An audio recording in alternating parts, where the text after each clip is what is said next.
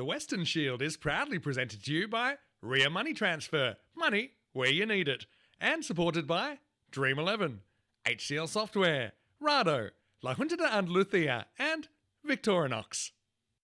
It's been a great 4 days of action here, and the sun is out on the Costa del Sol. It's final day of this Weston Shield. We've had 4 teams, high quality teams from all around the world. We have to make the cut before sunset. Then it's time for the big final, and the Shield is on the line. I'm Mr. Maximo. This is the European Cricket Weston Shield final day, and it starts right now.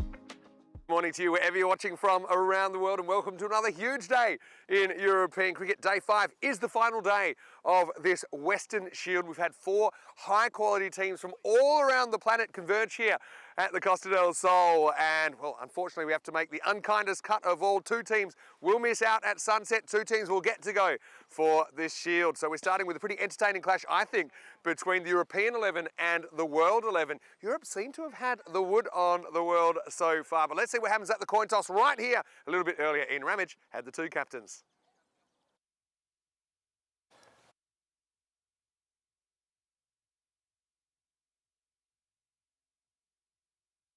So it is the World that have won the toss. Ross Taylor, their icon player and skipper, has elected to have a bat first. And it's kind of funny in a way, not funny if you're a World supporter, but you wouldn't have expected the World to be on such a losing streak after a pretty impressive first day, which you would have thought would have been their hardest day. Of course, most of the players new to the format. So the World just seems they're resigned to being outside the top 2, but still, who knows if they can take all the points today and maybe have some results go their way. Maybe there's a way. It just seems quite unlikely. So I just think they'll want to finish strongly, and obviously they'll want to perform and you know, take some results away from day 5. For Europe, though, it's a different story. I mean, a good performance here, they can entrench themselves in top position, and really there's no way that they could miss out on the final. They'll have a big one under lights later on. But yeah, it's not done yet. It's pretty close, and well, Corey Rutgers, I know he's up for it. He's throwing balls at me as well. Hey, weather today, it's going to be pretty good. It's 19 degrees expected. We've got plenty of sunshine, and we're going to have a full day's play. I think we've got 14 degrees. I'm going to throw this away. I'm going to throw it over to Rico Full. Let's get ready for the first ball. The news from the toss is the World. They've won the toss. They're having a bat.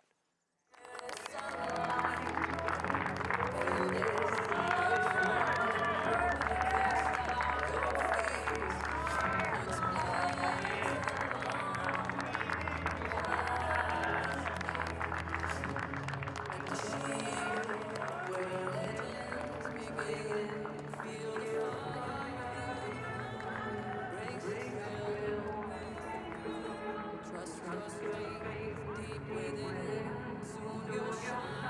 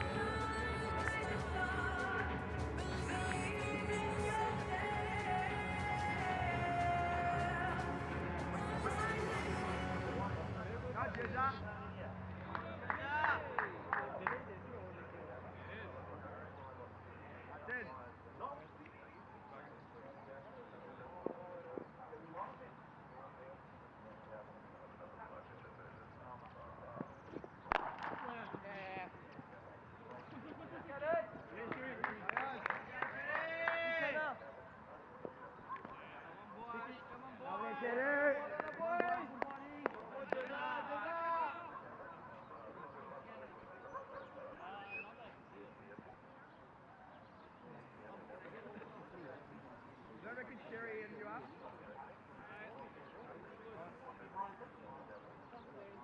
Bit straighter. X.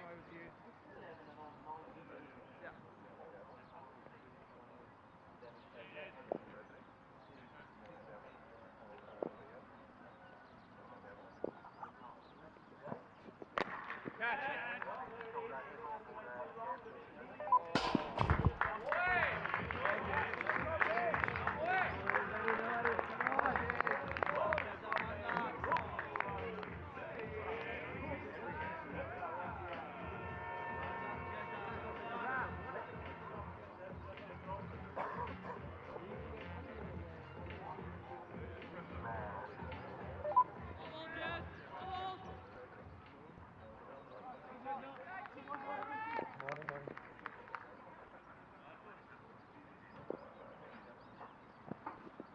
Catch. Catch.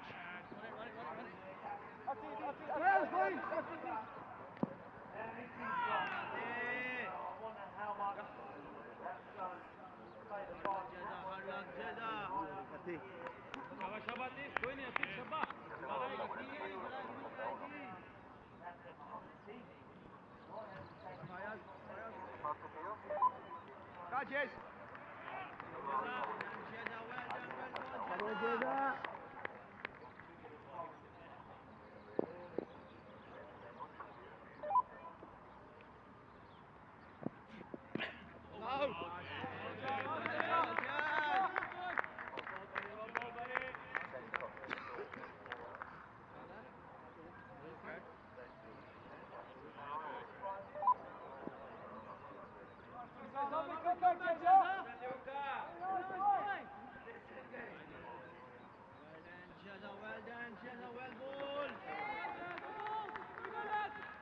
Come on, boys.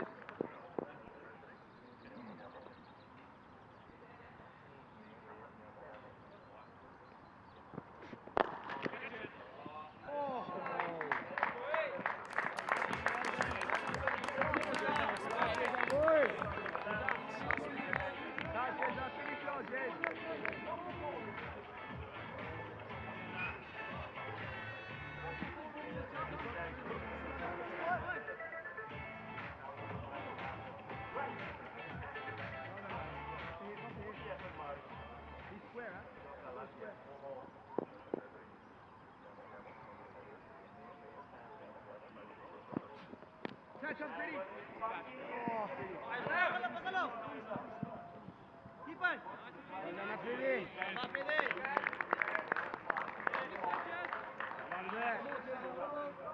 Well ball, Jeza. Yamli Jeza. Balling.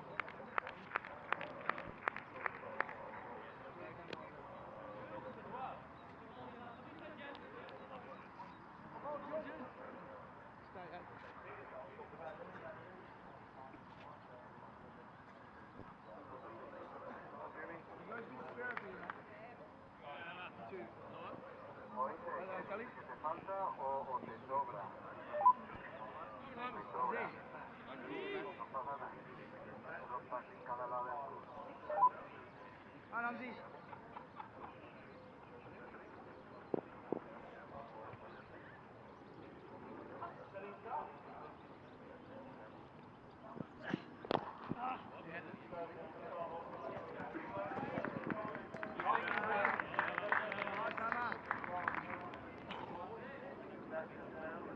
Hammer time.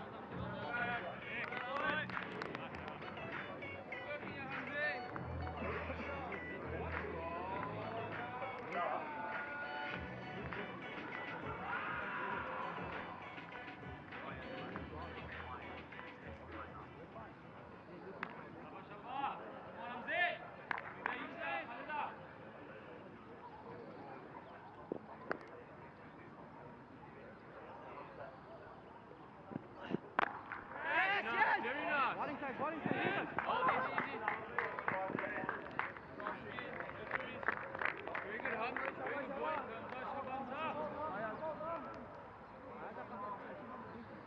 Great, Darcy. Come on, boys, look up.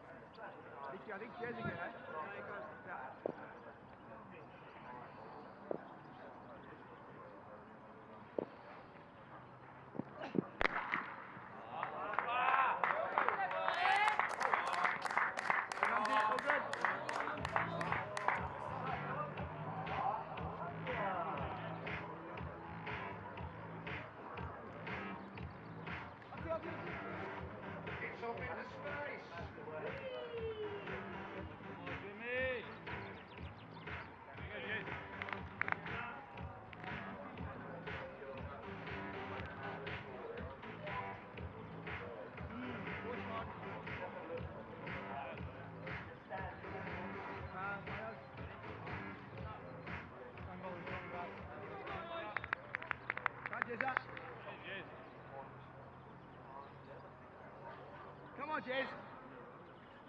Good over here, Jez. Good over.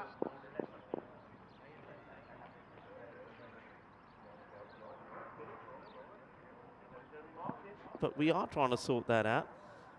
And, maybe a few things have been left out unplugged. Maybe Maximo will be able to sort it out. Speaking of Maximo, that is being drilled. For Maximo is a brutal hit. As Jack Wood, well, he's continued to stay in his good form. That's muscle to the boundary. 6 more. What a good shot that is.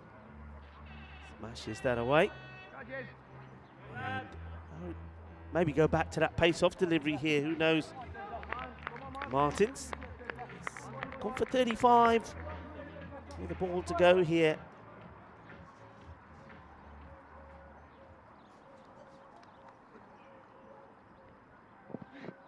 And that's high. And the fielder backpedaling. He's done this before many a time. And he'll do it again. Of course he will. Secunda Zulfiger takes the catch. And the big wicket of Jack Wood, I mean, he came out and hit 2 balls to the boundary, but he offers a chance, and Secunda Zulfiger in that area is not going to put him down. Backpedals, gets himself into position, and he wraps those fingers around the Grizzly. Jack Wood will go, and he'll go for 10 off 2. And just like that, Jeremy Martins, maybe expensive, 2 for 35. And if you think about the wickets that he's taken, you'll take that.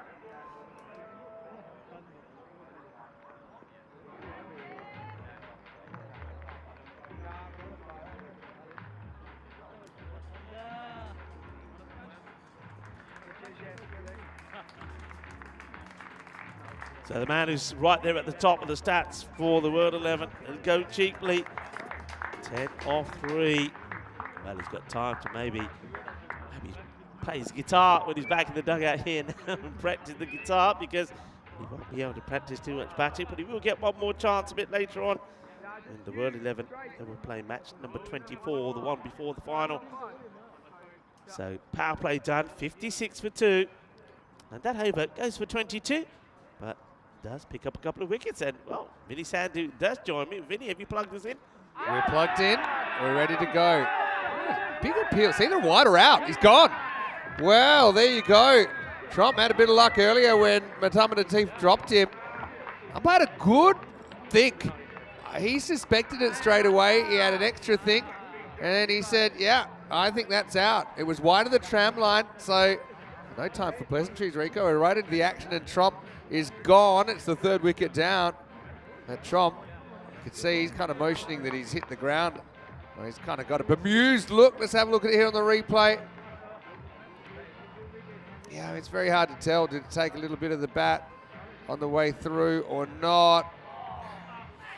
It does look like it hits the ground to me. And again, there's nothing too conclusive. Yeah, I mean, the umpires had a good long think about this. I mean, when you have a look at that, you don't. It could have taken. It could have very taken difficult some on the camera, in theory.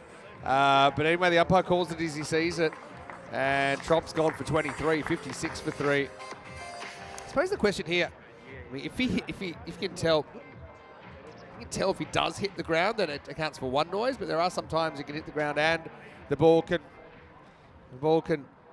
hit your bat as well. Actually, there it doesn't look to me like he hits the ground, which means if there is a noise, maybe it was just a little nick. But anyway, that's history now. Baisley, we've been waiting for the Baisley ball all week. Is it coming today here on final day? Amadi. It's pushed and they'll get a single first up. Bit of a tight one actually. Callets has to hustle. Anyway, yeah, we apologise for the audio issues. Good thing is, I think if people had to choose between a black screen and just hearing us or the actual gameplay with no commentary, I'm sure they would prefer being able to see the game. So we're back now, and yeah, we're excited to be with you.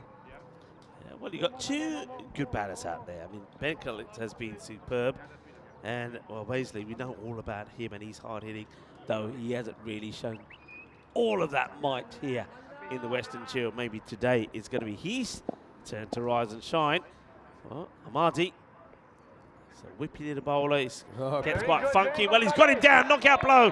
1, 2, 3, 4. He gets out at the count of 4.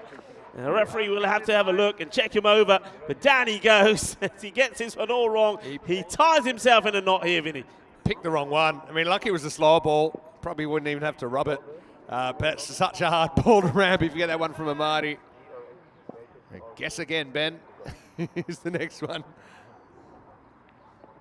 That is the quicker one and almost pops up for a catch. And that's what makes the smiling assassin so effective as a bowler. I wouldn't say his express pace, but because he's got such a dangerous slower ball, the on-pace delivery definitely hurries you up. Yeah, definitely. You see that one. I mean, and also he's clever as well where he's pitching it. When he is bowling the on-pace one, it's that slightly short of a length, so you can't drive him either. So this is clever from Khalid Amadi.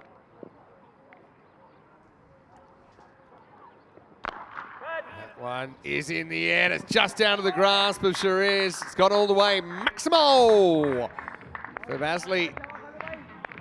Yeah, is the base craze in here on a Super Sunday of action on the Costa del Sol. Wasn't too far away from Shariz Ahmed there at long off. Yeah, he's hit that hard. That ball was, you could see it swinging in the air away from the field as it crunches into the fence. There's that slow ball. Squeezed out to deep square leg. That is the end of the 4th over. And the World 11 65 for 3. Anyway, we had Kevin O'Brien last night. We're blaming him for maybe pulling the wires out over the commentary box. Yeah, when you get these big stars, they have this kind of electromagnetic field around them. And obviously, our commentary systems didn't work for a couple of overs. But well done to our fantastic crew at 2 Circles who fixed it up now. And I mean, it's only the start of what's going to be a huge day. Still 5 matches, even with the final tonight. So the race is on to be in the top 2. Yes, I know from all the people who've been talking to me, either back at the Sunset Beach Club, around in here in the fan zone, and all the messages I've got, people have absolutely loved this Western Shield and this edition with, of course, Team Asia and the World 11 also getting into the act. 4 teams, great players from all around the globe coming together. It's been spectacular. I think we're going to get a great finish as well. National Geographic there. Isn't that beautiful? Spring is in the air already. It is, yeah. Love it. Here's a teeth. Edge, Nick's gone. Thanks for coming. It's almost exactly how we got Ross Taylor yesterday, and Baisley, oh, well, he actually comes up and he shakes the Teef's hand, and I think that's really good sportsmanship as well. I mean, Baisley's a professional cricketer, but he just acknowledges he got done with a good delivery there, natural angle across. And yeah, like to see that. There's still ambassadors here. I know World 11 haven't had too much going their way on the field. That's a Teef. What a week he's having, breakout week. I think there's a few people around the world sitting up and taking notice of this young left armour. I'm telling you, the Western Shield is about rise and shine, and this guy, he has risen, and he is shining. I mean, what a great delivery. And I think the moment at the end, I hope we got this on camera as well, when the batter goes up to a Teef and shakes his hand. And that's an acknowledgement. That's one good player to another to say, yeah, bit of class there from you. You're good. You got me. And James Basley, it's another sort of a no-show for him. World 11, they're falling away here. 65 for 4, but yeah, Mohammed Atif. I mean, yeah, you're right. There's got to, I mean, not just him, Vinny, but there's got to be people watching from around the world that have got their eye on some of these players. And Mohammed Atif, well, definitely. This guy is going on to bigger and better things. He's such a good bowler. How about that one there? Just takes the pace off that one this time as a new batter comes in. Those variations, and that is what he's learned probably over the last 3 years. And that's got him to be such a devastating bowler. His variations have been absolutely superb. You can see Crows just kind of making a few field adjustments from his position. He's the vice captain of the side. He's also got a really good look from his position behind the stumps. He's calling for the umbrella. The umbrella is 5 outfielders straight.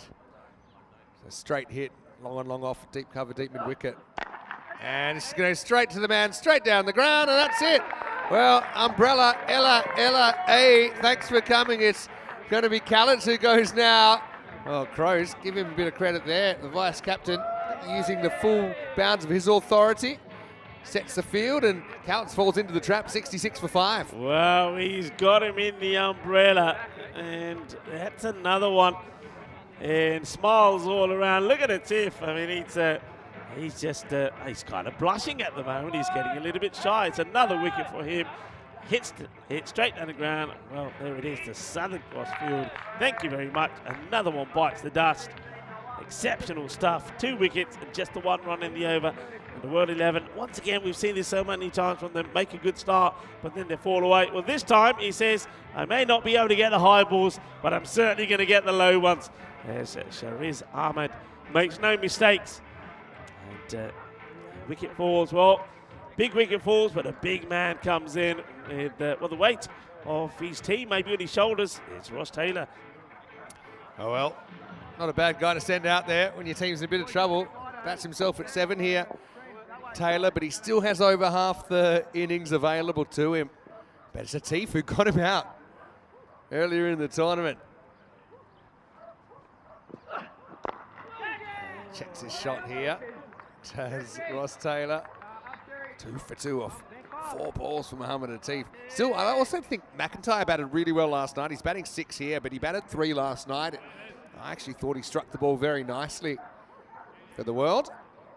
Yeah, McIntyre, he was one of, he smashed 23 of just 10 balls. We saw some big hitters coming towards the end of that innings last night, World 11, when they got to that 149. So it's hit nicely, but will go to the field. It'll just be a single. Yeah, so Atif. I mean, imagine if you could get Taylor again. I mean, he's already probably going to talk about it forever. Yeah. That's, I mean, Atif again, the idea is he could break into professional cricket, and this is a platform for him to do something like that. So maybe it's not such a big deal. Maybe he'll have plenty of big names in his career. Taylor just works this round the corner. That's the end of 5 overs.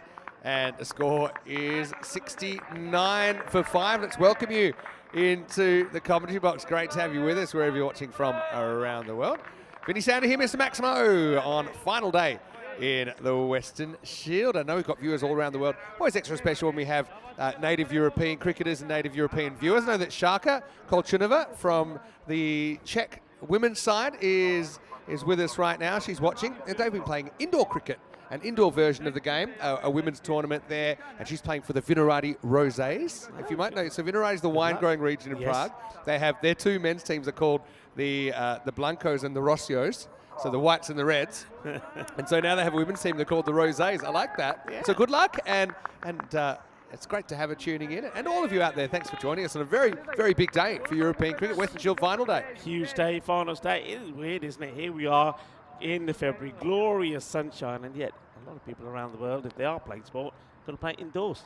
Big hello to everyone, obviously, watching on all our international broadcast partners as well. Here's Boom Boom in over number 6. So, yeah, we're on plenty of places around the world, aren't we? So, Fox Sports Australia and KO, I know a lot of viewers tuning in there. Willow TV in the USA, I know that they'll be carrying some of our coverage of the ECL. ATN in Canada, so obviously Ben Callitz we saw batting a moment ago. He was born in Canada and can represent Canada.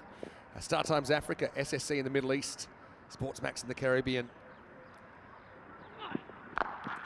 And yes, and this is the kind of half Southern Cross with Shiraz as a straight mid-off in the circle, but it goes straight over his head.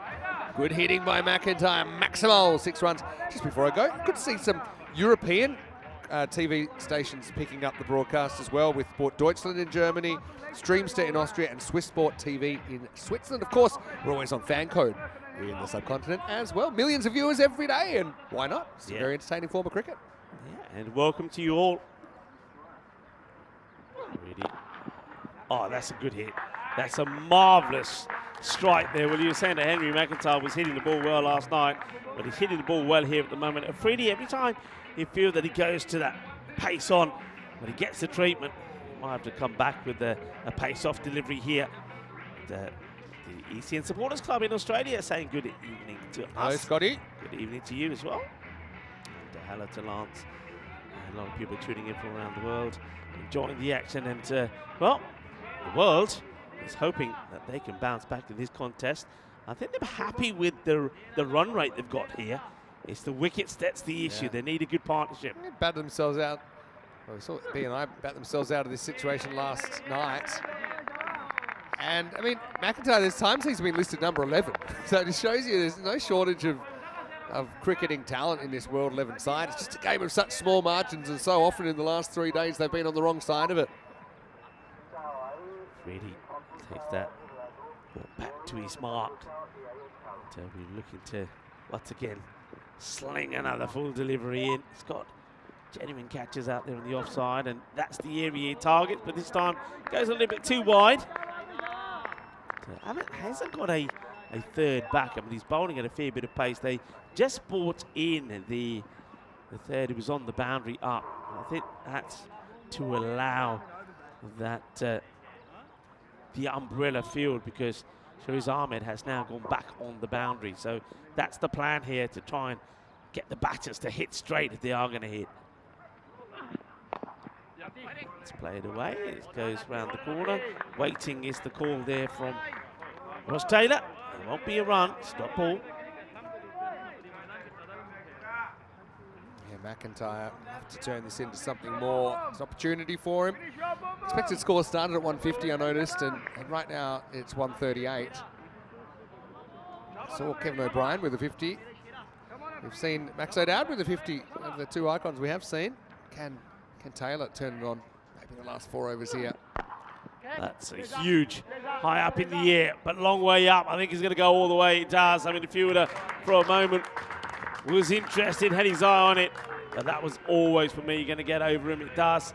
It's going to be 6 more into the over. And after 2 quiet overs, remember that over from Khalid went for 9. The one from Atif went for just 4, and he picked up those 2 wickets as well. Afridi, well, he's going to go for the magical 20. There's the World 11. Look once again to get moving and grooving. 89 from 5 at the end of 6. Only 1 wide so far, 1 extra in the innings. Here's another interesting one-on-one coming up between Atif and Ross Taylor. I like that it's an abbreviated form of the game, but they've got their own little rivalry going here. Taylor's pretty determined not to get out to him again, but he's going to have to attack him here with only 24 balls left in the innings. 6 of them will be bowled by Mohamed Atif. Here we go with the 7th over. He's very deep in the crease, and he's able to just whip this away behind square for 4. Kind of even deeper than usual, I think, in the crease there, Taylor. He just kind of plays that on length and gets the boundary. Yeah, well worked away. And I think he knows that Atif, if he does go a little bit too straight, then he is going to be quick onto it. Like you see, gets himself in a good position, whips it away. The one that he'd be wary of is when Atif goes across him. That's how he got him last time. Clever. It's that slightly slower ball, and Atif, the energy of the young man there. He runs across, prevents the single, wants another crack at the world icon. Yeah, I think Ross Taylor here, so do you think he's changed his guard to Atif as well? I think he's changed his guard because he knows what Atif is bowling, what he's going to try and do. So he's creating the batters to do things out of their norm. Well, he doesn't want to nick off like he did yesterday, so he's really trying to cover that off stump. And then he tries to go for his favourite swipe across the line and misses. Cricket's a funny game. It's always a contest, isn't it? And Ross is in one here. Yeah. So is Atif. I mean, Atif, to give you an idea, he plays cricket in Barcelona, where I think there might be 2 practice nets in the whole, 2 sets of nets in the whole city. And he doesn't really get to train too much and has to work on his game a lot by himself. There's a supportive community there as well, we'll say that, but look at that, it's very square on. The old, he's going walkabout, Ross. And has he got it? Maybe not. It's in the air, it should be caught, and it's dropped. Oh, no way. Oh, well, madre mia, seems to ploy out there, and really, yeah, Ross Taylor trying to get quite inventive, maybe trying to put off the youngster, but he mistimed the shot, and Seamus Deploy's put it down. And really, a team should have had Taylor twice in the tournament. Oh, I can't believe that's gone down. You can see, totally gutted for Atif, the players. And that's that shorter one. What a good change-up. It's been called a wide because I'm guessing that's gone over the head side on. We might have a chance to look at this side on, but wide ball call, and that's one for the over. But what a quick change-up this is as well. Yeah, I mean, maybe. Yeah, it's probably the right call. It's on the way up, and remember, it's when it passes the crease, not when it passes the batter. But still, it was a bouncer that hurried McIntyre up. Just gives away the 1 run.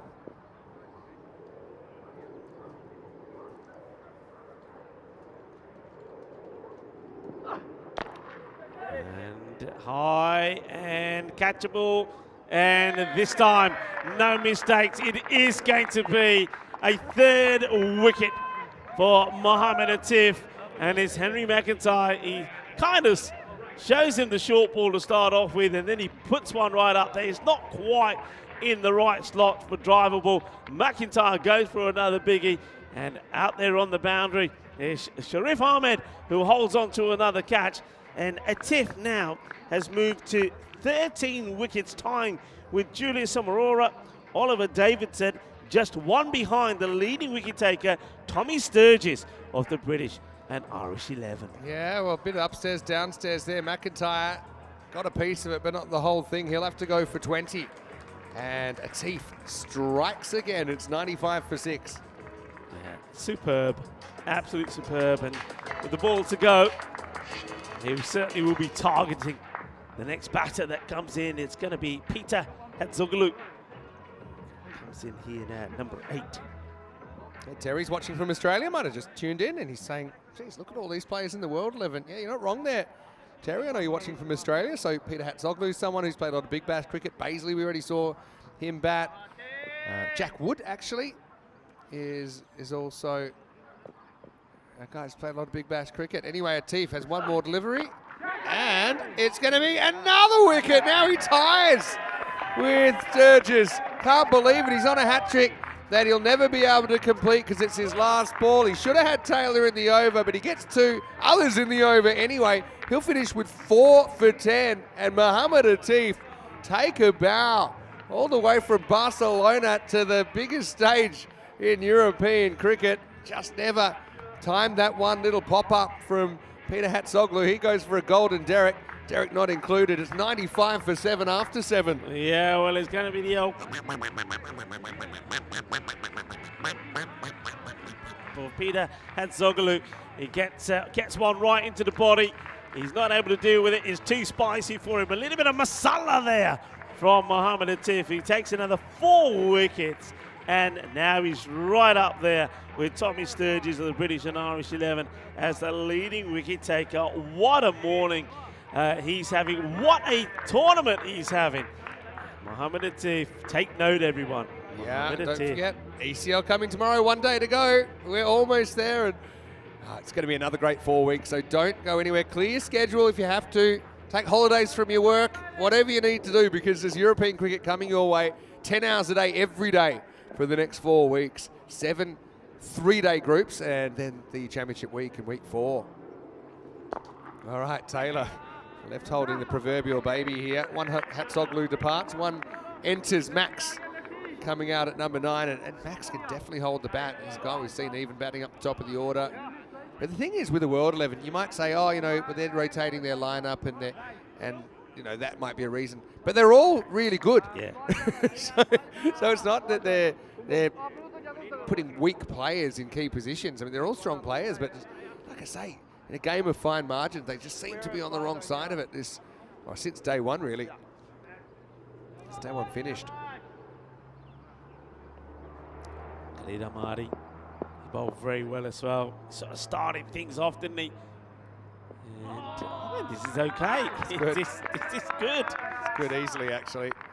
And Max gets locked up there, as we'd say in baseball. Didn't want to swing it a wide, but it wasn't a wide. That's that slower ball from Ahmadi.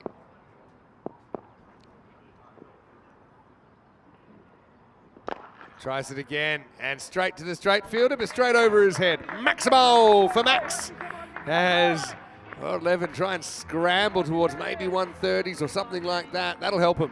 Yeah, well, that helps to bring the 100 up, and they need a big finish here. I mean, even 130s with no finish still falls sort of way behind par, and on a beautiful sunny Sunday morning, I think European 11 will fancy themselves getting to anything that's under that 150. In fact, they're a team that have been chasing scores of 160s, 170s with no trouble whatsoever. So they're well on top here at the moment, and that's what you're seeing there from the win predictor as well. 81% to 19 currently.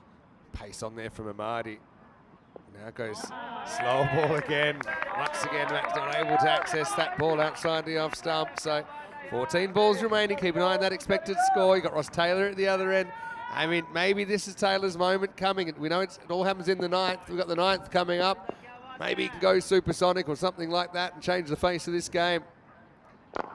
That's hit down the ground and just over the top. Well, Max, when he's hitting him, he's getting him over the rope. Maximo to finish the over. 108 for 7. 2 overs to come. Well, you heard that grizzly ping into the fence, and once again, it's Shariz Ahmed, who they keep out here. Listen, look, just millimeters over him. I will say this, and Shariz is a fantastic fielder, but when Corey has that position for Spain, he puts Christian Munoz Mills, the tallest fielder, in that position. And Shariz, let's just say he's not the tallest in the team, and he's had a couple kind of creep over his head. Whether a taller man would have been able to reach it, I don't know. But, yeah, Max will take the runs. I've got a pair of platforms he can borrow if he wants. Bring the old platforms back. Shariz is good the way he is, but he could have used the extra 6 inches there, I think. Anyway, this is going to be boom boom to come back. Shahid Afridi Jr. And Ross faces up in the 9th. Shake, rattle and roll, here we go. First one gets past Taylor, just play more orthodox drive there. I suppose you look at the field here, there's no deep point. There's kind of a deep extra cover.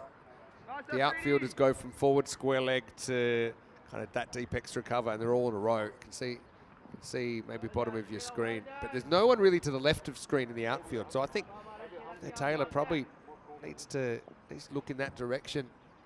That's where they'll bowl to him as well. Or he could play his favourite little slap across, which he does here to Zima's deploy. Dropped him moments ago, just a single. Yeah, just a single. There he is, Zimas, who was filthy with himself because, well, if he held on to that, maybe Mohammed Atif would have picked up a fifer. We'll never know, really. Never know. Clever bowling there again from Afridi. After the quick ball outside the off that Taylor misses, he then slower, shorter delivery that just gets played out for a single. Singles don't hurt the European 11 here. Max coming off a 6 last ball he faced. This is a bit of a miss hit, but it works for him because it won't carry out to Zima's deploy. Buenos dias, Monica, tuning in from Colombia. Hello to you. And hello to everyone else in our comment section. Bob Pook's in there, Johnny Heesum. Mentioned Terry already watching from down under. Hello to Paul Kempen. Thomas Martinez watching from Spain. Lance from the Isle of Man. By the way, I know he's going to tune in tomorrow as well with the Isle of Man club, Peel and St John's, in the ECL for the first time. Hello to you.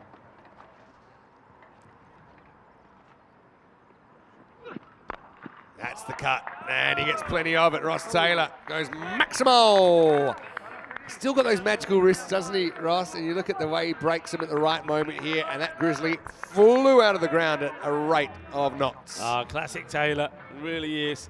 And this time, he doesn't miss out on it, and he's so quick on it, very quick hands. And I like the way he gets that elevated as well. Lovely strike. Yeah, rolling the dice with the shortest delivery there. I'll be hoping to get Taylor pulling, and talked about how that's quite difficult when you're trying to fetch the pull from outside the off stump this week. It's more likely you'll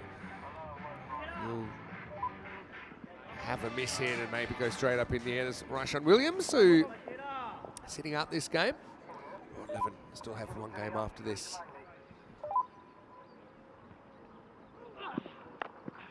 Slower ball, but he's still able to get it. That'll run away, 1 bounce 4. It's quite a good shot from Ross Taylor here. I think he just makes a subtle adjustment when he sees it's off speed. Freddie doesn't bowl a lot of slower balls, but Taylor puts that one away. Yeah, well, Ross Taylor, well, I thought that bat was going pretty well, but he wants to change it. He's going to get another piece of wood, and Ross Taylor showing us that he's still got a little bit of sexy cricket in him as well. Sun, sea, sound, and sexy cricket. That's what we bring you here on the Costa del Sol in Spain, Andalusia, at the Field of Dreams here, the Cardamom Oval. So, he gets a new bat. What do you reckon, a heavier bat? Well, he'll just hope it's one that has a good middle and he can find it. Last ball of the 9th.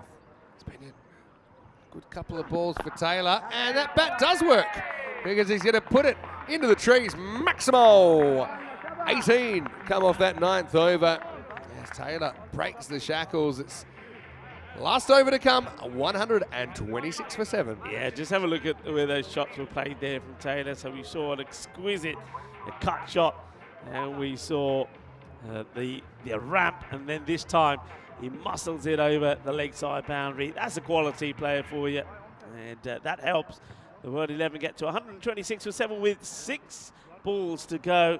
Maybe another big finish here, gets them into that 140 to 150 score. Skander Zulfiqar is going to bowl himself in the last over, so deciding not to go back to Hamza Salim Dar. And Sekander's a good bowler. That's worked for them a lot. Yeah. I mean, he's come on 2, if not 3 occasions, and taken a wicket of his first ball. So it's definitely a plan. It's something that they think about and do. It's not something they thought, I'll have a bowl. They've planned this. It's got a good change of pace as well. Okay. Hatzoglu faces up. Slow ball first up. It's a good one. Maybe he saw that Max hadn't been so good at picking the slow ball, hitting the slow ball to Amadi. And Hamza is a good bowler as well, but probably Sekander's got a better change of pace, you'd say. It's almost held back at the knuckles a little bit. Doesn't come out at top speed. See if he tries it again or maybe puts the pace back on. Bit of a guessing game here.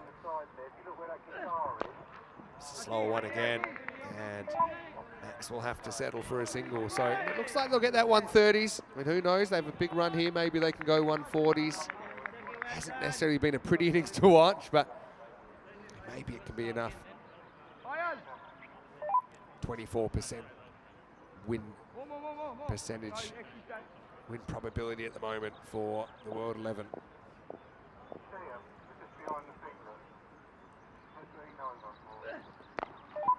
Taylor goes after this one and gets enough. Maximo! No fielded down deep third, so pretty safe shot once he got it over the circle. So I think this is one thing that's clear with Taylor is the more he bats, the better he gets. And I suppose it's always tough. Halfway around the world. One of those knuckleballs, I think, from Scan Zulfika. But that thick outside edge flies away for 6. Yeah, well, this bat's going well at the moment. It's hit 2 balls and both are going to 6. So let's see if he can keep on going. Big wide there. So he'll have to bowl that one again. Good leave there. I mean, that also is a talent, isn't it? Assessing and judging which ball is going to be wide. He's not going to swing and get an edge or spoil this. They'll take the extra run and the extra ball with Ross Taylor. 32 and 14.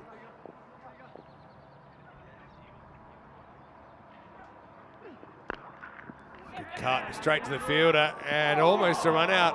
Clean pair of hands from Hamza Salim Dar, but can't hit the target. Still saves 3 runs. This is exquisite. Have a look at this. I mean, this is quality, and this is what we've been seeing all the way through the Western Shield. A great shot, great cut shot. What a pickup, what a throw. And if he hit, it was curtains. There's no doubt about it. I mean, look how quickly this is picked up and the throw comes back in, and it was just millimeters away. Sensational work.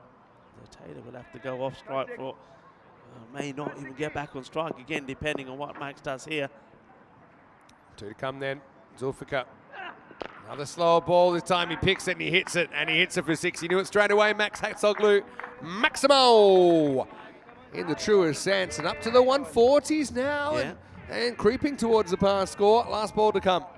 It's a good little partnership between these two. I was saying at the time, the extra rate they were going at was not a problem, but they were losing wickets, and these two came together on 95. And, yeah, it's been a valuable partnership. Just quite ready. I think Must have been meant to be, because I've noticed Connor Thorpe is tuning in from Tasmania in Australia. Hello to you, Connor. Good evening, I'd say, probably at this stage, or good late afternoon. And he's loving the cricket. And the format of the cricket, of course, it's thriller-minute stuff. Last ball, take 2. Hatzoglu misses. So they'll have to settle for the 141 here. Still a bit under. You know, probably if you look at the numbers, it's about a dozen below par. But, I mean, the World 11 at one stage, they were looking like they might fold like a cheap suit. They were 95 for 7 after 7. Kind of bang, bang, bang away from getting knocked over. But I will say the World 11, they've got a defendable score, but they are going to have to bowl and field very, very well. European 11, they will fancy themselves chasing this 142. I'll be curious to see their batting order and what they go for here. O'Dowd was very destructive. Remember when they had to chase a much lower target earlier in the series. But pretty entertaining first innings of the day. World 11 battling their way to 141. Yeah, it was. I mean, you can see there that the happier team, though, European 11, they're high-fiving, they're happy, the smiles on their faces, because I think they've done the job. They wanted to restrict, I think, to under 150. They've done that, and they'll be backing themselves to chase. There's so many talented players as we have a look at the highlights here. And it was those early wickets, really. It was a good start from Tromp and Sharma. First of all, there was that was an amazing drop catch, wasn't it, in that first over. And it was Mohammed Atif that would put it down. But things would change for him pretty soon. More on him in a moment. But, I mean, this one, well, this had the batter down and out as he hit himself, and there it is. Here's Atif, and that's what he does. And a lovely moment there as he gets the wicket, but also, you know, the good player accepts the fact that he's been done by a good in there. A bit of a handshake from Basley there to a tip. A tip just kept on going. And the World 11, though, they were scoring at a healthy rate. Wickets were falling, but the rate was at least pretty good. That one that was muscled away from Afridi. But yeah, here he is again. Now this one, high up in the air, catching opportunity. It would go down, but no issues. That was another wicket there. That was 2 and 2. Tip finishes with 4. Quite outstanding. What a player. And what a time he's having at the moment. He certainly is having the time of his life, isn't he? Look at that smile. The smile tells you the story. Khalid Ahmadi, I think he put in a good spell of bowling as well. And I tell you who really put an amazing effort in the field once again. Shariz Ahmed. He was diving around all over the place. Ross Taylor, don't forget about him. The icon player for the World 11. 33 not out of 15. Helping his team to get to that 140 score. With some good hits there towards the end from Matt Hatsoglu as well. And only other batter really to make contribution at the top of the order. Sekunda Sharma 23, Joshua Trump 23 in there as well. And Henry McIntyre scores 20. We know that he can hit the ball pretty solidly as well. And, there's that scorecard, but once again you feel that they would have liked to have got more past that 160 mark. They know the strength of the European 11. Bowling figures, what can you say? Mohamed Atif, the young man from Barcelona, well, he's shining, and the world is taking note. 4 for 10, 2 for 35 from Jerry Martins. Was a little bit expensive, but I think at the beginning when they were smashing the ball over the place, if you give up 35 runs for those 2 wickets, would you have taken it? I think so, and I think that sort of set the tone for the rest of the innings. So we're going to leave you with the mid-match summary. 141 for 7. 142 will be the chase. The European 11 will be hoping that their icon player, Max O'Dowd, the Netherlands international, can find his form again. The last 2 times that we've seen him, he scored 1 and a 0. He'll be looking to come back strong, and maybe he'll have the powerful left-hander Zemas deploy out there with him in the middle. Only one way to find out. Stick around. We'll be back in about 10 minutes' time. Hasta pronto, mi familia.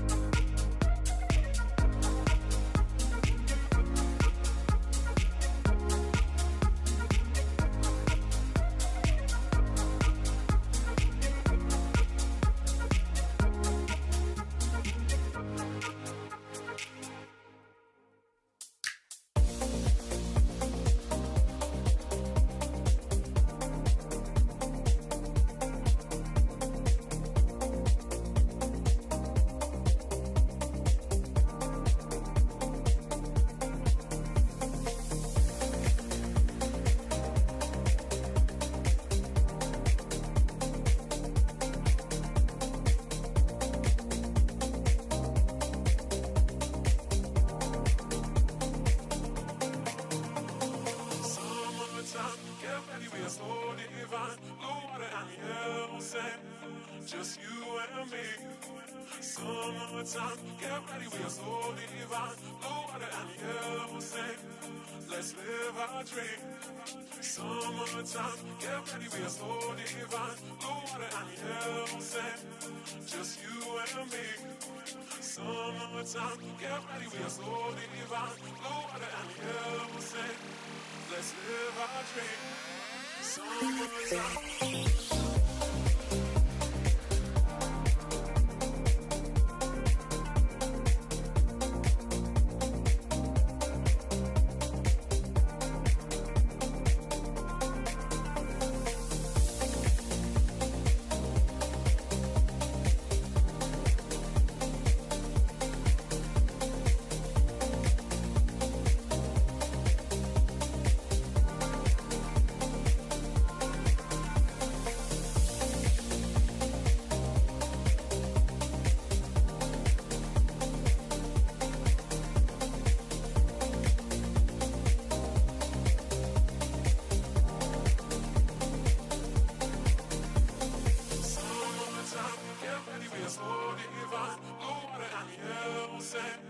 Just you and me. Summertime, get ready, we are so divine. Blue water and yellow sand, let's live our dream. Summertime, get ready, we are so divine. Blue water and yellow sand, just you and me. Summertime, get ready, we are so divine. Blue water and yellow sand, let's live our dream. Summertime.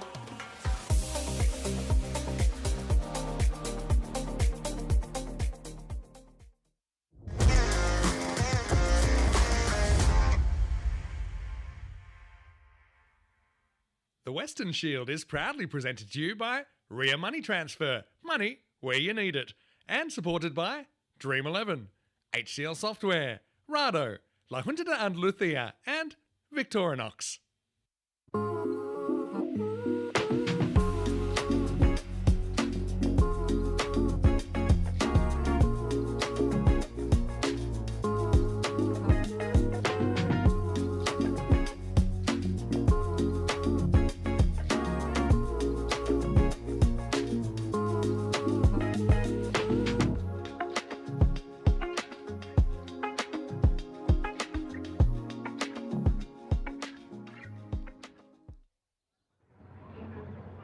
Hello viewers and welcome back to the beautiful province of Andalusia here in Spain. We're at the region of Malaga and this is the Karma Oval, the field of dreams.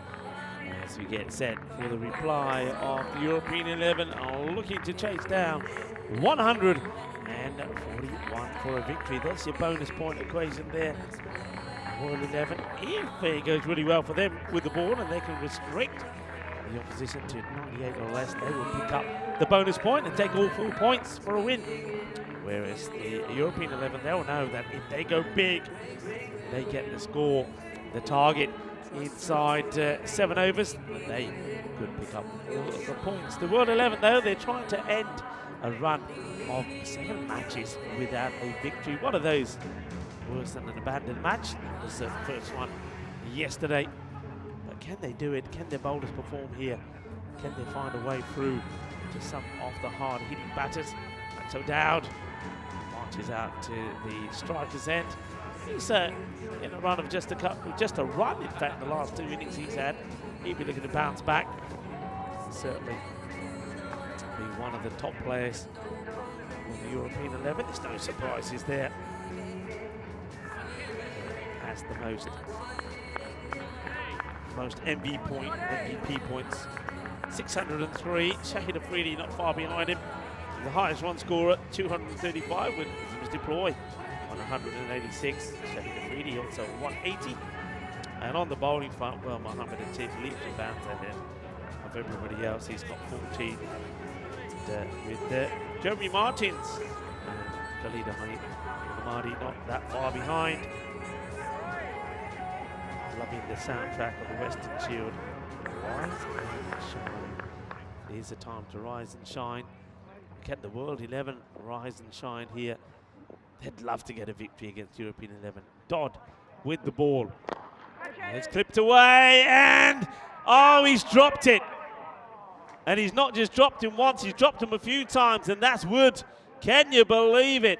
It could have been an amazing start, and it would have been a pair for Max O'Dowd. Was without scoring yesterday, and you got to say, it's a bit of a dolly. This is it's a sitter. You got to catch these, and how he's dropped it, and he's dropped it not once but twice. And Max gets off the mark, courtesy of that drop. Oh dear. And that's one that Wood will probably remember for a long time. Swing and a miss this time from Zimmers deploy. Expected it to be these two to be out there in the middle.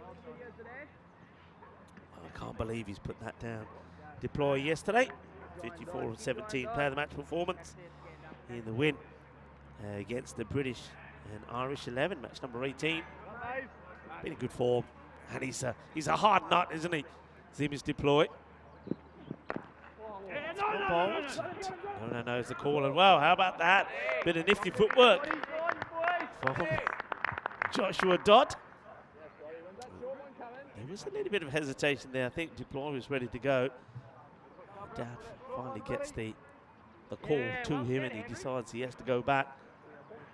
Some dandy footwork there from Joshua Dodd.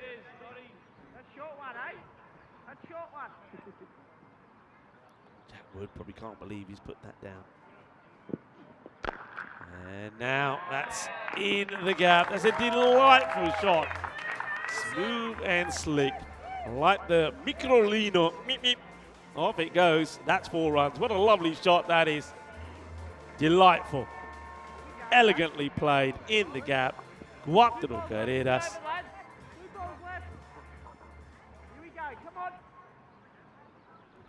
Corey checking his, well, I thought he was checking his biceps there for a moment, but it looks like he's being attacked by a mosquito. Well, the World 11, they're not being attacked by mosquitoes, is Deploy, and it is another chance that goes down. It's slightly a harder one than the one before, but that's Peter Zongalu that gets a chance to remove Zimmers, and that one goes down as well. Joshua Dodd is probably thinking, what am I going to have to do to pick up a wicket here? Max O'Dowd dropped on the 0. Could have been a royal start with a royal duck. Now Zimmers Deploy there being dropped on 4. And it's a short delivery, gets it away. That's going to be 4 runs. Cuatro carreras. It's not the cleanest of strikes, not clean out of the middle. But it is 4 runs, and Joshua takes his cap from the umpire and is walking back to his fielding spot, feeling it's going to be another one, perhaps one of those days. 10 on the first over, 10 without loss. Could have been 2 down. 34 matches since the golden ball. As Vinny Sandu joins me back in the commentary box. Yeah, what a couple of slips in the first over. Wood, I mean, okay, it was to his non-preferred side, but he should have held it the first time. Second time, I actually think it lodges right in the end of his fingertips, but right in the end of his fingertips. And when his hands hit the ground, it spills out. And then Hatsoglu was under a steep play. He couldn't hold it. You don't have to tell these players the importance of holding catches. They know. Yeah. And they've played at a very, very high level of cricket. So this is going to be Baisley to bowl over number 2. And he'll be hoping that he can make this breakthrough. But, you know, Dowd going first ball when he has gone and gotten a start. He's made some pretty dominant scores. Max O'Dowd, the European icon, and Dutch international. He's got Baisley steaming in to Deploy now. Deploy just whips it away. Beautifully struck for 6. Maximo. It's a delightful shot, isn't it? It's a delightful shot. Tries to tuck him up with that heavy length delivery.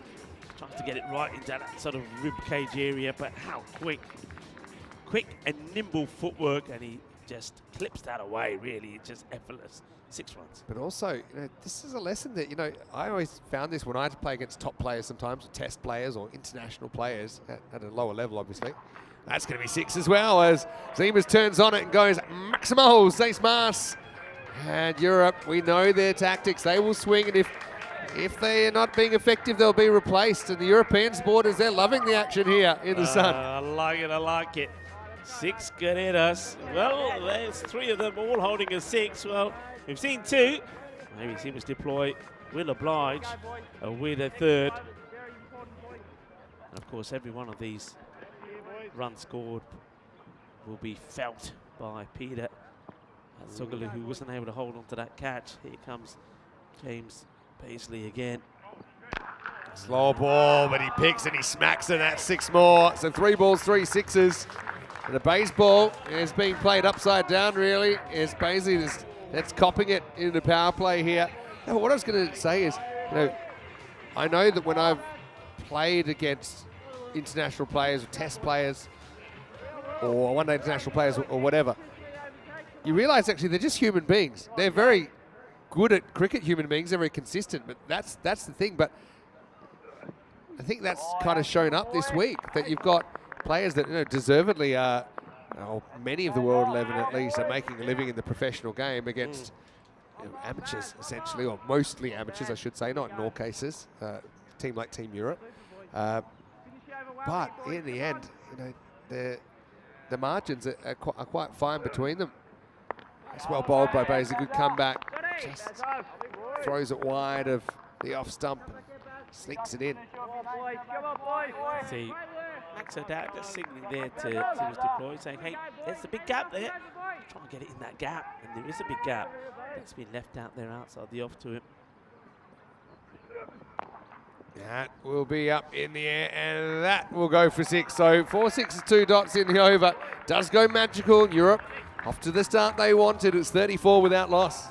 Yeah, just anything that's anywhere near those pads, he's onto it so quickly, and that's a feature of Seamless Deploy's game. We had a good look at it early in our season there in Malta, in those internationals there, T20s and T10s that were played, and he was quite outstanding.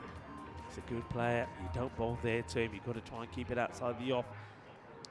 So off to a flyer, European 11. They will go back here to Joshua Dodd, who's probably hoping that his fortunes will change a little bit. He had no luck at all in that first over. Yeah, poor Dodd. Missing a couple of wickets, not just the letters on the back of his shirt. Anyway, here's over number 3. First one's full and Max jams it out. So it's great to see a few new faces, new names in the comment section as well. And just remind everyone that this is the last day of this tournament, but we're not going anywhere. We're same venue tomorrow. We start the European Cricket League, Group A for 3 days, then Group B for 3 days, and so on. 7 groups of 3, so 3 weeks of group action. Every third day's finals day, which is really exciting. It's a cutthroat format. Oh, he's hit that. He's gone for 4.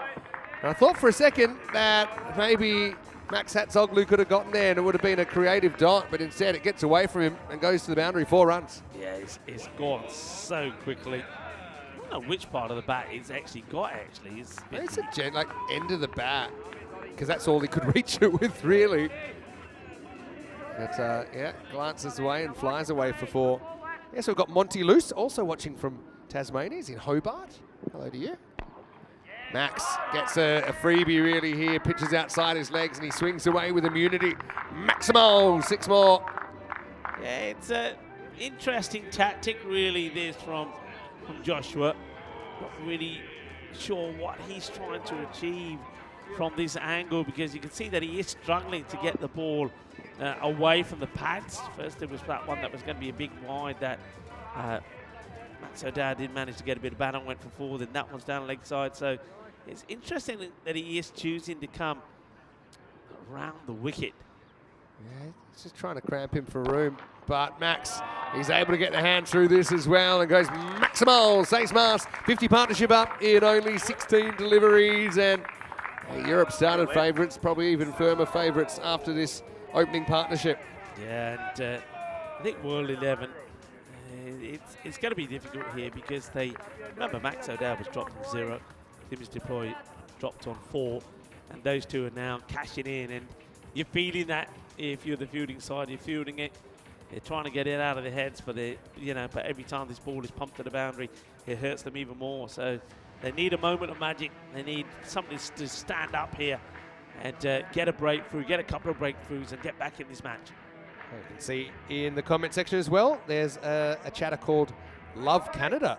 No surprises. Watching from Canada, watching from Toronto, 5:30 in the morning there. So good morning, or good evening, I guess. Slow ball goes horribly wrong for Dodd. Only costs him the wide. Yeah, have you been to Canada before? Never been to Canada. There's a lot of Canadians that stay at the Sunset Beach Club. You hear a lot of Canadians around, and I like to chat with them as well. And yeah, of course, we covered Canada on the network last year. Canada and the USA were touring the Netherlands for a T20I series. That was in August. So hello to you. Love Canada. Has he got him this time? He has. It was short. It was wide of the off stump. And I mentioned this before. Not easy to pull this kind of delivery because it's easy to be late on it. Little edge and O'Dowd finally is snared by Dodd. And it's 51 for 1. I'm pleased for Dodd. I really am. I mean, being a bowler myself, and you feel for a bowler when he's bowled one in the first over, gone for 10. Could have had 2 scalps and could have had Max O'Dowd for the very first ball, Royal Tut. But he does make a change. He goes back over the wicket. I think that's better. I think the angle suits him more over the wicket. He gets the ball outside the off, and a little sneak, well taken there by Max behind the stumps. So that's the end of Max O'Dowd. One Max to another. Well, 21 more than he probably should have had. Yep. And he'll take it. And we'll see Shiriz Ahmed coming out. Max O'Dowd actually leading the MVP points and leading the run scoring for the European 11. Atif, this is going into this game. He had 10 wickets, and you can add 4 to that. So he's got 14 now. Yeah. I think we mentioned already that he's tied Tommy Sturgis on 14. And there are prizes per team. €1,000 each for the top run scorer and wicket taker, and 2,000 for the MVP point leader. So, yeah, interesting. Okay. Shiriz elevates this one over point, and that's going to go all the way. Maximo joins the list of batters that come out and hit a 6 first ball. Shiriz is quite interesting in that he tends to score more on the offside than the leg side, which in European cricket isn't always the case. Not that he isn't good at turning on the leg side as well, but loves that carve up, doesn't he? It's a wicket comes in the over, but it also goes magical. 23 come from it. And the European 11, they are flying at the moment. 57 for 1 at the end of the power play. And they just scored one more run than the opposition did at this stage. Yeah, pretty even after the power play. Hello to Ruthik Komaravelli, watching from Ireland as well. Wonder who you're behind. Are you behind the British and Irish 11? They'll be playing against the Asian 11 in the next game. So it's great to have viewers all around the world. If you want a shout out, then just jump into the comments section. I'll get to as many as I can. I was just talking about Canada, though. You know, I'm a big Toronto Blue Jays fan, baseball fan. I've got a sister-in-law from Toronto. It's a beautiful city. I've been there a couple of times. Anyway, here's Peter Hatzoglu. Miss hit from Zemas. Could be a rare 2 here. I don't think it's going to the boundary. Max Hatzoglu eventually realises, right, I'm going to have to go after that myself. We'll get a couple. So Peter got that very interesting rhythm and style of bowling when he comes into his delivery stride. He's lovely to watch, actually. He's a lovely guy. Let's see if you can get a breakthrough or not. Go back again bowling to Zemas deploy.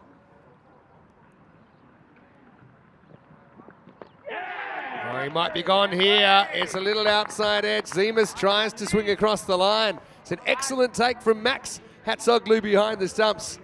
And so the brothers combine. Perhaps a small window of opportunity here for the World 11, who pick up their second wicket, that of Zemas deploy for 31. It's 59 for 2. Well, bowled by Peter Hatzoglu and caught by Max Hatzoglu. They get the big wicket of Zemas deploy. That's a very good catch. I mean, you know all about those, Finney. You've got to keep perfectly still, get your gloves in the right position, and then hope that you're able to catch it when you get the snick. And it's taken. It's the second catch behind the stumps there from Max Hatzoglu. And I said at one point, just before the start, in fact, of that last over from Dodd, that they need something special. They need a few magical moments, or maybe we've just had those. 2 wickets to 4. We know, though, that the European 11, they are very strong.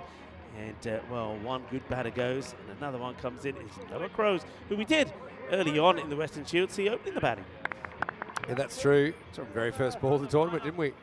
I think Max has realised he's got to go a bit fuller because this kind of tennis ball-like bounce he's getting is being dealt with by batters just staying deep in their crease, getting a good look at it, and smashing it, essentially. So you got to try. I think he's got to try and draw them forward and into an error. Crows, Dutch international, faces up. And he's going to sweep first up, and he's going to sweep sweetly. It's Maximo Seis Carreras, and once again a batter comes out and hits a 6 off his first rock. It becomes the norm, doesn't it, on European cricket, and particularly this Western Shield. First ball, he just plants that foot down, and he's ready to play the sweep shot, and he gets it, and he gets it right. It's going to be 6 runs.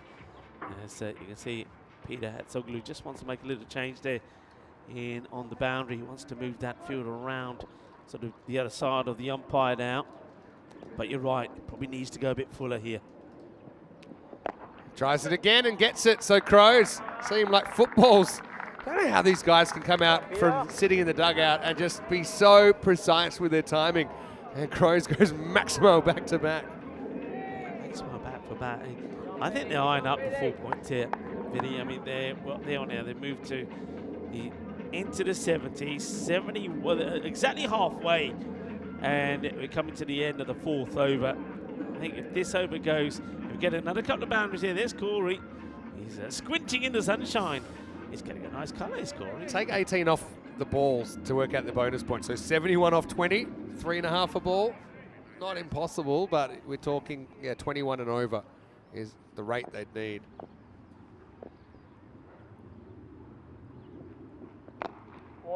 Doesn't get this one as much.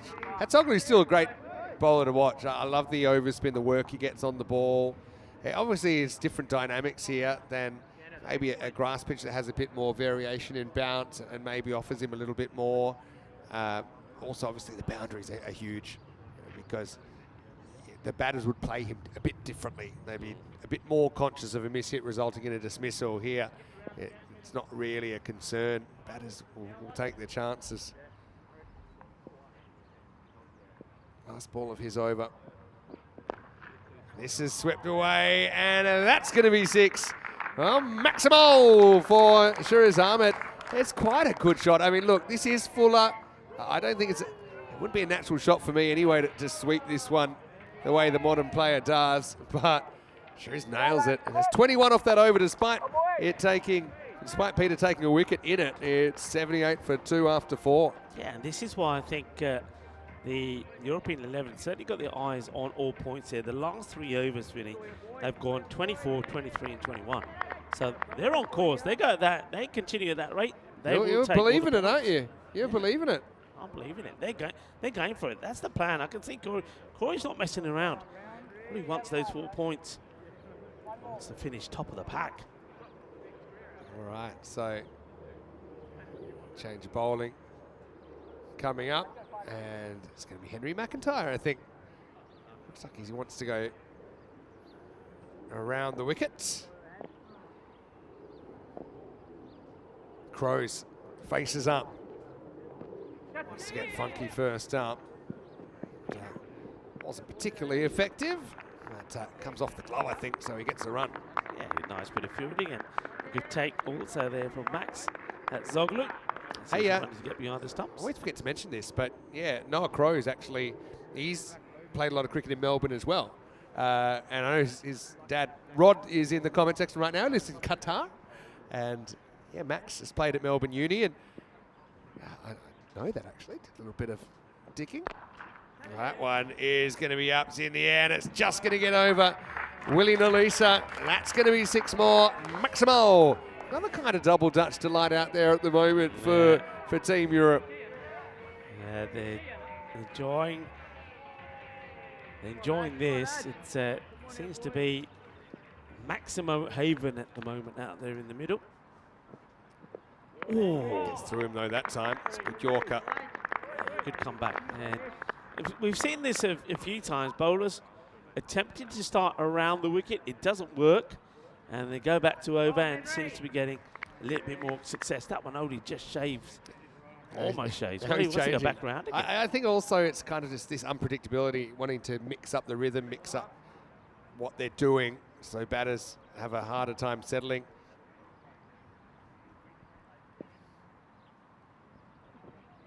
Oh, but sometimes the bowler can put himself off, and McIntyre completely loses his line there. Pretty good take by Max down the leg side. Yeah, so there's a bit of the Melbourne flavour in this World 11, I suppose, in some respects. Also, I've got Fraser Macbeth tuning in from Queensland. He said hello in the comment section. This one could be a wide, it is. Over the head of the batter. McIntyre doesn't seem too impressed with the call, but I think when you see it again here, side on, you can see this ball is clearly bouncing over the head. And yeah, I mean, he's not tall by any means, is Shariz Ahmed. He's a little pocket rocket. I remember calling him that before because of the power that he has. Pitches up. Does he get the gap here? He does. So, by luck or design, it works for Shariz. There's two fielders out there on the leg side, and didn't hit it that hard, but he threaded the needle, and he'll help himself 4 carreras. Yeah, hello Rod, who's saying he's taking a bit of time out to watch a bit of the exciting cricket, and that's the word, isn't it? Exciting. It's a frenzy of action, entertainment, and a bit of drama as well. And that's what we bring you on the European Cricketainment, taking the world by storm. And this one comes out completely wrong. It's I think that was that attempted slow bounce up. Yeah, he gets it rolls out the front of the fingers, a bit like a leg cutter, not really the traditional one.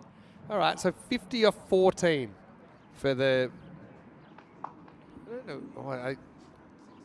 They might be just checking. They might checking for height, are they? Okay. I didn't think it was that high, to be honest.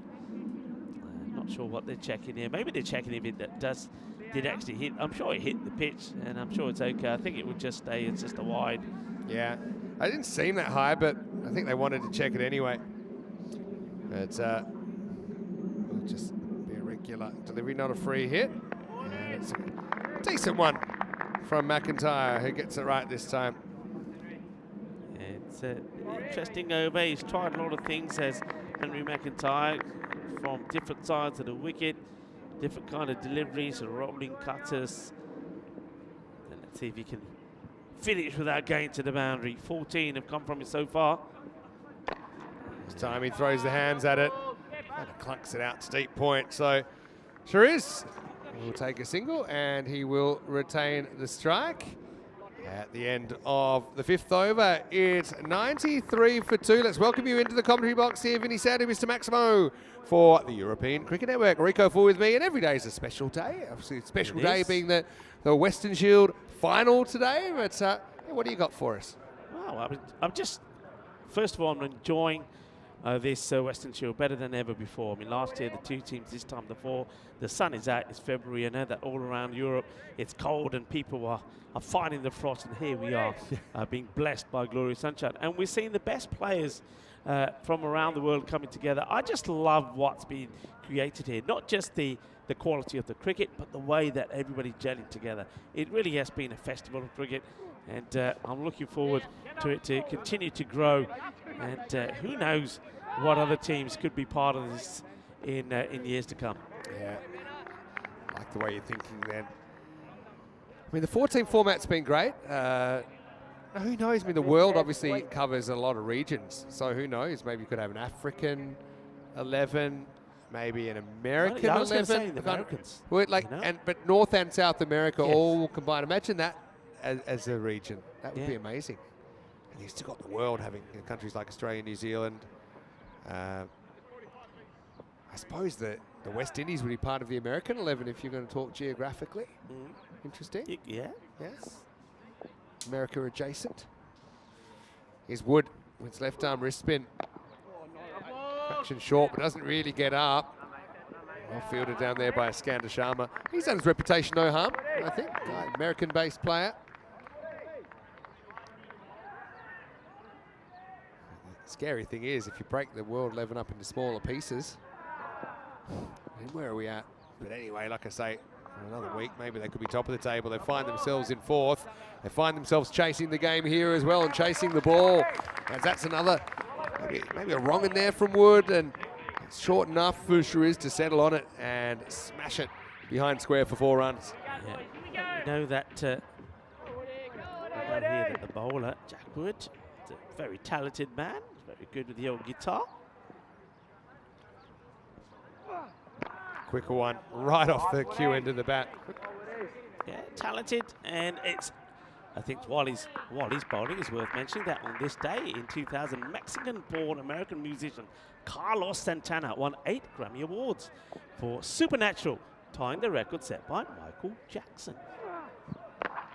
Lifted up and just over the top. What a teaser for Baisley. Well, if you had to pick one fielder to be out there, it would be Big Bays, but unfortunately it goes over and clonks into the fence, 6 runs. Oh, this was a real teaser. And I thought, well, maybe Wood would have got something there. No, he's not going to get anything for this, is he? It's not a good delivery. Down the leg side, that one will be played away with ease. I think yeah, 6 runs goes, whips it away. Why are they checking the boundary here? Not sure. Let's have a look at this. It gets this away. I don't think there's any doubt about it. It's easily gone. I think they're just on the walkie-talkie to say, can we have another ball? That one ain't coming back. That's what the delay was. But anyway, checking it's the end of the over. Which tree it hit, maybe. But it's the end of the 6 over, 112 for 2. They seem to be cruising. What do they need? I mean, 20, well, no, 30 now. 30 off this over. Supersonic. Surely they're not going to do this. I mean, you have a crack at it. I don't see any reason you wouldn't. But you got a real awkward bowler in Peter Hatzoglu that's coming into you. So let's see, sure is. The bonus point equation's up. Somebody believes it might happen. Let's have a look. You got to go for it. I think you got so much batting to come. I think you've got the match in the bag. Well, not with that start. That's that quicker ball that's been pretty effective for Peter Hatzoglu. I think you said, and I think you're quite right, he's just starting to pitch it up a little bit further, and that's getting him some success. A bit of an adjustment. Like I say, doesn't he have a big ripping leg spinner, which I think if you had it on this AstroTurf, it would make him a slightly more difficult proposition. This one hurries on. Shariz goes up and goes over the top. Maximo hits it into the European crowd. Oh, they've got there. I like they've gone the arts and crafts today, and why wouldn't they be happy, the European supporters? Maximo seis carreras. Loving the technique, loving the sequence. They're enjoying themselves, but they almost got wiped out here. They was almost targeting those 6s that they're waving around. Goes deep in his crease, incoming, and he just misses them. 6 or bust here, and gone. Nice catch by Nalisa down there. Yeah, 4 6s would have got them the 4-pointer. But, yeah, Ahmad, he's going to hold out. Can't really blame him there going for it. Hatzoglu, Peter Hatzoglu, that is, has 2 wickets to his name now, and Europe 118 for 3. Yeah, good catch. And Nalisa, he's not been able to get anywhere near a lot of the stuff on that boundary, but when one comes near, close enough to him, he holds on to the catch, and Peter Hatzoglu gets another wicket. Courtesy of this catch taken, very well taken there by Nalisa. I like this from Lance when I said to checking which tree it hit. He said tree number 8, branch number 32. Very good, Lance. It's Shariz Ahmed, pretty handy knock from him, 35 off 13 with 4 Maximals, 2 4s. It's 118 for 3. Jeremy Martins comes out. That's the thing. Look who hasn't even batted yet. Martin's coming out now. Fayaz Khan, Skana Zulfikar, Shahid Afridi, Hamza Salim Dar. I mean, it's just such it's like a rugby front row that they've got. It's unbelievable. But yeah, Martins, he gets the nod at number 5. 24 required. Don't think we'll see it off these 3 balls, but remember there's 21 balls left in the innings potentially. Bowled first up. Hatzoglu. He certainly had a bit more success today. I know obviously his first over went for 21. Loving the interaction and the words that just shared Peter and Noah Crows there. Having a laugh with each other. Genuine wrong in that time. It's up, it's in the air. Taylor wants it, running back with the flight, and he takes it. What a sensational catch by Ross Taylor. He's going to send Martins back for a duck, and that is class personified, really. A very difficult catch. Running with the flight of the ball, takes it with a couple of metres to spare. And Hatsoglu has 3. It's 118 for 4. Yeah, superb catch. I mean, he judges this to perfection, and he just, well, it's like he's picking apples from a tree. He just plucks it out of the sky. Jeremy knows he doesn't get it right, but that's an amazing catch. I mean, that's right in front of him, but he judges it brilliantly. And Ross Taylor, he's still got it, you know, and so has Peter Hatsoglu, because that's his 3rd. Still had the feel of a consolation wicket, didn't it, for the World 11? Disappointment for Martins, but that's the name of the game. He's unselfish, he attacks. Just comes up a couple of metres short. Out for a duck, 118 for 4. Yes, he's going to go, but he won't mind that. He knows that the match is done. Who's that coming out there? That looks like Hamza Salim Tar, who's coming out and getting ready to get going. Hamza himself, I think you know that he hasn't quite had the best of times, the bat, the opportunities that he's had. So it'd be a nice moment if you can stay there with Noah Crows and see the victory home for each side here. It's just tough to get a hit in the top order in this team. So I mean, you're always coming out, you're having to push it from ball 1. Last ball for Peter Hatsoglu. And Hamza will get it up and over the rope. Maximo to get him going. 7 overs down to the World 11. They do keep their point, but I think that's all they're going to keep out of this one. At the end of the 7th over, it's 124 for 4. Yeah, well bowled from Peter Hatsoglu. And with the 6 there, that over going for 12. It does pick up 2 wickets in the over and also 3 in total. So it's good to see him perform and coming good towards the end. But, now, man, he's had all the trouble, I think, in his first over. James Baisley is going to come back and bowl this one as we have a look at what's coming up next. And Vinny, it's the British and Irish 11 taking on the Asian 11. Yeah. And this is a big match, isn't it? It is, because Asian 11 are 4 points behind and both teams have 2 matches to play. And if Asia lose this, it's pretty much done. And I think we know our final even a little bit early. Kevin O'Brien comes back into the side at the expense of Sam Keeling-Wright. And yeah, Kevin did a great job with the commentary box last night. He won the toss, he's elected to field as well. So Asia will be on the chase. They don't mind the chase though, do they? We saw them chase 150 in 7 overs pretty much yesterday. We saw 183 chase down under lights against the World 11. So yeah, it's basically Asia's last stand there against the British and Irish. But to be honest, they'd love to get the 4 points and chase it in 7 overs, but whether that's realistic or not, we'll have to see. Run a ball required now for Europe. Slower ball there from Baisley, and it gets lifted up. Maximo! Another 6.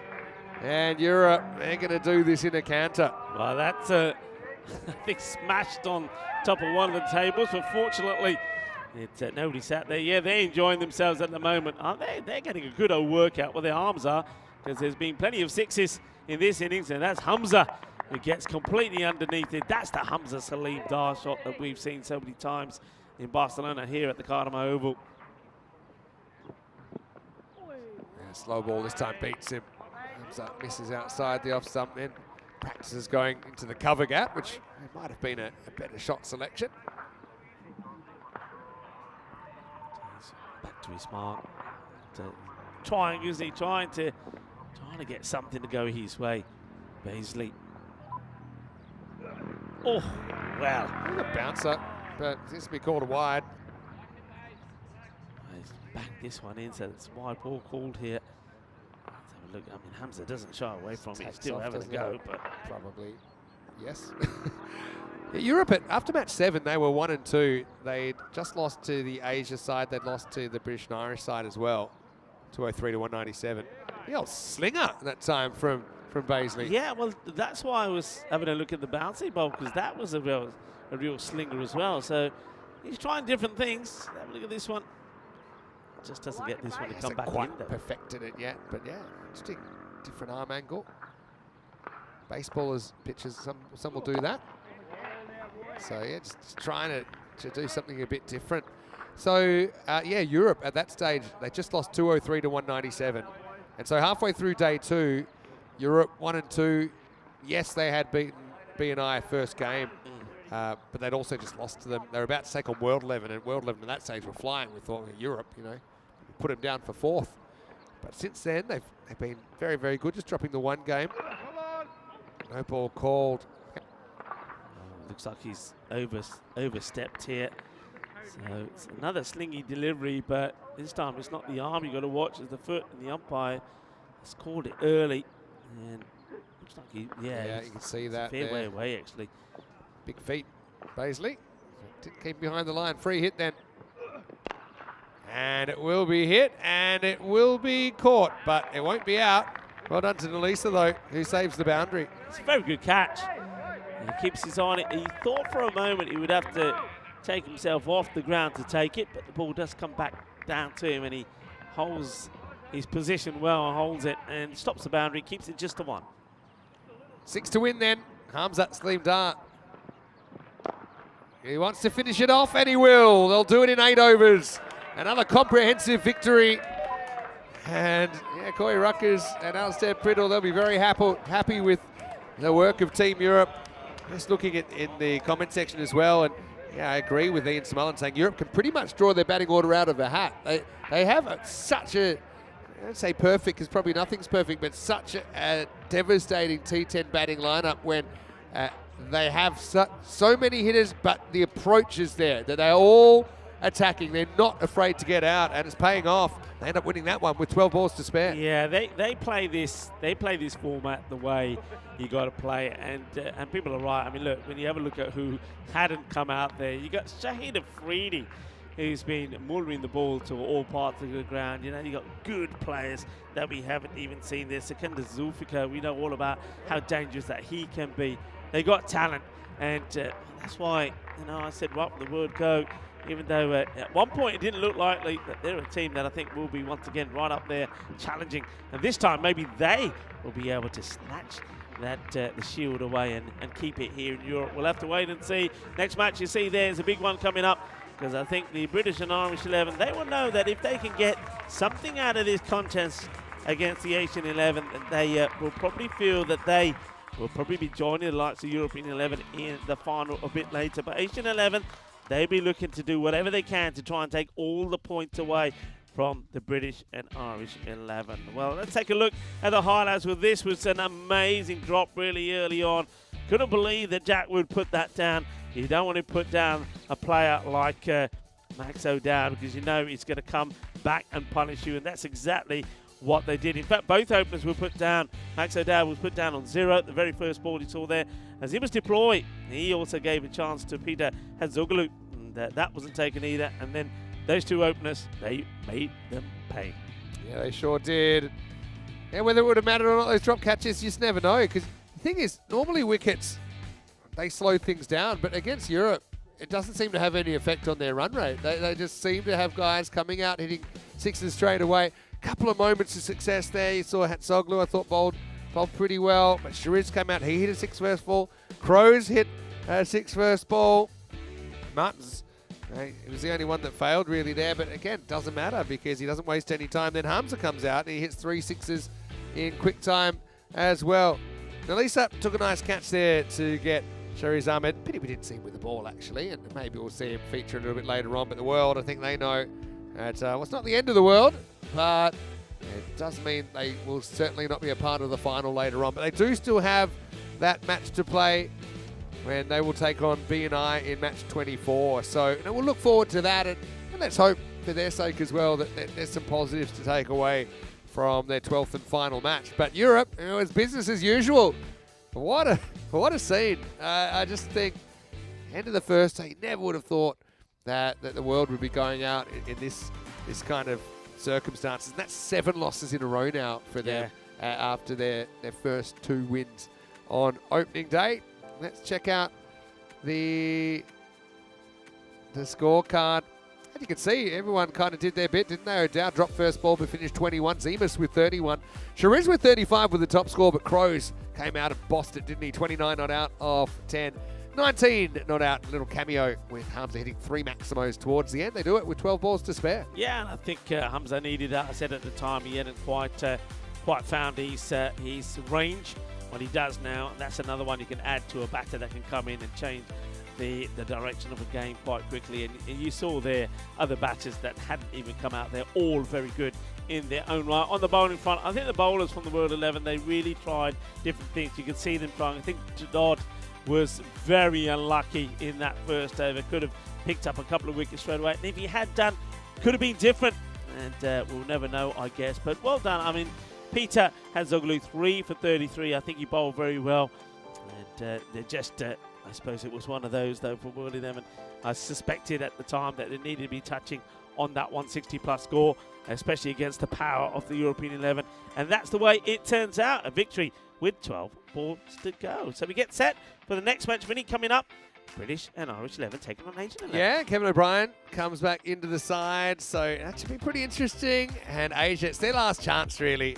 Asia have to win both their games today and win them well to break their way into the two, and even then it might not be enough. So that should be an interesting one. Watch out for that. Vinny Sander, Mr. Maximo, alongside Rico. We'll take a break. Back shortly with the exciting next edition of this Western Shield.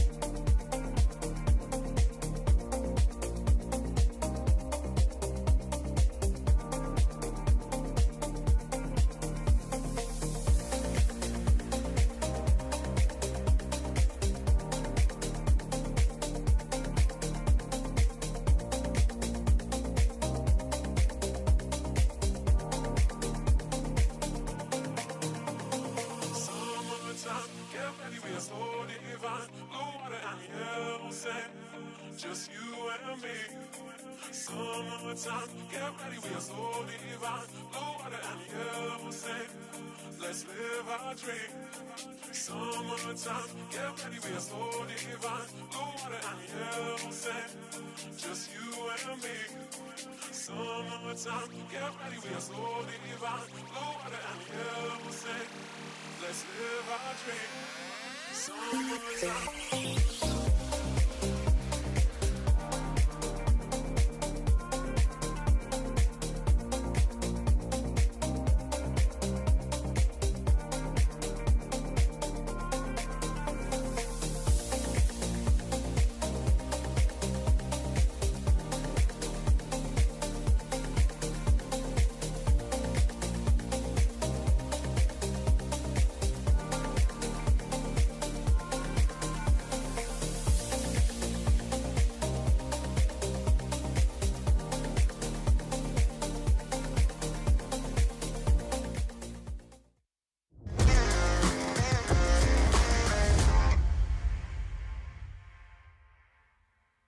The Weston Shield is proudly presented to you by Ria Money Transfer, money where you need it, and supported by Dream 11, HCL Software, Rado, La Junta de Andalucía, and Victorinox.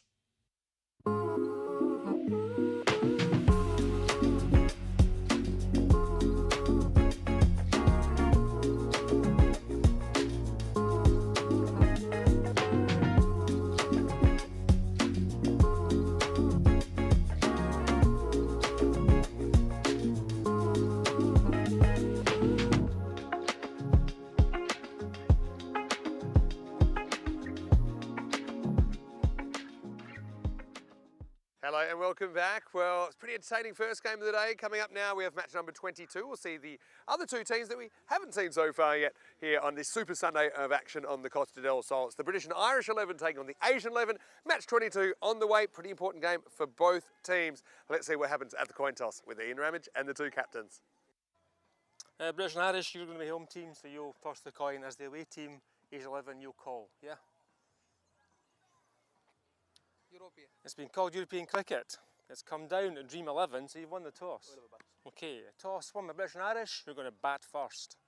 So BNI win, and their captain, Kevin O'Brien. He's back out of the commentary box. He's back out in the middle for this one. He says, we're going to have a bat. And that makes sense. They put on some big runs batting first in this series, including the magical 200 on one occasion as well. Last night they were in early wicket trouble, BNI, but Hindley got them out of it. A magnificent half century, lifting them to a score up in the 190. So, the runs have been flowing for BNI. For Asia, it's a bit more of a complicated situation. Sometimes they have, sometimes they haven't, but they do have Yunus Ahmadzai, who scored the only century and even 100 not out yesterday off just 25 balls. I'm sure we'll see him at the top of the order in the second half. Furkan Shafiq also been really good for them. Manan Ali also has been in the runs of late. Now, the situation here is that Asia are 4 points behind BNI. So, look, they need to win. They'd love to take all the points out of this. They could actually catch up. So, BNI, obviously, they've earned the right to play as front runners here, but I think both teams really desperate to get the W in match 22. Rico Full standing by. BNI winning the toss. They're going to have a bat. Over to you. Let's get ready for the first ball. Thank you very much to Mr. Maxman. I think this, as Vinny is stating there, is the big match. Asian 11 know they need to get a win here. That's very important. If they go down in this one, then it practically becomes impossible. Then really everything will need to go their way, and even then it may not be possible because all sorts of equations would have to be looked at, including net run rate. But the other thing they'd have to do, they'd have to win against European 11 straight after this match and do it without losing a point. They'll have to take all 4 points. So big match coming up here. The eyes of the world are on the big stage here at the Carmo Oval here in Spain, in the beautiful province of Andalusia. So get ready to rock and roll. Umpires make the way out. Umpire Stefan Gooch and umpire Shub take the way into the middle. The Italian stallion, Salman Saeed, will be the third umpire. Of course, great work being done there by the tournament referee in Rummage, Kevin O'Brien. Of course, he was doing a fantastic job in the competition last night. Allowed me to nod off for a early finish, but now he's going to have to do his work out there in the middle. And 55%, 45% in favour of the British and Irish 11. I think when you have a look at the form of the two teams, you'd expect it to be pretty close, but you'd also expect maybe that the British and Irish 11 just to be slightly in front. Big players though on both sides have loved the work from Usman Najib. Tends to bowl a little bit later, sort of around the halfway mark of the innings, but he's been sensational. We've seen good work from also Harun Ashad, the only player, remember, who's taken a hat-trick in a Western shirt, and Suman Khan at the top, opening up, has been effective as well. So, but this is a very interesting move, very interesting. Tactics, Adam Patel, spin to start. And nice shot through the gap. There's going to be 4 runs. Quattro carreras to start. I mean, Adam Patel, I like it. It's something different. Maybe it's something that the British and Irish 11 would not have prepared for. But that's a nice, solid shot from William Smale. It's a gamble, isn't it? It's a gamble. Will it be worth taking? Patel, ball 2. And just over that fielder on the 30-yard. And I reckon a couple of inches, that's about it. And you could see the anguish on the face of the bowler as he sees that only just climb over that fielder. But in the book, it goes down as another boundary. 2 balls, 2 fours. That's played away. Wait there. Those two just tighten up. Got a very close, tight field there out on the offside. 5 on the off, 4 there on the leg side. Mid wicket is back and long on. And that one, nobody in that area though. That's in the gap between behind square and the orthodox square leg. That's going to be another boundary. All 4s at the moment, which is slightly unusual. We're so used to seeing 6s and 6s, back-to-back 6s perhaps, but at the moment, William Smale is more than happy finding the gaps and getting the boundaries, getting 4s. Patel just wants them to get a little bit closer together, moves them all round a little bit towards the square, tighten the gap slightly, pushes back long off. Interesting, long off goes back. That's quite a wide delivery, which wow. I thought everybody had lost it. I thought the batters had lost where it went, and then the wicketkeeper had lost it, which allows them to take a single. It was quite a wide, high delivery. Look at the height on this, and yeah, it sort of dips. It's almost like he takes all the pace off it. Well, let's see if he can finish the over well. If he goes for less than 15, he'd be more than happy with it. 13 at the moment. It's going to be a dot to finish. Nicely squatted on really by Furkan Shafiq, and that's worked out okay. So an unusual tactic to go with spin, and I think Adam Patel ball's a good one, and there was a very close one there with one ball just going over that the mid-off, went to the boundary, but it was almost a catching opportunity. So that's worked to treat. 13 off the first. Asian 11, I think, will be looking to restrict the British and Irish 11 to, I mean, if they could, keep them to a 130 score. And I'm saying that because that's, when you look at their batting and their hitting, maybe that gives them the opportunity to try and knock it off inside 7 overs. Remember what they did yesterday? Yesterday was a weird day for them, really. Remember they came into match day 4 after a sensational, a record historic run chase. Chased 182 for victory against the World 11. That's picked beautifully. Uses the pace of Suman Khan, and that one's going to bury itself in the trees. New balls, please, is what umpire should be saying in his walkie-talkie. That just picks that up beautifully. It pings off the middle of the bat there, Willie Smale. And Smale says, bring on the pace, and sixes will come to. Goes all the way. But yeah, going back to the Asian 11, then yesterday they started off with a disastrous match against this opposition, chasing 150 for a win. They were bowled out for 69, but then they came back and put a run chase on to beat. This one hit the chanced. Oh, what a catch! Flying through the air. The only thing that is missing is the cape, and that is Furkan Shafiq. What a moment! Well, he's done wonderful things with the bat, but this is sensational. Is it a bird? Is it a plane? No, it's Furkan Shafiq flying through the air, taking a Superman catch. Sensational. What a grab. Oh, needed something special, and look at the celebrations there. They're liking it. Have a look. This was thumped. It was traveling. And how about that? Sensational. And some celebrations to go with it. Thank you very much, sir. Thank you, thank you, thank you, thank you indeed. There's a little bit of that. What a catch. What a moment. What a breakthrough. And they get a dangerous batter out early. William Smale goes for 19 of 7. And Shafiq picks up an absolute beauty. Really does. Khan gets the wicket. And interestingly enough, as the new batter comes in, they change the field. So mid-on now moves back. That one gets through as well. Quick delivery there from Suman Khan. And let's go back to the H11 yesterday then. So they were skittled out. And then against the World 11, they got that 155 run chase.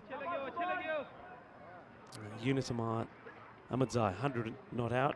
Araf Shetty, 50 not out. But they would go down against the British and Irish 11 again in the last match. Taking it on, and it will get there comfortably in the end. Needs to be backed up this, and it will be. Cast a man to do it. Yeah, so 196 to 149. That was how these two teams finished yesterday. So the British and Irish 11 had the upper hand against them.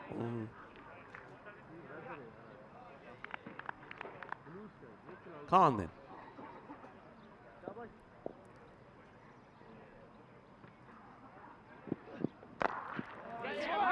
Taking it on, got to hurry, but doesn't pick it up cleanly. That's Sulman Safi, who picks it up cleanly. Certainly could have been an opportunity. Asian 11 fighting hard. They know that everything is on the line in this match. The dreams of picking up the Western Shield could depend on how this match goes. It's good over so far from Khan. And this one is well hit. It's almost like a short arm jab. No big swing. And that's the power of the Mechina. Seamus Lynch gets his first boundary and off the second over. And with that boundary, 12 coming from it. So 13 of the first. And 12 of that one. 25 for 1. 11. They'd be pretty satisfied with that. Can see that Adnan goes now removed his jumper. He's going to bowl the third. So we go back to pace as Vinny Sandhu comes back in. Vinny, very interesting match. There's a lot at stake here. I mean, the main thing is Asia have to win. If they don't win, if they just take a point out, then they can't catch the top two. Maybe hit the pad here. I think maybe the back leg. It took a little bit of something on the way through. It's going to be Manan Ali behind the stumps for Asia in this game. Rocking the sunglasses, no hat. Look, probably because he's got the helmet on when he's going to come up to the stumps. Of course, they started with spin. That was quite interesting. Yeah, so the points right now, Europe 27, British and Irish 23 and Asian 11 19. Another miss. So you can see that with only 4 points on offer, if Asia were to lose this, and even if they get their point, it'll be 27, 26, 20, and that's it. We know our finalists. So Asian 11 to have a chance of qualifying need to win this, but then they're going to have to do some more good work in the next game. Yeah, that's for sure. But a win here and a good win here will certainly give them the confidence and the motivation, and that's what they're after in this contest. It's another good delivery. Bangs that Yorker in, doesn't he? And all the batter Connell can do there is just dig that one out. So Connell normally starts with a flurry of runs. He normally bats with a lot of freedom. At the moment, he's being kept quiet here by some good bowling from all the bowlers, and then goes back to his mark. It's gonna just get away from the fielder. It's not quite how I think the batter wanted to play this, Lynch. But he gets a fair chunk of the bat on it, and the fielder, you can see here, that's Usman Najib. Watches the Gitti Kafi, but the ball, Girgi. Joka Lagi up 4 more runs. Usman, you can see he gets up and he's a little bit, he goes, almost had it. Got a good question from Gavin Griffiths. Hello, skipper. 6 runs and just easily played. I think they might check this. Nah, they look like 6 on the moment to hit it. Not trying to overhit here, Samuel Snitch. Have a look. There's 2 shots he's played very similar to this. He's not swinging hard. He's just relying on timing, and he's with the field inside. He's relying that he's going to get it through all the time. Yeah. Not happy about that. Not happy. It's such a good start to the over as well, Gauss. Yeah, Gavin was asking about teams winning the toss and batting. Why would they do that? Delve into the numbers in a moment. Last ball, the power play. That's also been drilled, and once again, not trying to elevate it too much. Same as Lynch, he backs himself to power this through the gaps, and Edna's goal as well. Yeah, he's showing his disappointment in those boundaries. 3 boundaries on the spin to finish the over. 15 come from it, 40 for 1 after 3. Yeah, well, I suppose just addressing Gavin's question, if you actually look at the results so far, out of the 20 completed matches, we've had 9 out of 20 winning batting first and 11 out of the 20 winning batting second. So not really a huge difference or a significant difference there. B&I, though, they've batted first quite a lot. And they've been defending their scores, and they've been putting big runs on the board, batting first. So maybe it wasn't their tactic originally, but listen to some of these scores batting first. Take out the first day where they lost all 3 games, but since then, yeah, they put 203 on, defended it. 137, defended it against Asia. That's going to be over the top, and that's going to be 4 as well. So Patel bowling out here in the 4th over, so they are allowed a few more outfielders, but none of them could stop that one. Yeah, so since they went on this winning run, okay, they did end up having their winning run broken last night, or in the middle of yesterday. Yeah, but 203 and defended it. 137 defended it. 188 defended it. Then they had to chase, and they did against World 11. They chased 147. 149 defended it. Bowling Asia out for just 69. And obviously last night also they defended 196. So last couple times against Asia, they've been able to put big runs on the board and defend them really well. Counterpoint, Asia have been a really good chasing team, except really for that game where they got routed. So in the end, does it matter or not? Probably doesn't. I think it probably is. It's about 50-50. Just got to, whatever you do it well. Looking forward to seeing Gavin with Hornchurch, of course, and they're in Group B, starting on Thursday. I wonder if they'll exchange pleasantries with Drew, their old sparring partners, who will be in Group A. They might just be ships passing in the night.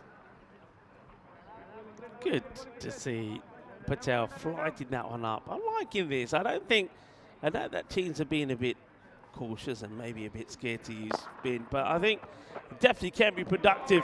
That one is going to be well hit. Gets it over the fielder, who's springing off the ground, trying to get to it. That's Usman and Najib, but it can't do. It's another good shot. So Johnny Connell, after being bogged down early on, he's starting to lash out. gets a big 6 away there. But still, Adam Patel, 13 came off that first over, 13 off this one. See if he can finish well here. He'd love to finish with a wicket. But you know what? You did that game with me yesterday where Asia got rock and rolled, and there's 4-point gap between these two teams. If they'd even gotten their point in that game, it would only be a 2-point gap. Yeah. You know, the point that they gave away in that big loss might come back to bite. I said it at the time, it might be the difference, and I suppose we'll see how today goes, but it's certainly a tougher task having to make up 4 points to get into the final than having to make up 2 here on final day. Yeah, and I think they know that as well. Well, that's one that comes back that isn't the ball that we're missing, and I think... I knew this would happen at some point. A ball's come back. Might not even be a cricket ball, I don't know. I think you might as well send another one out there. I think Stefan Gooch might be one of the plastic balls, you know, that young Casper Weston was out there. Yeah. Who obviously... He was hitting it well. Good catch by Stefan when it did come back. Right, here we go. So Adam Patel. That's good. Good areas. Good delivery. Gets a dot ball in. And instantly... Look at this. Bang. Does it easy. Has a look at it. Says that's fine. Yeah. He has taken an amazing one-handed catch on this ground as well when he was playing for Estonia last year. Nobody's catching this one. That's gone for 6. That will be the end of the over. It'll go for 19. And the score at the end of 4 moves to 59. It's a partnership that starts to develop. Lynch and Connell being very good players for their side. Yeah, Connell nails it. Good batter. End of the 4th. It's 59 for 1. Some of these suggestions in the comment section about other teams who could have. We'll say, send money if you and if you are sending money, why don't you send it using Ria Money Transfer, our partners. But what I will say is obviously there's a huge cost involved in an event like this, but we would love, I mean, the idea of South American 11, maybe a North American 11, Caribbean 11, Africa 11, South Pacific 11. Nalisa is probably heading that one up. Do you know Nalisa for World 11? They are so amped up in Vanuatu about his participation. Meanwhile, it's going to be the machine who's amped up here. He's going to pump it a mile. Maximal, it's Najib who comes on. And we asked quite a few of the icons, you know, who would you like to have on your team? And they said Najib. Yeah. Because he's got that natural pace about him. He's got a little bit of the grunt factor as well, doesn't he? But I don't think he likes that. First one disappears over his head for 6. Yeah, he's been a bowler that a lot of the players, you're right, the batters have said you've got to be wary of him. He's difficult one to get away, and he's going to get a little bit unlucky here. And I think that's something that all the bowlers have had to deal with. That more than often, a genuine edge goes for a Baximo. That's 6 runs. That's the pace of Najib. We end up in the scorer's box, that one. Yeah, so I mean, it would be interesting to have all these different teams. I think it's great. Yeah, I mean, I think if you had a 5th team, then you could probably stretch the tournament maybe a day or 2 longer, which would be cool. It's played nice. He should just be a single. I mean, Johnny Connell is just behind William Smale, actually, on the MVP points, 756 to 708. Is, though, the leading run scorer. Started the day with 288. With Smale behind him at 272, and Tom Hinley 219.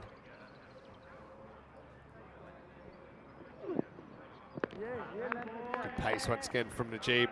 Yeah, if you had 6 teams, I don't want to bankrupt us, this was my thoughts out loud, but if you did have 6, then you could have a 7-day tournament. It would fit nicely into a week because you could have 30 matches. So double round robin, you could have 30 matches. Each team is, well, mostly they'll play 2 matches a day, occasionally 1. Well, they might even get a day off, which might be nice as well for them to explore the area. I think they'll probably enjoy that. Just a little whippage there. That's going to go for 4. Connell is heating up here as Najib hasn't gone for too many expensive overs. This one's gone for 17. Yeah, but then you could have 6 days, and then you could have your finals day on the Sunday. Just something to think about, maybe. Yeah. Just, like I said, please use Ria Money Transfer. And maybe we can afford another 2 teams next year. But that's the whole thing with European cricket, isn't it? It's different from a lot of other enterprises around the world, and it is really existing to benefit cricket, not benefit an individual or someone's bank balance. Anyway, that's going to be out of the ground. It's going to be another backside. Sounded like the sight screen to me, Rico, as it's the end of the 5th over. And British and Irish 11 82 for 5. And on the pace, really, despite the loss of the 1 wicket. Let's welcome you into the commentary box. Vinny Sandy here, Mr. Maximo, Rico Full as well. That's one of the great things. A few people are understanding now that you can talk to us. You can send us messages. We'll try and respond to as many as we can if we have the time. And we're always about expanding this community. So if you haven't already, look up our YouTube channel, ECN European Cricket Network. Click subscribe to that, and we'll let you know when the cricket is on. Do you know when the cricket is on? Cricket never stops. Every day. It never stops. Every day. And we're going to have a good time out here at the Cardamom Oval, of course, straight after today. Tomorrow, can you believe it, it's the start of the European Cricket League. Yeah, it is. It's going to be sensational. Slower ball first time, and Jula comes on. And yeah, don't forget the YouTube channel as well. We have all the player of the match videos. We have all the highlights videos. So if you do want to catch up, and I'm talking all year. I'm not just talking about when we're here at the Cardamom Oval. I mean, after this, we're off to Portugal, then France, Italy. I know we're going to Jersey for the first time. So yeah, go and be part of the furniture here at European Cricket. Catch it. Up in the air, catch it, but he's lost it. And, well, he says, catch what?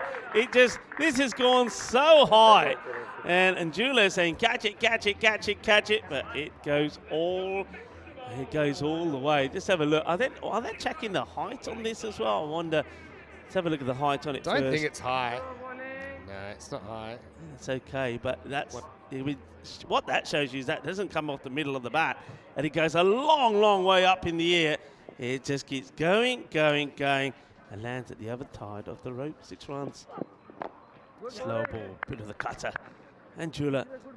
One thing that we haven't talked too much about is the Asian 11. Got to give them and all their boys credit, especially to Kavishka and Jula, because, you know, with their icon player, unfortunately for reasons out of everybody's control, not being able to make it here, I think they've done well, haven't they, considering. I know when I was speaking to Atik yesterday, the coach, he was saying that, of course, all the boys are certainly looking forward to coming together and meeting an icon really for them, Saeed Ajmal. But they've had to put that disappointment to one side and battle it through, and they have done well. And I think you've got to give Anjula here a lot of credit for the way he's led the team. Yeah, definitely. And a lot of people would love to have seen Saeed Ajmal out here. Who knows? Maybe next year. Maybe by the next tournament the visa would have come through. Who knows? Anyway, Anjula, last ball to 6th. And he's done okay. It's just going to be a single. You'll take that. 11 comes off the over. And considering that he's just bowled to 2 batters that are pretty much in here, both into the mid-30s. So kept it nice and tidy. He's done his bit. And that's the 93 for 1 at the end of that, the 6th over. Quick look at that scorecard there. All the batters really contributing. Smell this time doesn't catch in on a big score, but Connell and Lynch are looking to go and look at the batting. I mean, we talked about the European 11, the batters they got still to come in. Have a look at that. Neil Priestley, Tom Hinley, Julius Samarora, Kevin O'Brien as well. Yeah. I mean, all powerful strikers of the ball. I wonder if it's coincidence or not that the teams with the most experience in the format are the top 2 teams at the moment. Asia trying to break in. But yeah, they've got long, strong batting order as well. BNI. It's up and over, and it's not going to be stopped. It keeps on going. It's an interesting field, isn't it? I think they're probably the only team, Asian 11, especially when you've got some of the quicker bowlers on, that have opted not to have a third or even a backward point back. And that's a clever shot played. Sky to the way. They're looking pretty comfortable at the moment. You can see there. They're happy with the way things are going, and why not? Yeah, Arshad. Hat-trick seems a long time ago now, I'm sure, but to even get the machine. He's in the 40s and ticking. Someone with Lynch just doesn't need to back away outside next stump. It's not really the odds. You just hold your ground and play your shot. I mean, he's so talented. at striking the ball down the ground in the V. So I think you're losing energy, you're losing a bit of momentum if you're backing away. Shot. Probably would have seen that bit of movement. I wonder if he gets tempted now to think, okay, I'll try and just go a bit fuller, target that off-step stump.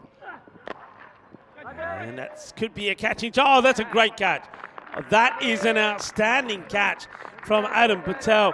It looked for a moment that he'd lost it because his body didn't seem to be in the right place, but he got his hands in the right place and he's caught a brilliant catch. Adam Patel, what a catch this is, because he looked like he was out of position for a moment there, Vinny. Yeah, well, what he had to do, he had to readjust. And then just look at the way he gives with the ball here. See? And then what he does, he gets to a position on his knees that is quite stable, at least for the moment. The second or so the ball's coming at him, even though it wasn't a very comfortable position. There's the old hand-wringing celebrations again. Yeah, but excellent catch by Patel in the outfield to ensnare Seamus Lynch, who goes for 42. And Usher does get his man. It's 99 for 2. Yeah, well, Lynch will go. And yeah, he just, I think he probably just, from what we saw there, he tried to just go up a gear, try to give himself a bit of room, misses out on one, and then that one he finds the safe hands of Patel. 42 for 16, he'll go for this one. Oh, just out of the reach. That would have been something terrific if Shafiq could have got to this. We've already saw him diving one way to take a catch. Well, maybe he's not Superman after all, because this one gets through him. It's a great effort, though. Ball that she cautions to get deep, but Harnihoya. And yeah, smashed away. So Arshad has picked up a wicket. Pretty close. A few millimetres close to getting another. As Niels Priestley comes out and starts with 4. Oh, there's been a bit of this, isn't there? You know, there was just a few edges when Najib was bowling. That flew for 6. Well, this one don't go for 6, but again, it's a genuine edge. And it's one of those where you know it, if there's a slip in there, you're catching it. There's going to be a catching chance.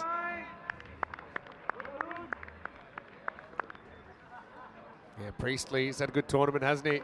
He's pretty handy with the ball. Picked up a couple of wickets in this fixture yesterday. 2 wickets in 5 balls. Bottom 2, but still, wicket to wicket. Arshad to close out the 7th over.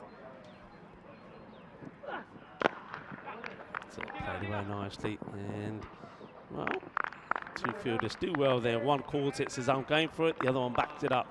Nice to see that. Good combined bit of fielding there by Patel. And Shafiq is the end of the over, and Arshad, once again, not the worst. Yeah, it's good over. And last ball was a good one. It was kind of right over the top, kind of back of the hand, slower ball. One day until the ECL, and we're pretty excited to have, I think it'll be the first time we've had marquee tournaments back-to-back at the Carter Oval. So this is what's coming up. We have Dreux from France, Darmstadt CC from Germany, ACCB from Romania, Stari Grad of Serbia, and Peel and St John's of Isle of Man. So each one of those groups, essentially, it's a 3-day tournament in itself. It's like a mini tournament. Yeah. 2 days of round-robin matches, and then you've got the 3rd day, finals day. Whoever wins the group gets to come back in week 4. And it's going to be thriller-minute stuff. This is pretty thrilling for Priestley. He's just going to slam this one over the side screen. Maximo as Suman Khan comes back into the attack. I've been so impressed with the hitting of Priestley. He's literally just come out and he's done this so many times. I think there's only the one occasion where he never really got going. But otherwise, he's never let his team down. He's just come out and he's battered the ball to the boundary every time he has. And it really has shone in this Western Shield. And Suman Khan, the opening bowler, gets smashed straight back down the ground for 6. What's the reply going to be from him?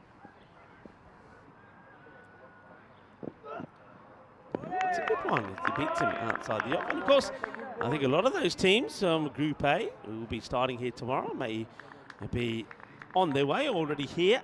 We might even see some of those players here at the Carter Oval, just getting in, getting set for the final later on today. Yeah, that's exactly right. It'd be awesome, actually. Hello to Paul Quinlan. I think I know where he's watching from. He's saying, have I seen you guys are in Alicante at the end of the year. Yeah, we are planning to get back to Sporting Alfaz. Been there a couple times. First ever European Cricket Series. You were there, Rico. Yeah, I was. Or was at that ground. Also doubles as like a golf range, right? Yeah, So driving range. so it's not all completely flat.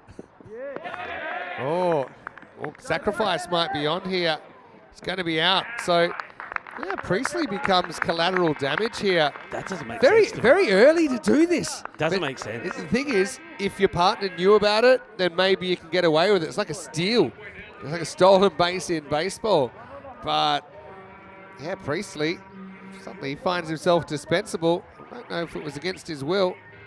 Yeah, that's a very strange play. I mean, obviously there was no communication that they were going to plan to do this, and he's going to end up short. And you can see even Priestley, as he's going off, he's having a good look at Johnny Connell and saying, "What's that all about?" Let me check the MVP points again.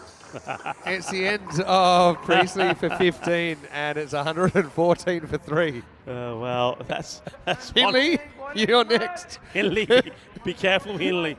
Hinley's another good hard-hitting left-hander. So he'll relish the opportunity to have a hit. That's a lovely day for it. Beautiful here in Spain today, here in Andalusia. Lovely temperatures, 18 degrees. And well, that's why he wants a strike. It's an amazing pickup. I mean, sometimes when you look at this shot, I mean, this ball is coming to him at some pace from Suman Khan, and that's just beautifully played away by Johnny Connell. He's been so strong in that area. That's 4 more. You know, I had to check the score because I thought, is this the 10th over? It's the kind of thing you might try in the 10th over. We're only in the 8th over here. It was very crazy. It was, yeah.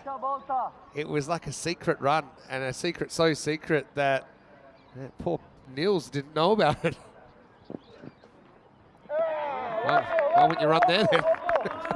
Slow ball bounces twice from the keeper. I wanted Hinley to be charging down the track this time. That's well bowled, and you can see Hinley saying, "Watch out for that." That was the old cutter. He rolled his fingers around it. Well bowled from Suman Khan. Hello to Jacob. 10-8 to you, Jacob, watching from Estonia. What's the weather like in Estonia right now? Tell us. Jacob. You're proud of your very own Stefan Gooch, taking a very good catch as umpire earlier in the innings. So I'll tell you something about Stefan umpiring, which is quite interesting. End of the bat. End of the 8th over, 118 for 3. But Stefan, obviously, we've sourced umpires from a variety of different places. Some have done umpiring before, some haven't. Now, Steph's a guy, you know, he's played first-grade cricket in Australia. He's been living in Europe for a while. But every game he's ever umpired has been televised at any level. So, you know, sometimes people say, oh, kind of, you know, and he's in an umpiring mentor role sometimes when he's referee around in some of the European Cricket Series. He says, you know, if you want to check my credentials, you can go back and you can see every decision I've ever made because it's on TV. And it's got to be pretty unique. I mean, most of the other umpires have umpired at some other level or some domestic competition. But Steph's only ever umpired on ECN. And now he would have done in the thousands the amount of games. But just imagine that.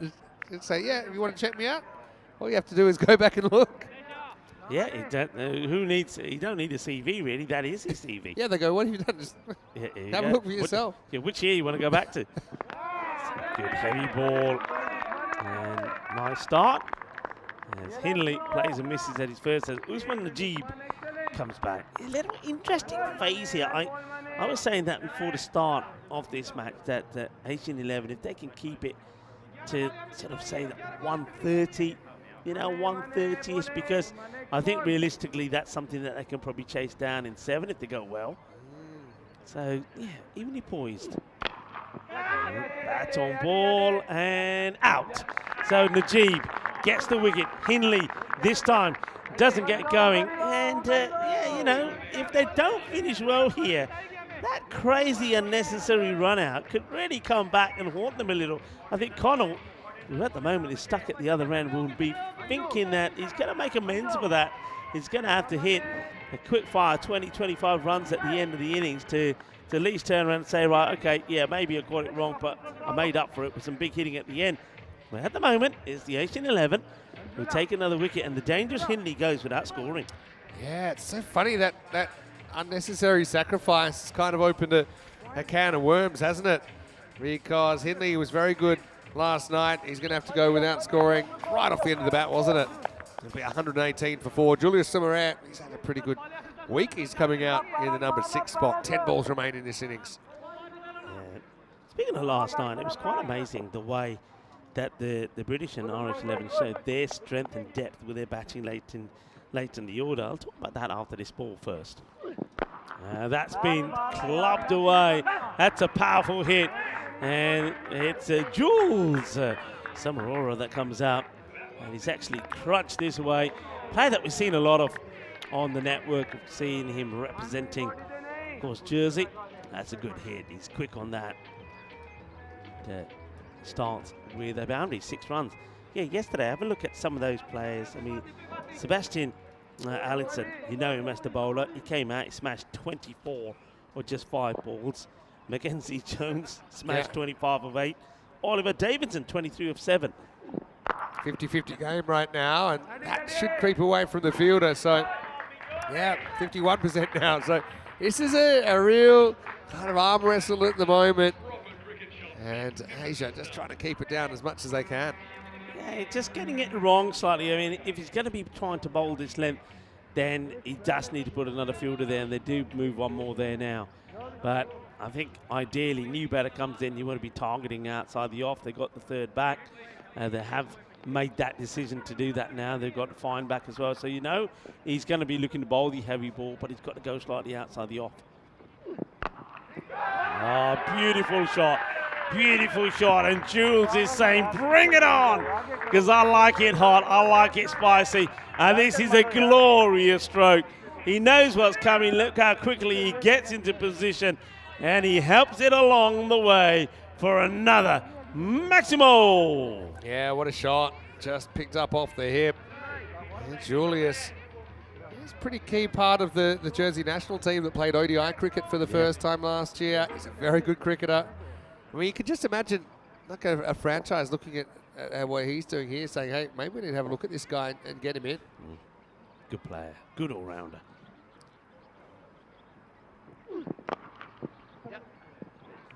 This one, this time it does go to hand as they do deploy a fielder out there. So it's the end of the 9th, and well, we say it all happens in the 9th, and plenty did happen in that 9th over. There was a dot, there was a wicket, and then 3 boundaries before, and just a single to finish it off. So 135 for 4. This is the sort of score that I thought that they would have wanted to try and keep it to the Asian level. So they're gonna, if they want the win and they want the 4, they're going to have to do it the hard way. They're going to have to put a really big chase on here. All right, yeah, you might say, okay, it's 150. Can they chase that in 7? Well, they were 1 ball away from doing that yesterday, Asia. And with Yunus Ahmedzai at the top, coming off 100 yesterday, with Shafiq in good form. I wonder if they just open with Shafiq. Shetty's been kind of thereabouts. But Yeah. I'd mix it up. I'd bat him at top. Throw him up there, yeah. Throw him up there. Okay, you bat Shetty at 3 or whatever. See what they go with. And Jula, 12 to 10th. First one's going to be a big no ball.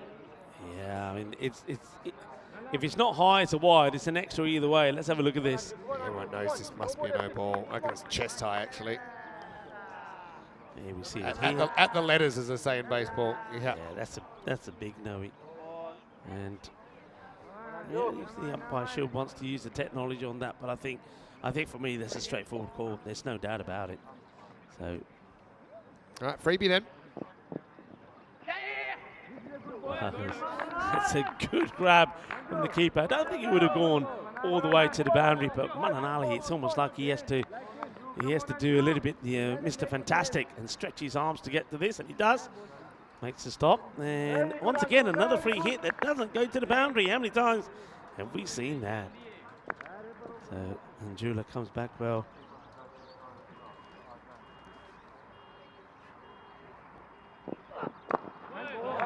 Worked away, well bowled, good delivery, that Yorker length, just a single. Anjula, crafty. What is with the free hit jinx on the Cardamom Oval though? They're not disappearing, are they?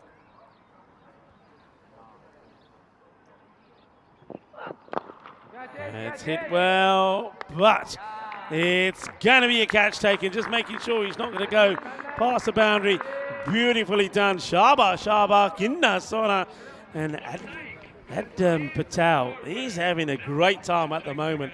It's I think he bowled beautifully. He's taken 3 catches now, and that is well done. I like his technique here. Takes the catch, just make sure that if he does need the extra steps to go back and come forward, that he's going to be safe. So here's the catch. Yeah. Watch the foot he goes just down. knew this step. He was worried about touching the rope. I think maybe he does. So he says, all right, it's just not a hard throw away. He does step on the rope. So it was a good decision. I thought in the end it was a bit of mayo first up, but I think it was the smart move for Adam to do that. Julius goes for 18.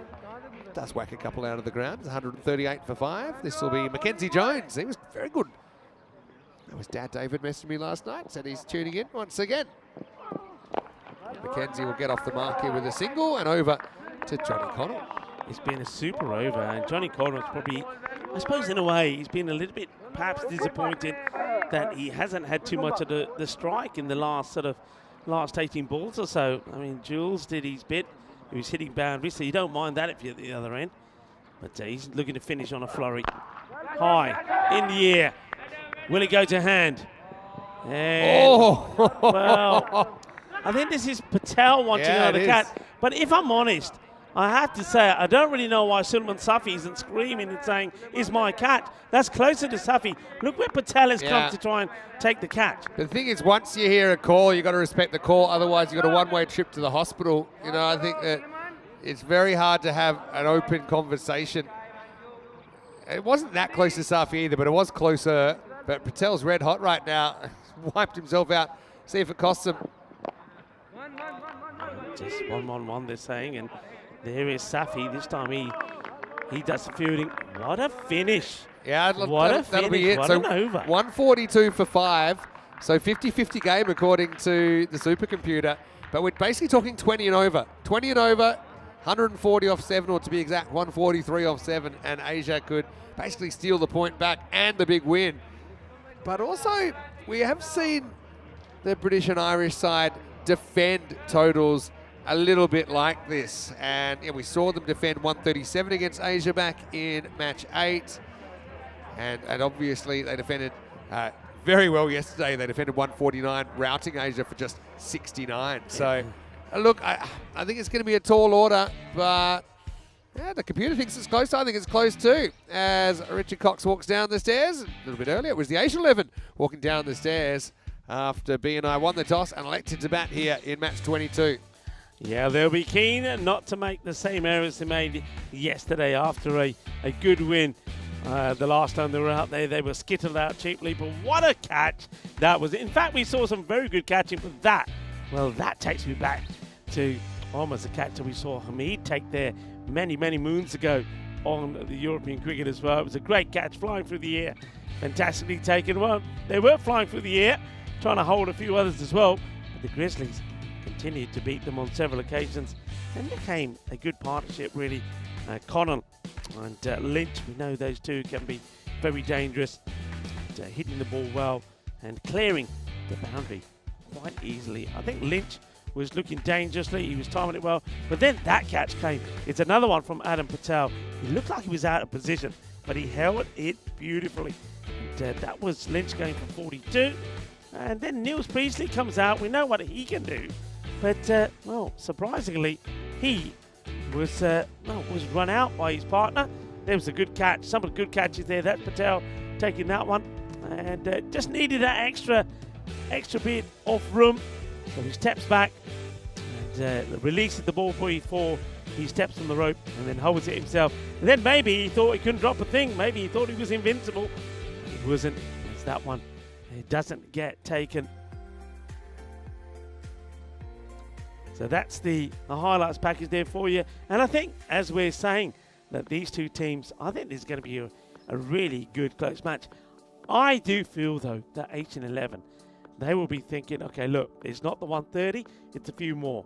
We know what we can do. Yesterday, the way we batted yesterday, beating the World 11, chasing 151. If we do the same thing here that we did yesterday, we take 4 points. That's what we've got to do. If we want this, if we want to be in the final, and if we want to have a chance to get our hands on that Western Shield, then this is the one we've got to go big on. It's a chance. We get a sniff. We've got to go for it. Quick look at the bowling figures there on the batting front, of course. Johnny Connell finishes 45 of 22. A little bit disappointed that he didn't get too much of the strike. The Makina, 42 of 16. And there's some good hitting there from Jules, 18 of 7. And even Niels Priestley, he'll be wondering just why he was run out in such a manner. But on the bowling front, I think Kaviksha and Jula, those 2 overs from him, 1 for 18, absolutely crucial. And Suman Khan as well, 1 for 22, keeping it tidy and giving their batters maybe an opportunity to go out there and get the win, but not just to win. They'll want to try and do it as quick and fast as they can, ideally inside the 7 overs. I'm Rico Full. Alongside me is Mr. Maximo Vinny Santu. We're talking you through the action of the final day of the Western Shield here in Andalusia, Spain. Join us back in about 10 minutes time when we're going to see, I feel, a very exciting run chase from the Asian 11, trying to get to this 143, and I think trying to do it in 7 overs. Join us back in 10 minutes time.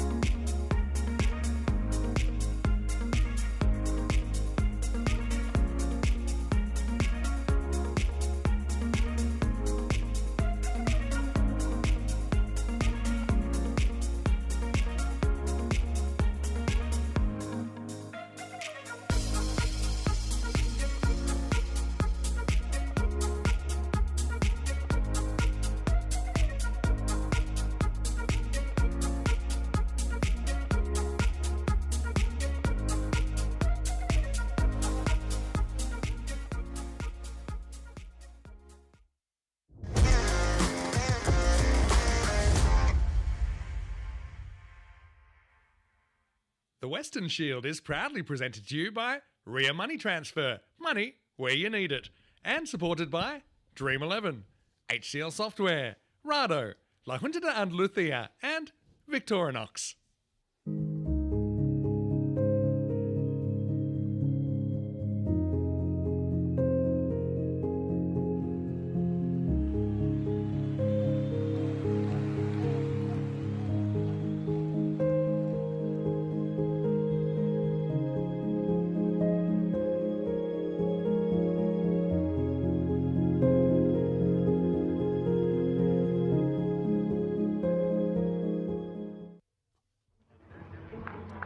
Hello viewers and welcome back to the spectacular Cartermar Oval as we get ready for the reply from the Asian 11. On a day back in 1986, David Gower's England embarked on their tour of the Caribbean, still high on the previous year's series win over India in Australia. Gower had even, albeit flippantly, said that the West Indies should be quaking in the boots, but England was sobered up with a vengeance when the first test in Jamaica ended in a remorseless 3-day battering. Man of the match was debutant Patrick Patterson, who took 7 for 74 and put the fear of God into England. Back on this day in 1986, but on this day it's finals day of the Western Shield, and well, that team there, the British and Irish 11, are keen to book their place in the final. A good performance here could do just that. The Asian 11 cannot afford to lose this match. In fact, they have to win it. Otherwise, I think we will know who our two finalists will be. The European 11, with their win earlier this morning against the World 11, getting to 142 for 4, booked their place in the final. And the Asian 11, well, they're looking not to get to 142, but one more than that, 143. They would love to do it in 7. They're capable of, if all their batters click. And we're going to see the Centurion, the early Centurion of the 2025 Western Shield, Yunus Ahmadzai, is going to be facing the first ball. 125 balls yesterday in that win against the World 11, chasing 151. So we know they've got what it takes to do it, but they need a good start. Rado, our official timekeeper, the Swiss watchmaker, will give us the thumbs up. Umpire Shub says play. Here's the first. Tommy Sturgis with the ball. And, well, it's going to be a genuine Baximo! Well, I don't know how much Yunus Ahmadzai saw of this. I don't think too much. And that was definitely one that was meant to soften him up. Have a look at this. He doesn't know too much about it. And that will fly for 6 as it smashes into the side screen. Oh, Ahmadzai being softened up slightly there with that first one. Sturgis back to his mark. And that is up in the air and will beat the fielder who's coming across from mid-wicket to get there. Manos arriba from the arbitro. But again, so it's 6 carreras. Shaba, Kinna Sona. 2 balls, 2 sixes. Asian 11 playing the way they do, playing the way that they know. Ahmadzai get set for the next. Sturgis right up there's the leading wicket taker with Mohamed Atif. And it's high. It's in the air. Is it going to land this side of the rope? No, it's going to be 6 more. Kinna Sona. Shaka Lagia. 3 balls, 3 sixes. And this is the way that Yunus Ahmadzai does it. Vinny Sandhu comes back. Vinny, what a start. What an effort that was from Sumarez. He's trying to defy the laws of gravity and several other laws of physics, but couldn't make it happen. Sturgis with the comeback. Oh, that has been absolutely hit like a bullet. Wow, that is traveling. 4 balls, 4 sixes. What a start. The Asian 11, they know what they've got to do here. They've got to go big, and they are going big. That was an amazingly powerful shot from Yunus Ahmedzai. He's confident. I think that one might have buried itself in the hill. I mean, he hit it pretty much at an angle of 90 degrees. Watch it fly off the bat. All the pace of Sturgis plus the pace that Yunus put into it. And that one has been tattooed.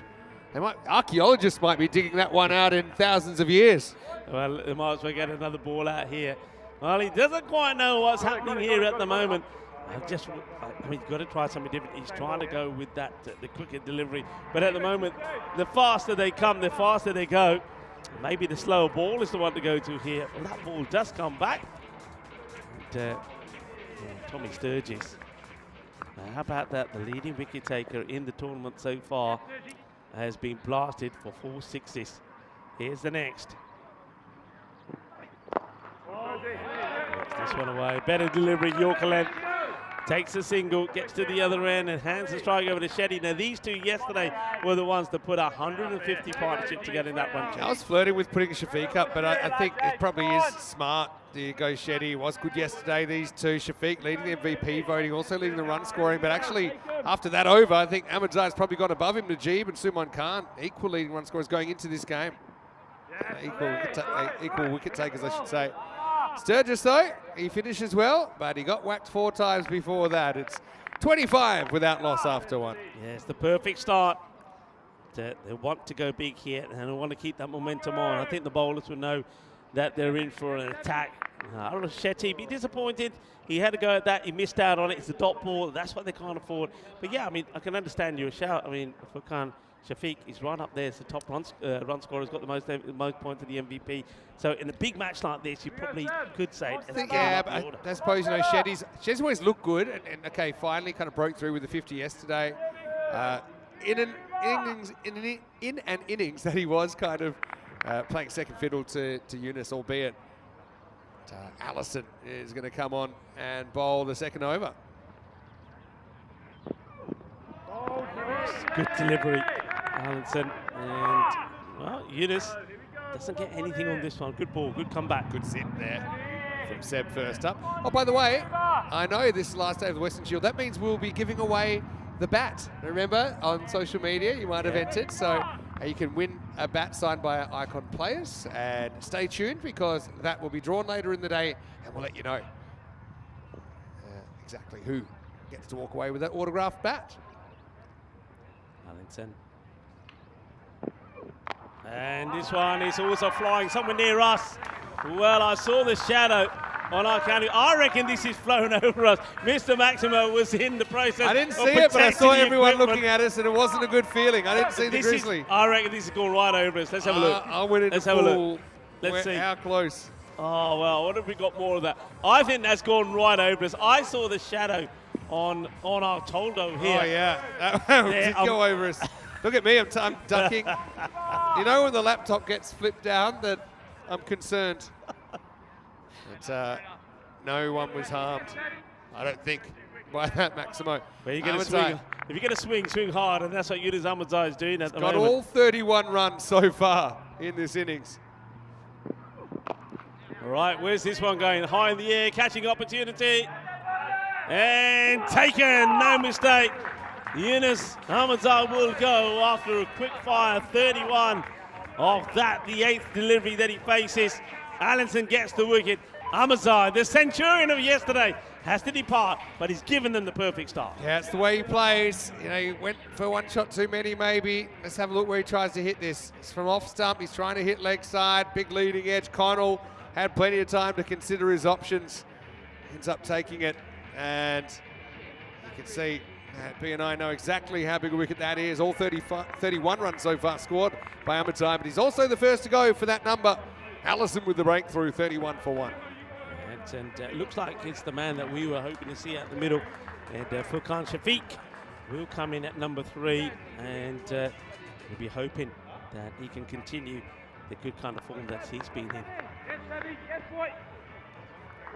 Here's Furkan. He's been probably pound for pound the most consistent batter over the week. He's had a couple of dynamic innings around him. Yunus obviously with a ton yesterday. Manan Ali at times has shone. Furkan's been the number 3, and that's the role he plays here, facing Seb Allison. Shot. Oh, it's a no looky. No looky, looking for 6. Oh, I like it. अरे वाह, कितना सोना. देखिए तो स्वाद आ गया. Jabardast batting from Shafiq. It's a no looky shot, and it goes to 6. Have a look at this. This is just, oh, look at that. He ain't even looking, Vinny. He ain't even looking. I mean, you can't time a ball better than that. Omar likes it. I can understand why. Just watched it onto the bat and then didn't have to watch it much further. He knew exactly where that was going. It was over the fence and far away. Dream start for Furkan Shafiq.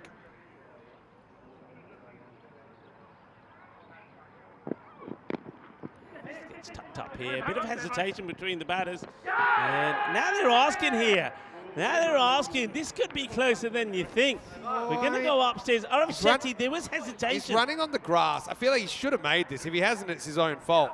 But we know running on the grass, sometimes you don't get a good bat slide. It can plug. Do you even get it down in time? Let's check it out in the replay. Let's have a look here. Now, you'll see him coming into the shot here. Is that bat down? Oh, he's gone. For me, he's gone. Hits there. Oh, well. Oh, this is close. This is really close. They might even have to go on field here. It's so close. Have we got a shot off the bails down without? I mean, it looks like, I think he's going to be gone here. It looks like there's contact there and the bat is short. I think he could be gone. The thing is, it's bounced off the stumps there, but has the bail come off? This is where it'd be so much easier if it was on impact. On impact, he's out. But has the bail come off in time or not? This is where you might have to go. All eyes to on me, umpire. it's enough for me there to say he's out. The bail's flown off by then, and he's only just in. So for me, but if it's inconclusive, which they might say because the first bail off shot he's in, they might say it's not out. But he has been given out. I've got to say, I think it's the right decision, Rico. I know it's one of those things, you know, in a lot of cricket now, when the ball hits the stumps, that instant is when you judge it. And it's so much easier than trying to work out exactly when a bail has gone off the top of the stumps, whatever that means. But anyway, yeah, Shetty, I think it is his own fault. Didn't get a good stretch in, didn't get a dive in either. And what a good piece of fielding from Ollie Davidson to run out Shetty, who only faced the one ball. It's 37 for 2. Yeah, and if you look at the running between the two batters, there's a hesitation. They don't decide to go straight away. And that's what other teams like. If you look at the European 11, the British and Irish 11, their running has been exceptional between the wickets. And they just don't go straight away. Hopefully the play of the day, though. Not the collab reel. So there's that hesitation. See it here. We don't see the running straight away. We see the great work. It's actually an amazing throw. It's like a sidearm sling. Yeah. It's just kind of, I mean, he's left-handed, but it was improvisational, really. And one that really shouldn't have been a wicket is, thanks to Davidson. Anyway, careful what you wish for, because Manan Ali's come in, and he's one guy that's on a heater as well. So he's come out, and he's gone maximal first ball. Well, Manan Ali plays that really well. They go with that heavy length right into the body. But they're playing this pretty well. It's almost like the Asian 11. They know what's coming their way. I mean, when we saw them go down to the British and Irish 11 the very first time, they just couldn't play that short of a length delivery. The heavy ball, we call it, it was into the chest. They were trying to give themselves room and play it, but now they're getting inside it and tucking it away. Good shot, but have a look at this. Just tells you the story why this match is so important. I mean, Asian 11, they can take all 4. They actually time on points. British and Irish, that is.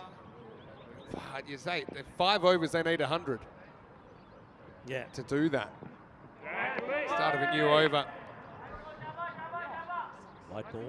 This is down the leg side from Jules Aurora. He's been good as Julius in all-round performances, and he's very. Watch out for his variations. That's where he's been so deadly. It's a wide for the line rather than the height. That'll be wide. Yeah, good call. Pulls out of that. Shafiq.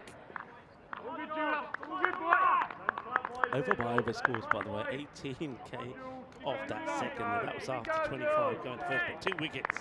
And that soft dismissal, you've got to say there, of Shetty. Soft one of Shetty. Oh, that's the one. It's a wild swing and a miss. Dot balls are not what they need. And not really sure what Jules Aurora is there saying. So what he said there to Shook. Hello, darling. Here we go. Some rare. These two are the key, really feel. Based on what we've seen. It's got a good slow ball, that one. Clever bowling. It's another dot. Pressure now starts to build here because they start to fall behind. The rate picks up. Excellent slow ball he has. That isn't that easy to pick. The arm speed is identical.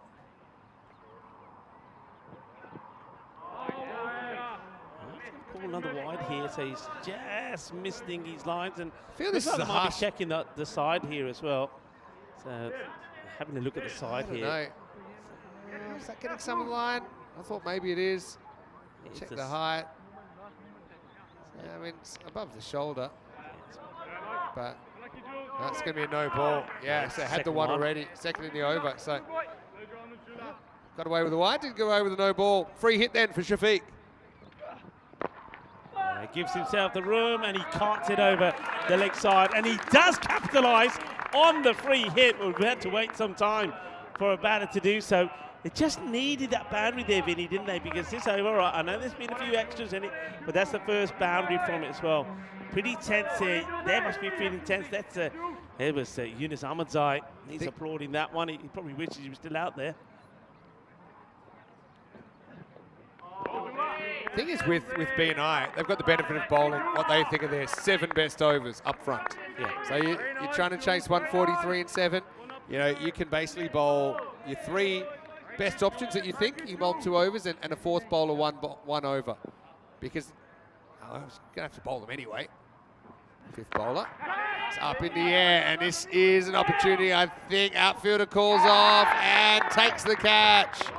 So Samaret, he's been a real star this week. That's Niels Priestley. Well, he was left out in the cold earlier on. This time he's in the thick of the action. And Julius breaks through to get the dangerous Shafiq for only 12. It's 52 for 3. Yeah, that's an important wicket. And you can see the power that Shafiq does have. He's a talented player. And I wonder, in hindsight, I know what they're thinking. I think they've got to go for it. They're going for gold. They're going for the big win. I just wonder if he really had to attack every delivery, but he knew that this over wasn't going as planned, only the one boundary from it. And Summerall gets the breakthrough, gets the wicket, gets Shafiq. He goes for 12 of 8. Somebody else is going to have to do the hard work here. And maybe it's the stylish and talented Kavishka Anjula, the captain, who now comes in at number 5. Yeah, it's discussion about what constitutes breaking the wicket. And I think I've been Kevin, he's spot on actually. When there is a different playing condition when the light up stumps are used, or the zingers, which is as soon as the lights come on, that's it. Doesn't matter if the bail has actually come out of the groove yet. And Jula comes in at number 5. Tries to get a bit funky first ball. That's the end of the power play. They might be checking height, because remember he has bowled and been called for a no ball already for the height. Is it? Side on. He's only short now, Jula. It's a good point. I forgot. We're still in the same over. Top of the fence is the shoulder. That's a no ball. That's a no-ey. Yeah, that's going to be a no-ey. Yeah. And that must be a carry warning as well, actually. It's too short from Julius here.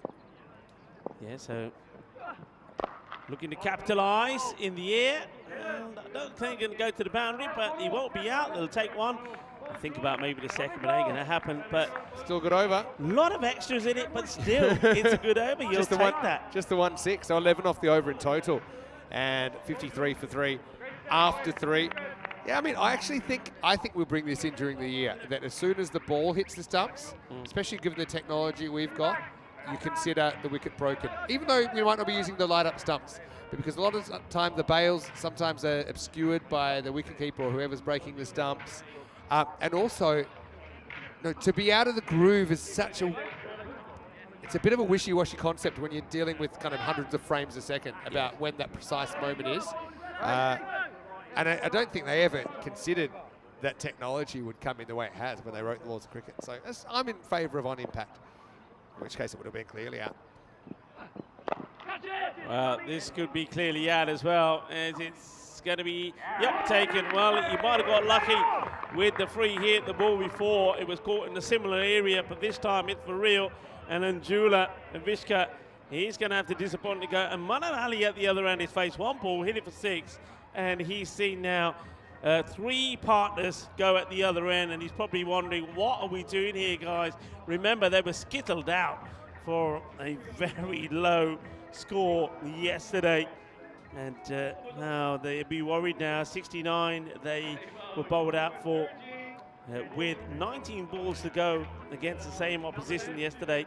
So you can see now there's concerns on those faces, needing a win. But had they gone out, all out to try and get the 4, and as a result they've faltered and may end up with just the 1. If they don't win here, Vinny, then we know who a finalist are.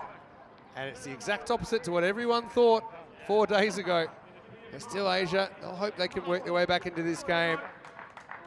Jula has been good this week, but he falls for just 1 on this occasion. 54 for 4. But I will say on that run out, what they might have done then, if they have decided the replay is inconclusive, is they handball it back to the umpire in the field and say, what do you think? Yeah. Both decisions are right. The umpire does give a soft call for those situations where the replay is inconclusive. So maybe it was called out in the field. Oliver Davidson, by the way, also now moves up to 14 wickets. And almost was inches away of being the top wicket taker and taking over from that man. And Sturgis didn't go to plan for him, but he'll come back. Winning bowls his second, that's for sure. This is, you can see there, it's a good jump from Sturgis. Yeah, Sturgis, Davidson, and a tiff, all on 14. High, gone, mighty, 6. As Safi, Sullivan Safi gets a 6 away. They've got Manan and Safi chatting to each other, know what they've got to do. They've got to take control, that's what they've got to do. At the moment, they've got to take that control over from the British and Irish 11, who are in front. You can see that on your screens. That's hit well, but it's not going to get it in the gap. A few of the fielders come across and keep it to just a single. How important, we talk about the game-changing moments, and we could say that in the batting, the innings of the British and Irish 11, it could have been that run out of Niels Priestley. How many runs could have they got if that hadn't happened? And then that run out in this one, you know, just didn't go, didn't read each other's body language right. There was hesitation, a run out. Shetty goes without scoring, and everything changes. Yeah. BNI. I believe the same team that dropped the first 3 games on opening day. Yeah, looking very comfortable right now. Davidson walks away with a wicket in that over. He's been excellent this week. 1 for 12 in the 4th, and it's 66 for 4 after 4. So I think that 4-pointer is pretty much off the table now. It's 77 in 3 overs. Doesn't seem like it's happening. They were well ahead, weren't they? But the Worms heading a little bit lower. 4 down, 66 on the board. I mean, one cracking over here will get them up again and get them buzzing. But you can see if you look at their camp at the moment, it looks a little bit quiet. They all sort of sat down in a huddle. They need somebody to pick them up again. And, well, shots like this, Will, that's a good shot.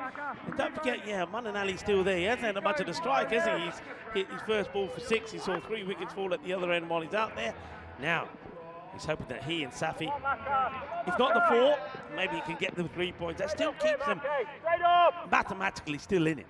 Yeah, true. Big over, don't you? Really, really big. This is one guy that can provide it, Manan. Oh, that's smash.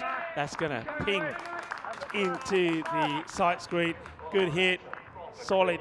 Down the ground. 6 more as Mackenzie Jones goes for 4 and 6 of his first 2.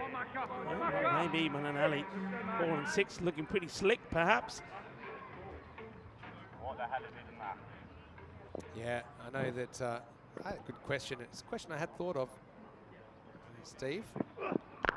Anyway, this is up in the air. This could be gone as well. It's going to be Manan Ali to go. Mackenzie Jones with the breakthrough, and Asia crumbling. Remember, they were bowled out in the 60s yesterday in the corresponding contests, and really, they've beaten that figure, but they might not get too many more if the wickets keep tumbling. 76 for 5. Oh, you can see he's devastated. He hits it in nose. He's found the fielder. Doesn't clear. Good comeback from Jones, though. look, it's that heavy length ball. He goes for the cut, but it hasn't got the power, hasn't got the elevation. Offers a straightforward, easy catch for the fielder. There's going to be no mistakes out there from Johnny Connell, who's an exceptional catcher. That's the third catch that he's taken, and that's the end of Manan Ali. And you can see as soon as he hits that, he's down on his knees in the middle. It takes a few moments to get over the disappointment and make his way off the field. New batter comes out, and it's Haroon Arshad, known more for his bowling than his batting. Arshad.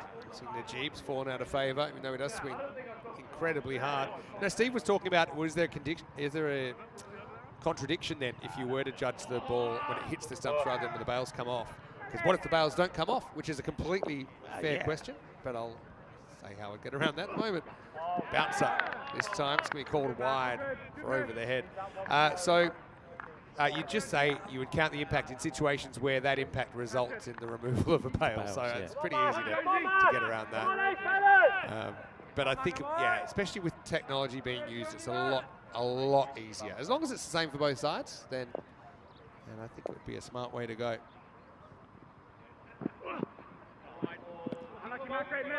Wide this time, that slower cutter, and he's trying to sneak inside the wide guideline, but umpire Shub says nope, you haven't done that. He's missed it completely. By a long way, actually. Talk about 4-pointer needed. And still 22 points away from keeping their point. Asia. Good delivery. Really good delivery. He's a good bowler, isn't he, Mackenzie Jones? Just think about him running in. And for bowlers and lovers of fast bowlers that love kind of his mechanics, and really gets it to lift up off the deck, puts it in an uncomfortable area. Cracking delivery, well captured there by Two Circles, production partner. Now gives himself a bit of room, gets the elevation, and that will go all the way. That's the difference really between the shot there and that from Manan. Manan didn't really get off the ground. He tried to do it feet firmly on the ground, but look at this one. Everything goes into the shot, puts the weight into it, gets it good. Knew where it was coming really, did Haroon Arshad. It's a good shot from him. Yeah, really good shot. Seeing Arshad really in for his batting. Just shows you the depth of these teams. Last ball of the fifth coming up. Oh, almost places onto this stump. Doesn't really know where it is. Gets no communication from the other end, and we get to the halfway point. 84 on the board. He'll take that, but it doesn't help when you've lost the 5 wickets. So 5 wickets go down as we invite you into the commentary box and for the final day here, the Western Shield. And really, it's a do or die here for Asian 11. I mean, it's a really close game. I know it's not hyper focused on the 4 points. I mean, they need 3 here, and that will, I think, keep them alive mathematically at least. So Asia, 5 out, they've got to do it. Hey, just mentioning again, in case you missed it, I said a few minutes ago, but we will be giving away the autographed bat today, or that will be drawn at least, so stay tuned for that. Signed by our icons. So Grizzly bat, good bat. Yeah, exactly. And thanks to everyone that entered, whether you win the bat or not, and hopefully you stick around with us and enjoy the season of European cricket. Oh, well, high in the air. Has he got enough of it? It sounded like he did, and he has. It's going to be 6 more. So, well, if you keep banging 6s, Vinny, then you got every chance of getting the win here. I think that's what it comes down to now. I think the 4-pointer probably off the table. Let's really say, right, okay, focus on the win. And Tommy Sturgis, he's having a bit of a mare. Went for 25 of his first, and he comes again. Right. High, in the air, keeper, under it. Thank you very much. Gets his man. And Sturgis finally will show us a lovely smile that he has, because up until then he's been, well, a little bit under the pump. And that's more like it to Sturgis. And there he is. We're looking at the leading wicket taker at the moment in the Western Shield. That takes him to 15. Yeah, Smail didn't really have to move at all, did he? And Safi tries to heave this away straight up in the air. He was praying for some sort of miracle there, Suleiman Safi. But Will Smail has been excellent behind the stumps, hasn't he? Yeah, Pretty sure he's kept his I think he's been right up there as one of the top performers, actually. Yeah. I mean, fantasy MVP. points I as know. I know. Unfortunately, he doesn't bowl, but I think if he was a bit of a bowler as well, he'll be right up there on the fantasy points because he batted very he's well. already right up And there, he's been superb with the. Well, he must have picked up a lot of fantasy points just for his keeping. catches. Yeah, for sure. I'll tell you. What have I got? He's actually third. Not sure how up to date this is, but he's third. He's only 33 points behind Jack Wood, who actually is the top MVP point scorer so far this week. Here's Najib. High and going, gone. Gea, shakala, Gea, manos. Arriba from the arbitro. Well, he's picked that up beautifully. Que genial, que grande. It's another batter that comes in, and it's his first ball for 6. Much to the disappointment and the amusement maybe also of Tommy Sturgis. Oh, that's bigger than the last. So Najib. Adios, pelota. Esa pelota no va. Esa pelota va para la playa. That's going to the beach. Forget about it. And Najib just inspects the bat, says, nah, it's all right. That went all right. Oh, launches into it. That is a biggie. It's a supersonic strike. Pizzaway Super 6. And Sturgis. Have a look at his bowling figures, by the way. He's gone for 43 with 2 balls to go. He's mumbling something to himself. Probably thinking about whether it was worth getting out of bed this morning. But he has got a wicket. And he ain't going to get another one just yet, because now he's gone for 49. 1 for 49 with the balls to go. And just like that, the Asian 11 start to believe again. Najib is just thriller minute stuff. He's going to swing so hard, and he might hit it. And that might just makes it so exciting. He's hit 3 in a row. This over's gone 6 wickets, 6, 6, 6. 25 of his first. 35 off 7 for the 4 points, just saying. All right. Sturgis gets a few instructions from various people. He's pushing. Yeah, making a bit of a change here. Third comes in. Is it a bluff? I reckon he still goes short. Oh, what a shot. What an amazing shot. Ay, ay, ay. Ole, ole, ole. Que vai. Que grande. Que sensational. Eso es. It's 4 6s on the spin from Usman Najib, who's been amazing with the ball. And now, is he going to do it with the bat? 30 come off that over. Oy. The only ball that doesn't go to the boundary was the wicket. Asian 11, 114 for 6. And, well, 29 is what they require for victory. Could they get, well, another over like that? Yes, they could get the 29 in the over. Wow.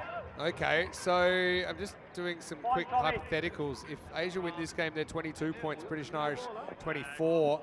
That meant if Asia were to beat Europe, I think Europe might rest a few now because I think they're pretty high up on the ladder. And if World were to beat British and Irish, then it could be a net run rate situation for the final. And meanwhile, the balls are just going to keep flying. Arshad getting on the action now. Maximo. Hold the horses. Hold the horses. They're looking to get 29 on the over. They do that. They take 4, and that changes the tables dramatically. Yeah, I mean, if they do that, then they are equal on points already with the game to go. Missed the straight full toss.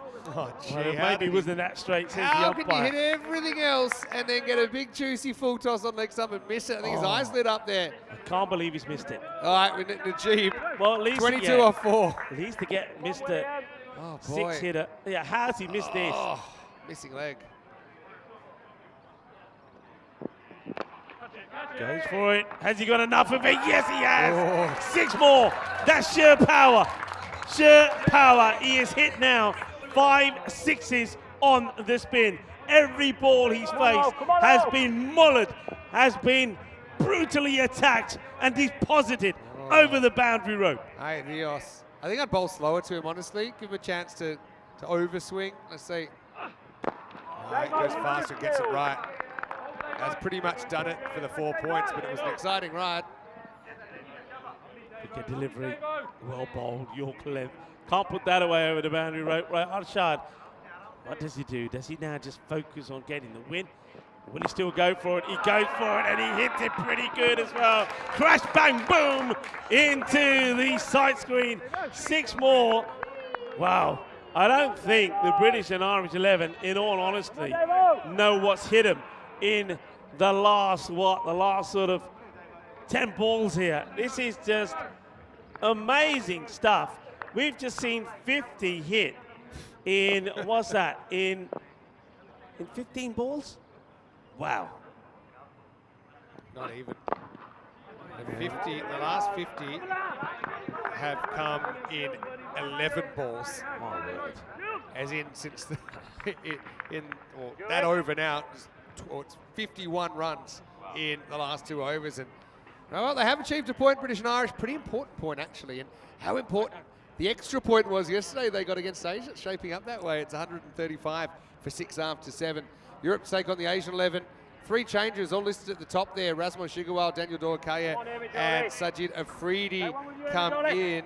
So Max O'Dowd, Shahid Afridi and Khalid Ahmadi out getting rested. So I think that's a sign that Europe have got a few tired bodies there. That's what I'm hearing on the ground. And so a slightly different looking lineup. I'm sure we'll see those 3 back for the final. But again, nice to see an opportunity for Raz, who, to be honest, hasn't done too much wrong this week. Just hasn't had too many opportunities. DDC gets another chance. And Sajid, who we haven't really seen batting for an extended period of time, he's listed at 3. So yeah, maybe a chance for him. I'm looking forward to seeing him. Let's see if he can. We know what he did here. That's going to be a wide ball. We know what he did in the Challenger final of that ECC. For that next match, I should say, it's coming up in half an hour. We don't have the extended lunch break today at all either, so all the matches are kind of back to back. This time. Might have noticed there, I think also that the Asia, they go unchanged from this side that you're seeing right now. It looks like they're going to get the win. And actually, they'll get a bit more of a break, won't they? Because that game starting in half an hour. This one is 1 hit away from being over. And that could be that hit. It will be game done and dusted. It finishes with a 6. And it's Usman Najib.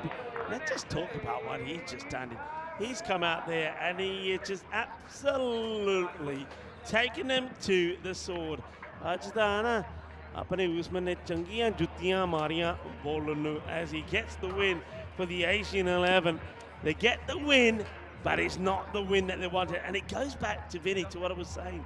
They needed really, I had that feeling, to try and restrict the British and Irish 11 to that 130 type of score. If they could have done that, I think the 4 points would have been in the bags. They'll pick up 3, and that means that the next match becomes ever so important. The Asian 11 taking on the European 11, and they need to win it, but ideally they need to win that big, and maybe now might be even requiring the World 11 to do them a favour in the last match. Net run rate check. Everyone's played 11 matches, and so after that, the Asian 11 have caught up some, but they haven't caught up to BNI net run rate. So Asian 11 0.24, 0.24 positive, and British and Irish 11 0.85. So it's about 0.6 between them.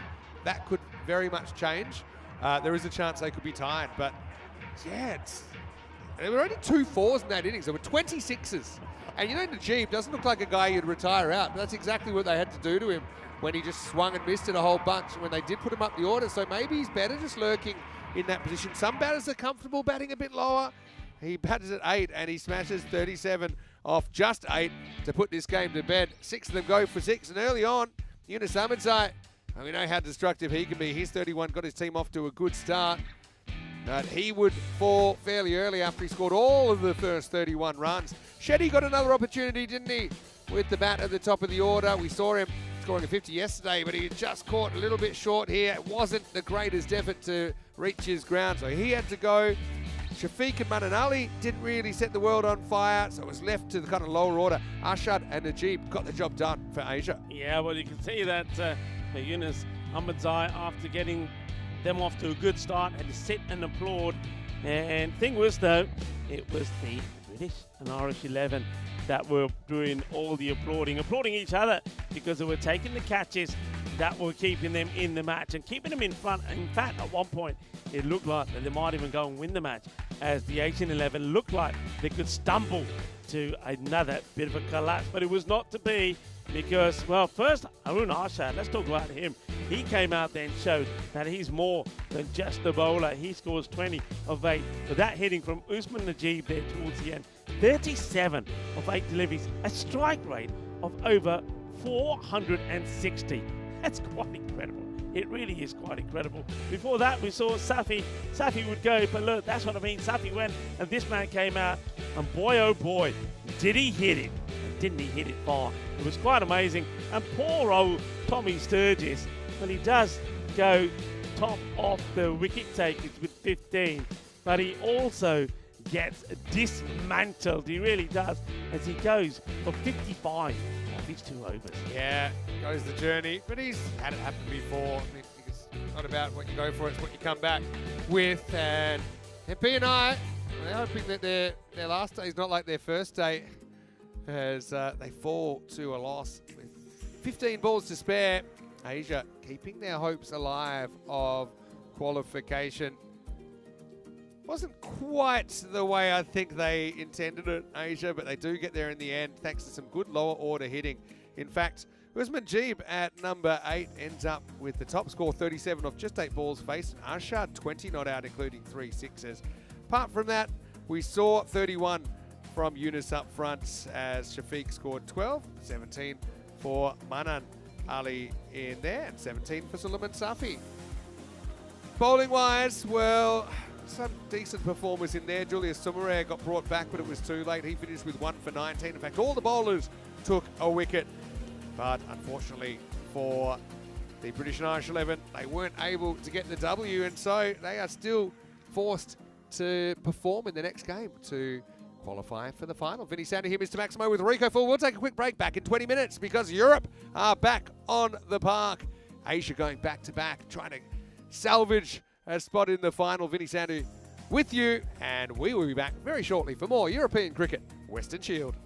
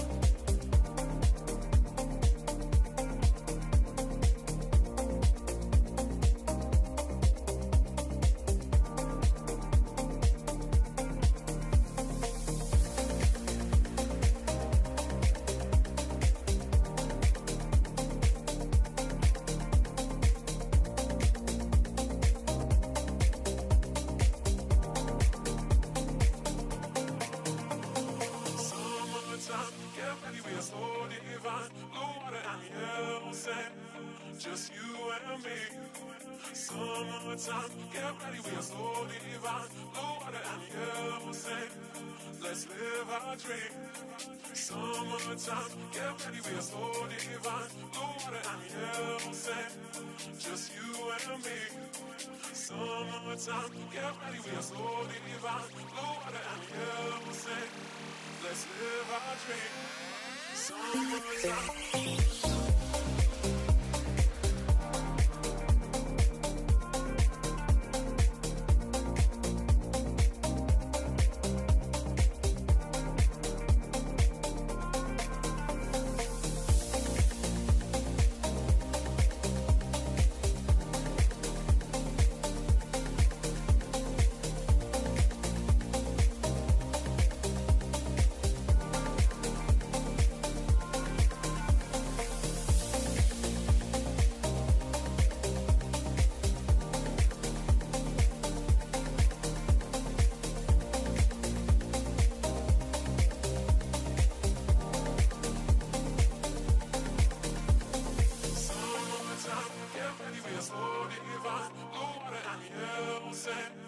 Just you and me. Summertime, get ready, we are so divine. Blue water and yellow sand, let's live our dream. Summertime, get ready, we are so divine. Blue water and yellow sand, just you and me. Summertime, get ready, we are so divine. Blue water and yellow sand, let's live our dream. Summertime.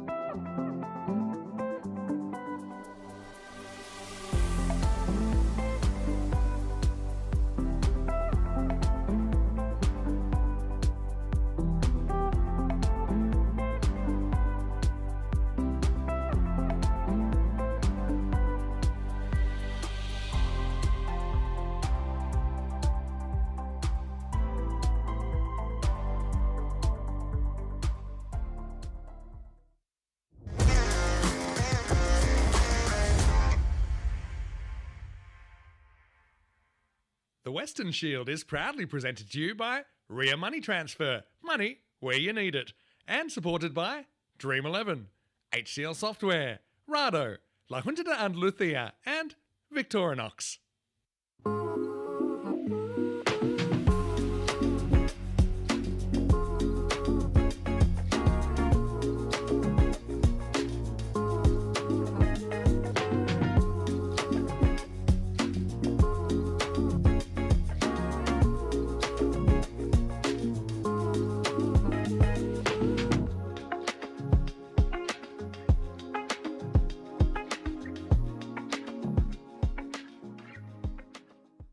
Europe win the toss and have elected to bowl first, so they will be on the chase, and they have chased well in the series. It's been such a kind of topsy-turvy ride, hasn't it, for both of these teams? They square up. Hello and welcome back. Well, the countdown is on. Well, the sun's up right now, but when it goes down, it will be time for the Western Shield final. But before that, we still have 2 matches to go, and let's see if there's any kind of changes of position. That's what everyone has their eyes on at the moment. So it's going to be the European 11 versus the Asian 11 here in match number 23. Let's go over to Ian Ramage now with the 2 captains and the giant coin for the coin toss. Europe 11 as the home team, you'll toss the coin. Asia 11 as the away team, you're going to call. It's been called European cricket. It's come down Andalusia, so you've won the toss. We're bowling first. Okay, toss won by European 11, who are going to bowl first. Europe win the toss and have elected to bowl first, so they will be on the chase, and they have chased well in the series. It's been such a kind of topsy-turvy ride, hasn't it, for both of these teams. They square up, and once again, I think we're not too far from the 50-50. I think probably Europe go in as slight favourites, given the kind of amazing run they have been on, and they do seem entrenched, don't they, now at the top of that table. But I know things can change. There's still plenty of cricket before we get to the first ball of the final. Let's get ready for this one, though. Match 23 on the way, with Europe winning the toss, setting in the Asian 11. So we might be ready for some fireworks. Let's get over to Rico Full in the commentary box. Thank you very much to Mr. Maximo, and enjoying the Andalusian sunshine out there as we get ready for this match. Match number 23. And Asian 11, well, I suppose 4 points would have been great if they could get them in that win against the British and Irish 11. It wasn't to be. They pick up 3, which means that this match now becomes a very important one. European 11 are sitting pretty at the top with 27 points. Behind them, the British and Irish 11 with 24. And then in third, Asian 11 with 22 points. So this is a big match. I think basically the Asian 11 are looking to win this match, get a win, and then hope that the World 11 can do them a favour in the final match before the final World 11 take on the British and Irish 11. So Asian 11, it's in their hands for the moment. Right here, right now, they've got to make sure they get a win. And I think to do that, they'll be hoping that they can get a big score on the board. They'll be looking to bat this very talented European 11 out of the game. There's a couple of changes. The big one to focus on first of all there is that Daniel Dolkaya listed to be the wicketkeeper. Well, that's certainly what I've got on the sheet that I've got in front of me here. So we'll have to wait and see if that's correct. Of course, Noah Crows is also in the side, but I think he's there now as the batter. And Sajid Afridi also comes in the side. I haven't yet to see him play. Well, let's see, he goes well in this one. 51 to 49%. It's right up there in the Goldilocks zone. Golden Goldilocks zone, when we say it's 50-50. Ready to start, the umpires are out there. Joe Foster is out there with umpire Shub. Getting ready to go. Well, this is the man that all eyes are on to see if he can get him off to an absolute flyer again. It's Yunus Madzai. And Sikander Zulfikar is going to start with the ball. We've seen him bowling normally just the one over at the end of an innings. Sikander is going to have a first go here at Madzai. Probably will be wanting to keep it outside the off. Joe Foster says, hang on, Sikander. I'm waiting for our official timekeeper, Rado, to say, play. Okay, now we can play. Here's the first. The battle. Bat versus ball. And Ahmadzai is going to get this just over the fielder who's out there in the deep. As he was deployed. Sticks to that position, even though he didn't have the best of matches there first up. They did put what could have been a very crucial catch down. Got that win though against the World 11, the European 11 this morning. Short, right, not in the... Okay, it's lost it in the sun, one fielder, but it's been well held by the fielder who comes around and says, it's mine, leave it, and that's a big wicket. Yunus Ahmadzai will go. He gets done with that shorter ball that gets banged into him. Goes for the big shot. It was quite interesting to see this because one fielder looks right up the sun and loses it. And that meant that somebody has to come around and take the catch. And that's a lovely moment there. I think everybody's congratulating Razman Shigwell, who has to step up because the first fielder loses this in the sun. So Razman Shigwell says, leave it, I got it. Yeah, it was their Shahid Afridi who first lost it. But Razman, he ain't losing it. Big wicket. Ahmadzai is going to have to go back just for six and out.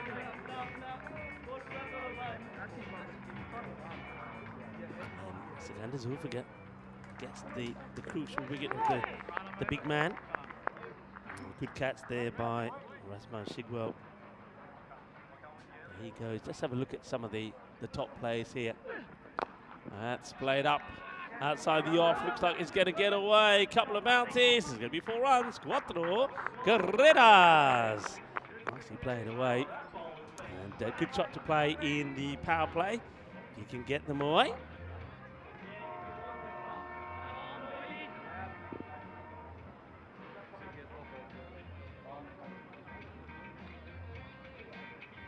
So 4 runs. It's Shafiq that gets that one away. It's worth a shout, you know. It's definitely worth a shout. It does look like he goes across there for a moment. It's a slower delivery as well. So steps right across. Have a look at this again. Gets right across the line, and yeah, I mean, I must admit, I have seen them given at times. And, well, Vinny Sandu has just sent me a message through saying, listen out for a knock on the door.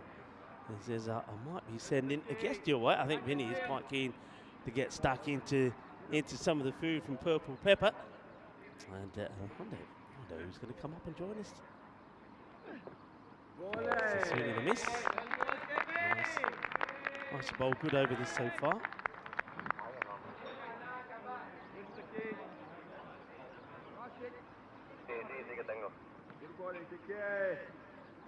Have a look at some of the MV points there. So Khan Shafiq still up there at the top, though. He's a couple of knocks he's had. Hasn't gone his way. That's well, we know which way that's going. That's going for 4 runs. That will be the end of the first over. And with that boundary, 15 coming off it. But there was that wicket and the big wicket, and a wicket there off the in-form Ahmadzai. But you got Arab Shetty, who, remember, got himself run out in the last match. And he's out there now with Shafiq. This could be an important partnership. Well, while I leave you to have a look at that, there's the knock at the door, everybody. And let's see who's joining us here. Well, I can tell you, it's the coach of the World 11. It's Tom here. With me, Tom. Lovely to have you. Great to be here. Thanks for having me. It's great to be here. What a beautiful day here. The sun is shining and there's some good cricket being played, as it has been every day. This is Khan who comes on, and well, he delivers, and that's a bit of a hit-me ball. I think we haven't seen a lot of Fayez Khan with the ball, and that looked like a bit of a loosener, so that one gets tonked away. Hey, great to have you. I'm guessing that Vinny's tucking into some of the grub, is he? Yeah, I think he's just having a little moment off. He's obviously been here and on the comms a fair bit this week, as he is most weeks, so I think he's having a moment to himself. Oh, well, I'm going to relish in the opportunity to talk to yourself. So, folks, I have got the coach here, the World 11. So any questions that you want to put in the way of Tom, fire them through. And I might have a few of my own as well, as this one gets played away. And that's going to be 6 runs. It just has the legs. 6 more. Manos arriba from the arbitro. As this time, Furkan Shafiq does look to cash in. He started well in the last match, but then just got himself out. Big match this, Tom. The Asian 11 needing a win here, and a good win here against the European 11 to keep their hopes alive. In your side, things haven't quite gone to plan. I mean, come on, put your finger on it. What do you reckon it is? Well, yeah, look, we started well. We won our first game. We won our 3rd game, and we were sort of, quite excited about this. But I think it's just such a different format of cricket for us. Our guys a lot of them have never played T10 cricket. A lot of them don't play on Astro since they were kids. Yeah. So we just haven't quite executed. I think the desire's been there, the effort's been there, but to me, we've tried lots of different things. We've tried different players, we've tried different tactics, but we just haven't quite executed as well as the other teams. Oh, well, that is just like a little chip. And I suppose this is one thing that all of you guys have probably noticed, that the number of boundaries are maximus. I think everybody knows that we do on European cricket, the T10 format, shorter boundaries, 50 metres. But, I mean, you time a ball well, and it just pings for 6. Absolutely, and these grizzly balls, as you say, they ping off the bat. They fly everywhere, and I've been so impressed by the standard of batting this tournament across all the teams. Blokes just haven't been missing. If the bowler misses, they hit out the park. Yeah, I think it's one of those, isn't it? I think batters, you're expecting batters because there's so many talented players. I mean, every team that we look at, I mean, the World 11 is a very good example. There's just talent after talent to come in. And it's all, I think the battle list is the bowler. How is the bowler going to prepare for that battle? And how's the bowler going to win that battle? And I think the variations are so important. And I think certainly when I've watched the World 11, I think the bowlers bowl very well. They've got the changes there. They've got the variations, but there's been so many close matches that you've just lost, but on small margins. Yeah, absolutely. And one thing we haven't quite had is someone just get an over that is 2 for 4 or whatever, whereas we've had that happen against us. Yeah. It's a nice looking shot. It's a fielder out there. Will just be a single as the batters come through. And a good start.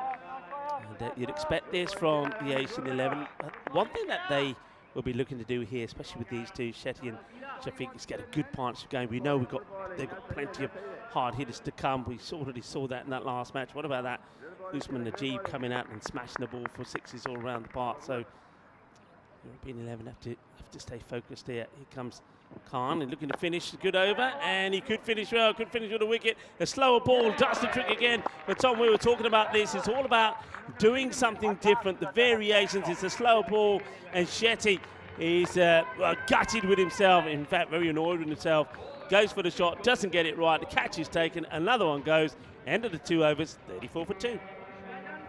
Yeah, some good bowling there. It's a change of pace.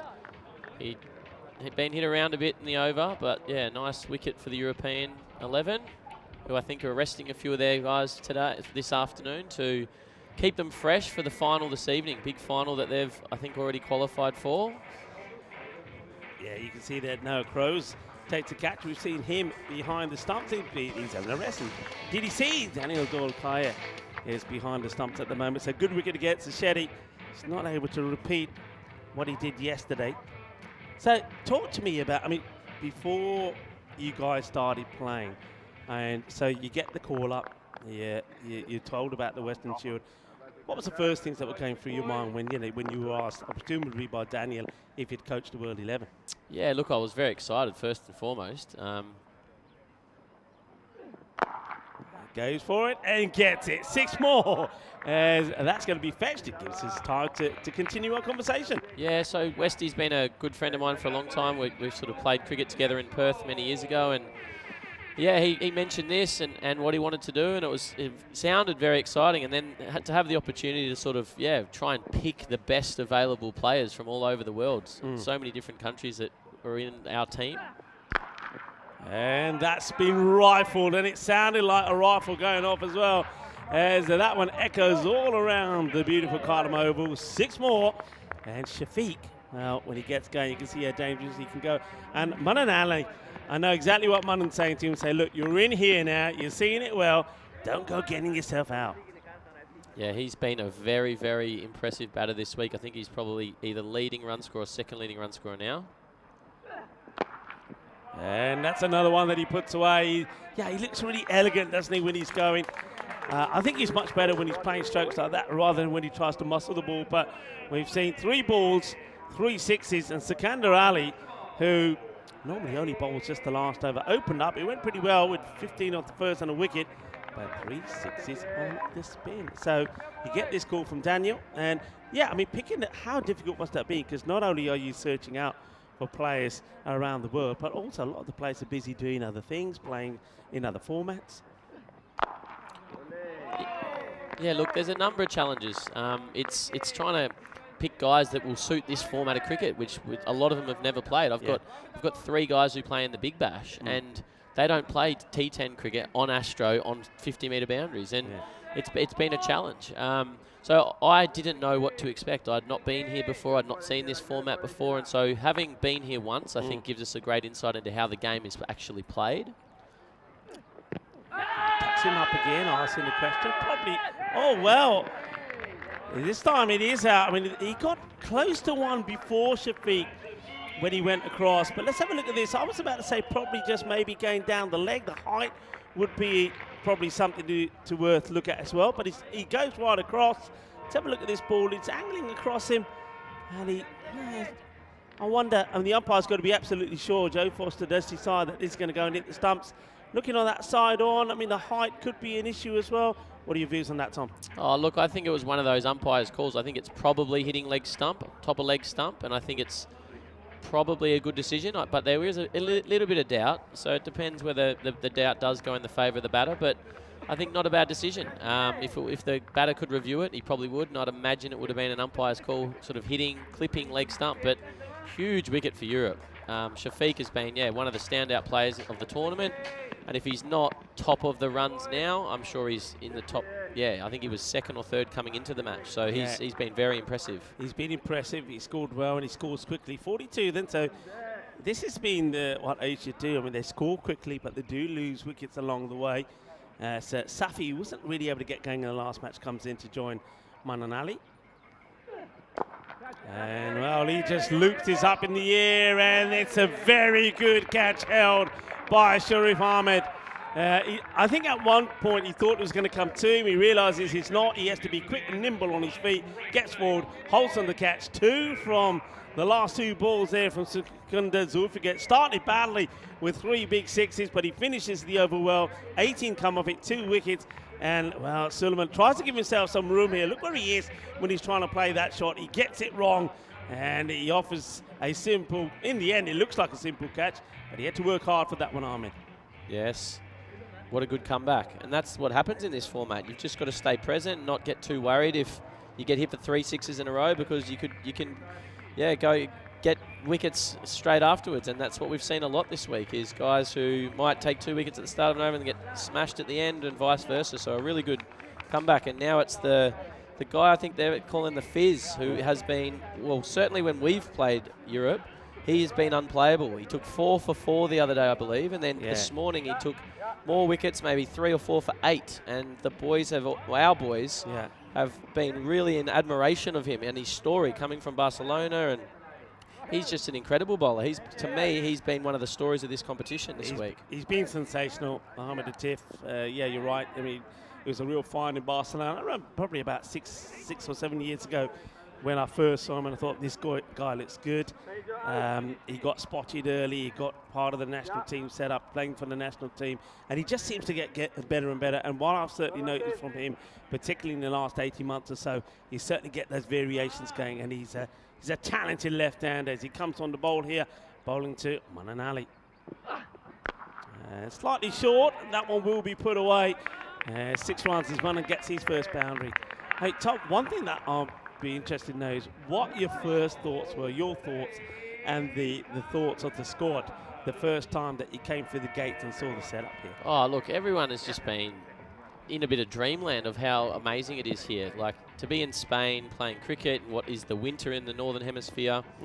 Everyone's just been looking around saying, how good's this? It looks a bit like Cable Mountain in the background. It looks just so stunning, and it's just been nothing but positive and excitement, and just a real buzz to be here this week from everyone. And even though we haven't got the results we would have wanted or we hoped, we've sort of really enjoyed ourselves. It's been a great week.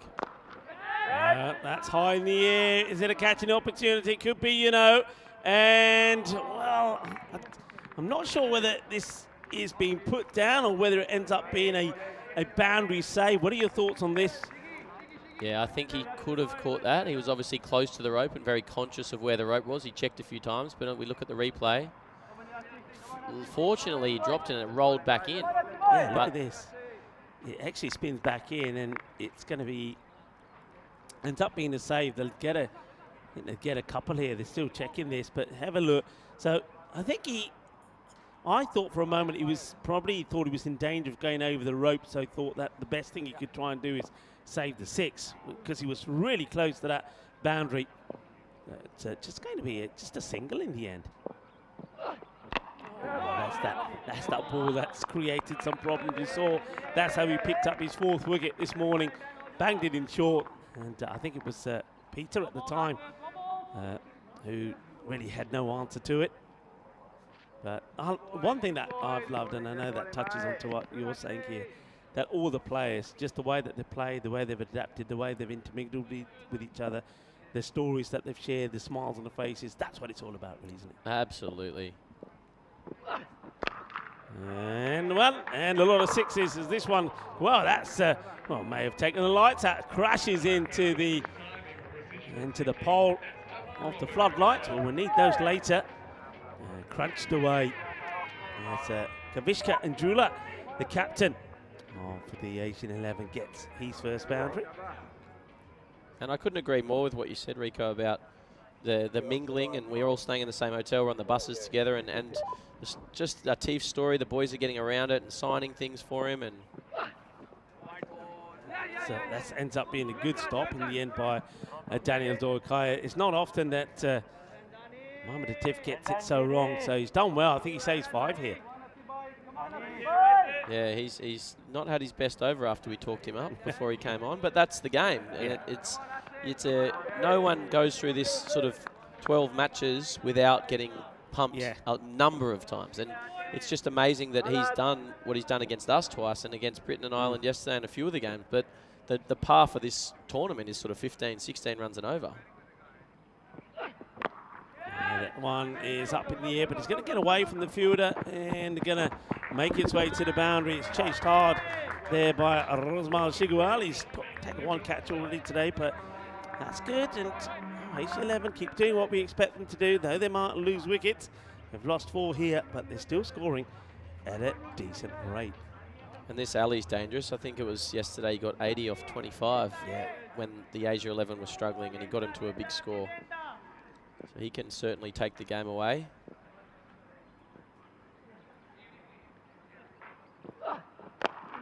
Slower cutter gets picked. Just be a single, and a tiff. Well, a rare, you're right, a rare high scoring over against him. He goes for 20. We've got that magical over. So takes the score up there to 72 for 4. And if you're joining in, Rico Foley, and I've got the pleasure of having Tom here, the coach of the World 11. Just any questions that you have for Tom, fire them through. It'd be great to hear any questions that you'd like to put Tom's way. Have the players, I know it's a lot of cricket, and I think I'm getting that from all the teams, but have the players, particularly the batters, like the fact that, you know, on some days you can have 3 knocks out there. Yeah. You don't often get that opportunity as a batter, do you? No, look, I think the batters have loved it, and the freedom that you sort of got to just go out and try and whack it from ball 1. Down the throw, and that's going to be out. Full delivery, and it's a wicket straight away for Shahid Afridi. And he's going to love this because he hasn't had too much luck with the ball. We haven't seen him playing in the too many starting lineups, but he's in for this one, and he gets a wicket of his first.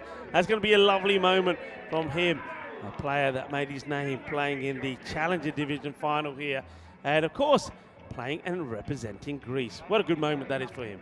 Absolutely, and Europe just keep taking wickets, and that's one way to sort of slow the run rate. Even though the next bloke's going to walk out and try and hit his first ball for 6, it's always good to get a sort of a set batter out and try and get further down the order.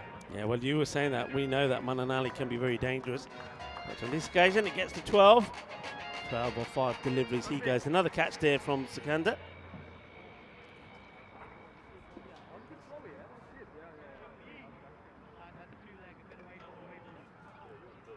Nicely played away.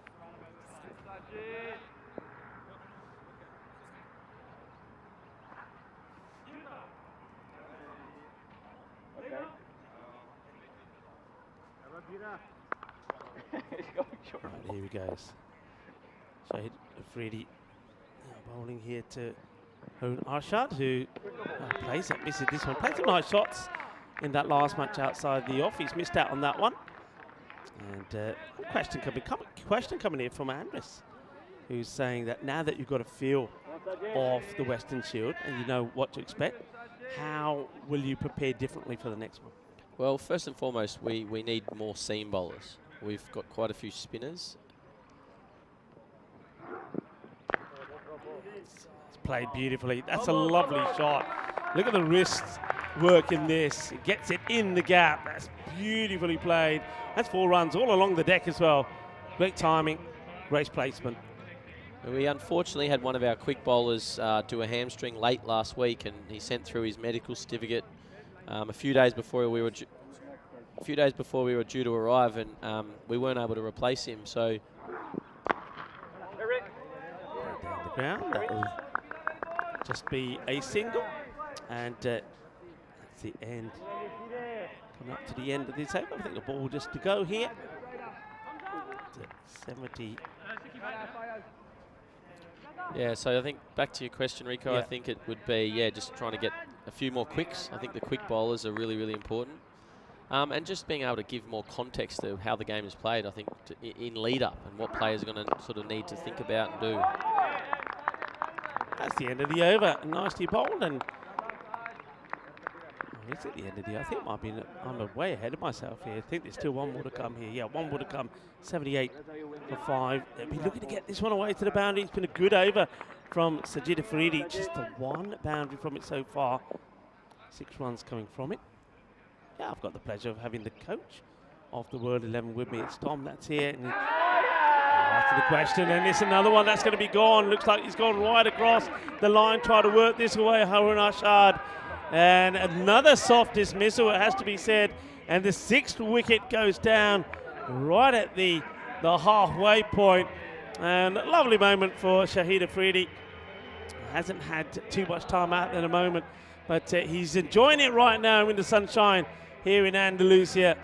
See this again, he shuffles right across, and it looks like that's probably going to go on and rattle the middle of the leg stump. Just have a look at the height on this as well, but you see it's all the way back, and I think that's an easy call for umpire Joe Foster as we welcome you in the commentary position. I've got Tom here, the coach of the World 11, who's answering some of my questions and some of your questions as well. So keep the questions coming in. Great to have you up here. Thank you for having me. It's such a beautiful view up here, and it's such a beautiful day. Yeah, well, we do have a room with the view, that's for sure. Thank you very much for answering some of our questions. Got one more match coming up today. It could be an important match. I mean, depending how this match goes, I think the Asian 11 will certainly might be rooting for you. I think you're looking for maybe this last match to finish on a high, finish with a win. Absolutely. Look, we've played well under par of what we think we're capable of and how we wanted to play. So, look, we said this morning we wanted to win both. Unfortunately, we didn't get it done this morning. So, definitely very keen to finish with some good cricket and hopefully a win. To the action as Ahmed comes out. That's been hit nicely down the ground. That will just be a single. Okay, so going back to what we were talking about. So, obviously, you were saying some disappointment in the seamer. A couple more seamers coming into the side. You were unfortunate not to have an extra one in.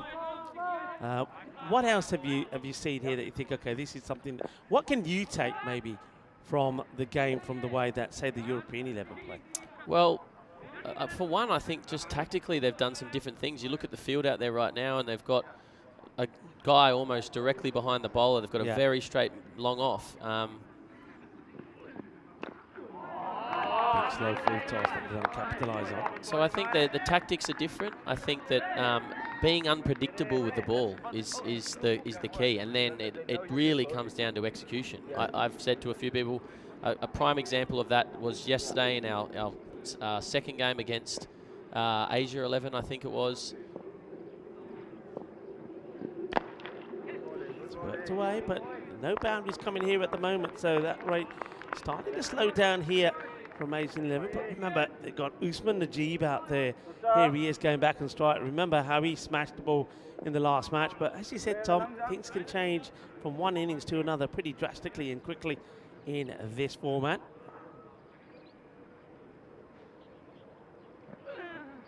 Oh, well, now then. This is worth having a look at. White is being called, and it does look like that for one moment he does take himself outside the crease, but does he get back in time? I think he might have dropped the ball, unfortunately, the keeper. We'll have a look. I mean, DDC is not your main keeper. Let's have a look here. Yeah, the ball gets away, so it was a big opportunity, and it gets missed. Doesn't have the ball. Whipped away. There's that fielder you were talking about. They call it the umbrella field.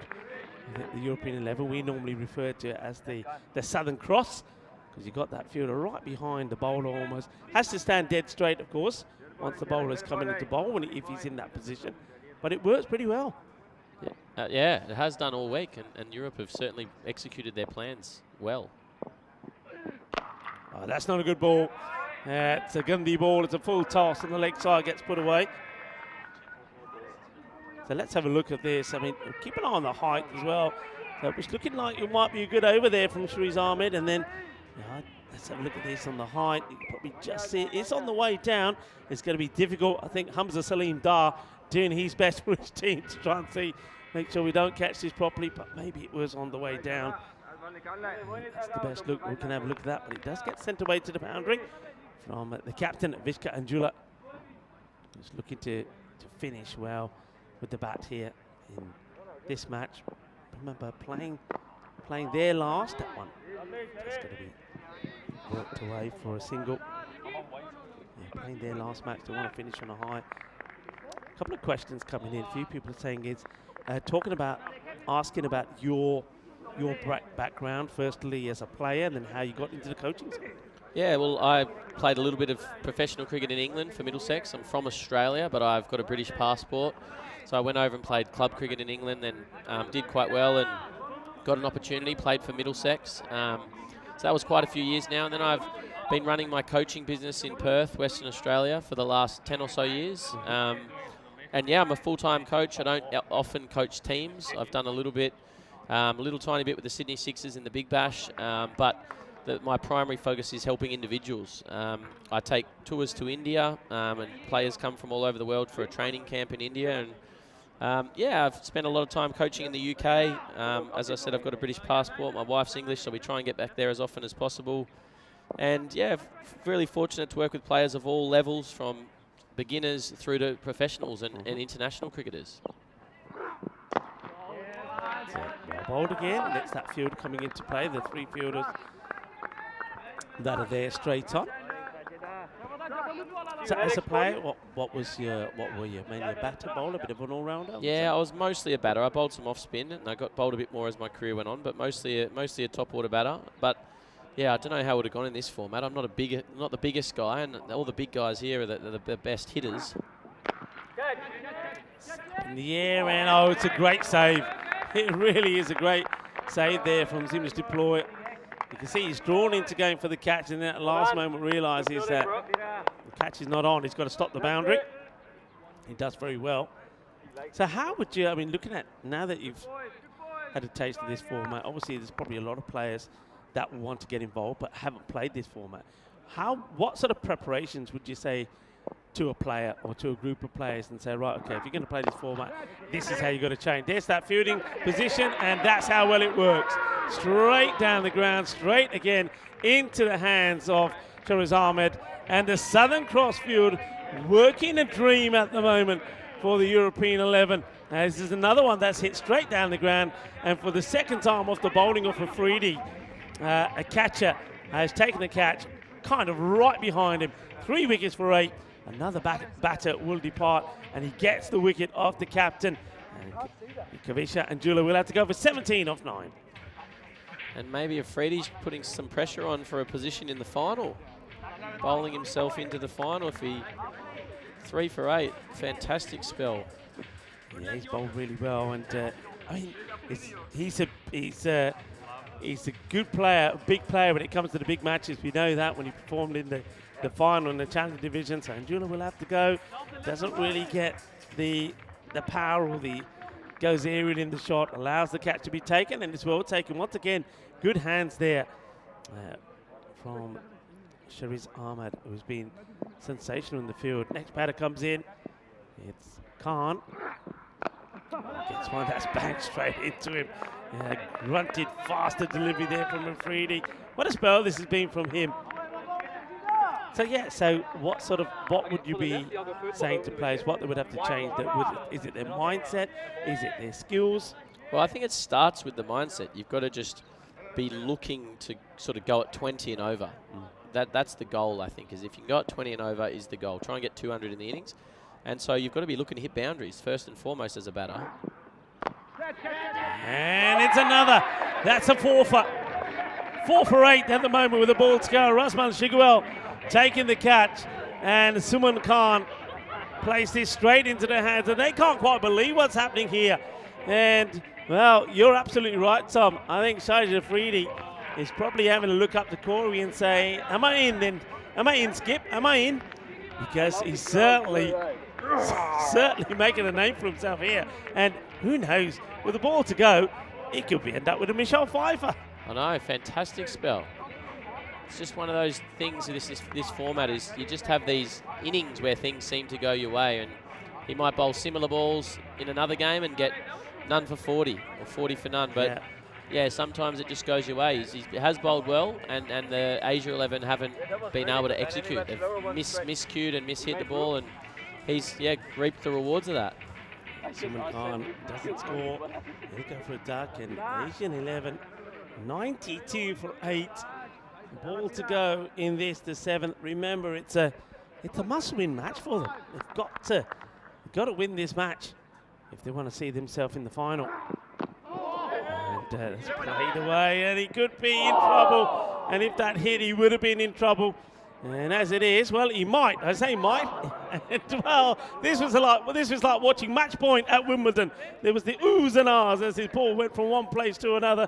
But in the end, it will be a run for Patel. Oh, that's how close it was. That's why there was the old oohs. First one end, and then he could have been gone at the other end as well. But he survives, and high fives all around from a superb bowling spell from Shahid Afridi. He becomes yet another bowler in the European 11. There he is. No wonder he can't stop smiling. Another bowler that takes a 4 for his side. Superb. 93 for 8 at the end of 7. Days to go then to the European League. Now this is what we call the Champions League of cricket, and these are all the groups starting here tomorrow. You can see, Tom, that we don't stop. It just keeps on coming, and I know that some of those teams, Dreux, Darmstadt, ACC Bucharest, Arigrad, and Peel and St. John's might be here already. Some of them might even be making their way to the ground, getting ready for the big final later tonight. Welcome to the party. Welcome. What a format that is. Look at all those teams and the different countries. Incredible. Goes for it. Doesn't get it out in the middle. It's just going to be singing. Yeah, it is credible. There's a lot of us on the European cricket really love the European Cricket League because it's club champions from all around Europe coming together, and that's where a lot of these stars have been found. I mean, a lot of the players have been, we've touched on something like Mohammed Atif, Hamza Salim Dar is another one. These are guys that, they're finds, and they've only come about because the European cricket has been in those countries. When we were in Barcelona many years ago, that we saw them for the first time. Well, that's a bit more like it. That's what you expect to see. As Usman Najib, don't forget, he's still there. And he blasts this one out of the middle. Big hit, 6 runs, boom. Shakalagia, and that's 100 up. Yeah, fantastic shot. He's been a real star of this week as well. I think his economy rate's the best in the tournament, or if not very close to, and one of the quicker bowlers, executes incredibly well. And obviously can whack it as well. So, yeah, I was in La Manga for the European Cricket League in 2019, and that was awesome. That was a great experience, and I think that's what European cricket is about. It's about bettering the standard of cricket in Europe, trying to help these players who are all coming from incredibly different backgrounds, and they all want to play good level of cricket. They want to get better, and it's certainly helping. It's certainly what the European cricket is doing for cricket in Europe is incredible. Ahmed once more. And that's launched. Well, he's woken up. Where's this going to hit? Where about is that? I think that might be right at the top of the hill. If it is, that's the biggest so far. I know that yesterday when I was here with Ross Taylor, there was one that was hit down there. And it was about a couple of meters off the top. I think this goes all the way to the top. Let's have a look. Going. It's gone a long way. Miles, says Atik. That's called miles. Yeah, I mean, things have changed since 2019, haven't they? With a handful of teams in that European Cricket League, and now look at it now, how it's grown. It just goes to show the development, not just of cricket in general, but cricket in Europe. And now he goes outside the off. That's going to be 6 more. And all of a sudden, just like that, a lot of the European supporters have gone a little bit quiet.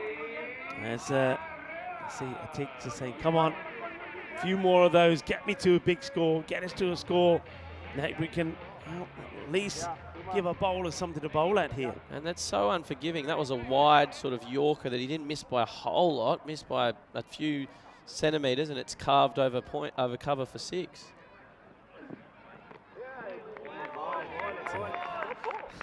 Similar sort of delivery, but this time it goes just a little bit fuller. Gets it past him. Dot ball. 112 for 8 at the end of 8. So 12 balls to come to see just how many more that they can muscle. And nice to see the smiles on the faces of the boys. Couldn't be better, though. I think you said already in the sunshine. One ball to go, I think. I think they called that a bit prematurely. Yeah, it looks like that they have. Yeah, one ball should have come. I was doing this a little bit earlier. Now the umpires losing count. So we'll get one more to have a go at. We're in the Jeep. There's still some discussing going on here. I think they're not sure what they're discussing. Might be discussing that it's the right batter on strike. I don't think there's any issues there. Usman Najib was the batter on strike. Just some discussions here, I think, between the on-field umpires. That's Joe Foster and Shubnamjot Singh and the tournament referee. So one more to come. Will they capitalise on it? And it's very much the same as the ball before. He says, well, I did it once, I'll do it again. So he gets out of that over pretty well after being hit for 3 big sixes. 19 come from it. And, well, the score stays as it was, 112 for 8. Yeah, well bowled there. Round the wicket, wide, full. I don't think he quite got the Yorker, but full. Tough to hit. And with the wide line not moving, a lot of batters are batting a long way across. Yeah, just inside. A lot of batters are standing right across their stumps because the wide line doesn't move as the batter moves across, which is an interesting rule, a unique rule here for European cricket. But the bowlers then have to be able to adjust and be willing to bowl a wide to try and keep it out of the swing zone, the sort of step hit zone. Have you been to Spain much? Somebody asked the question. Have you been to Spain much? And what's the best thing that you love about being in Spain? I have been to Spain a few times, and Atif is back on. I have been to Spain a few times. I've been to Ibiza a few times. I've been to Menorca. I've been to Barcelona. So Spain, when I was younger, I used to say is the best country in the world. I think I'm on a Middlesex player profile video, and I say Spain is the best country in the world. I think the weather, the people, the food, it's just such a beautiful place. Swinging and missing, and that's clever running. Did he see standing or stepping up, stepping in for the keeper this time? That one gets through, and I think it's important that Najib gets himself back on strike after Adam Patel swings that misses at a couple, so he's back on strike. And this will be a good contest. Mohammad Atif, first over, didn't go exactly to plan. 20 came from it, but he's bowled 2 decent deliveries here, two dot balls, just that one by. But he now has to deal with the powerful Najib. What's your go-to food then out here in Spain? Oh, any sort of tapas. We've been to a few beautiful restaurants and try and ask the waiters, what do you recommend? And to me, that's what a swing and a miss there, trying to hit it over deep mid-wicket. And that's what Atif's done all week, where guys are trying to pump him over mid-wicket. And he changes his pace beautifully. I think he's got a sort of a cutter. He's got a knuckleball. And just that's what our guys have done. We've nicked him. Other guys have played and missed him. And just people can't read him at all. Very clever. Back to the food. Any sort of meat, tapas, paella. We absolutely have loved it. Swing and miss again. This is quite exceptional. Not a run off this over so far. The only run was the one by. 4 dot balls, 4 swings and misses. Yeah. I mean, and we say quite often, Tom, that in this T10 format, 4 dot balls in an over like that, I mean, you could be talking about player of the match. Yeah. I mean, you're talking a lot of runs. Well, Atif. This is going to be a bit unlucky. It's the top edge, and it goes, and just going to bounce just before the boundary rope. I think that's going to be 4 runs here. I think the umpire's just checking this, but that just bounces inside. As it was Crows who was trying to catch up with it. So 4 runs, but a little bit of luck, poquito de suerte. Yeah, of course, here in Madrid, it's all about the boquerones or the anchovies. It's one of the tapas. I don't know if it's not far from our hotel hotel partner, Sunset Beach Club. If you come out the hotel and go down along the seafront, a lot of the restaurants are doing the boquerones and the sardines on the barbecue. They are absolutely delicious. And of course, you've got to down it with the old Victoria Cerveza, which of course is the Malaga beer. Yes, or a sangria. Ah. Love a sangria. They've been lovely. We had a couple of them on day one, and yes, it's just such a great culture. I actually bought a jar of olives from the supermarket, and I've been enjoying them in my room every night. And just, yeah, it's just such a special place and such a special thing that we've got here this week. Last over, 118. I don't think Asia have anywhere near enough here. No, they don't. I mean, you think even if they go get the 20 off the over, I still think they needed a bat for me, a European 11 out of this game, and I think to do that you've got to go 160 plus. So I think Corey will be very happy with the way that his boys have done, led well once again by Sikander Zulfikar. Here's the last, and Faiz Khan to bowl it, goes with, I think that'll be a wide, yep. Too short, flies over the head of the batter, wide ball, first up to Najib. Back to his mark, to get that ball a little bit fuller. Not even in the shot. Very short. Another question coming through. So the squad you've got at the moment, all keen to come back? All keen to do it again? I think so. Hit hard, and I think that one's going to go all the way as well. Probably 6 runs. I think the umpires once again will get check on this. Maybe a boundary check on this one to see if it goes all the way. I suspect it might have done. Let's have a look at this. So a little bit too short. There's plenty of room to get it away. And I think that one, no, short of the boundary. On bounce, 4 runs. This is the over they've got to go in. So keen to come back. And do you think that they'll go back and spread the word and get other big players key to be part of it next time? Absolutely. I think that it's been so well run and we've been very well looked after that I think it'll only be... Oh, wow. Hang on a minute. I think this one is a tree topper. That's out of here. We've seen some big hits here. We've seen some big hits. And that is right there amongst one of the biggest. Look at the smile on the face of Najib. Of course, he's smiling. That's another huge 6 from him. Yeah, over the trees. That is one of the biggest of the week. And I asked the question to our group yesterday. I said, I wonder if at any point cricket will give you more than 6 runs for the further you hit it. That's probably worth 12. I often say that in commentary. Sometimes say, forget 6, you should double it up because it's gone so far. Fayaz. Well, it's so interesting that someone can plink it just over the rope and you get the same amount of runs as you do hitting it 50 metres past the boundary. He swings hard at this one. He's quite keen to try and come back for the second, but it's not going to get there. I think the image deployer is going to make sure he doesn't. So it's going to have to be Patel to see if he can get at least a boundary from his bat as well. If not, at least get Najib straight back on strike. I think it's a boundary or single.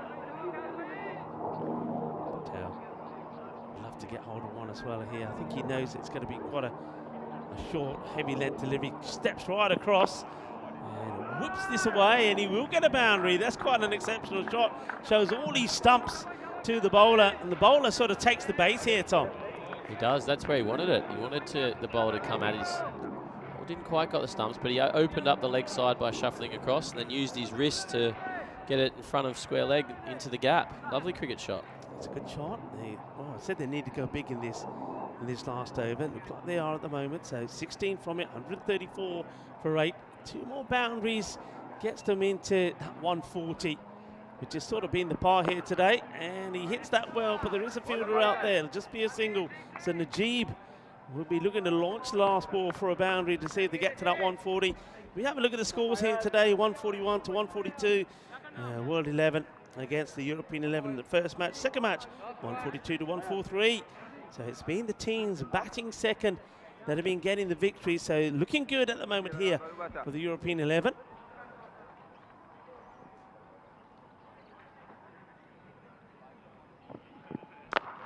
And he's hit it, but to the fielder, and that's going to be out. So he goes for 37 of 15 deliveries. That's going to be the end of Usman Najib. It'll be 135 for 9 So once again, teams batting first, certainly having the troubles this morning. And why do you think that? Is that just pressure, you think, Tom? Because, I mean, ideally on a day like today, win the toss and bat, right? Yeah, well, the weather is fantastic. And then obviously the pitch doesn't change at all. I think when you chase, you know what you're chasing. You know what's needed, and you know how hard you need to go, and those sort of things. So it can be an advantage. But yeah, look, we didn't quite get enough runs this morning in the first game, and then again Britain as well. And it looks like Asia a similar story. Yeah, well, that's the Western Shield. Some wonderful trophies there. Remember, plenty of trophies will be on offer later on today. A big thank you, of course, to our trophy partner, Locker Lifestyles, as we have a look at the highlights. So, Tom, I know that you're here with us for just this innings. Talk us through the highlights. Well, yeah, Asia got off to a reasonable start, and Shafiq was the man taking them down. Here's a beautiful 6 over the offside. I think he was on fire and on for a big score. And when they got rid of him, the game changed. Nice catch by Noah Cross there. Not usually has the gloves on, but at short third. And here's Shafiq. He plays that length so well. Baseball over mid-wicket. He's been hit the most sixes this week, I think. And the balls were flying everywhere. But this was the controversial, sort of maybe hitting leg stump, maybe not decision, but given out. And huge wicket. And from there, I think it was all Europe. I think after Shafiq got out, Europe were ahead of the game, kept taking wickets, and Asia, until Najib hit a few towards the end, they couldn't quite get going again. Yeah, and the story, I suppose, for the European 11 in this one was Shahid Afridi. I mean, he's not been in the lineup much, but he comes into the team and he bowled he bowled brilliantly well. I mean, that was the first, he's the big appeal, and he likes the celebrations as well, and he's giving heart and love to everybody. And so he should, and this is that Southern Cross field that we talked about, straight behind the bowler, and on 2 occasions of his bowling, the batters were caught out there. Good sharp catch taken there by Razmal Shigwell as well, and well, hugs and juppies all around for Shahid Afridi, and he's got a lovely smile as Afridi, and it's nice for him to be out there giving a smile to Shafiq. Well, he wasn't smiling too much. He wanted to be out there, but he couldn't be. And I think maybe the Asian 11 will feel that, well, they're probably about, I think here, 25 to 30 runs short of where they would have liked to have been. Yeah, no Max O'Dowd for Europe makes it slightly easier for Asia, obviously being an icon player and one of the best batters in the tournament. So they'll miss him, but you get a chance for a few other guys to have a hit. Yeah, very much so, and I think Zimmer's deploy there will be key. It's been wonderful to have you stepping in for Vinny Sandhu, doing a wonderful job as well. I'm sure Vinny by now has got through whatever he's having, his brief stroganoff, I would imagine, and be joining me back. Great to have you in. I know you've got one big match coming up, your last one against the British and Irish 11. I hope that goes well. Thank you. Yeah, it'd be nice to finish with a win. Thanks for having me. Always a pleasure. Well, there you go, folks. Big round of applause for the coach of the World 11, Tom. Great to have him, and great to have his expertise there as well. And I'm loving the fact that we got another very nice young gentleman who's loving the time out here in Spain in the Andalusian sunshine. Thank you very much. As we have a look then at that scorecard. So it was on the batting front, Furkan Shafiq gets to 41 and then gets out, and then it was Usman Najib once again late on who scores 37 off 16 on the bowling front. Shahid Afridi 4 for 9, and he'd be hoping that he can maybe perform with the bat as well if he's given the opportunity. And well done to the captain. Sikandar Zulfikar picks up 3 for 32, and Fayez Khan there also a little bit expensive like his captain, 2 for 36. So that means that I think the European 11 are well, I think they're big time favourites to go and knock these runs off, and maybe they can do what the Asian 11 really needed to try and do in the last match, and that's maybe even get the win inside the 7 overs. I'm Rico Full, and it was a great pleasure to have Tom with me talking through that first innings. Vinny Sandhu will come back to talk through the conclusion of this match with me. Match number 23, with the European 11 needing 136 for victory. Join us back when we return in 10 minutes' time.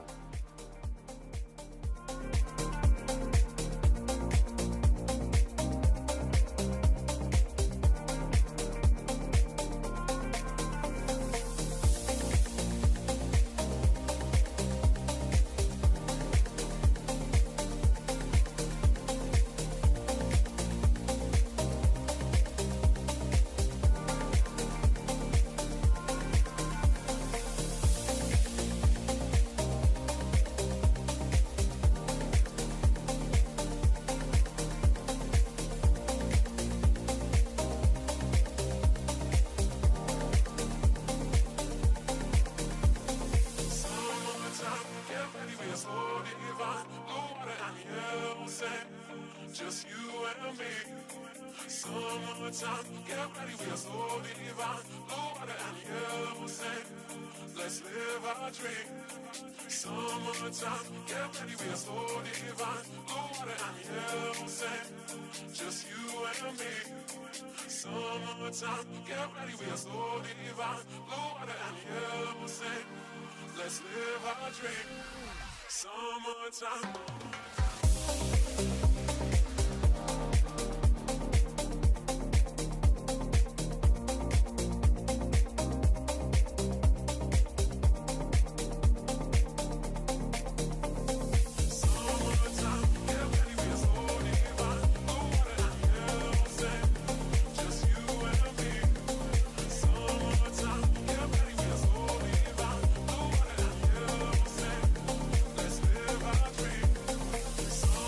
Time.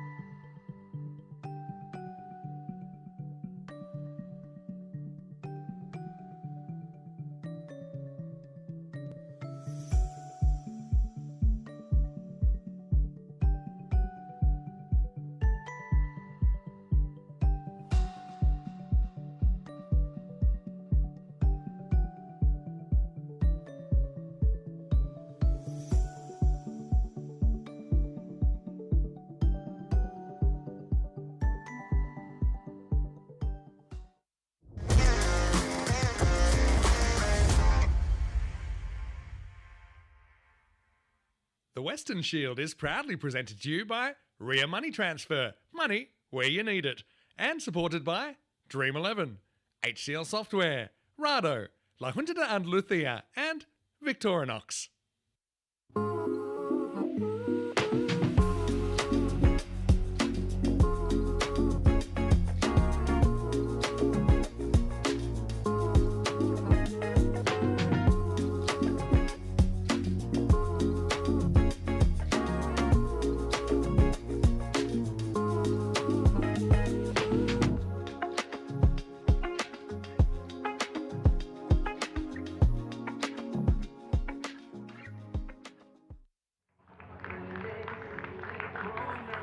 Hello cricket lovers and welcome back to the sensational Cardamom Oval, looking absolutely wonderful in the sunshine.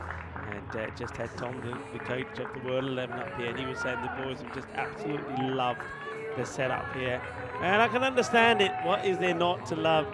It's a little oasis, this ground, tucked away, nestled away in this part of Spain here in Malaga, the Cardamom Oval. Nestled amongst some of the olive trees and the orange and lemon trees here around the ground, with the Sierra de Cardamom in the background. Let's have a look at the bonus point equation. 94 or less. I don't think that looks realistic for me, though. Stranger things can happen. But they achieved the target in 7 overs with this very powerful European 11. Certainly does look on. I know that Tom was saying that there's no Max O'Dowd in the side, but they've got plenty of power. We've seen that already, and it looks like Daniel Dorcaye, who enjoyed himself behind the stumps, I think, is out there, and he's got pleased to see Razmal Shigwell, his opening partner. So some changes being made to the normal lineup here by the European 11. They know that they already will be in the final later tonight, and at the moment it's looking like it could be a repeat of the very first Western Shield final, when of course there was only the 2 teams in it. That was the British and Irish 11, and of course the European 11. It was the British and Irish 11 that would win. They won 6-3 last year there in Portugal. First ball is a bit of a swing and miss, as we've seen this tactic in the earlier match from the Asian 11. They're going with Adam Patel to bowl the first over. And it's edge on it, no run. Good early call there from Razmal. So are we going to see a turn up in the books here? Restrict to under that 95 score and take all the points, and uses his feet to good effect as DDC doesn't quite get to the pitch of this. I think Adam Patel partially wins the battle, even though he has to see the ball go to the boundary. But he does draw DDC out. Welcome to Tim Harmer and Kroom and Chris Smith, who are lurking on the chat. Well, not really wanted this at all. He gets a little bit lucky, actually. That could have gone anywhere. DDC gets a single. He gets Razmal on strike. Razmal Shigwell. What an amazing opportunity for him as well. We've seen him do wonderful things there in Austria at that Seabarn cricket ground. And here he is at the Field of Dreams, the Cardamom Oval. And he'll go down the ground, and that will be 6 runs. He opens his account with a maximum bolle ginna zona shakalagia. That's the first maximum. As Razmal can be such a destructive player. I've seen him get to 50s in no time at all once he gets into the groove. That's well bowled. Had to dig that one out. Slightly quicker pace on delivery from Patel. End of the over, and not a bad one. Look, but when you see a lot of the seam bowlers in the first overs going for plenty, sort of 16 plus in the 20s. That one just going for the 11, and in the last match, his first over. Went for 13, 36 matches since a golden ball. So no golden ball in the Western Shield yet. We didn't get one last year there at the Centrum Cricket Ground. Let's have a look at some of the key players for Europe here. So Jeremy Martin's now the top with MVP points, a good all-rounder. So he must deploy just behind him, and Mohammed Atif. There he is, top of the wicket takers there with 14. And most runs, top batter, Max O'Dowd. Not playing this one, so opportunity for Zimus and deploy if he gets in to try and leapfrog Max O'Dowd.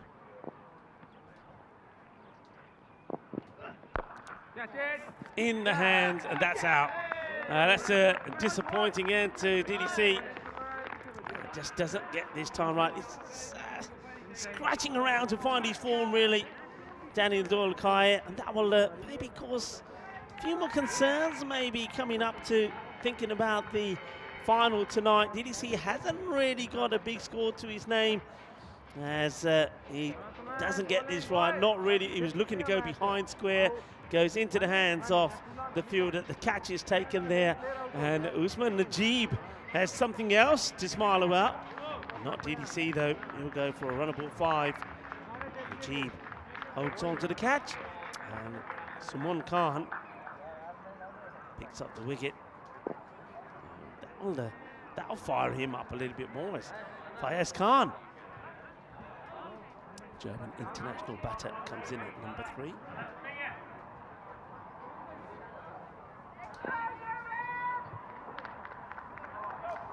I have to mention this to Vinny when it comes in. It's Pinocchio Day today. I'll have to keep an eye on Vinny when he's talking. I'm going to ask him where he's been the last innings and if his nose starts to grow. I know he's telling me porcupines. Yeah, Pinocchio Day celebrated today. And the day marks the anniversary of the release of the Disney film of the same name in 1940. Disney's Pinocchio went on to become a global sensation.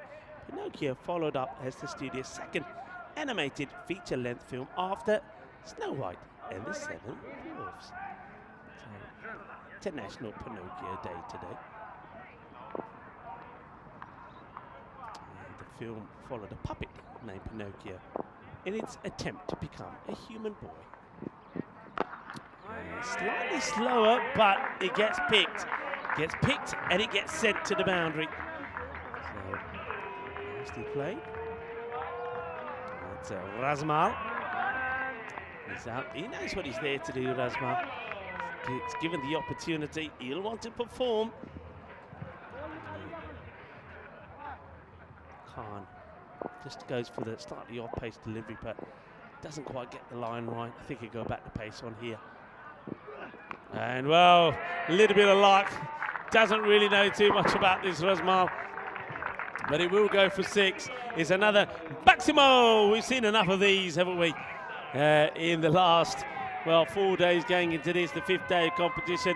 Gets beaten, really, by the bowling of Khan, but any bit of bat, it's going to fly away, and it does. 6 runs. So, Suman Khan, it started with a wicket, then a single, and then Razmal gets on strike, and he's picked up 2 boundaries. Oh, muscled. Absolutely brutal. 6 more. Ginna Sona. Shakka Lagya. Shaba Shaba. And it's Razmataz time from Razmal Shigawel. And he's gone 6, 6, 6. And I remember I was doing a match with Vinny and Razmal. You know, the European 11 were a bit of trouble. And Razmal was listed, I think, to come in at 3 or 4, and we just didn't see him come out. And eventually he would come out very late on, and he hit a few balls to the boundary, but they would lose the game. And I was saying then, I don't understand why he's not coming out.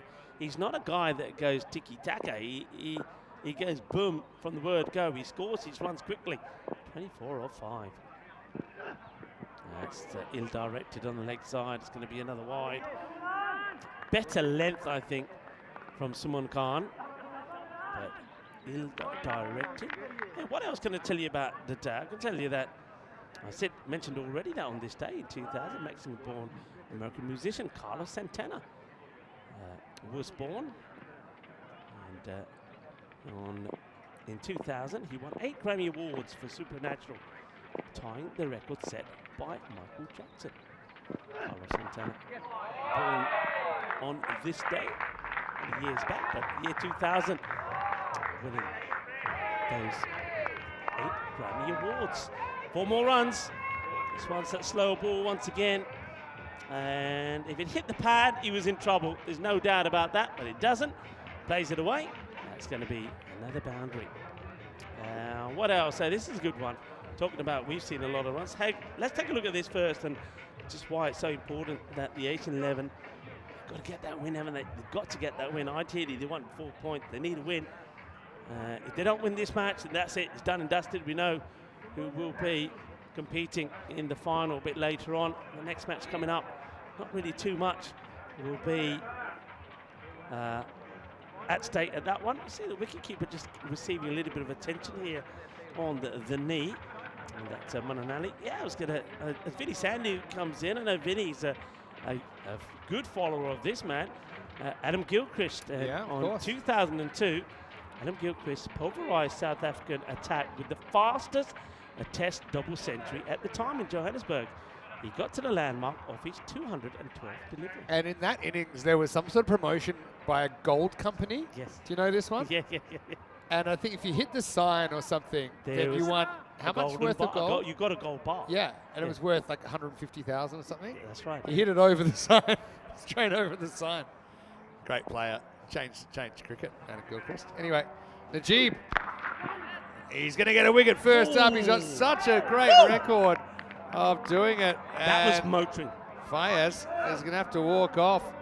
I don't think this was right off the middle, but it was still travelling. And Najib, well, it's the 3rd time that I've counted he's taken a wicket with his first delivery in a match this week. This was a tracer bullet. I'm telling you, that ball was on. I'm glad he didn't middle it then, because this went quick. Let's have a look at this. I mean, that's gone quickly. The thing is, it's the end it's of the bat. knocked him off his feet. Well, yeah, Shetty has done really well to hold on to that. But I was going to say, I was just behind the keeper when Najib was warming up. Yeah. I was frightened. And I had a human being between me and the ball. Fayez Khan, I don't think he was frightened. I think he got a lot of the bat on that. It was just too far down, so he'll have to go for just a single. Disappointing, given the opportunity he had there. But he'll be the second wicket to fall, 35 for 2. And when Najib, he's done it again, as you say. Now he's going to come. Wow, that's disappointing, isn't it, to bowl a wide to the new batter. Hamza Salim Dar is looking to continue in his newfound form. He was there at the end to give his team the win earlier today. Now gets elevated up the order to number 4. Yeah, just looking at the Europe side there. Obviously, taking the opportunity to rest a few players, knowing that they're safely through to the final tonight. Hamza gets an opportunity with the bat now. Hasn't been batting super high. A little bit of the old foot fielding there. Sumon kicks it back in. I mean, Hamza's a guy, he actually holds the record for the highest individual score on the network in a T10. 193 not out. A lot of people are asking me about that. I saw it firsthand. It was brutal. A lot of people are saying, did I hear that right? Say it again. 193 not out. No lie, people, no lie. He did. It was quite amazing. What was the team score on that day? It was 257, still the equal top score. Oh, straight in the head. Oh, you hate to see it. It's Razmal. Might just get the medic out to ask him a few questions. But Najib, who, by the way, is rapid, just watch this one crash into the helmet. Who's the medic here? Because I tell you what, the medic is going to have the lovely job to do at having a look. Oh, that almost snuck through. Right in the beat. Well, that's a nasty blow. I'm just glad now there's regulations about the space that's allowed. In fact, it's pretty standardized now. We had one wedge in there in Malta, by the way. But I was going to say, Razmal, the medic has got the best job here because she's going to look into his lovely eyes. He's got beautiful eyes. He's got the best eyes in the business, Razmal Shigawal. And saying, all right, who you are, you know your name, you know what you're doing, what's your shoe size. She might be the one that might answer a few questions wrong. Razmal looks fine. Look at Shub there. I reckon Shub is struggling more than Razmal here from I think everything's in order. But you know what? Yeah. That is, you know that the spacing's right there because that was a ball coming at about 85 miles an hour, 135 kilometers an hour, and it's tried to wedge open the bottom of the peak and the top of the grill, and it hasn't gotten through. So that helmet's certainly done its job. That is job. If I'm Rasmal, I'd say, send me another one out? I think this one served its purpose. I don't want to test it again. The helmet would go out a hero then, if that's the case. Next one might sneak through. Right, Rasmal just trying to compose himself again. And, he's not going to be deterred if it's another slower delivery. We know he's very good on the pull and the hook shot. Anyway, what's next? Well, that's what's next. Well, he softened him up. Is the old trick, the oldest trick in the book, isn't it? When it comes to the game of cricket, soften him up with a short, spicy delivery that he wore on the lid. And the next one is full and straight and knocks back the off stump. And they don't come any better than that. And that probably is the purest wicket, I think, if you're a bowler, isn't it? First of all, you shake him up. You rattle him, so his knees were shaking, his hands were weak. He couldn't stand up on his own 2 feet, and the next thing you know, there you go. The stumps are knocked backwards. Yeah, it's probably rattled around, even though he passed the concussion test. But I suppose, yeah, Najib was generally worried for Shigarwal. He just knows he got done there. Didn't help himself with the shot. I mean, trying to hit a ball that hits top of off stump, flick away to the leg side. As we see, there's the highest scores, 193 not out. Maybe we'll go back to it. Hamza Salim Dar, the highest individual score ever. Sajid Afridi, the new batter, just no runs of that ball. This should be good, Afridi. No, yeah, so Leicester Ploy's on there as well for Hungary, don't forget. Yeah, that was here, of course, at the Cardamom Oval. Yeah, so Stefan Gooch on that list as well. He seems to be on every Hall of Fame. Oh, too fast for Afridi there. Now, Afridi, we have seen him kind of basically in the opening batting role for Greece. And Greece won the Challenger Division last year, which is basically the Division 2 of the Euros. And he did it by hitting 28 off the last over. In fact, he did it with a ball to spare on this ground under lights. So they're trying to get him going. That's the end of the over. And what a good over from Najib, only 3 off it. There's a helmet knock and there's an off-stump knock in it as well. So, yeah, I suppose when you look at the Europe side, I think they're pretty settled about what their lineup will be tonight. I think, you know, obviously it's nice they've brought Shigarwal in, who, by the way, in limited opportunities, I think has been good earlier in the week. But given what's happened here, you can't see him forcing his way into the final. Max O'Dowd's certainly going to come back in. Shahid Afridi, I think he's got to come back in, and Khalid Ahmadi. So, yeah, probably the 3 we've seen being given a shot here. Shigarwal, Dorkaya, and Sajid Afridi. I think barring injury, I think they probably are going to sit on the bench. But Sajid Afridi, before that happens, potentially, he's got to turn some heads, and he certainly does here. Maximal pulled away over backward square leg. Yeah, you know, Vinny, that's what I'm thinking. If he gets in here, and let's say he took 4 for 9. Yeah, and let's say he scores 40 odd runs here. DDC is struggling a little, isn't he? I mean, you could say Afridi gives you an option with the ball. He's batting well, so I think I look at the team that played their last game, and DDC wasn't in that either. I feel like that's what they'll go with. But, big but, by the way, because Afridi, he's got X factor, Sajid Afridi. And you see it there. He's so wristy, so tape ball, but he can do it. And we've seen him play some incredible knocks here at the Cardamom Oval. But the question is with Sajid Afridi, I get that you want to get him into the side, but the question is, who could he replace? I mean, you could say on current form, maybe Fayez. But I think I'll tell you the other names in the team, and you tell me who's missing out. That one's a wide, misses the line. But you've got Zemas deploy, you've got Max O'Dowd. Shariz at 3. Fayez, we talked about him. Maybe he's an option that Sajid could replace if he comes in. Sakata Zulfikar, Noah Crows, Jeremy Martins, Shahid Afridi, Hamza Salim Dar, Khalid Ahmadi, and Mohammad Atif. So, I mean, it's not even a knock on Fayez. It's just that, you know, based on how the week's going, maybe if they want to have Sajid in there. Also, no one's had a really good look at him yet. Slower ball, clever one from Gauss. Actually gets through the keeper. We saw him get a bit of treatment himself with some free spray. I wonder if he's struggling just a little bit here. He doesn't. I mean, that's something that normally you'd expect him to take here. It's not a difficult take. just gets it wrong. You can see that gets through his legs in the end, but yeah, didn't look too clever with the short ball there, did he? I think, Really? I just need to pick the slower ball. I think with Maynard, there's a ball down leg side that kind of shot along the ground to him, and he put the leg down to stop it. And I think it's when he bent his leg, it just hit him above where the pad is. So I think that's what he got the magic spray for earlier. Gus, pretty handy bowler here. And a genuine backwards shot. That's gone very close to the line. It's too quick for me, so we're going to have a look at it on the replay. I think that Joe thinks this is 4. Yeah, I think it probably just gets before the rope. I just put my head over there and saw it bouncing, so I think it's 4 runs. It is just 4. Good call by Joe Foster. Nothing wrong with his eyes there. Joe's also a very good paddle player. And he's your keep fit partner walking up and down the stairs. He's a bit of a shark on the paddle court, is Joe. Dives for everything.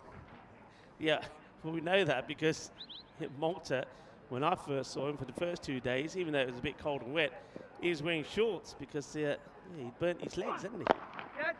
It's up in the air, and that's going to be 4 as well. Hamza.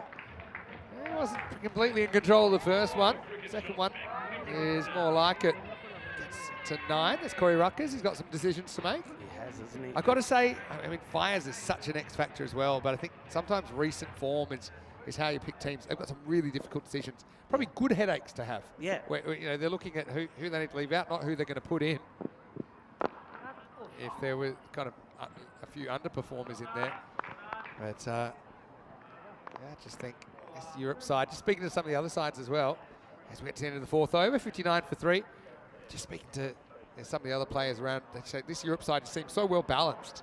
It seems that you take a wicket, but it doesn't really solve too many problems because someone comes out and hits a 6, and it's not really slowing things down. So that's just what the players are thinking. You can see wickets have fallen in this tournament. I think we talked about it a fair bit, that the wicket rate is a lot higher than it normally is, not just the run rate. So 6 wickets per innings. The average is probably 5 to 5.5. So 6 wickets per 10 overs, but also 154 runs. So the average score, the average innings here in this Western Shield is 154 for 6, with 16 sixes and 8 fours. That's an average innings. That's in T10, people.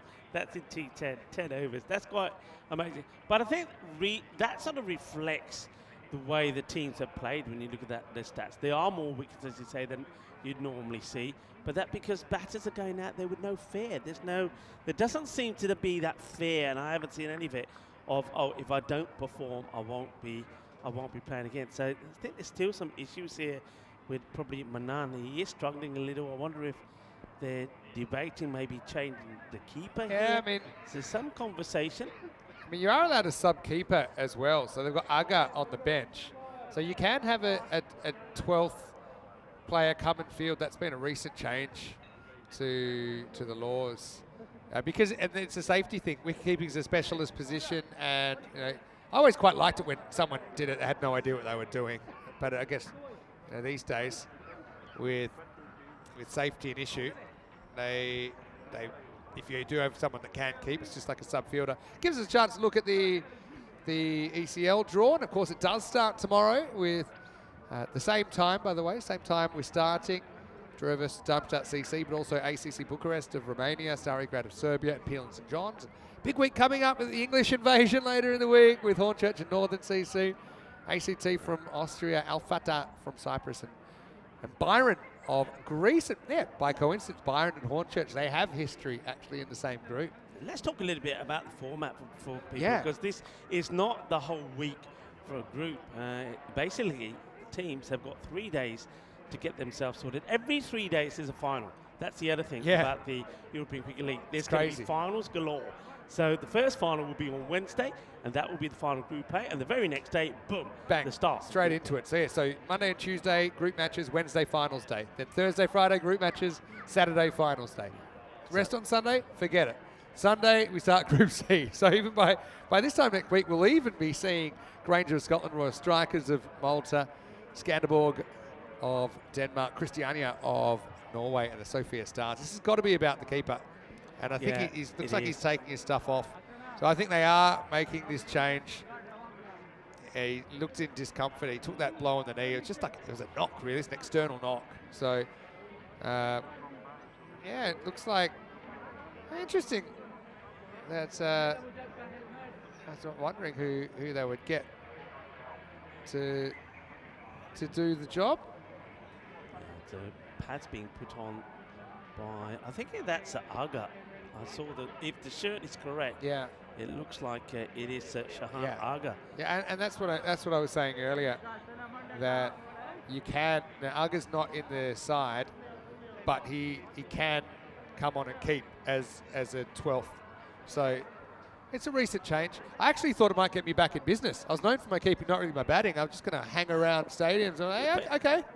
You wore your red yesterday. You should have worn it today. Yeah, if I wore my red today, maybe I could have got to go.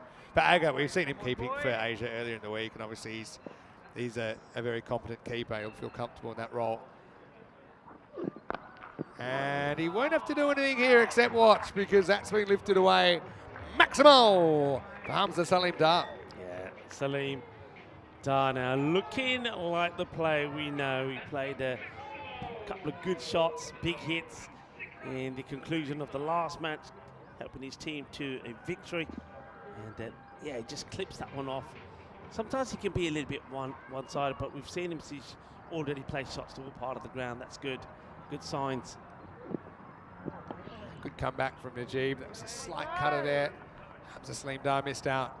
Yeah, you can see what he's trying to do. He's got the third is pretty fine, and then with the next fielder, the point fielder behind point, close to the umpire, he's just trying to guide that into that gap.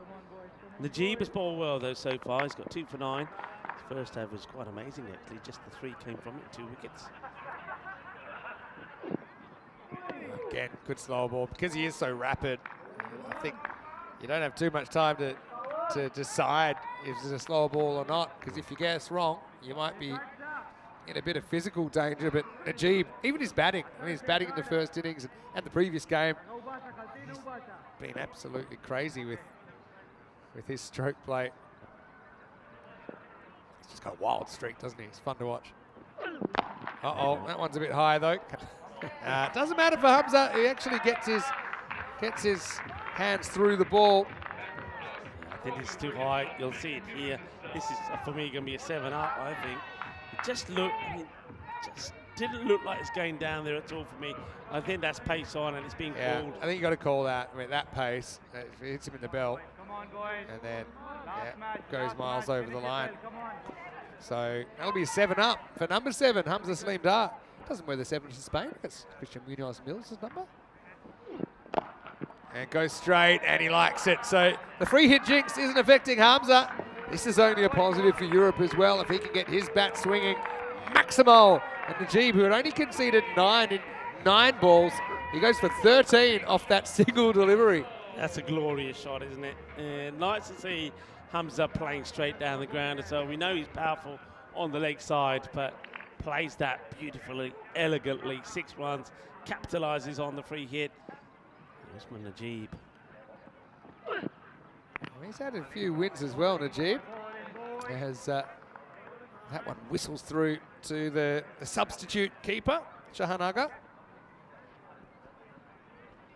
94% here, Europe.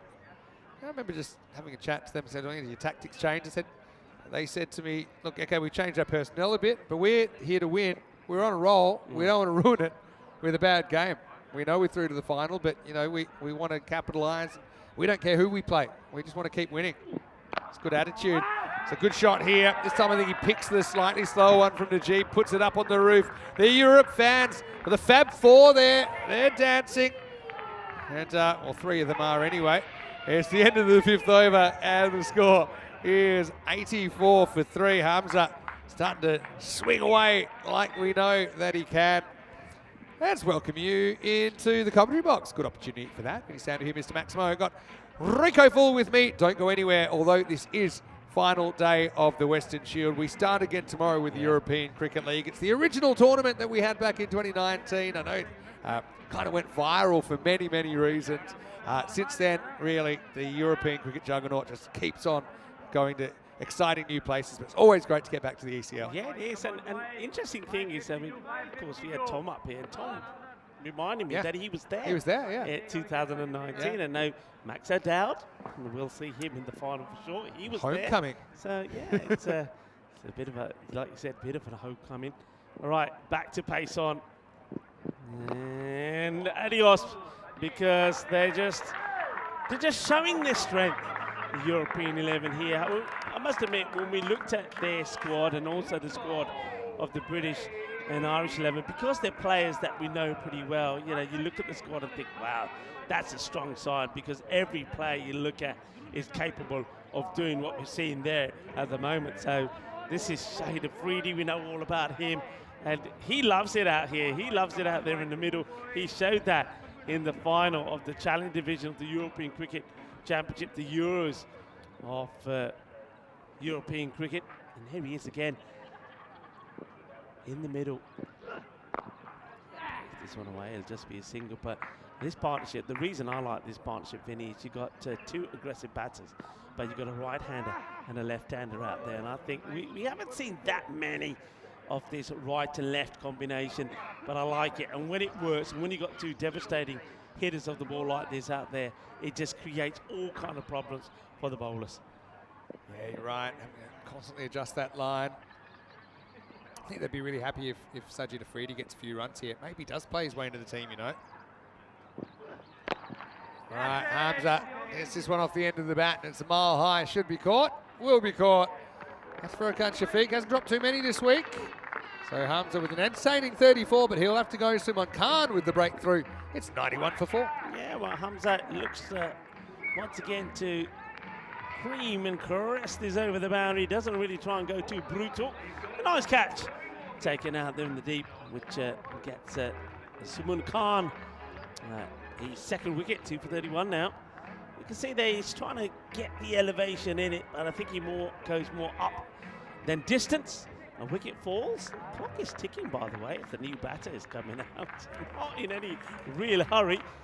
Remember, he got 60 seconds, and I think he's using every bit of those 60 seconds. Hamza Salim Dar makes his way up there to warm applause from his teammates. 34 of 12, 4 sixes on his way to that score. And that's close to the fielder, but he seems to have placed that quite nicely. The captain, Secunda Zulfikar, he gets off the mark with the boundary 4 runs. Yeah, nicely played. Europe, obviously, with a win here, they lock up top spot. There's no way that they can be caught in first. And I suppose we're not expecting the weather to be a factor. That would mean if it was no result, then they'd get to win the Shield. The skies are clear. This is Secunda Zulfikar, I should say. Hello to Saqib, though. I'm sure he's watching as well. Of course, Saqib, if you didn't realise, he is one of a set of triplets. And we've actually seen all 3 triplets in the same team for the Netherlands 11 here before. And hello to Assad as well. And even the older brother, Raymond, who the 4 of them will play together for the same club in the Netherlands, and their dad is the coach. Yeah. Half the team at least, more or less. Last ball, the over, edged over the keeper, 4 runs. So the 100 comes up, right now they're cruising, down to 9's required, and that will be the end of the 6th over, 100 for 4. Yeah, how many times have we seen that here today? But you see, I think that's what smart batters have learnt here, is that when the ball is coming down at such pace and they're bowling that length, then if you're better off just going for it, go for it hard, and that ball is going to fly away. It almost becomes a tactical shot, that edge, and bowler's dismay is the batter's delight. It's a 6 to end that over. It goes for 16. And it looks like they're going to go back to a bit of spin here. Go back to Adam Patel. His first over was the first as well. Went just for 11. Bit of housekeeping just came in. I see the next match has been delayed by 10 minutes. Maybe some of the unavoidable delays we've had. Had the head knock, of course. Had the keeper injury as well. Adam Patel gets hit straight over the umpire's hat. Should be stopped. Is stopped. Shafiq, I know he's made the occasional blunder, but they're few and far between. He's a very, very good fielder. He's a good cricketer, isn't he? His all-round cricket display has been fantastic. I mean, with the bat, he's looked good. I know he's caught the eye of the World 11 coach, who's liked his batting.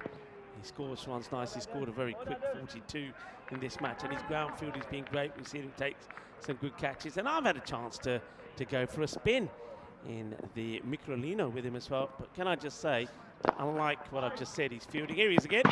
Can't do anything about that one, but unlike his fielding and his batting, his driving is not as good. Right. Well, he drives well when he's batting. I'm going to say I had a bit of a white knuckle ride with Kevin O'Brien as well. I do think. Did you guys get lost? You were going for I ages. just said just go where it takes us. I'm glad we didn't go over any cliffs or anything though. Full Thelma and Louise. Field here. They've got two really straight fielders, but not quite the straight hit. But they've got long on and long off, only about 20 metres apart. So kind of either side of the sight screen. But still, we saw one go between them. That shows you how hard this ball's getting hit. Snatches at this one. Just going to be singles. Patel. I think Patel has shown a lot of courage as well, and courageousness. I mean, probably the only real out-and-out spinner, I think, bowling at this sort of very little pace. And he's had a relative amount of success, so this one's going to get past the keeper's down the leg side as well. It's going to be two wides. But yeah, I think he's bowled well. And I think once again what he has shown is that, you know, even though these teams have been a bit reluctant to use too much spin, but there is a place for spin in this format. Yeah, Ross Taylor had a bit of an interesting one. Throws at his own end this time. Hits his own hat, Shahanaga. As, that'll be the end of the 7th over, 111 for 4. Now, Ross said, yeah, maybe you should make it compulsory that you have to bowl 2 overs of spin. Said some games seeing 10 overs of pace. So that's certainly something worth thinking about. Hey, okay, Rico, eyes up. Pick a team, any team. Any team? All right. Okay, too bad. Anders has asked. Anders beat me to Group it. C, so pick team Group C, go. All right, I'm going to go for, well, we picked his group. Yeah, all right, Christina, don't know too much about them. Christiania, yeah. Christiania from Norway. They will have Raza Iqbal, I assume will be their captain. He's also captained Norway many, many times. Good player. And yeah, left arm spinner, very, very experienced bat. But Norway, look, they're a bit of an unknown quantity as only a couple of players have played on ECM before. That'll be 4. As Afridi steps across, and he's certainly doing his prospects of selection no harm here as he gets Europe 4 closer to the target. Yeah, so Christiania, looking forward to seeing them. And just the Norwegian club last year, Oslo CK, remember the way they went out in heartbreaking circumstances. Yeah. When the Calpe Giants hit 32 off the last over, including they needed 18 off 3. And Calpe Giants went 6-6-6. Yeah. Charles Packard, remember the name? All right, up in the air, and I think that's going to go for 4, just inside Afridi. Yeah, everyone was hoping Afridi would get a bit of an extended run. This is Sajid Afridi. He has a technique where you kind of know what he's going to do, but it's still very hard to stop it unless you get it absolutely spot on. Maybe a Yorker outside off. He's got a wonderful eye. That's his talent. Picks the slower ball, goes the other side of the field, so there's 4 more, so he's making it look easy. And they'll have to settle for the 3 points here, Europe, but it seems a doddle now as they get it down under a run of ball required. Yeah, 18-11, let's talk about them a little bit. Of course, it's the last match that they're playing, and they'll take us back to day 1 when they were just absolutely amazing. Nobody could believe what we were seeing with them. They got that good run chase against the European 11 in their first win. By the way, wide, actually, it is a wide. By the way, just checking the match fantasy points or the tournament fantasy points, Furkan Shafiq is now actually on top. He's 901 points. Yeah, the only problem is we're not going to see him again. That is true. Well, I'm just saying. I'm just saying. So Wood's second. We won't see him after the next game, I guess. Let's see. Steps across and gets his one pretty well as well. And that's going to be 4 more. So Afridi A cameo here, Miss Smokey for a 50 perhaps. Well, I tell you what, the 50 or no 50, he's definitely got the player of the match here. There's no doubt about it. Yeah, 4 wickets, easily. 4 wickets, and now he's having a ball. He's having an outing. We don't whether we see him. I mean, it might be the last time we see him out there in the middle, and he's certainly left a wonderful impression. He's a player that I wanted to see. I never got a chance to see him until this match, and I remember talking to you before the start of the match, saying, "I wonder if we'll where see is him. he? Where is he? Yeah, He's around. I literally said to you, "Where is he?" And Hard there team to he break is. into at the moment. There he is, and he's performing.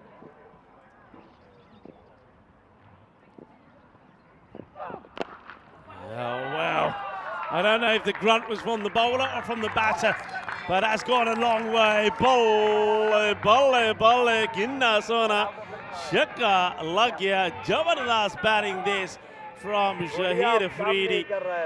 Chadana Change Chapera Panian Bolo no, Jutian Panian, Jutian. That's another one that gets blasted away. 23 off the over with the ball to come. Every legal delivery has gone to the boundary. 2 runs required for victory. And, well, the captain and jeweler looks like his last memory of the Cardamom Oval is not going to be a good one. Needs to bring it up with a boundary, and he'll get a 50 as well, Afridi. Just 2 to win. That's another way he could do it, because he's smart. He'll keep the strike, and he will get another crack at it. So scores are tied. It's the end of the 8th over, and the score is 135 for 4. This is what's coming up. Ryshawn Williams comes into the World 11 lineup, and just check who's gone out there. James Baisley is actually going to be out of the lineup there. For British and Irish 11, looks like they're going unchanged, and it's a big game for them, obviously. Heading into the final, I think we know now they'll play in the final, but you still want to go in with winning form. But for the World 11, their last chance to kind of make their mark on this tournament. I know it started 2-1 at one stage. They just haven't had a win since. They'll feel a lot better, I think, when they head back to the Sunset Beach Club tonight, or wherever they end up going, just with a win under their belt. All right, a boundary for the 50. And that'll do it. 50 for Sajid Afridi. And now he acknowledges the crowd as well. And Sajid is going to enjoy that. I mean, what a game. I don't think you can leave him out of the final. I think you've got to find a way to get him in. He takes 4 wickets, and then he has an unbeaten 50, brings it up off 18 balls, and brings up the win. Europe, top of the tree. They will go in to the final with this winning form. Sajid, honestly, really nice guy as well. We're super happy to see him have some success. For the Asia 11, I suppose now we know this is the last we'll see them, and they've been so exciting to watch. I know they had that brilliant first day, 3-0. Then they had to battle a bit, and the next day was really tough. But they've got so much talent in there. You look at Najib, his name keeps coming up just for his X factor. But then also, Adam Patel with his clever spin. I think Shafiq with the bat has been class. Ahmedzai, of course, the only 100 of this tournament. I think they've been led really well by Kavishka and Jula.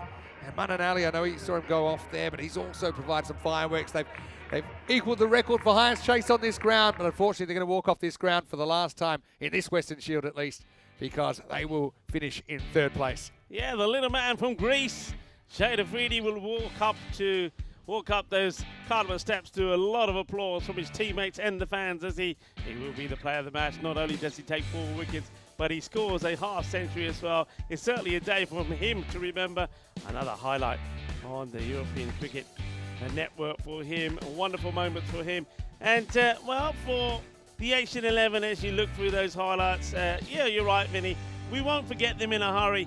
They've put their name in the Hall of Fame, haven't they? The highest chase. That'll be up there for a long time, I'm sure. It's not often that you'll see that.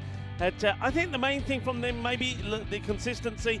That's what they lacked a little bit of. We saw what they could do when they were good, and when they were good, they could chase anything and they could beat anybody.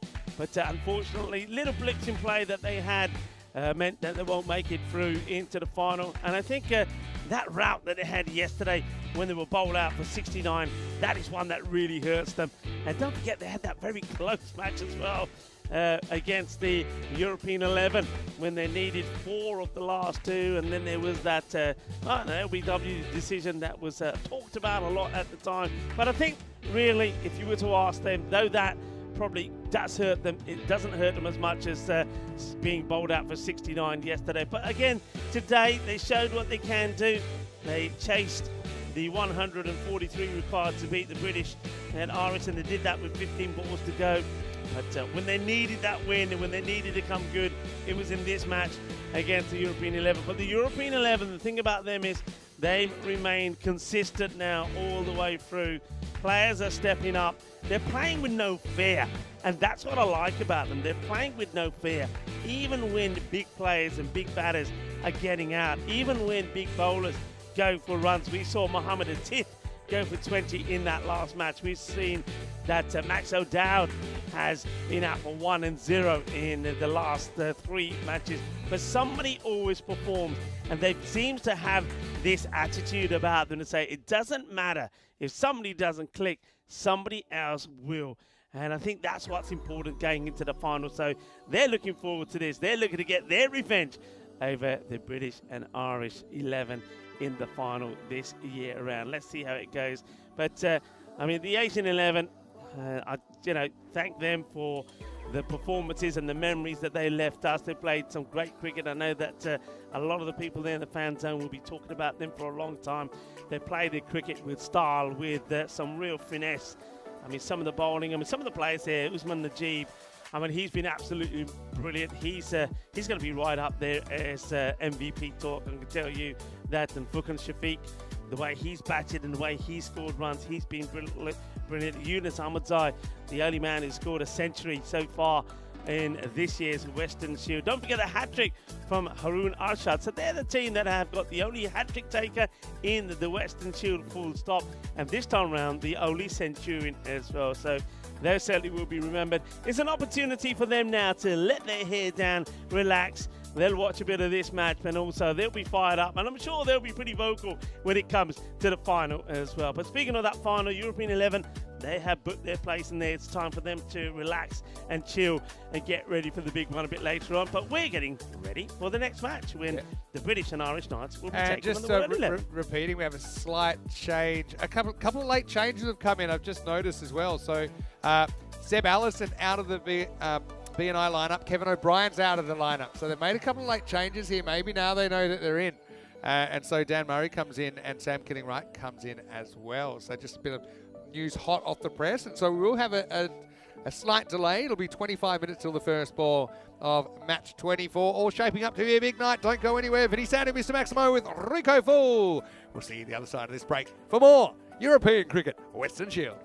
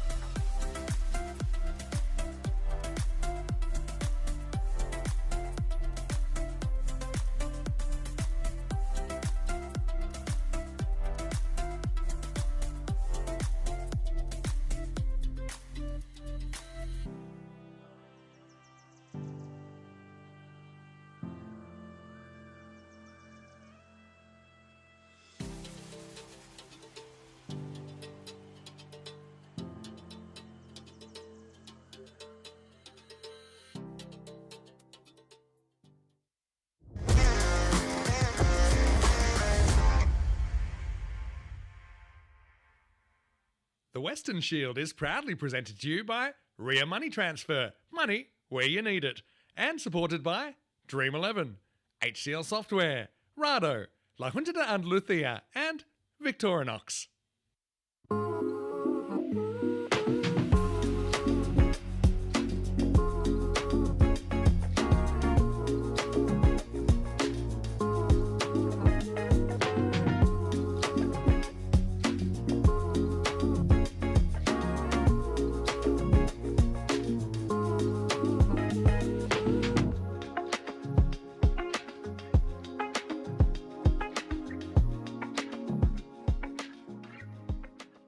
Hello and welcome back. Well, it's hard to believe we're almost at the end of this Western Shield. What a 5 days of action we have had. Coming up, it's match number 24. British and Irish 11 taking on the World 11. Let's see what happens at the coin toss with Ian Ramage and the Giant Coin. British Irish 11, you're the home team, you're going to toss the coin. World 11 is the away team, you're going to call. Rado. It's been called Rado. It's come down European cricket, you won the toss. Okay, toss from British Irish 11, who will bat first? Well, what a parade that coin toss was when you look at Kevin O'Brien, Ross Taylor, and of course Ian Ramage, who has umpired over 200 matches internationally as well. A star-studded view for sure, but it is BNI that have won the toss and elected to bat. So I suppose they will just want to get the job done here against a World 11 side who have not won since very, very early on day 2. So it's been a long time between drinks. So look, again, another match which I think, even though the form of these two teams has been quite different, I think that it is a toss-up when it comes down to it. I'm sure there's a few World 11 players as well who are pretty desperate to finish well after what's been a disappointing few days. Rico Full up in the commentary box. Over to you. Let's get ready for the start of match 24, the last one before we set the stage for the final under lights tonight. I can tell you BNI have won the toss. They are going to have a bat. Surprise, surprise. They like to put in big runs. Let's see if they can. Over to you. Let's get ready for the start of the match. Thank you very much to Mr. Maximo Vinisandu. What a lovely shot that was at the coin toss. And, Kevin O'Brien out there in the middle. With, of course, Ross Taylor. And it's great to see how this Western Shield has gone on and developed into such a fantastic event with great players coming from all around the globe to take part. And a big match, I think, this for the World 11, because I think as I was talking to Tom up here, the coach, they play some good cricket, and they haven't been playing like a team that have lost 7 on the spin, that's for sure. They'd like to finish with a bang, and let's see if they are able to do some hard work though early on, because the British and Irish 11 have elected to have a bat first now. I don't think they're going to be in any mood to give up any charity themselves. They like the European 11, are not going to be in a mood to go into the night's final with a loss under their belt. They want to go into it with a win. So I think this is a big match for both teams. The World 11 wanting to show that they can compete and they can be on top of the world when they play the best cricket. Whereas the British and Irish 11, knowing that they've booked their place in the final, looking to retain the Western Shield later on tonight. They want to go into that final with some good form behind them. Welcome to everybody around the world that's been tuning in. Hello to Dave, and hello to Tim Harmer, and to John Gray. Jules has been in the chat as well, as has Thomas Martinez. Buenas tardes to you, Thomas. Let's get ready to party. Hello to Steve McVeigh as well. In fact, a big hello to everybody around the world, our global cricket family that have been tuning in. And of course, a big hello to everybody in the fan zone, which of course has been buzzing all day long and enjoying the sunshine. I'm sure that the cold Victorious have gone down well today. Big shout out to our big partner, Victorious Cerveza. Do sin alcohol as well. I think the ice creams have gone down well today. It's a good day for an ice cream. Warm afternoon, lovely day for cricket, gentle breeze, temperatures up in the 20s. Here comes the first. A few little subtle changes in the field. And wide ball to start. So this first one from Henry McIntyre. Just a little bit too wide. And no effort from William Smell to go after that. He's been in good form, William Smell. Who'll know that a good finish in the Western Shield from him in this match in the final. Could see him right up there as the MVP. You never know. Oh, that is right up there for 6 runs. We've seen a lot. A lot of balls have disappeared in that part of the ground. And well, that one I think disturbed maybe a nest of some butterflies there as that one goes into the trees. A butterfly or two flies out. I wonder if we get a chance to see that again, but it disappeared anyway. And that means another ball is going to have to come out there. So we've got time to have a look at it maybe. Big hit, 6 runs. As Smale goes big right from the start. McIntyre back to his mark. Johnny Connell is the non-striker. This is a thick edge, and that's sort of been the story of the day when it comes to the seam bowler and fast bowler. That one ends up in the camera cube, stronger together. Well, it had to be strong together with the Grizzly coming in there, or maybe they're having sharing a word or two together. Incoming, and it comes. Watch out, there's a Grizzly about. So wide, 6 and 6. That was going all the way as well. How many balls have we seen get the edge and go all the way to the boundary?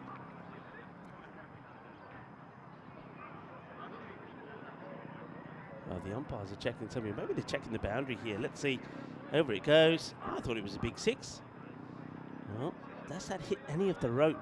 That's the question there. Does it catch the rope there at all? Maybe we should ask the cameraman. He's probably got a good shot of it there in there.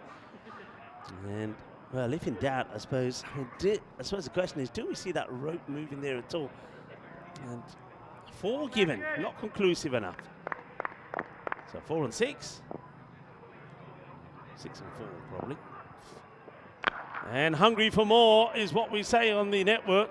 And he is hungry for more, is William Smale, as this one is short. He reaches it and he clobbers it. That is 6 more. The ratio of boundaries, incredible. And I know that the team's getting ready to be here tomorrow with the start of the European Cricket League. And that Darmstadt will start with Dreux. ACC Bucharest playing match number 2 against Stary Grad. And Peel and St John's on the Isle of Man, they'll be here as well. Well, they'll be hoping that, well, the batters anyway, they also will be finding the boundary rope fairly regularly. The bowlers hoping not.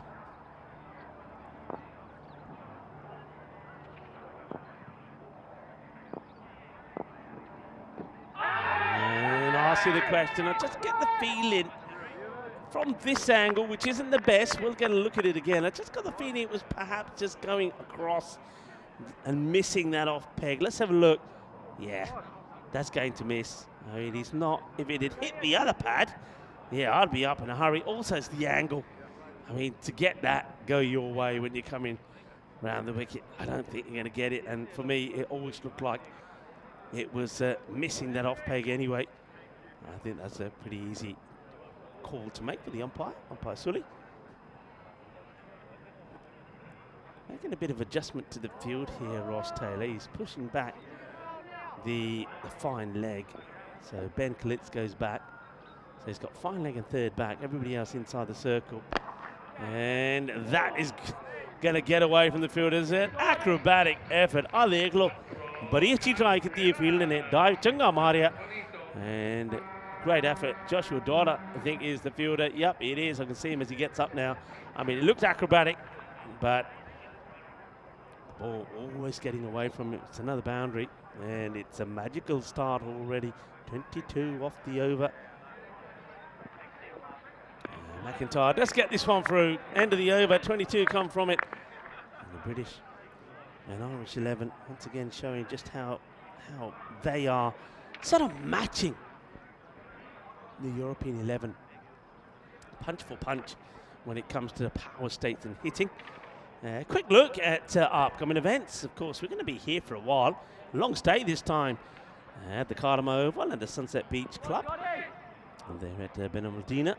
We've got 4 weeks of the European Cricket League coming up. Then we go to Portugal with Tina Goff. Will be back talking through the action there in Portugal, European Cricket Series, internationals and T20 internationals. Then Spain, Madrid, Italy and France on the schedule. So plenty of action coming up your way. We'll show you a little bit of our full year schedule. You see, we will travel to all destinations. Nicely done. Oh, well, I say nicely done because I thought that the fielder, looks like that's Nalisa out there. William Singh Nalisa was going to come up with the ball. He does everything right, apart from have the ball. How does this get through him? Gets down, and oh yeah, just going to, oh, there you can see the jump of despair. 4 runs. Slow ball. And he gets it in the gap. The chase is on. And well fielded, team fielding.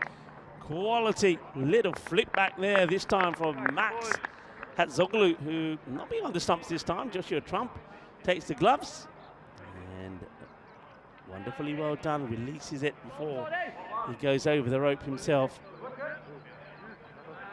Slower ball. Bowled well and cleverly disguised there by Joshua.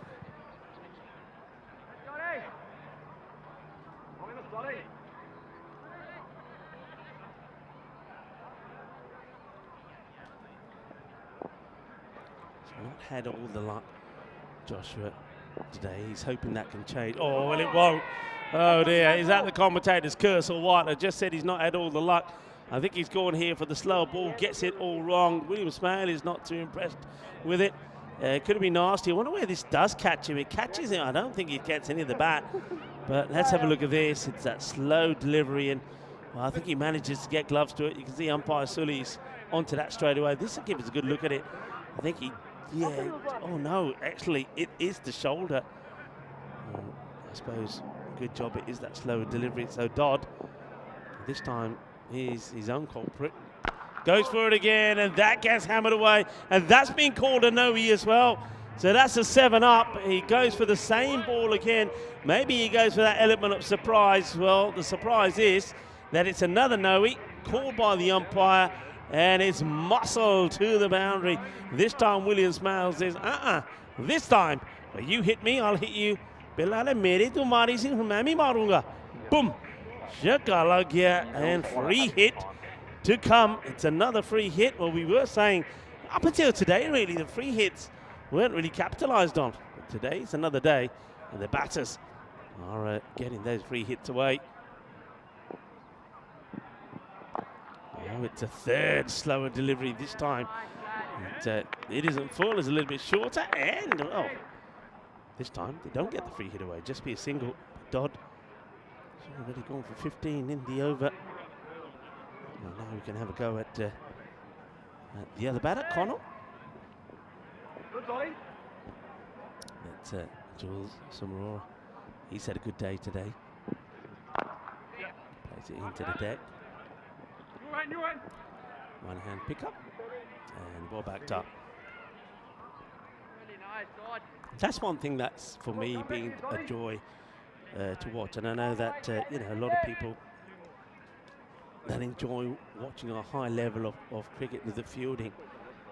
You know, the way the movement in the field, not just from the guys doing the field. We've seen team catches, individual brilliant catches, great saves, team saves that was played away, but just the level and the standards in the field. It's another good example of it there, as Peter Hatzoglu, who's a very good fielder, makes that stop. Have a look at some of the key players for the British and Irish 11 MVP points. Johnny Connell out there in the middle, looking to add to the 333. And he's got the most MVP points as well, but William Smale is not that far behind him. Good battle between these two. Plays the pull shot, but out to the fielder. And you heard that probably in the microphones. Great comeback. So it wasn't the best of starts. And had that boundary of the first, and then there was the no ball and the no ball 7-up. But he finishes well and goes for 17 of the over. 22 of the first, 17 of that one. And no wickets down so far, 39. With that loss, there's the standing. So, of course, playing for a bit of pride here, the World 11. They want to just get a win under the belt. It's been a long search. Well, you heard Vinny say it was at the beginning of day 2 the last time they won a game. And the British and Irish 11, they know they can't finish top of the standings, but they won't want to be going into that final with the European 11 with a loss under their belt. They want to go in there super confident, just as are the European 11. Okay, from this action, you know that it's time for Peter Hatzoglu. Starts at a short one, and that's worked away pretty quickly. We've got a very straight backstop, fine leg, and then they do have a behind square, but he gets a swivel on this. It's a nice shot, the sweep shot, gets it in the gap. 4 runs, nobody there, no change in the field. That's better, but called wide this time. Peter not too happy about it. I wonder if we can have a look at it again. The umpire never gets the advantage of looking at this. Let's see. Looks like it was going wide and is wide. Yeah, misses the line. Has a look at the umpire, but you can't have any complaints about that. It's a good call from umpire Suleiman. And goes for it, and he'll get it as well. Not the biggest, but it's enough. 6 more. Goes right across the line, does Smale. Yeah, so interesting, these two. A little battle going on for the team's MVP, William Smale and Johnny Connell. And of course, cash prize up for grabs as well for the MVP and the leading batter and bowler of each team. He's been so much better when he's gone fuller on that side, Peter Herzoglu. And I know that, all right, sometimes you run the risk of the odd wide or two, but I think you take that. I think it's more effective. You get more success on that side. Smale, 40 off 14. And, oh, well, it's a finger buster. I'm not sure if Peter gets anything on this or not. We'll have another look at it. It's Brad Pitt, Jack Wood, does the fielding, and I think Weston gets it though. I think it's a good job that he doesn't. This time he does go at the body. He gets away with this one. It's the ones that batters have taken on, but Johnny Connell maybe not as quick onto that length as what William Smale is. 50 has come up. And once again, it's a come up quickly. We've seen that a lot in this Western Shield. 50 in the power play. And 50 and the rest. As that one will go. Johnny gets down on one knee and he pumps this over cow corner. 6 runs. 57. Here's the power play score. 57 of 3 overs. And that over in the end goes for 16. So 22, 17 and 16. I suppose for the World 11. When they have a look at it, they'll say, well, at least it's kind of going downwards. And in fact, it's 18 that come from it. There was that wide as well, wasn't there? So 18 off the over. So World 11. They want something to go their way. They want a bit of the rub off the green. They just haven't had too much success. And it looks like Jack Wood, who also is competing right up there with those MVP points. I mean, a good bowling performance from him here. And some runs at the back. Could see him finish well for his side. Remember, this is also the World 11's last match, so the way they finish here could be pretty key. And going to be bowling to William Smale, who's on 41 or 15. And that's not a good delivery. In fact, it's a bit of a hit-me ball that he misses out on. A big swing and a miss.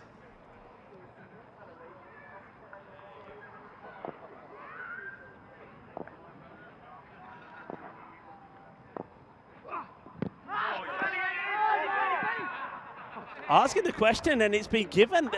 Joe Foster has no hesitation putting the finger up here. So, I mean, he's gone right across here. Joe's, well, when the umpire's laughing, you know as a batter, you're in trouble. We'll have a good look at this. But it's a wicket, and Smale will go to the unlikely bowler. Let's have a look. So, you know, it's an interesting one. It hits him on the roll. I mean, the question is, because of the angle of that ball, is that ball going to carry on and miss or hit? Well, the umpire feels it's going to go on and hit. I don't think it's going over the stumps. You can see it hits on the roll, and yeah, Joe Foster. Remember, one thing you got to remember about these leg before decisions, doesn't have to hit middle. If it pitches on line and it's going to go on and hit the stump, doesn't matter which stump, and that's what the umpire there decides. It's an interesting appeal. Jack Wood, probably the only one appealing there. He's going to get a wicket, and it's a big wicket to get as well. William Smale, who was looking to cash in and maybe get to another half century, will go 41 of 16 balls. Leg before to the musician. The man has got a brand new guitar. Will he be singing a happy song later tonight? That's the thing. That one is almost caught. And it's Joshua Dodd who's in that position, comes across, but it's just over him. You see this, it's that fielding position that maybe they picked up from the European level. It's a tremendous effort. Couldn't get there. This one's being worked away and will be fielded on the boundary. Nice little stop and roll there from the fielder. It's nicely done, this time by Henry McIntyre. It's that time of day when the shadows start to become a bit of an issue. Right, this one, is it going to be grabbable? No, but it's a good stop from the fielder. He stops the Grizzly, but then has difficulty stopping himself, the fielder. That's nicely done by Ryson Williams. Couldn't get himself ready there for the catch, but he got a good handle this, because this ball really did zip and spin away pretty quickly. This is well bowled by Jack Wood. They used him well. I mean, he's your unlikely hero with the ball, but well, maybe teams are starting to, maybe late on, maybe a little bit too late, maybe they're starting to understand that taking the pace off does actually work, but that's not a good delivery. It's going to be a wide, taking it on, and well, watch your ankles. There's a throw from Ben Klitz, goes towards the bowler's hand. There's a couple of balls he's bowled down here, which he's got away with as Jack Wood. Other bowlers have not been so lucky. He's looking to get in a pretty decent over here. Just 11 from it so far, but that will put a dent in it as it's going to fly over the leg side boundary. It's going to be 6 more. Manos arriba from the Albitro. That's 6 carreras. And at the end of 4 overs, that one takes the score now to 76. 76 for 1 at the end of 4. Big hit. And Jack Wood, it was going well, wasn't it? But hey, I often say this, those extra balls do punish you. And if he hadn't have bowled those wides, then he wouldn't have bowled up or got hit for 6. So 19 off the over. But he does take the wicket, and an important wicket there, Ismail. And we have a quick look at our calendar here. Vinny Sandy joins me back as well, Vinny. We've got a bumper year ahead. Yeah, I know Chris Smith was asking about the calendar, so I've put it up for you. If you like, you can take a screenshot or take a picture of your TV if you're watching, and you can have a look at what we've got planned, and it's a lot. And, of course, we're only just getting started. Here's the Ni Vanuatu. Here's Nalisa. And he's going to hit down the ground. It's been called a no ball. Actually going to get 2 here. I wonder if this is a no ball front foot, which really for a spinner, it should never come into the equation. Yeah, let's have a look. I mean, if it is, it'd be disappointing, because you're right, I think at this pace, but you can see he's well over there. That's a very good call from the umpire, because sometimes an umpire from a slower bowler may not be looking for that, and nothing wrong with the stop there. Back to the live action. And free hit will stay in place as that's too wide. It's a wide ball. Yeah. The calendar's awesome this year, honestly. I know some places we like to go as well. I mean, I'd love to go at Switzerland again, actually. I think we're still paying for the damage to the roof of the building and get paid off for the let us back. Meanwhile, Machine could be gone here. No, it's just over the top. How many teasers have we had here? It's a great effort on the boundary, but Maximo, 6 runs. That's Max down there on the deep mid-wicket boundary. Normally a keeper. Had to put up the go-go gadget arm there, but couldn't quite reel it in. How many of these have we seen today, Vinny, where it's been so marginal? That was a lovely shot there, by the way, of a butterfly. I think it was a little butterfly there who was toying around with the legs of the batter. Yeah, Julius finding it hard to stay awake. That's how much he's enjoying the action. Maybe that's it's a bit of the old Game 12 vibes for these 2 teams. Well, Millie's having a bowl, and I think the crowd getting involved with a bit of the older Calypso style music being played out there by the DJ. I'm liking a bit of that. It's more the Ryshon Williams than the traditional Vanuatu music, but still, we know he likes to dance, Willie. Swing and missed. Well, Williams is pretty close to the DJ. I reckon he's doing a little bit of a jive there. I tell you what, if you're playing that music, we might as well order a few cocktails. What's yours going to be? I'll tell you what, I wouldn't mind maybe a Mai Tai. Meanwhile, Machine is up and ticking. Maximo. I wouldn't mind a Mai Tai. We get a golden ball there. Yeah, maybe we will. It is Sunday afternoon, so in another life I would be enjoying maybe a A couple of cheeky drinks. That's a good hit, isn't it? That's an exceptional hit. I mean, it wasn't the worst of deliveries, actually, but the hitting ability of this man, Lynch, is just amazing. And just as I say that, he misses this, and it only just misses the pegs. Good comeback from William Singh. Nalisa. I mean, it'd be a scandal if the World 11 were to not win their last 8 matches. But it's not shaping up great for them here. This is a great bit of fielding there from Henry McIntyre. Dives full length and slaps it back into play. Tough one this, because you thought that the two fielders could be in trouble with each other because they're pretty close to each other. But a good bit of symmetrical diving means that they do make the stop. Big hit to bring the 100 up at the halfway point. And he tries, but he won't, as Lynch misses out 94 for 1 at the end of 5 overs. And there's an opportunity to say hello to us, your good time crew, in the compliment. Sunday afternoon, got Sunday vibes. Sunday session, we actually call it where I come from. And that's going to be a big session today because we've got obviously this match, but then we'll have a little bit of a break, bit of an extended break, about an hour and 15 minutes before the final. We already know, obviously, that European 11 have qualified in top spot. We know that the British and Irish 11 have qualified in second, but this is as close to a 50-50, I think, as you can get. They actually had 2-2 when they played each other in the early rounds. Yeah, well, you can see that Peter Hazuglu coming onto ball here. He's been pretty effective. I like what he's done. But you said when he pitches the ball up, he's much more effective. Let's see if he sticks to that strategy. And it's a good start from him. If he can stay away from the leg side, I think he's tidy, and he does cause problems. When he pitches up, occasionally they'll kind of slog sweep him. But I think that's easier than letting them just kind of settle on the back foot and horizontal bat. Kind of pull them away. Hatzoglu, he's a real pro. Enjoyed watching him and how he goes about it. It's firmly hit. It's nobody out there. They've sort of got long on back, and then the mid wicket is very square. So it's a big area that they left uncovered there. What are your thoughts on this field set here, Vinny? Big area that just... Yeah, I mean, they're making making a move now. Yeah. I think they're encouraging Lynch to not go straight through the line, and they feel that that might elicit an error. But that time he just squeezed it into the gap. Oh, well, they did make a change to the field, but you can't set a field to this unless you're standing somewhere near the top of that hill. That has gone a long way, and I think, umpire Sullivan reaches into his pocket and pulls out another grizzly and says, we better go with this one because that'll take some time to find. How many G's in humongous? That was colossal from the machine. That went over, pretty much went 2/3 up the hill and into the jungle. This time, just a bit of a miscue from Lynch. Takes a single. He's looked dangerous all the way through this Western shoot, isn't he? And I just get the feeling with them getting ready for the final that he's preparing himself mentally for a big knock.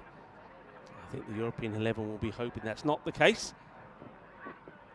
And that's picked up beautifully. He starts really low. I wonder if we can have a look at Johnny Connell here before he faces this delivery.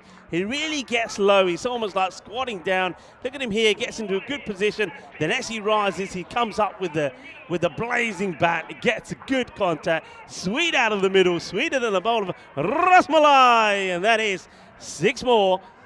And that 112 with a ball to go.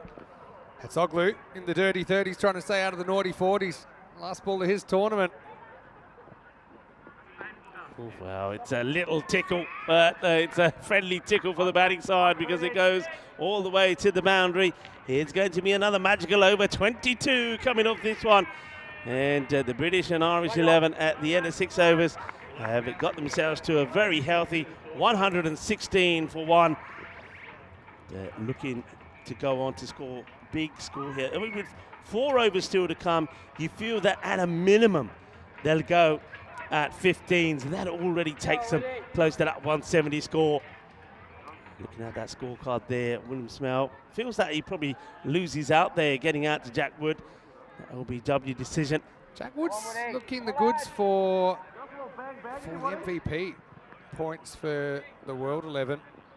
Hatzoglu coming to this with 10 wickets. Anyway, this is the start of a new over, and machine goes bang. Maximo takes him to 40. Two batters with very contrasting styles. Very contrasting styles. I mean, if you have a look at the way that Lynch, he stands very still, very upright, gets right under the ball and digs it out and hits it straight. Then you got Johnny Collin at the other end that likes to go nice and low and from that low position come back up. And, well, this is another one that's going to get and make its way to the boundary, down the leg side. Bit of bat on this, I feel. And that also is going to be 4 more. I had a feeling that that's hit his pad and hit his bat as it's come through. See if I'm crazy. I think it did. Look at this. Or maybe I'm just crazy. No, straight off the bat. He hit it very high. Yeah, maybe I am just crazy. Thanks for confirming. All the crew just agreeing with that way too easily. And it's in the It made a funny sound. Just crazy. Yeah, I just thought it. Maybe he's 5 days. Hey, you'll know this. Are we changing ends tomorrow? Will we come? I believe are we so. going to Yeah, I come think we've from got, the lake end? A, B, and C will be from bowling from our end, the lake end. The lake end, yeah. Then after that, we'll change after another 6 and another 6, and then we'll have championship week from this end that you're watching from right now. There's Wood. May give us a concert later on. We'll see if he's in the mood. Oh, well, that's a long way up in the air. It's catching. It goes high up and well held. No issues at all. And there's the man. If you ever needed somebody to get under a catch like that, well, it's your icon player, and Ross Taylor makes no mistakes, takes the catch, and it's another wicket. When you were saying that Jack Wood is certainly racking up the fantasy points on the MVP scale, well, that's some more points for him because he'll take another wicket. Well, he goes into this game and he's got a 73-run lead over Tromp and pretty much 100 or 103-run lead over Callets. So seems to have that sewn up. And yeah, Wood, he's only doing himself famous with the ball as well. Lynch with a bright 44 of just 16 machine. Cracked a couple. We'll see him again in the final, I'm sure. But he goes right now at 126 for 2. Nice catch by Taylor. Had a long time. Maybe even considered unretiring while that ball was in the air. But Ross made it look very, very easy. Wood. Now, Niels Priestley, who found himself run out in the last match. You know who was responsible?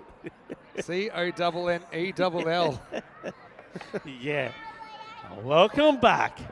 And I hope he's got his running boots on this time. That's played away in the gap. He threads the needle beautifully. As that goes swift and smooth through the gap, races along like the Microlino. That's 4 runs. Yeah, it's amazing actually how B and I have just kept pumping out the runs. And Kevin O'Brien hasn't featured too often. Hasn't had to. Now this one is a teaser, but it could be catchable. No.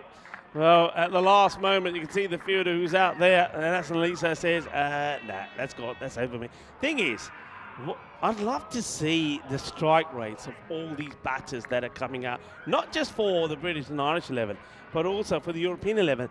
Their strike rate is incredible. Well, it's picnic time over there, and maybe the Grizzly ended up having a snack and a bite there as well.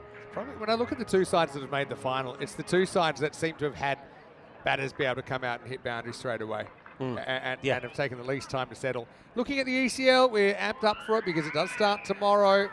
And at the same time, we'll see the fixtures a little bit later on in the day, but I know the first game is the champions of France and the champions of Germany, Dreux versus Darmstadt CC, two teams that do have Carter Oval experience. Dreux, by the way, something about them is that they are the only team now, when they play tomorrow, they're the only team to play in every European Cricket League.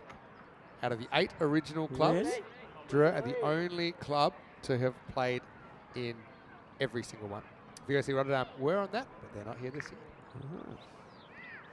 Fun fact. But they didn't play, did the first one though, did they? They played in the first one. Did they played them versus VOC was the first ever ECN match. And you know who took the first ever catch? Go on. Guess who? I know who, the little man. Cause ball himself, Corey Rutgers. I know. He often reminds me of that. This is going to be a teaser, and it's a little... Oh, well, I reckon it's a bit of the old Tortuga here. We don't often see the Tortuga at the Cardinal Oval, but I think the fielder, well, he's going to need a hand to get up, but I think he's getting down to stop this. Some tired bodies out there, and just at the last moment, here we go. Tortuga! Look at that. It's a proper, genuine Tortuga, Vinny. I haven't seen too many Tortugas. That's why I haven't really been able to introduce the viewers to the Tortuga too much here in the Cardinal Oval. It's too nice.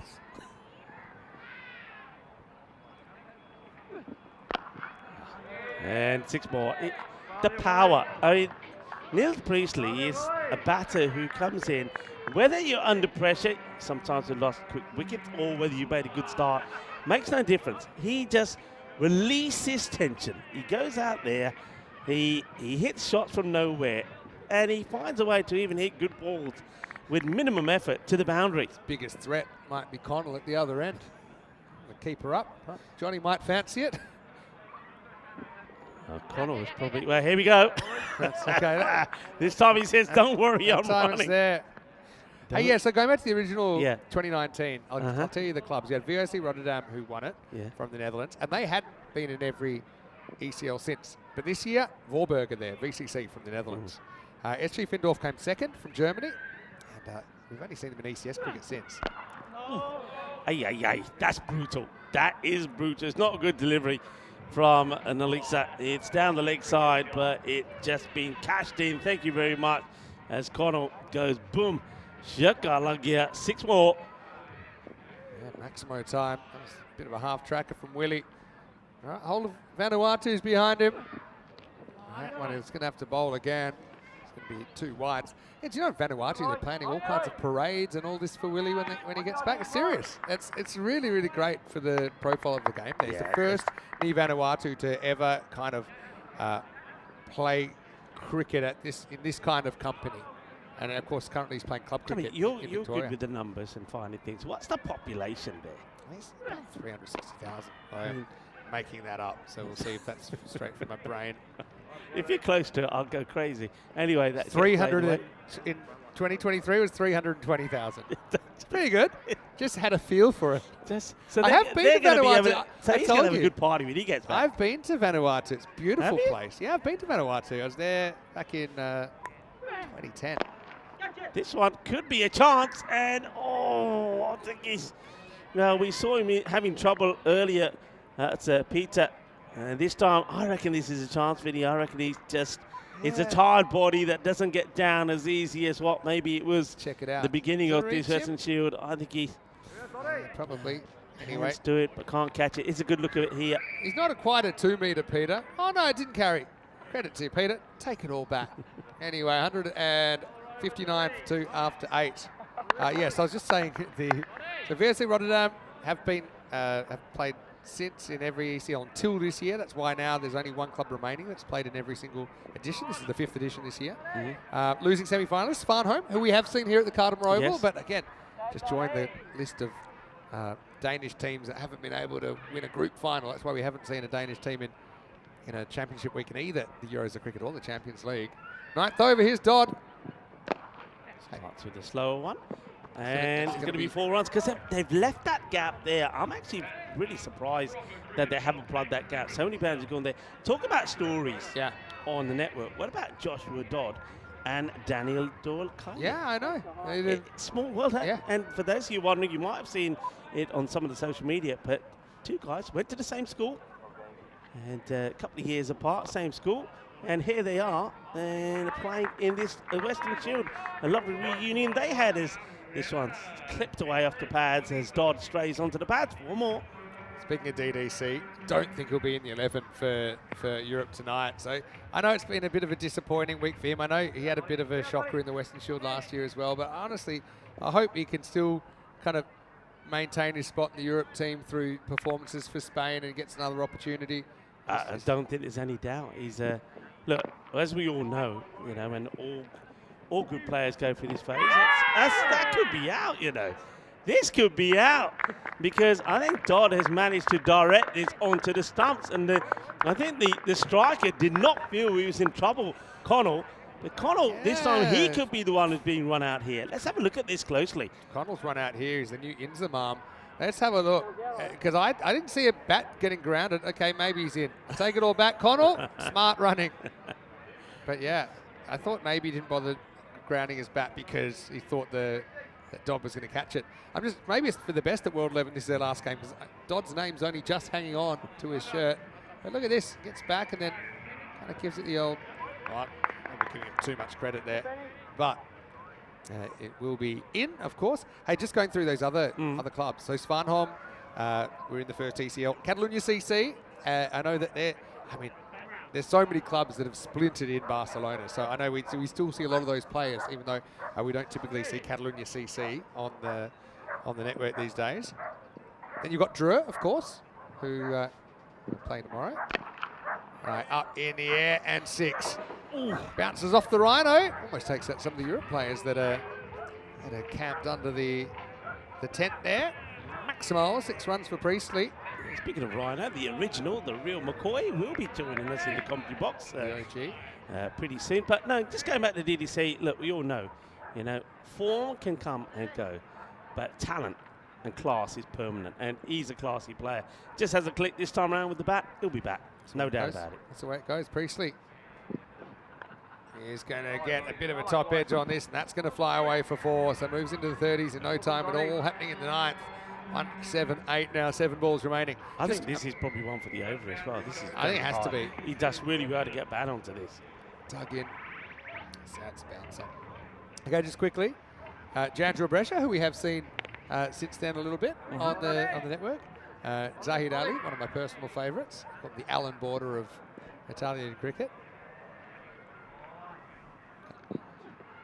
That's going to be another one. Yeah. And Yeah.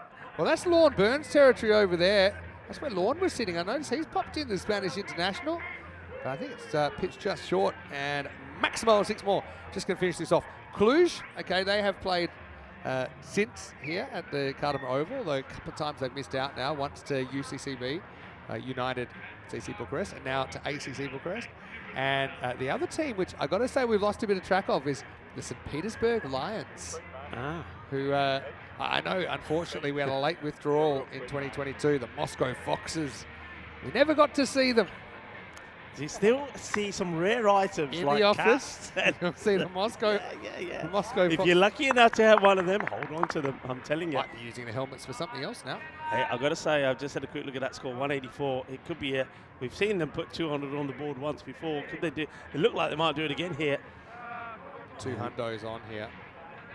200 is on. They put 203 on All right, the board. I'm going to put it out there. Once before. If they get 200, we might see a 200 chase.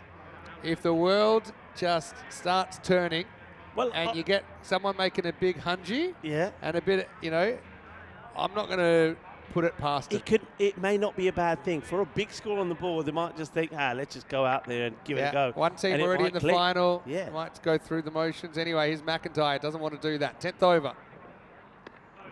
Ball to start, and good start, McIntyre. He did. I mean, he bowled that first over, went for 22, but he did win the battle on a few occasions. That's the difference between this level and ECS, because in ECS the keeper's throwing at the stumps and it probably goes for 3 byes.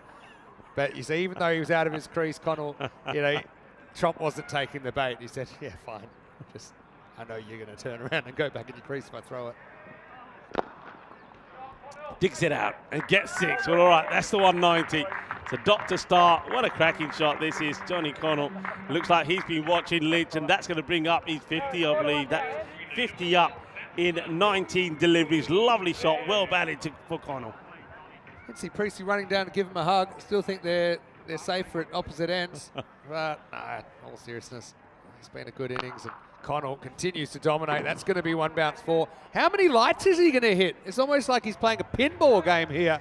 This time he hits the deep backward square leg. Hopefully enough of working to get the final on, Rico. What a lovely pull shot this is. That's right out of the textbook class. High, from high to low, out of the middle, makes a lovely sound and races to the boundary just in a matter of seconds. He got some housekeeping for you as well. Tell me. After this ball from McIntyre. And that will go all the way, and that is the 200. Oh. And it's Stop another hitting one things. in the tower. Tell me it hasn't taken the equipment out again, because last time this happened, all the cameras went out. Is that your ball? Would you like it back? Yes, please. Yeah, well, that woke a couple of them up out there, just minding their business on the cameras, and incoming. Pretty good shot. Did he hit that one-handed?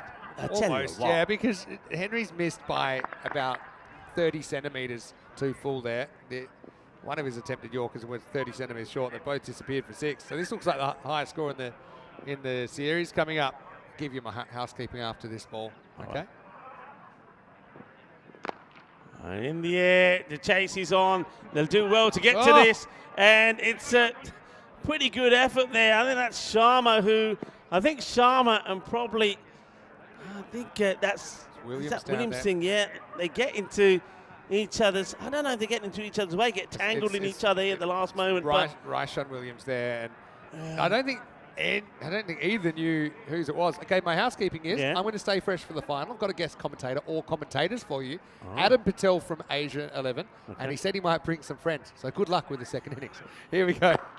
Well, that is big. And it's going to be another 6. And that's the end of the innings. And we will finish with the biggest score in the Western Shield this time around. They will put 208 on the board. Remember, they did join the 200 club a bit earlier in the Western Shield when they put 203 on the board against the European 11. But on that occasion, the European 11 came within 6 runs of chasing it down. They made 197 in an amazing match that saw 51 Maximos. How many Maximos were you on in this one? That was 20.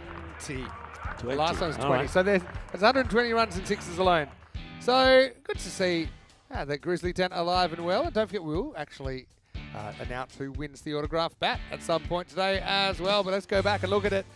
All 4 batters that we did see kind of went to town, didn't they? They all made at least 37. And World 11, not for the first time, but probably thankfully for the last time this series, they get put to the sword. Yeah, well, that one's some lovely slog sweeps being played, just backing themselves, and the power hitting. And I mentioned this before, it's the strike rates that are quite unbelievable. So in that innings from all the batters, not a single batter went under the 250. William Smell, 256. Johnny Connell, who was not out for 72, 313. Same as Lynch, 275. And Niels Priestley, once again, 460. It's quite exceptional as he scored 37 off just 8 deliveries. All I can tell you, I know this match ain't done yet, but the final tonight, I reckon that we are going to see one of the best matches that we've seen on the network. I really think we're going to see something special. It's 2-2, so it's all set up for it, but yeah, it's a chance for Europe, I suppose, to get some revenge.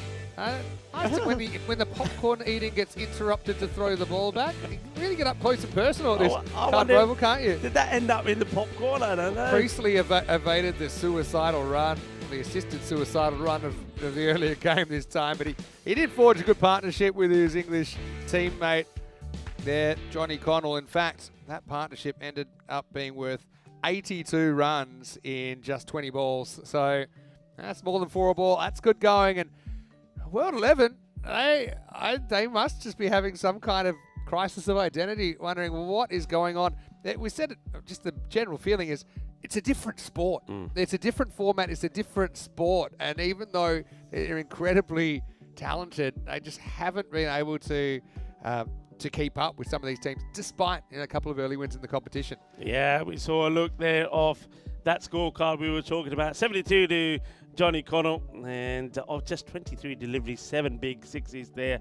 44 from Lynch. Smale makes 41, and then Neil Priestley, 37 of just 8. Get them to over that 200. So the World 11, I mean, if they are going to come back and win a match, and they want to be remembered for their time here, this would be the one to win. If they could win this, then all the form before this match will be forgotten. They'll be remembered as the one and only team that has ever pulled off a 200 chase. So there you go, Yeah, World 11. it could be. There you If go. you want to be something to be remembered by, go out and give us something to talk about. 209 required for victory. I'm Rico Full. Alongside me is Mr. Maximo and a few friends maybe joining me in a little while. We'll be back in about 10 minutes' time to talk you through the reply from the World 11.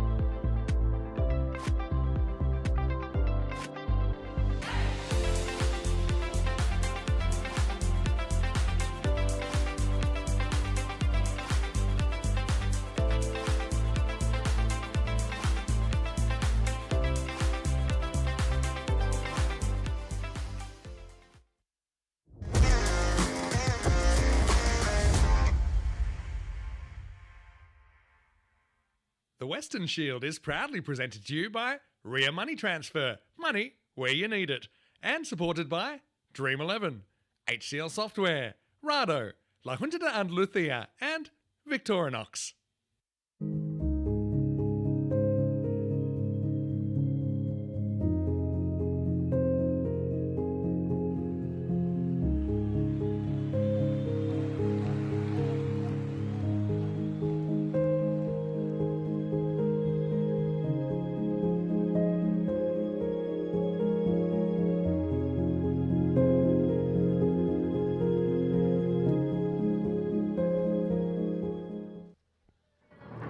Hello viewers and welcome back. The sun is starting to come down here in Spain, in this beautiful province of Andalusia, the Carmo Oval.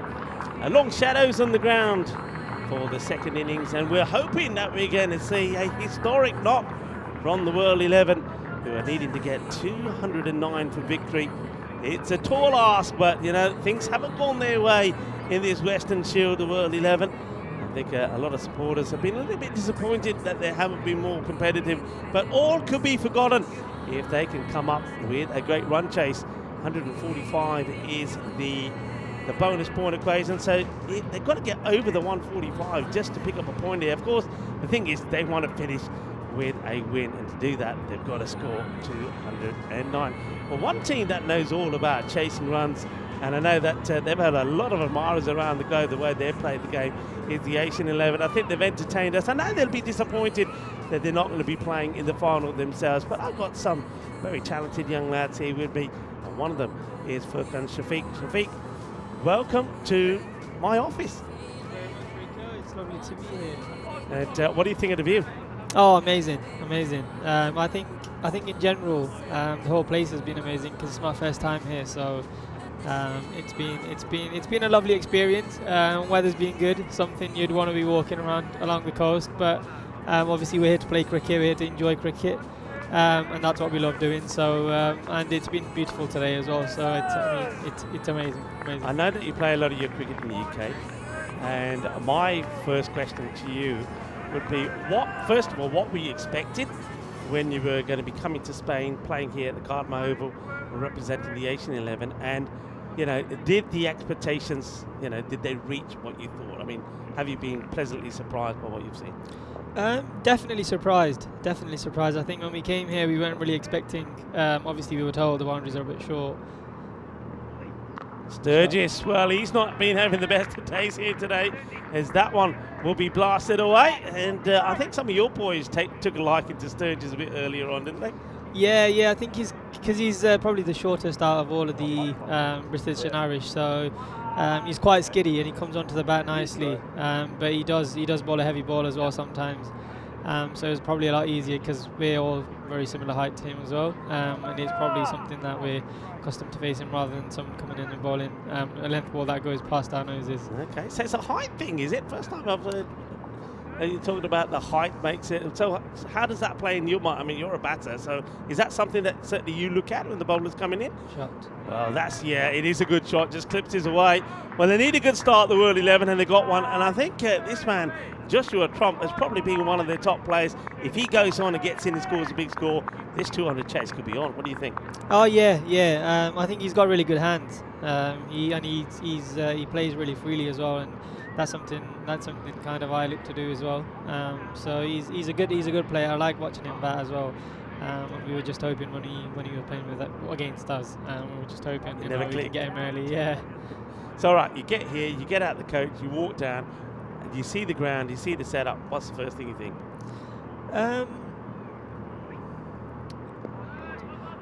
Well, when you're walking down, all you're thinking is fours and sixes as a batter, really. And you're like, the boundaries are short, the ball's coming on onto the bat nicely. I'd say bouncy wicket, quick wicket. Obviously, it's something that's very different to what we're used to. But it's quite nice. You're thinking, you know what, I've got to get some runs here. Right, that's high. Catching opportunity. I think the keeper's called it. And we'll drop it and chest it over the rope for 4 runs. Oh, that's a big moment. William Smale calls it, and all the other fielders respect his call. It's never going to be an easy catch because the ball is always getting away from him. And then at the last moment, you can see the contact here. I think he does get some glove on it, but glove onto the chest, it goes for 4. Big moment. It's not taken, and that's the wicket that you want to get. So Trump, not only does he get dropped there on 12, but he'll also pick up an extra boundary. Sturgis, he's bad luck today continues, and he comes again to Trump, who swings and misses. So were you rubbing your hands together when you saw these boundaries and thought, yeah, I'm gonna get in here and score a lot of runs? Oh yeah. The first day, definitely the first day when we came here, and we saw obviously the boundaries, and obviously the wicket was a mat. We weren't really sure what we were going to expect from something like a mat, because I think everybody in our team has never really played on a mat before. And then when we got going, it just felt like the ball was flying everywhere, and you were like kind of licking your lips. There you go. That's that pickup. You just saw the graphics there. Jack Wood right at the top there, off the top patcher, and he's got the most MV points. But this guy, Joshua Trump, if he goes good and he goes big, he can certainly overtake. So that over, it will go magical. 22 coming off the first, and it's the ideal start when they need to go at 20s, and they get 20 from the first. So tell me a little bit then about, you're a young man, how did you get into the game? In fact, my first question would be, give me your earliest memory of cricket. My earliest memory of cricket, I would probably say it's something, I think it's something probably a lot of Asian cultural kids can probably relate to, and I started off playing cricket. Everything in my house was education, because obviously I come from a really strong education background. Obviously my dad being a doctor, my brother being a doctor, my wife being a doctor also. So it was all about education. You've got to make something of yourself in education. And then when I did start playing club cricket, it was kind of my dad didn't really know about the first game I was playing. My friend dragged me along to play the first game. Well, that's beautifully played. I mean, it's a bit of a risky shot, I suppose, when you got 2 catches in that position. But Skandar Sharma, who we've often said he's quite a talented batter, he's sort of been up the top of the order, but then they sort of lost faith with him for a while. He returns back to the top, and he plays a beautiful shot to get off the mark off the bowling of Jones. 4 runs. Yeah, okay. Yeah, so and then I did really well in that game, and then obviously my friends, obviously my dad obviously found out from my friends and stuff, so he was really intrigued to see what I could do, even though he is a big cricket fanatic himself. I must say, he came to watch a game. I was lucky enough to score a 50 in that game, and then it just started from there really.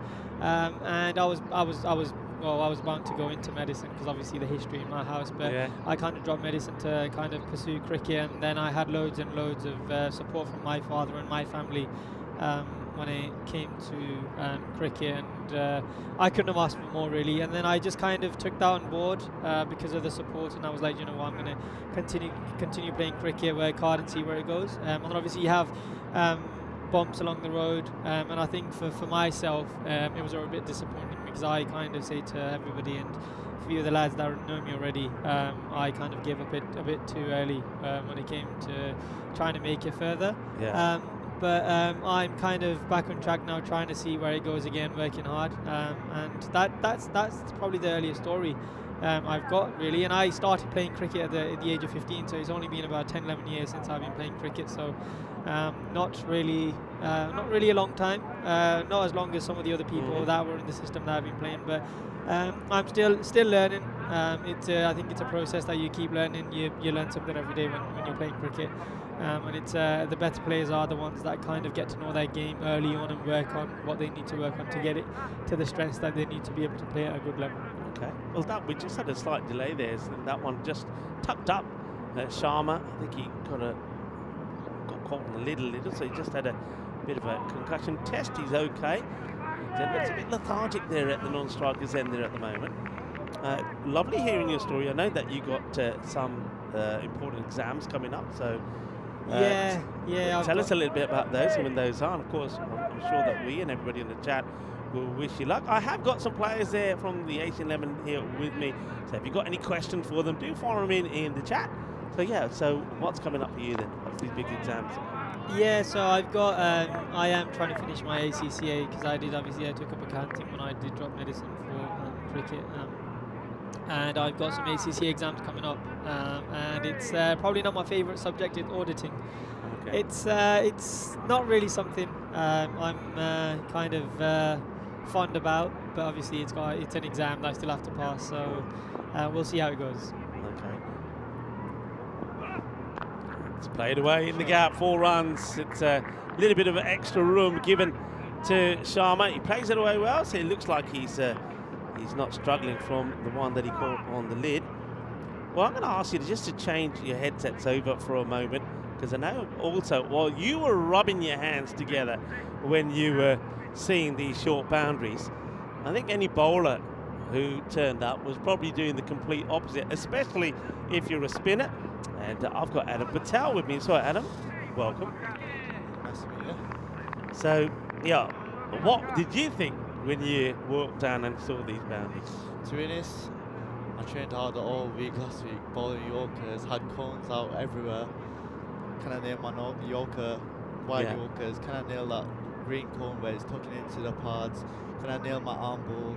Can I nail this? Can I nail that? And I think I executed it nicely this tournament.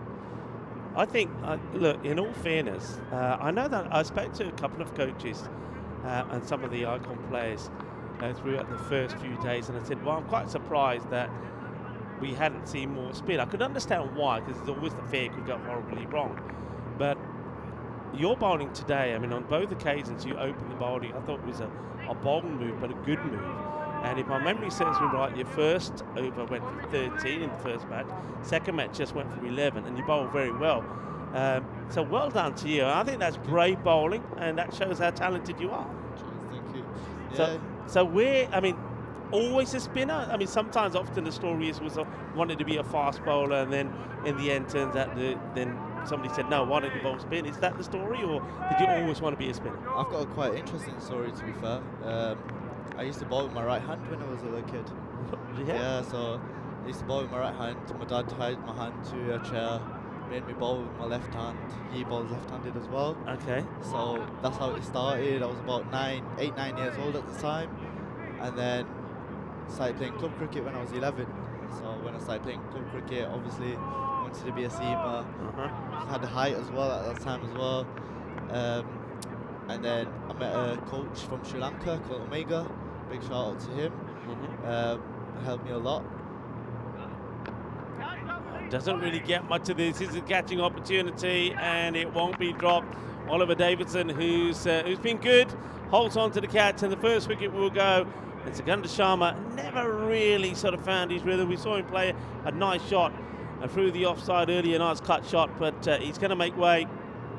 New batter will have to come out. I just wonder if I was saying that once he got hit on the helmet, it just looked a little bit sluggish at the other end. So he will depart, and they need another big hitter to come out. So that's the end of Sharma. And makes his way back. He just fails to get into the double figures. He'll go for 9 of the 6 deliveries, 2 fours to his name.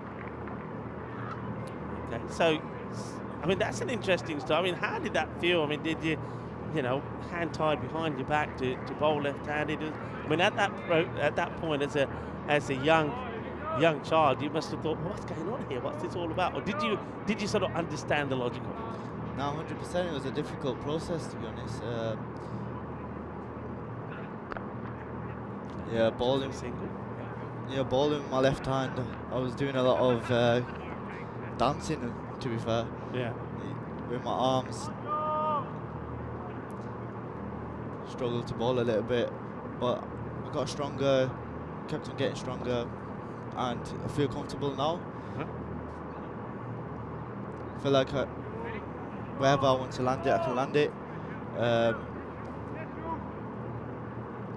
And use my variations well as well. It's all coming intact now, so it's a good thing. That's great to hear. Tell me a little bit about, let's see this delivery first. Yes, that's in the air, and it's a great grab. Absolutely fantastic. And that is top draw. There is no doubt about it. He sees it early, gets himself in a wonderful position, and takes a great catch. So Summerall will pick up the second, and it's going to be the big wicket. Joshua Trump will go. How about this for a catch? Talk to me about this one, Adam. Yeah, brilliant. Diving to his right. Good position. Sensational. It again. I think it's Johnny Connell, isn't it? He's beautiful. been superb. I mean, Beautiful. that is almost gone. Look at that. Oh, wow. That is almost gone past him. And he holds on to it. That is superb. Well, Jules is a happy man. Of course he is. Because he'll pick up a second wicket. And Trump looked like he was going well. And the World 11 will lose 2 wickets quickly. Trump goes for 23. Connell takes an absolute blinder. And Jules takes his second wicket. Now you effectively got 2 new batters out there. The good batters. You've got Jack Wood, who we saw earlier is the leading run scorer for his side. He's out there along with Weston Williams. Can these two click here? So when did you get the sort of the call up or the question to be part of this Asian 11, and how did that happen? And you know, what did you feel at that point when that call came through? Yeah, so I used to play with Atiku Zaman about 3-4 years ago. Played with him at West Horton in Bolton.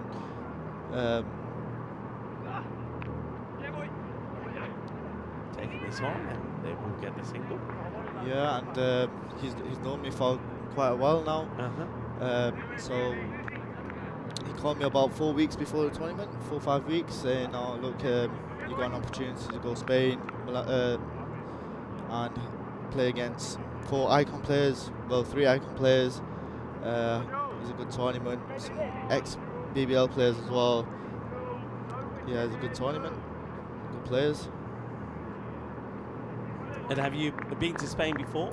This is my first time. First time? Enjoying it. Enjoying it, yeah. Well, we had it's going to be a wide, the slower delivery just loses the radar a bit. Obviously, had some of that rain yesterday, which spoiled the day too much. But in general, not bad for this time of year, is it? It's not bad, it's not bad. Not bad, the sun's out. Gets a bit chilly in the morning and at night.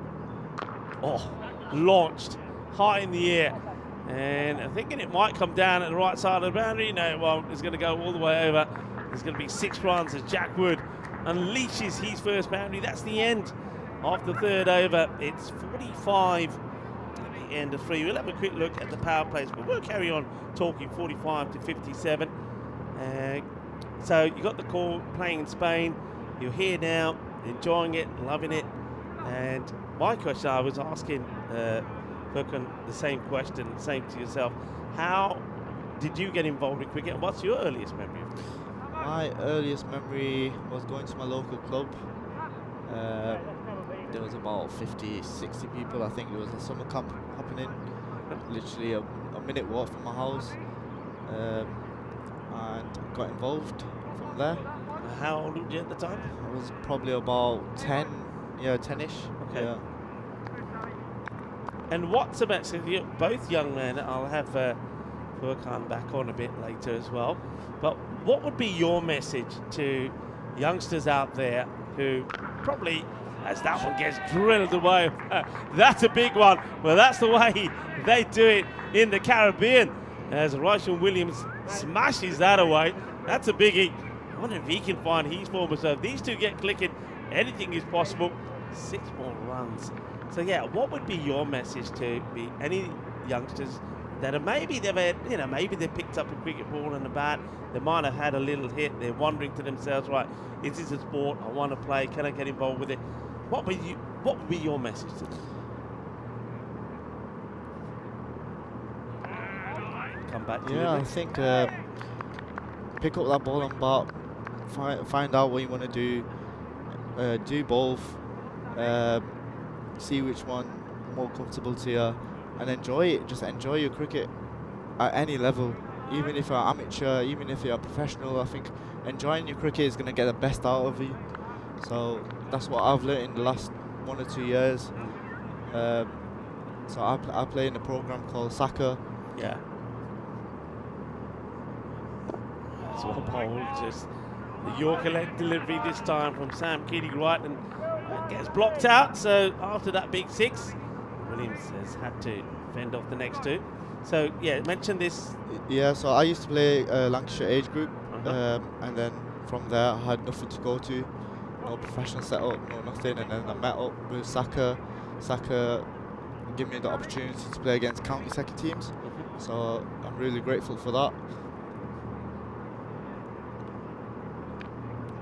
It's going to be just a single, is it? It's well fielded by Daniel Murray.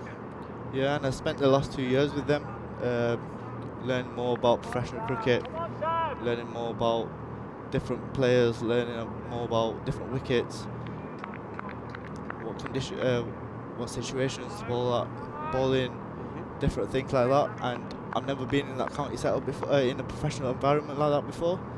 So it's been really interesting. Hopefully, you know, now I'll start getting more recognition. That's clipped away quite nicely. It strays onto the pads. Jack Wood is onto that pretty quickly. It's another boundary, another 6 off the over. But I mean, they needed to go at around that 24 mark at the moment. That 6 still keeps them well under that. So as long as these next 2 don't go into the boundary, the required rate continues to go higher. Yeah, hopefully now I'll get more recognition, start playing more county second team games, and make a name for myself. Well, you certainly have made a name for yourself here. It's well, a very rare misfield actually. Well, yeah, there's not too many 2s out there, and even though it is misfield, he recovers very well. And the batters decide just to take the single, so 14 will come off that over. Question coming through in the chat, and I think this is really for both of you. Both young men, you both, have we heard from Furkan, you're still studying, got some exams coming up. How do you balance the cricket and your studying? How do you balance it? How do you make sure that you know, one is not detrimental to the other? Well, I don't study anymore. I'm gone into working now. I don't think studying was for me, to be honest. Cricket was always my passion. Wanted to play it all my life. Thought I had a good opportunity when I was a youngster to make it as a professional early. So I didn't really focus on my education, but now looking back at it, I think, you know, education is very important nowadays as well. How do you balance because the cricket, I mean, obviously it's not just the playing, it's the training. This one is going to get over the fielder. There's going to be 6 more. They've got to go for this. It's all or nothing, got nothing to lose here, World 11. So 6 more for Jack Wood. But balancing it, so in your case with work, so are you having to, like, being here, obviously it's taking time off, maybe when you've got training to do back home, playing the matches at the weekend. But still, I always find, and this is one thing I always try to get through to sometimes the view, especially when we're covering events all around Europe, that cricketers have to make a lot of sacrifice to play the game. 100%. You have to do a lot of sacrifices. Something that I've done a lot, like from working to just completely not working, just to focus on gym, focus on training, living up in different places for a few months, training there, sacrificing a lot of things, money-wise, education-wise. Oh, sorry to stop you there for a moment, but that's a big hit. A little bit short, clobbered away. And Oliver Davison has been pretty successful with the ball. He's going to get the treatment for this one. Just loops it up. But it's been well watched by Williams. And that is going to be 6 more. Yeah, family-wise as well. It takes a lot out of you. Goes again, and he's going to get another 6. So I said they've got to go big, and they are going big. Yeah, so I've been gymming a lot. I take gym quite seriously, 3-4 times a week. My dieting, my training especially, I try and bowl a lot of overs in a week. Working on my batting, my fielding as well. I think fielding's very important nowadays.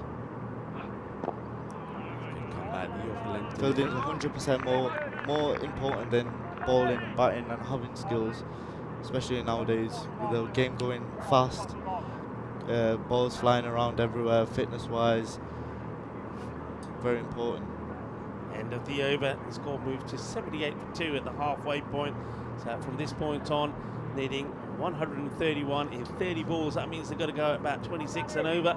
Some of the upcoming events here. Question coming through as well. So, any superstitions that you have? I used to. To be honest, I do now as well. I have to wear 2 socks when I'm fielding. Okay. And when I'm batting as well. I have to wear 2 socks, no matter how tight my shoes are or whatever. I'm always wearing 2 socks, and it has to be white as well. Okay, 2 socks have to be white. Well, that's 6. And so how did that come about? Is it just something you just did once and thought, hey, I've done well, now I'm always going to do it, or you didn't do it once and it went badly? I think I left my socks once at home during a game, and I thought, you know what, next week I need to take 2 pairs, and I ended up wearing both, and I felt so comfortable when I was landing and stuff.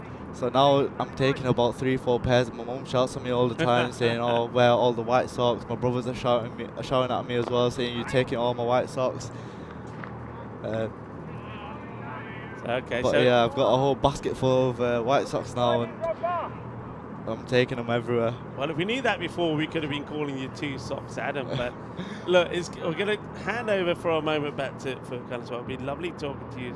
And I think we'll ask the same question to Furkan Shafiq when he comes back and joins me. Let's see this one first. A muscle to the boundary. Ball. Ginna Sona Shakalagia. 6 more. And, well, we saw that last over from Oliver Davidson go for 19. And that's what they need, some more of that, some more whirly. And Danny Murray gets this away. So, Furkan, same question to you then. So, any superstitions? No superstitions, really. That's another good shot. Go on, call it for me. Talk me through it. I think he's a quite powerful man, Rashawn. And to be fair, speaking to him, I think he does love giving it a bit of a crack, really. It's probably one of the hardest shots. We've not seen many on the offside, really. I think it's been more straight all the way from mid on, long on to kind of square leg, where most of the batters have been targeting, really. But that is a good shot. It's really hard to get underneath it sometimes because the ball is a bit bouncy, so it's hard to get timing on the offside. That's Murray again.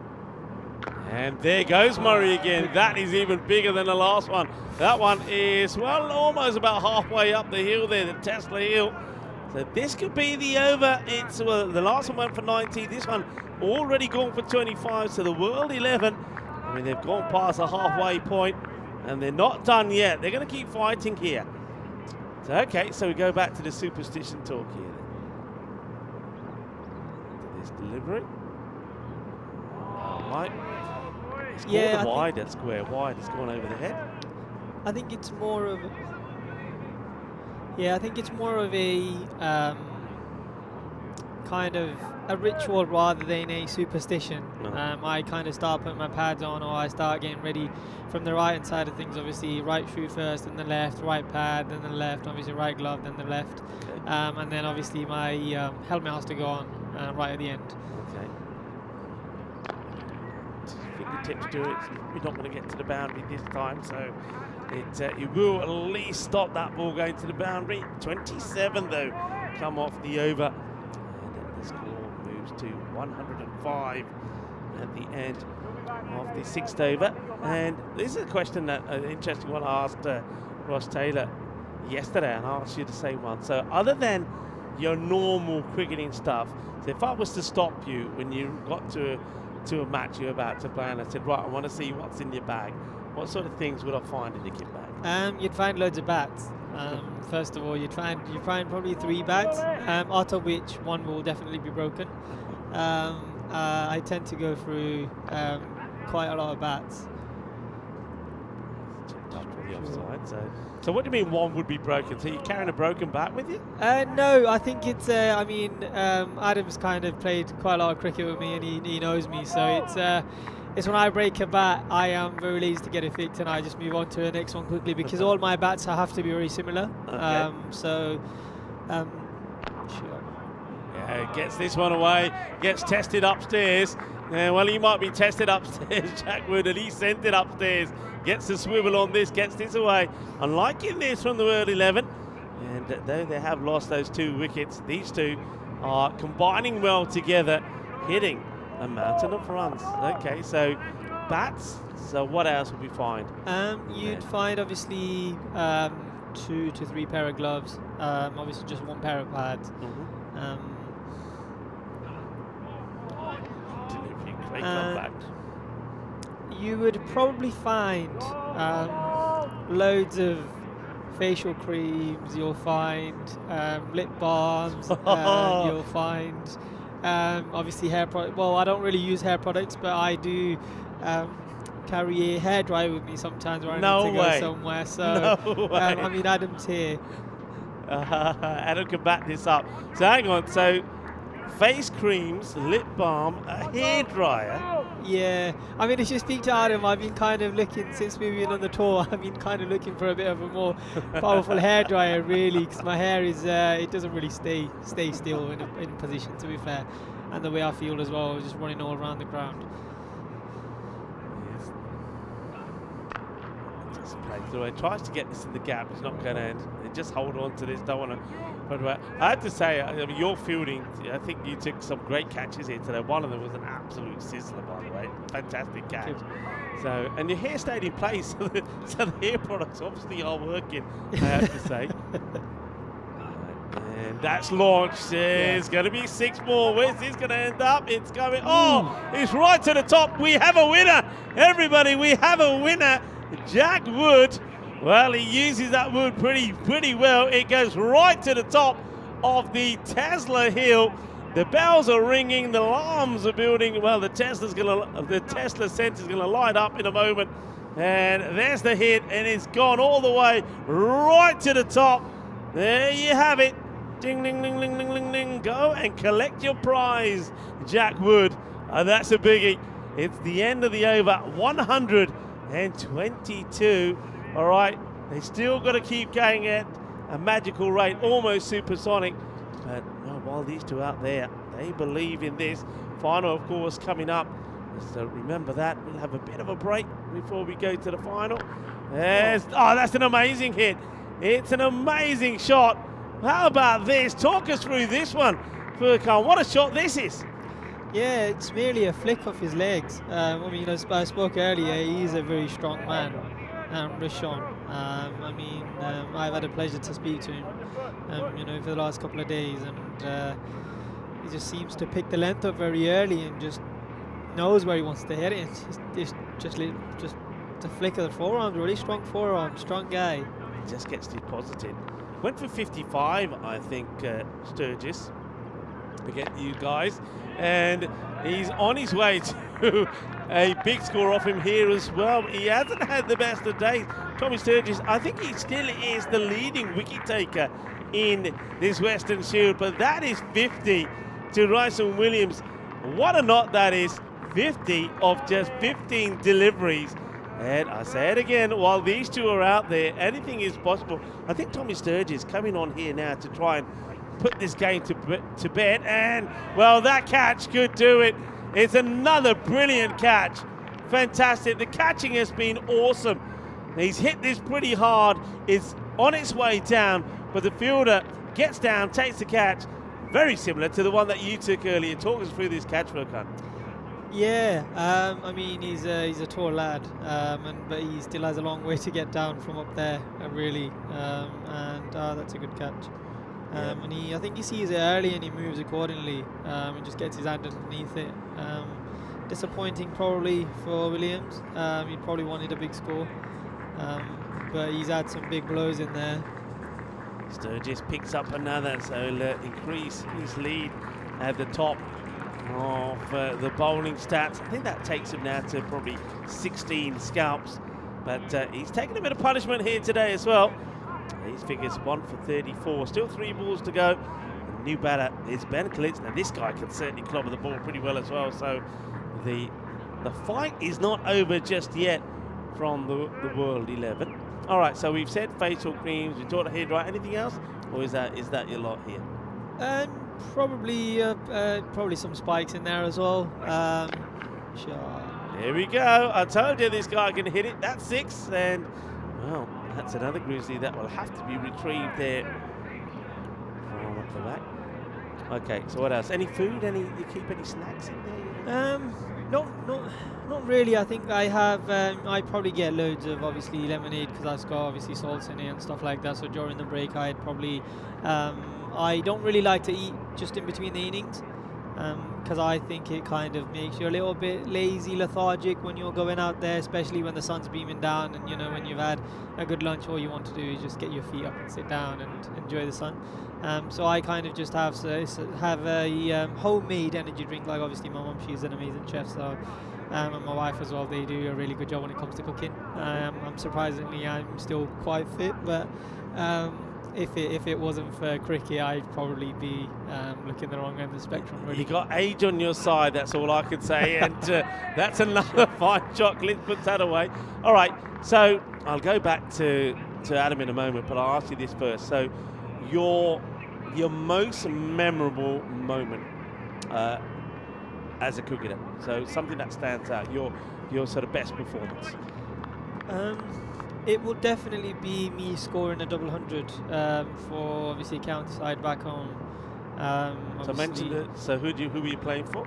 So that was I was playing for Cheshire County Cricket Club, which kind of if you were to measure that in standards, it would be like second team county cricket or grade 2 is what we're kind of looking at. Just obviously a step before first class. And I think that was after I finished from Lancashire, and then I was kind of stepping down and obviously playing MCC stuff as well. So I was having a good season that year, but the last couple of games I hadn't scored runs, and obviously my friends were kind of on my case, come on big man, we want to see some scores. And I was out there to kind of a bit of a redemption really, to kind of prove my friends wrong, and I ended up getting a 200, which was kind of very nice. It's not something you do every day, so that was good. Nicely dug out. Well, there's probably a lot of people I've spoken to, talented players that have only managed to muster up 100 or two. So 200, that is an amazing achievement. So you're probably a man who keeps all the stats. So that is 150 at the end of the 8th over. So how many centuries? How many centuries you got under your belt now? Too many to name. Yeah. No, you wouldn't know. You wouldn't know. There's no way you haven't lost count. I actually wouldn't know how many centuries I've got, but I could tell you I've got 3 double hundreds. That's fantastic. Well done. I do have 3 double hundreds, and I mean, when I speak to obviously Adam and a couple of other guys, when it's sometimes when you don't get a big score, but you've scored quickly enough, you've scored a very quick 30, 40. I always say it's not about the average; it's all about the strike rate, just to get yourself feeling good. Yes, I have 3 double hundreds. Well, that's fantastic. Quick question. Because with the batting shoes on, that one's been launched as well. So they're giving this a good fight, aren't they? But different style of game, T10. You have to change the way you play. I mean, you're probably used to playing where you get yourself in, you take your time to get in, start seeing the ball, then you start playing your strokes. How hard was it for you to adjust to this format where you have to go in and from the first ball, as you've seen a lot of these batters do, just go big straight away? I think it is difficult. It is difficult, but I think. Oh, that's not a good delivery. It's a slow full toss, and that will be deposited. This game is not over yet. It's staying very much alive as Sam Keating-Wright has gone for 2 big sixes of the first 2 deliveries. Yeah, so I mean, I think you've just got to, as a batsman, you've just got to have a good plan. I think this is the type of cricket, or the surface allows you to hit through the line, and I think that's what you got to do. You got to trust your skills, back your ability, and obviously just know your areas where you want to score really. Because as a batter, I never really do feel sorry for bowlers, but I mean, looking at this, you probably do feel sorry for bowlers. Just a little. But especially when you've got bowlers in your team as well, who are kind of pecking your head. You know why? You know what? Why aren't you scoring runs? And when a couple of games go by and they're on your case. But other than that, I think it's just I think in this format especially, you've got to keep it very simple.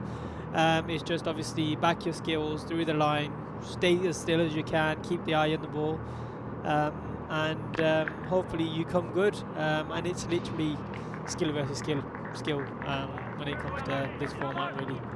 Okay, well, it's been fantastic hearing from you. Thank you very much. I mean, your performance has been amazing, and I'm looking forward, hopefully, to seeing you again. I'm sure you'd love to be back. Oh, absolutely. But thank you very much. It's been an amazing time, and thank you so much, Rika, for having me on here. It's been a pleasure. So we'll go to Adam very quickly. I know that Adam would love to tell us what he normally carries around in his bag, his cricket bag. So we'll go to Adam, and also I'll ask Adam about his personal individual highlight as a cricketer. Adam, welcome back. So first of all, let's talk about your cricket bag. What sort of things do you carry around with you? Well, my cricket bag consists of a lot of cricket balls as a bowler. I've took them all out right now because my luggage was only 20 kgs here, so normally it would be about 30 kgs if I included all the cricket balls. Yeah. And is that because you're just always practicing wherever you are? Yeah, literally always practicing. And I used to have a couple of bats as well, but a few bats actually. Now I have 2 bats. One's broken, one I'm using right now. But I used to love carrying bats around, even though I couldn't bat. And oh well, they really needed this one to go to the boundary. That was the last ball of the over there. The over had gone for 22 before that. If it goes to the boundary, then I suppose it was probably still possible. It's not impossible, but you can see there they're needing 6 sixes off the last over to get a victory here, the World 11. It's been a great effort from them. They moved to 173 for 3 at the end of that 9th over. Okay, what about anything else? What about, so you'll back up work on about his facial products and honestly, gel and hairdryer and all of that? It's drove me crazy for the last 2-3 days. In the first 2-3 days, about that hairdryer. Honestly, he's asked everyone from all the teams probably, have you got a blow dryer? Have you got a blow dryer? Well, that's I love that. Love to find out different things about people. What about yourself though? Is there anything non-cricket related? Maybe a lucky charm or anything like that you carry around with you? Not really. No. I'm quite simple. Just have my little gear on me. That's about it, really. Okay. Just that. Obviously, the socks. Yeah. Going back to the socks. Loads of socks. Going back to the socks. Honestly, just before I came on the store, I was clearing my bag out, and the amount of socks I must have took out, it was crazy. My mum was like, "What are you gonna do with all these now?" Good one-hand pick up there. All right, so let's go to this match is coming to an end. They needed that, go to the boundary, won't. Looks like it will be a win here for the British and Irish 11, who we know already are in that final. Okay, your highlight as a player, your best performance. Best performance. Took a couple of 7-footers, but I think my best performance was a 5-foot against Yorkshire, playing for Lancashire. I was 18, I think, at the time, 19 at the time. I think that was the best performance I've ever put in my life. So yeah, that was good. Still got the ball? Sorry? Still got the ball? You get the ball? No, actually, I don't know where it is, to be honest. It's probably buried in some socks. To be honest, I don't even think I took it home because. To be honest, I don't think I took it home. As in the second innings, it started raining. Okay. So I think the coach just, put it back in his bag. That's you're not having it. That's a ball from a coaching session. That's a pity. All right, I'm going to put you on the spot just before this match comes to an end. That's a half century also for Jack Wood, so well done to Jack.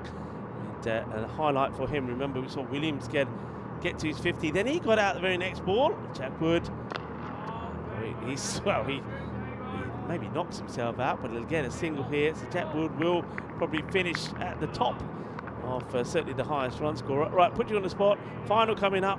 European 11 against the British and Irish 11. How do you see it going?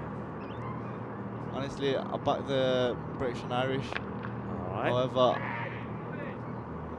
catching opportunity and well taken. So no errors in the field. It's going to be Ben Klitz. He'll go for a very healthy 39 of 13 deliveries with the ball to go. 11, 182 for 3. Okay, so. However, with all the experience that European have, I think they'll take the win. Okay. They'll take the trophy home. All right, there you go. Well, Furkan is right next to us.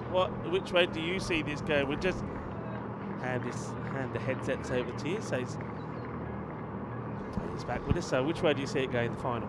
I think the British and Irish have played amazing cricket in the last couple of days, especially after the first day. But I think the European lads, because they play a lot of cricket on this surface or this sort of cricket, they're very accustomed to, and I think they've got good experience in there as well, and they've got a couple of big top order batsman guns as well. So I'd also go for the European side. Okay, very interesting. Do you think playing under the lights has anything to do with that? You think they're better in playing under floodlights? I think so. I mean, it is very different playing under lights when the lights come on, especially the night games. They can be sometimes a bit difficult as a batter, and obviously they've got bowlers who are very clever enough to obviously change their paces and bowl in the right areas. And they all have a plan, and they all just bowl to a plan. And I think from seeing the last this week, seeing how they've been playing their cricket, I think they're the ones who's been executing their plans really well. Okay, well, first of all, can I say it's been wonderful to have both of you here in the commentary position. I think your cricket's been amazing. I think you played really well. I love the way that you gelled as a team. I love the way that you've gone on very well. And I just asked you about the British and English 11 and also the European 11, of course. You've got the World 11 there, but you mingled and got on so well with all of them. I know they've had nothing but lovely things to say about you, and that you've said they've got some very talented players that you might have heard a bit earlier on when Tom was up here, the coach of the World 11. He talked very highly of your batting, and he talked about, and we talked about your spin, coming on a bowling spin when no other teams have been brave enough to do that, and you bowl really well. So up and coming stars of the future, and I think we're going to see you again, that's for sure, here at the Carlem Oval, and I wish you all the best in the forthcoming season. Thank you very much, Rico. It's been a pleasure. Thank you. Always a pleasure to speak to some players, and this is what we were talking about. So we saw that both Furkan and Adam thinking that maybe the European 11 maybe just will be able to pip the British and Irish 11 in the final bit later on. So that's the end of this match. It was a brave fight from the World 11, but they will finish some 25 runs short. It's another high-scoring match, but they'll go out knowing that they gave it a go, the World 11. And have a look at the highlights here. So it started well. They had to go big in the first over. They did. 22 came off the first. And Sturgis, well, his troubles just kept on mounting up. And he wouldn't have been happy when that one went off the chest of the keeper to the boundary. And there was Sharma. He got that one away quite nicely, but he never really... That was a good shot. Then he did get one on the head, and then he gets himself tied up in a bit of a tangle there. And the catch gets taken. No mistakes there from Ollie Davidson. It's been good. And how about that? We saw a superb catch. That was just tremendous. And excellent catch, diving to his stride. And that wasn't the only great catch that we would see, but plenty of boundaries as well. Wood showing once again the form that he has shown all the way through. And then maybe we also saw a little bit there from Williams.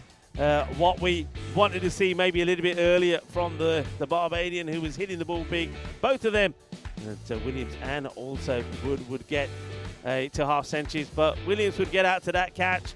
And another really good catch, and that's the difference, I think, in the level that we're seeing here in the Western Shield.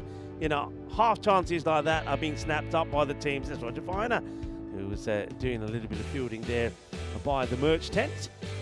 And, yeah, it's just those half chances that get taken, and they can make a big difference in the match. That one high up in the air, good catch taken there, good hands from Tom Hindley. We know that he's a good catcher of the ball, but a brave effort, and the handshakes all around. And the end of the innings. It's nice to see that Ross Taylor didn't get much of a chance, just the one ball to face, and he gets a run for his efforts. And in the end, 183 for 4. Have a quick look at the scorecards there. Trump started things off with 23, but then 250s there, 251s actually. Jack Wood not out on 51 of 16, and Roshan Williams 51 of 16. Very good knock for him. It's good to see him hitting the ball hard, and Ben Kalitz once again in the action with 39 runs to his name on the bowling front. So a number of bowlers there used a very good over them early on from Jones. He bowled that second over but never went back to him. He trusted some of the others. Once again, Summerall with 2 wickets. He's been good the last couple of days, been very consistent. But Tommy Sturgis, 2 matches in a row that he's gone for over 50. That means he's gone for 105 of the last 4 overs that he's played, and he's picked up just a couple of wickets. So that's something that'll do his stats a bit of damage. Quick look then at that match summary. Remember that the final is up next. It's coming up in about an hour's time when the European 11 are going to be taking on the British and Irish 11. So you've got a bit of time to do your chores, get your things ready for Monday starting tomorrow, and then come right back ready for the final. It's going to be an absolute cracker. And once again, a big thank you to my special guest, to Furkan Shafiq, and also to Adam Patel. It was great having them on, of course, from the Asian 11. So Vinny Sandhu will be back with me in about an hour's time for the big one, the final. Hasta pronto, mi familia.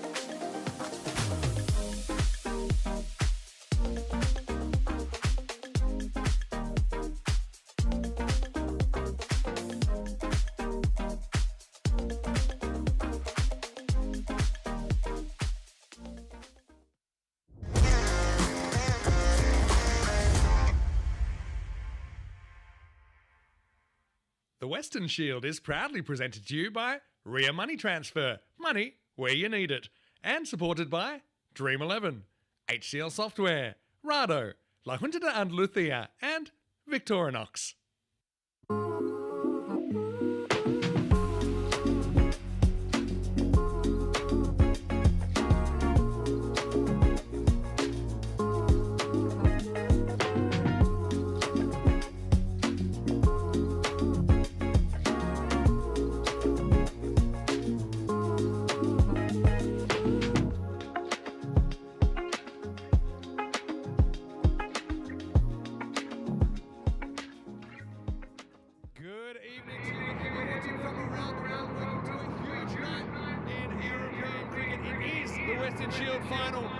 Ready for a show? We are going to have a show tonight. It's going to be a really, really interesting final, I think. Let's get ready now for the coin toss. It is, of course, the European 11 against the British and Irish 11 in this final. There's only one shield. We're about to see who it goes to, but first, let's see the coin toss. European 11, you're the home team. You'll toss the coin. British and Irish is the away team you're going to call. There you are. Ria. It's been called Ria. It's come down. Ria, you've won the toss. Okay, toss on British and Irish 11. Who's going to bat first? Well, there you go. The toss was won by the British and Irish 11, and they have decided to have a bat. How do we feel about that? The Europeans, I don't think they're too upset, though. I actually think this is the way it would have gone anyway. I think that the Europe side were happy to chase. We've seen them chase very well during the tournament. So I actually think that both teams kind of get what they want out of this coin toss. Well, it's been a great week, and one of the great things about this matchup is I don't think anyone picked it after day one, where we saw the World 11 and the Asian 11 in particular dominate the competition. But it just shows you things can change. They change really quickly. Now, I know we've got a great crowd behind me. I know that the loyalties are kind of split.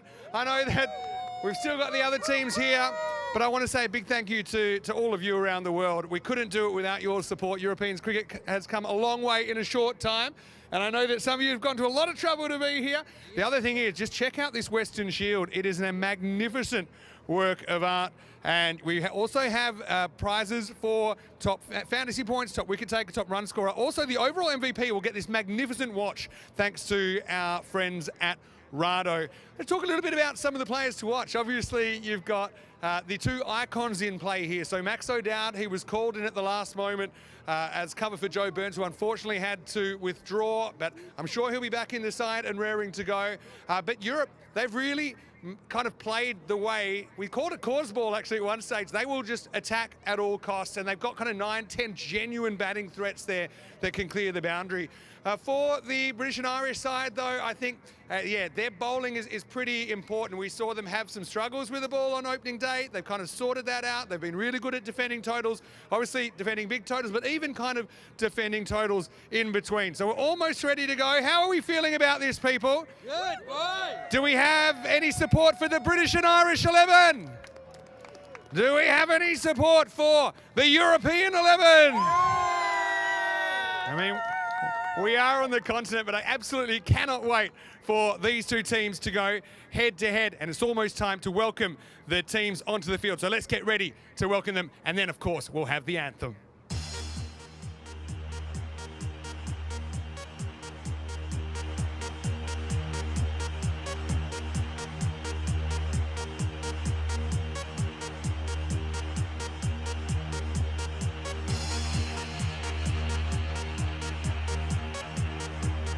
Ladies and gentlemen, welcome to the Weston Shield Final for 2025. Leading the teams onto the field, our on-field officials, Stefan Gucci of Estonia and Suleiman Saeed of Italy, joined by the two teams, the European 11 and the British and Irish 11.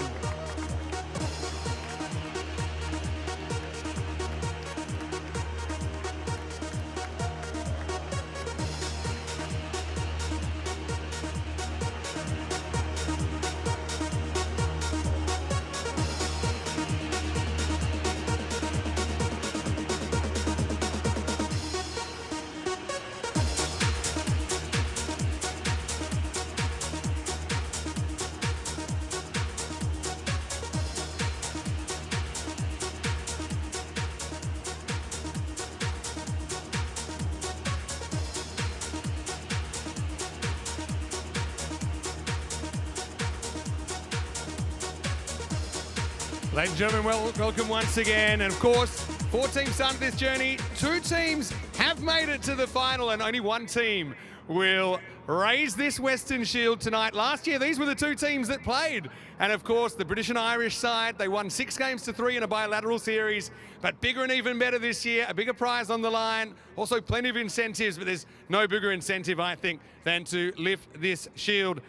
The Western Shield Anthem is a very special piece of music that's been composed especially for this tournament to encourage emerging cricketers to rise and shine to the moment. And I hope you think of that as we stand now to listen to the Western Shield Anthem, proudly composed by Ihsan, Harish and Shahid.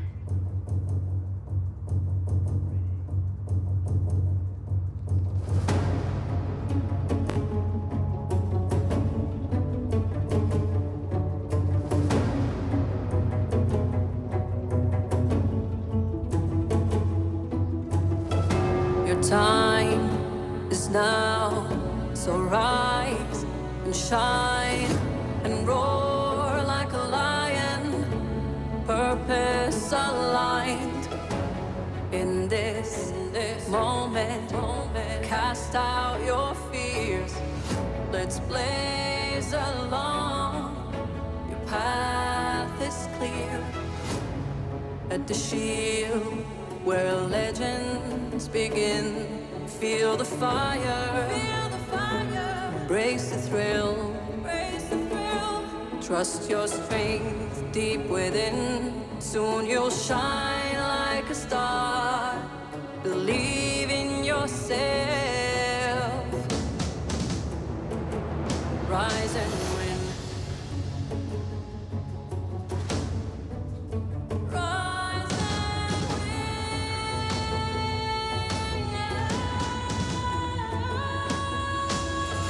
The future, bright and bold. Let your dreams unfold. Step into the light and open new doors. Dream it, feel it, watch it ignite. Play with heart and pride. The spark will set the world alight. At the shield where legends begin, feel the fire, embrace the thrill, trust your strength deep within. Soon you'll shine like a star, believe in yourself, rise and win. Let's hear it again for the 2 teams. European 11 with an 8-3 record, 1-0 result, led by their captain, Sikander Zulfikar, and British and Irish 11 led by their captain and icon player, Kevin O'Brien. Let's get ready, let's get set, and let's see who rises and shines here as we get ready for the start of the Western Shield final. Rico Full to take you to the first ball. Rico, I'll be there in a second, but let's get ready for some action. 1 shield, 2 teams fighting for it. Hello world and welcome back. What a marvellous moment that is. And loving the anthem there, great work. It certainly does capture the moment. Rise and shine. Well, the star players from around the world, they have heard the call. They have risen and they have shone. And the best come together in the final. The European 11 taking on the British and Irish 11. British and Irish 11 electing to bat first. No surprise there. Max O'Dowd coming back into the side. So does Shahid Afridi and Khalid Ahmadi. And of course the big news there, Sajid Afridi holds his place. No Daniel Dolkaya this time around. Afridi, great performance, player of the match performance from him in their last match, 4 wickets and a half century. And I think that tells you the story. That tells you how close it's going to be. You just cannot separate these 2 sides as the batters come out.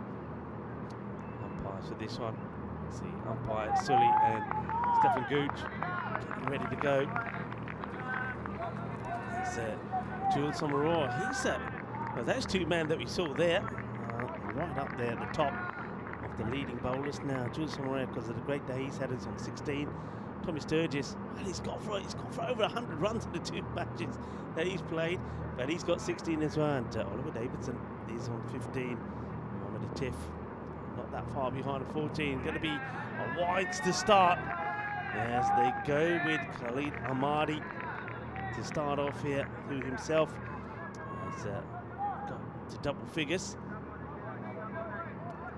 I mean, look, these two teams, they've played very freely, but this is the final. There's bound to be a little bit of tension out there to start off with. Ismail, he gets hold of this pretty well. That'll disappear into the night sky as it leaves this ground. It goes beyond the floodlights. That's the first biggie. And the first legal delivery gets dispatched for 6. Will Ismail up and running, 6 runs to start. The number of Maximos has just been unbelievable. Will the final deliver a high-scoring epic? Hardy, well, he gets taken downtown again. That's going to be 6 more. Bullet. Inna zona. Shuka Lagya. 2 very dangerous batters. They've been competing heavily for the highest run scorer for their side and also for those valuable MVP points. 2 balls, 2 legal deliveries, 2 sixes. Ismail gets set. Ahmadi. And this one will go in the same area. Ahmadi tries to go a little bit wider, but it's just a tad too short. He needs to get jam and ram that Yorker length delivery in. It's going to be another biggie. So 6 more. They've been scoring big runs, haven't they? The British and Irish 11. So it's always, you can always imagine, always a risk when you put them in first. Remember, they have scored 200 on 2 occasions in this Western Shield. Full toss, but slower ball, deceptive. Gets away from the field. It'll be 4 runs. It looked like it was going to be a beamer at one point. It dips cleverly. There's hardly any pace on it, but it's been well watched by Ismail. It's almost like it's expecting it. You see, he does have to hold back just slightly. Almost plays too early. It was full, it was straight. If it hit, it certainly wouldn't have been, there would have been an appeal there. But sees it and dispatches it. 23 off 4 deliveries. Concerns. You can see that Shariz Ahmed has been fantastic in the field. Maybe using him pretty early if they want to go to a little bit of off-pace bowling.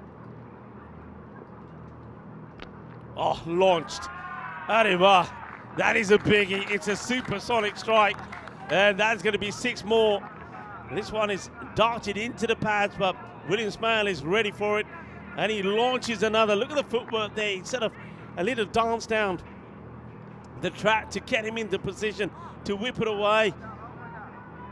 They go with Khalid Ahmadi first up here. First time we've seen him do that, I think. And at the moment, it's backfired. 29. We could have a supersonic start to the final. Well, composes himself, gets set for the next. And this is worked away. Fielder trying to get there. Can he make the stop? No is the answer. It'll be another boundary. Starting with a wide, and then it went 6, 6, 6, 4, 6 and 4. 33 come off the first over.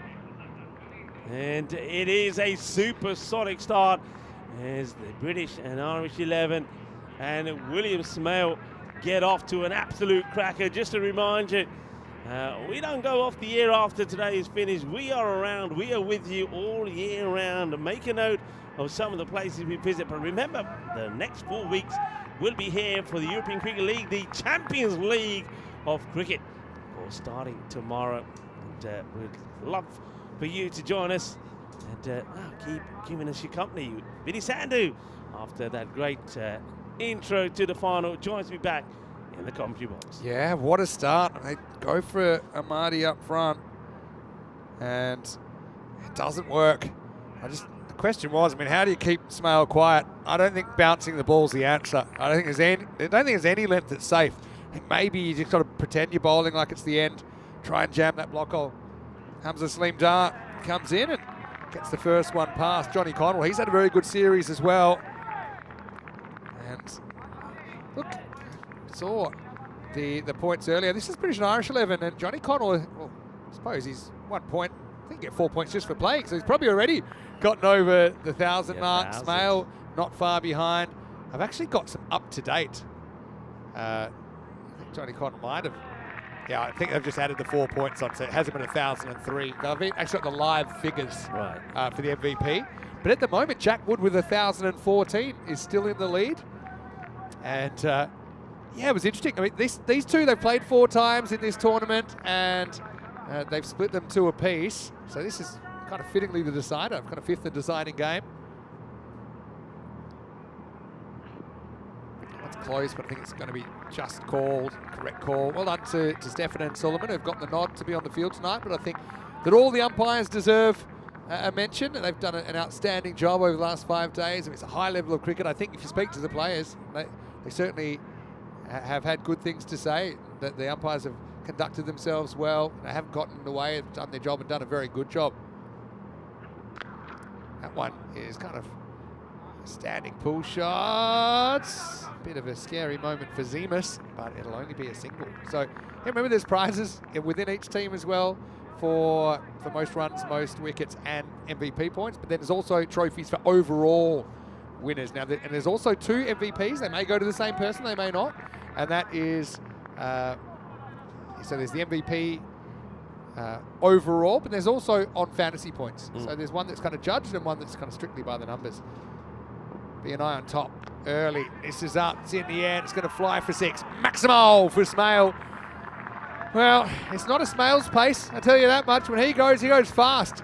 Yeah, he goes very fast, and you can see Connell just struggled with a couple of deliveries there from Hamza. He takes a single and gets Smale back on strike. That's been the way that the British and Irish 11 have gone. One batter has always come out of the blocks firing quickly, and the other batter might take a little bit longer, but they soon catch up with each other. European 11 need to remove them quickly. Well, that's going to be a thick edge, and it will fly away for 6 as a maximum. Now they've got a fielder back there. That's Shahid Afridi, but he's nowhere near this. That's gone so fine.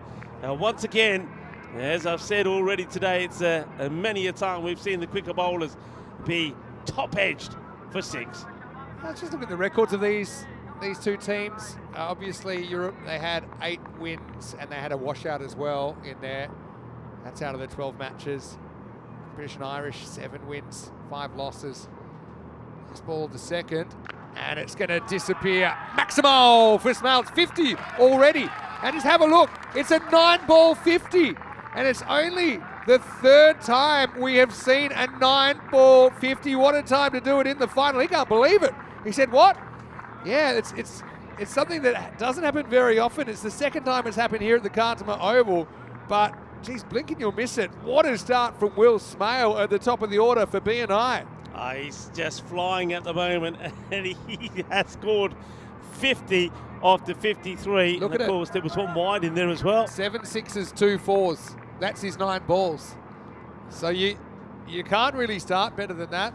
9-ball 50 was one of the things on my bucket list. And I said, one day I want to see it. Since then, we've seen it 3 times. Yeah. Not quite the 9-ball 54, which has now replaced it on the bucket list. So you can see these 2 teams, they finished with quite a distance to 3rd, actually. And World 11, 2 and 9. I think that's the one that I don't think anyone saw coming, especially after they were 2 and 1 after their first 3 matches. End up losing 8 on the spin. Time to drown their sorrows, but I'm sure they still. I think even the top level cricketers there, they learn a lot out of the week about what they can do. Here's Sakata Zulfikar has had a bit more of a leading role, and he's going to have a leading role here. It's Connell who has to go. I think it was the knuckleball from Sikandar, and Connell plays across the line, a healthy edge through to the Crows, and the first signs of life for the European 11 as they get the dangerous Johnny Connell, 53 for 1. Well, Johnny Connell will be the batter that goes back. He had 4 balls. He didn't really get going. He's played and missed a few there of Hamza. But once again, it's the captain, Sikandar Zulfikar, comes on to bowl, takes a wicket off his first delivery. How many times has the captain done that? But of course, he will know that there's many more good, hard-hitting batters to come out. And Connell will go back. He doesn't click in the final.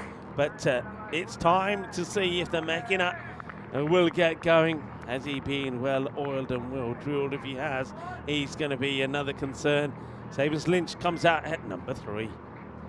Yeah, the machine. Will he be in order tonight? Soon find out. Seamus does have a bit of a duck collection in this tournament as well, but when he's been good, he's been really good. Sikandar into him. And it's another one of those knucklers. Is this getting over the fielder? Only just. Maximo, and Lynch is away with 6. Oh, just look at the pain there from Sikandar Zulfikar. He thought he was in the hunt from 2. It's only just, and it was a nervous look there also from Lynch, but only just gets it over the fielder. So 6 to start for Lynch. Zulfikar comes back at him. What's he going to bowl here next? This time it's a slower one, but it's guided away. Bounces just inside. That'll be 4.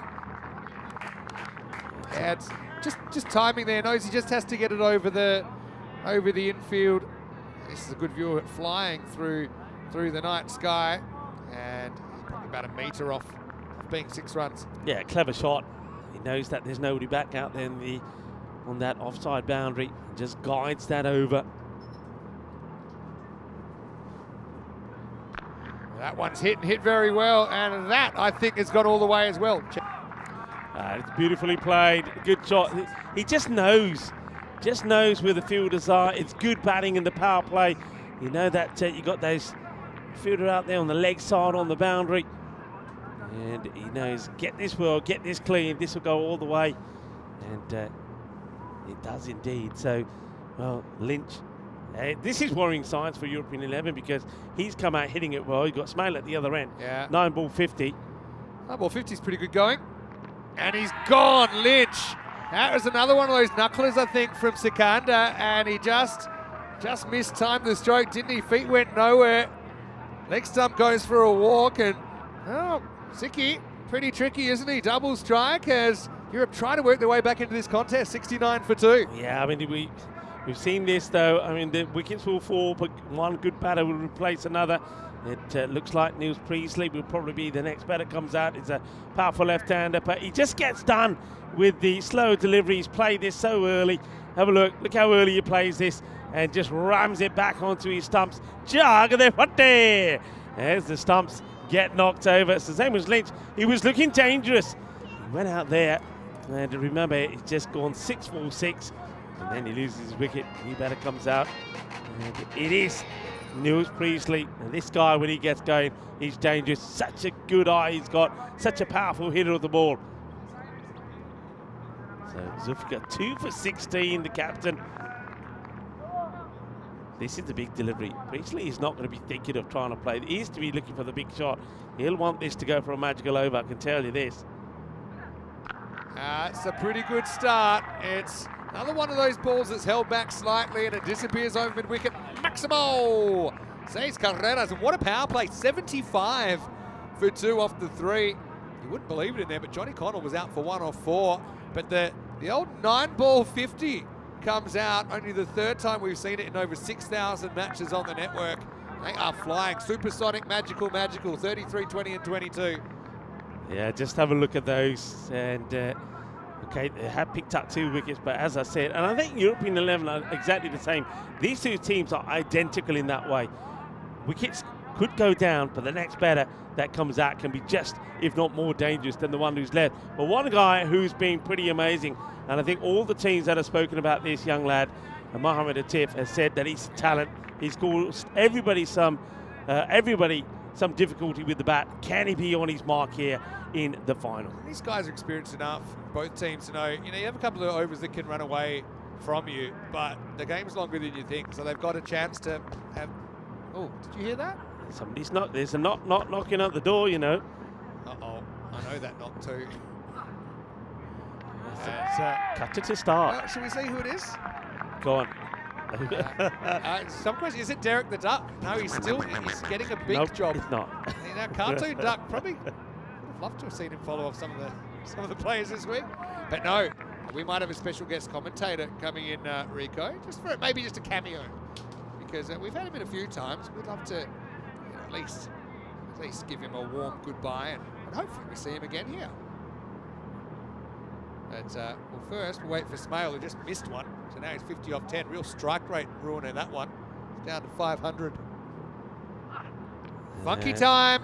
No fine leg, was always on. Couple of bounces, 4 runs. Smale plays that shot really well. Part of it, Rico, knowing when to premeditate, and I think no fine leg is a natural time to do it. He just had to make the contact, and did.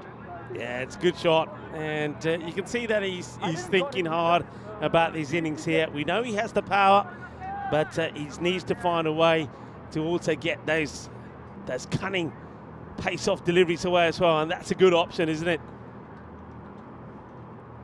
Atif, a good tournament. An orthodox square drive this time. That'll run away for 4. So Smale kind of unstoppable at the moment. Just feel they don't get him, this could really get out of control. We've already seen BNI put 200 plus on the board twice in the tournament. One of those times was against Europe, although there was only one swing of the bat in that game, believe it or not, in the end.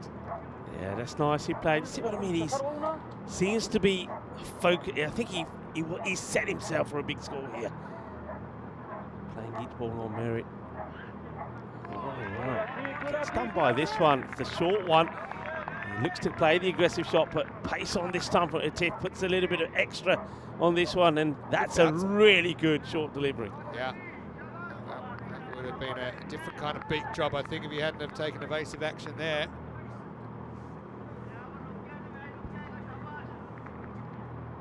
Good question. Riaz Afridi is tuned in. Maybe he's tuned in from Czechia. And he's got a question about what the Encore series means. It's when we have an extra series in a country. And it's kind of like everyone's calling for more. So hopefully that answers that for you. Oh, that one does get him. Well, Smale, who's hit everything so far, except maybe one. But watch this. It's like, yeah, he just turns on it. Misjudges, he actually threw the shot. That rocks his helmet. So, well, Smale, now he's going to have to kind of recite his ABCs on one leg if he wants to continue his innings, because they certainly want to keep him out there. There's a bit of the grill and almost snuck under the grill, but with the concussion test coming, and it does give me a chance to welcome in, not really a guest anymore, feel like you're part of our team here. It's none other than Ross Taylor, the World 11 icon. Ross, welcome back, and great to have you part of the final. Yeah, thank you. Thanks again. It's been a great five days being here in Spain, and apologies from myself and the team. We didn't play as well as we would have liked, but I think we've played as well as we could have. I think we've got lifelong friends, and I hope a lot of the guys can come back and if not in the next tournament, in the next few years. Yeah, well, that's the thing. I mean, no apologies necessary, Ross. I mean, it kind of really just showed how competitive the tournament is. Because everyone knows the amount of talent that's in your squad. Is Atif. You know Atif pretty well. Actually got dropped. You gave a chance off him, and he would have had you twice, and I think he's already pretty thrilled about it. It was a bit strange when he came and asked for an autograph with it. But no, I think if we're honest, throughout the whole tournament, I think he's been the fine. I mean, bat has dominated as you would expect on an artificial with short boundaries, but no, I think his change of pace, still being fast enough to bowl bounces and put pressure on players. And even in this game, I mean, the guy's got 50 off 9 balls, and he's still able to bowl dot balls and put them under pressure and still look a little bit at sea, if that's even possible. One thing about Atif, he's believe it or not, this is his 199th match of the format. Well, I mean, and he is, I'll tell you how old he is. He's only young. He's 24 years old, and he's our leading wicket taker all time on ECN. He's played a lot of cricket in Barcelona for his club Pakai Care, which is in Badalona, a borough of Barcelona. He will be back to play in the European Cricket League, so I think that he'll reach 200 matches, and like I said, he will reach 200 wickets. He's on 193 wickets at the moment. I mean, that's phenomenal stats, and I think it showed.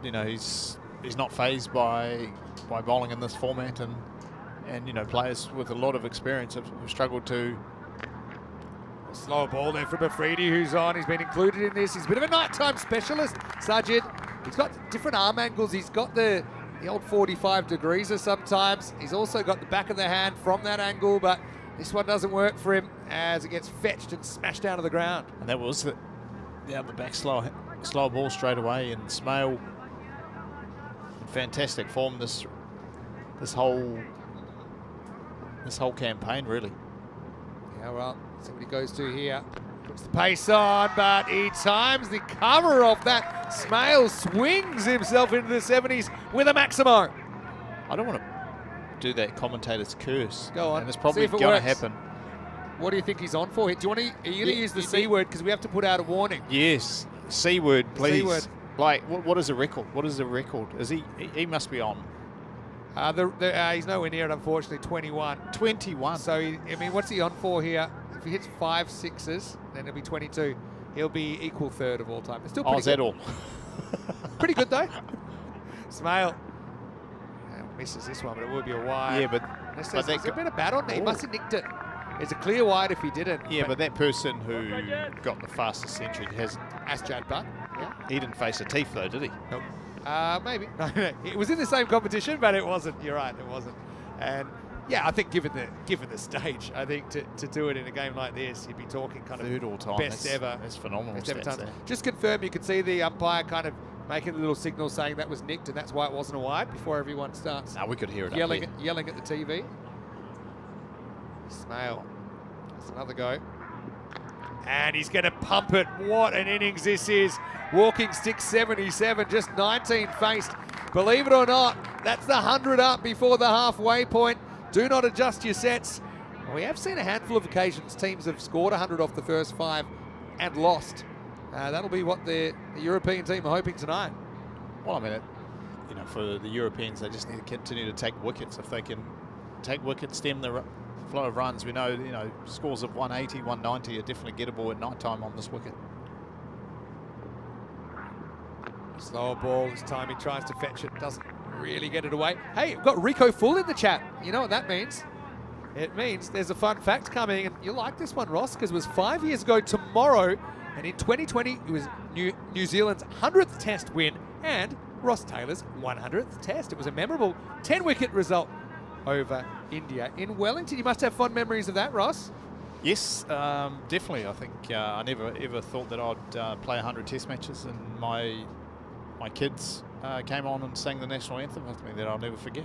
It's a great national anthem too, the New Zealand one. That one actually gets the line, so Priestley looks bemused, but I think it was the right call of Freedy. Just avoids going magical by the barest of margins, and after the end of the 5th over, the score 103 for 2. Vinny Sander here. Sorry to do that to you.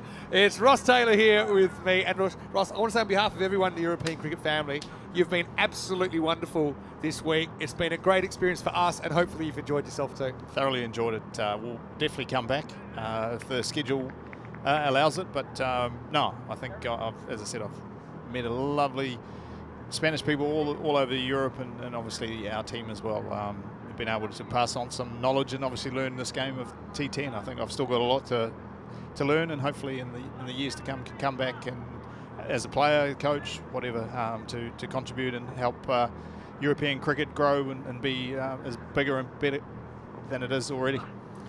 All right, well that's a little pop-up, but it's going to miss Hamza Slim Dart. Yeah, thanks for saying that as well. One thing my coach used to say, as long as you're breathing, you're learning. And I think that's something that it always sticks with me, that especially in cricket, it's really wonderful to see how people adapt and develop and are always picking up new things. It's 100%. I think if there's anything I've learned from cricket and life is you never stop learning. Just because you're 40 or 50 or 60, you never stop learning. And I think the day you do stop learning, there's a time to move on in this game of cricket anyway. So, no. Who would have thought 20 years ago T10 would be a game, and who would have thought I would be in Spain as well? So exactly. It's great to be here. Make some contacts with your food and wine career, which I think's nicked and 4, 1 bounce, and a bit lucky for Priestley, but they say you make your own luck. B&I still motoring along. Well, I think Atif, it has shown what a class bowler he is. Still hasn't been hit for a 6 for a few games, I wouldn't have thought. And coming on there, hurrying Priestley up. Yeah, you're right. I mean, his first over, he came on, and obviously there was that 75-run power play. Came on in the 4th and only conceded 9. I wonder if, I mean, from a tactic, he's such a good bowler. Can he bowl in the first 3? It's such a tough time to bowl. Potentially. Because he's such a good bowler, and teams will start trying to just get through him. But if you can sock up that first, 1, 2, 3 overs, even if he goes for 10 or 12, I mean, that's sometimes better than... That one is going to be another 4-1 bounce. It's a good point you make. I mean, I think they went for options, I think, tonight, and really in the tournament that maybe a more swing bowlers hoping to get something out of it. He's more kind of an into the pitch bowler. Roll his fingers on it. Yeah, but he has done it before, and it just shows. I mean, even talking about him like that shows you what a kind of a go-to bowler he's become for Europe. For a guy that is pretty inexperienced at this level, but has immense potential. That one is up, and Ross Taylor's jinxed him again because he hasn't been hit for 6 for a while. Now he has. It's a maximal for Priestley. Apologies to the European fans. But it's quite interesting, isn't it? His maturity, and a lot of people say, what can the bowlers do? It's a bowler's graveyard out there. But I think you just got to move the goalposts a little bit. I think if you're going for less than 30 off your 2, you've done a good job. And Atif, I mean, I've seen him get hit for 36 in and over here. He's unruffled. He accepts it. And moves on. No, I think, and that was the discussions we were having in the team. If you can go for an average score is 155. So if you're going at 14 to 15, you win it. Priestley 20 off 5. That's a big juicy full toss, and he almost takes out the medals there. That would have been a bit awkward. Hits the trophy table, and the result 6 more. So Atif has gone for 30 now, just turning into a bit of a full bunger there. Well, there's the European fans. They're not necessarily jumping out of their chairs right now. Chilly night here. It's about 14 degrees. Does a bit of a chill when the sun goes down, right? Yeah, no, still nice. Yeah. Still very, very nice weather. All right, so is there anything as a captain here that you're thinking, or any particular plans that... Well, I think if there was any grey area with the Atif is he bowls so well to right-handers. Left-handers are the ones who, just with the angle and then obviously just rolling your fingers on it, you're coming into the swing plane of a left arm. So I actually like this him coming around the wicket just to change the angle. Yeah, it kind of works right off the end of the bat. That'll be the end of the 6th over. Atif, yeah, not a bad job at all. Go for 31. And Britain and Ireland, 125 for 2 after 6. So I will have you here for one more over, Ross. And if you do have any questions for Ross, fire them in now. But I mean, we want you to just be able to relax. We hope you enjoy the night. How long are you still here from? Where are you going next? So I'm heading off to Los Angeles to watch a NBA game. That's right. Long-term NBA fan. That's right. I mean, LeBron James, Michael Jordan, LeBron, Kobe. I thought I got to watch him before he retires, so get to go and see him in action. Obviously, what's happened with the trade with Luka Doncic, I'm looking forward to seeing how that goes. Then my rugby league team that I followed since I was a young kid, the Auckland Warriors are playing in Vegas, so we'll go there and better go and be a dad for a little bit. Sounds wonderful, yeah, and I'm sure the family's loving having a bit more of you. I've still got to have a little bit more paella and some nice rioja before I leave. Good choice. All right, one's out of here. Samardi's smiling assassin, but he's the one that gets the bullet here. Almost takes out the TV. That's bad news, but the good news is the runs are still coming for the British and Irish 11. Yeah, so let me give you a tip with the paella next time you go. Try the black one, it's my favourite. And you'd love the All Blacks, probably. Very much so. Arroz negro, they call it. So what is that, like a squid ink? Squid ink, seafood, if you like seafood. Mussels? Yeah. That's... What is the one where they have with a bit of chorizo? Yeah, you get the mixer sometimes, it's kind of mixed. But if you want the traditional, especially in this part of the world... So is the black ink? Get the... I'm here to learn. You go there, and I'll give you another... Here's actually I got told this. If it has pictures up of the food, it's probably not authentic. It's probably a tourist trap. So, for example, with tapas, everywhere does tapas. So if I go in there and there's photos, we're out. If you want to be, if you want to get off, if you want to be more than just, if you don't want to be basic, right? I am going with. That's very tight. I think it might have been out actually if that had hit.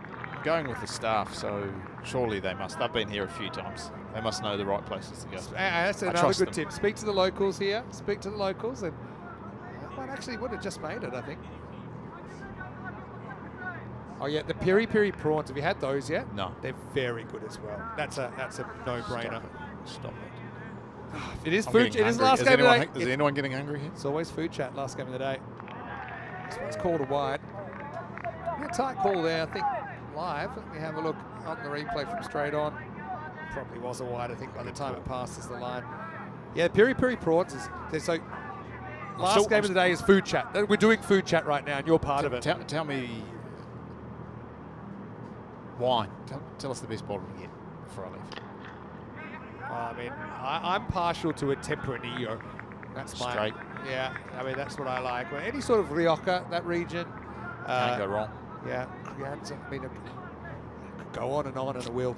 But I like the Spanish reds for me. I quite like them, but you can't go wrong. Try them all, they say. Looking forward to it. All right, 2 to come then for Amadi.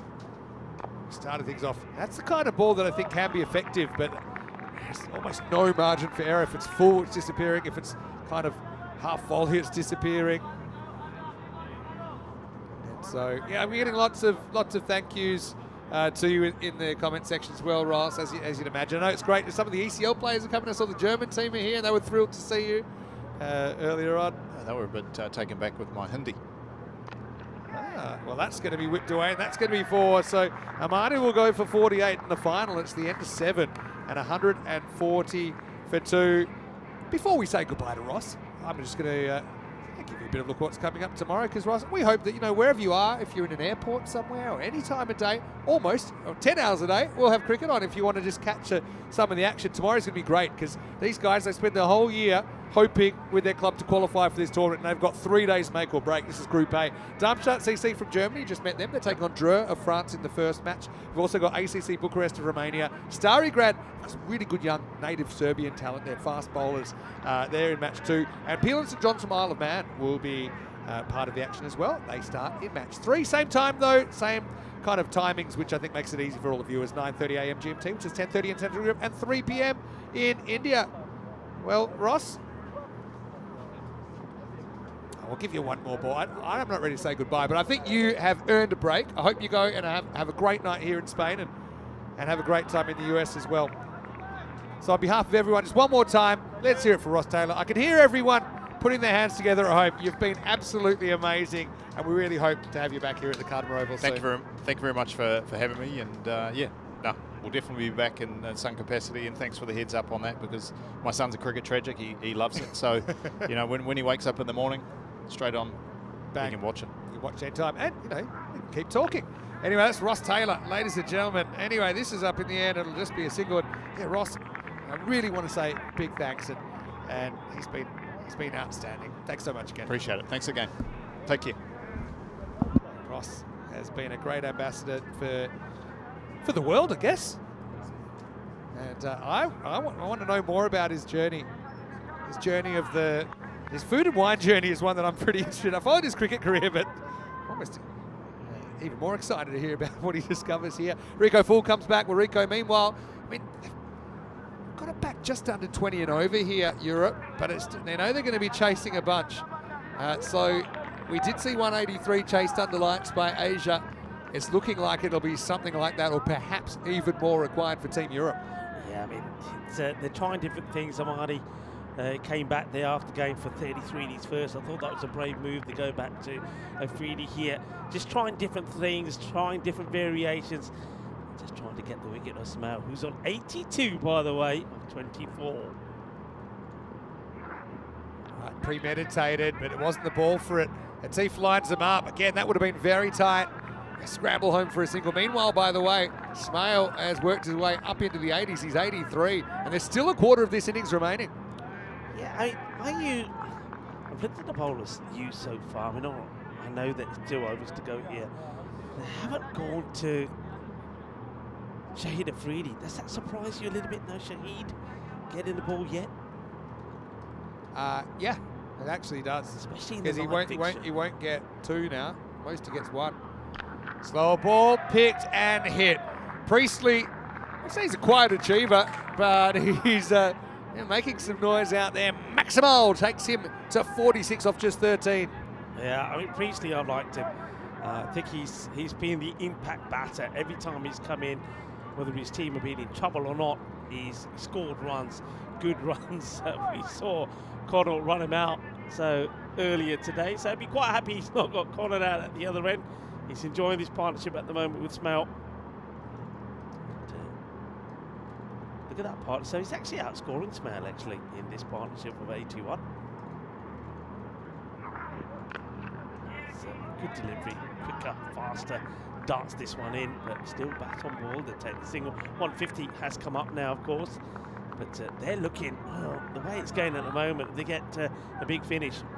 Maybe once again putting 200 on the board. Remember, they did that once to the European level already, but European 11 came back and almost won it, chasing 203. They got to 197. And we saw them score 200 in that last match against the World 11 as well. That's going to be 6 as well. So Smale moves to 89 with that shot. Maximal time, 157 for 2, and still 2 overs remaining. Just quickly, I want to say sorry to anyone if you did have a question for us and I didn't get to it. Obviously, we only had it for a short time in the final. We wanted to let him get back to I suppose, being social with his team. They've worked really hard. I mean, it's 12 matches. I suppose they had 1 washout, but still 11 matches in 5 days. And there's a lot of tired bodies over there. I think they've earned the right to spend a bit of time together. And rates just dipped below the 20, but still a lot of runs. What's your best case here if you're Europe? Is you kind of keep it to, say, 2 a ball and you really win the last 2 overs, then you're looking at basically 180. Yeah, that's, I mean, we've seen it happen. They haven't quite got that great over in just yet. You know, if you go by the over scores, there was that one from Chip Harmedy's first that went from 9, but other than that, everything's been over that 15 mark, so they need something, and Sikander Zulfikar will bowl the next. Now, probably will start with that slow cutter, and I think Lewis Priestley will probably know that. Now, he hasn't bowled to the left-hander. I don't think he's bowled too much to left-hander, so this will be a good challenge for him. So we still don't see Afridi. That's Shahid Afridi with the ball. We see Zulfikar bowling out to 2 for 22 first up. That's 50 for Niels Priestley. Hasn't he had a brilliant tournament? Yeah. I think just consistency-wise, he's risen to the challenge, and he strokes that one away for a 15-ball half-ton. Not quite a 9-baller, but still a very, very good pace. Yeah, good pace, good shot. Gets given a little bit of width, gets played away. I think they just struggled really in that area, that point, backward point area, to try and get the fielder in quite the right place. There's the knuckler again. This is up, it's in the air, and it's also going to fly. Maximo! The way Priestley's going, maybe he feels he's got time to bring up the 3 figures. We haven't seen the Ross Taylor commentary jinx have any effect on Smale at this stage. Again, stands tall. He's a brilliant hitter of a cricket ball. Great striker. The striking really, I mean, we're seeing some excellent striking here from the British and Irish level, but the striking from all the teams, I think we see it. You know, some things that I always talk about, Vinny, is that, you know, I go back to my sort of T20 days, and I remember T20s. If you got 100 on the board, you thought you did well, and if you got 120, you were odds on to win the match. That's the way the game used to be, and different world now. Yeah, it's a completely different world, and what we've seen in this tournament, this Western Shield, is, you know, as you heard Ross Taylor there saying, average scores about that 155. It's unheard of. It just goes to show just how talented some of these batters are and how well they're hitting the ball. And I know some people will say, Vinny, that, oh, you know, the boundaries, they're 50 metres. But my question would be, as Zulfikar comes in again,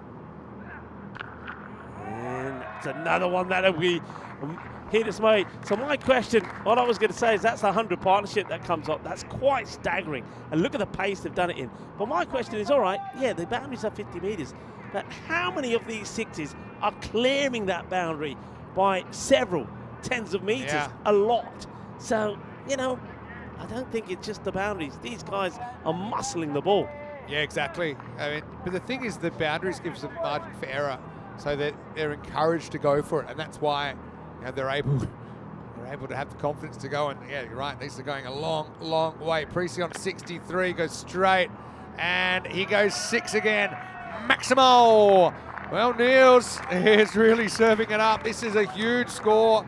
The 200's predicted now. It's all happening in the ninth. I mean, it's all been happening for the whole week, hasn't it, in this Western Shield? But B&I, let's not forget, they're the defending champions.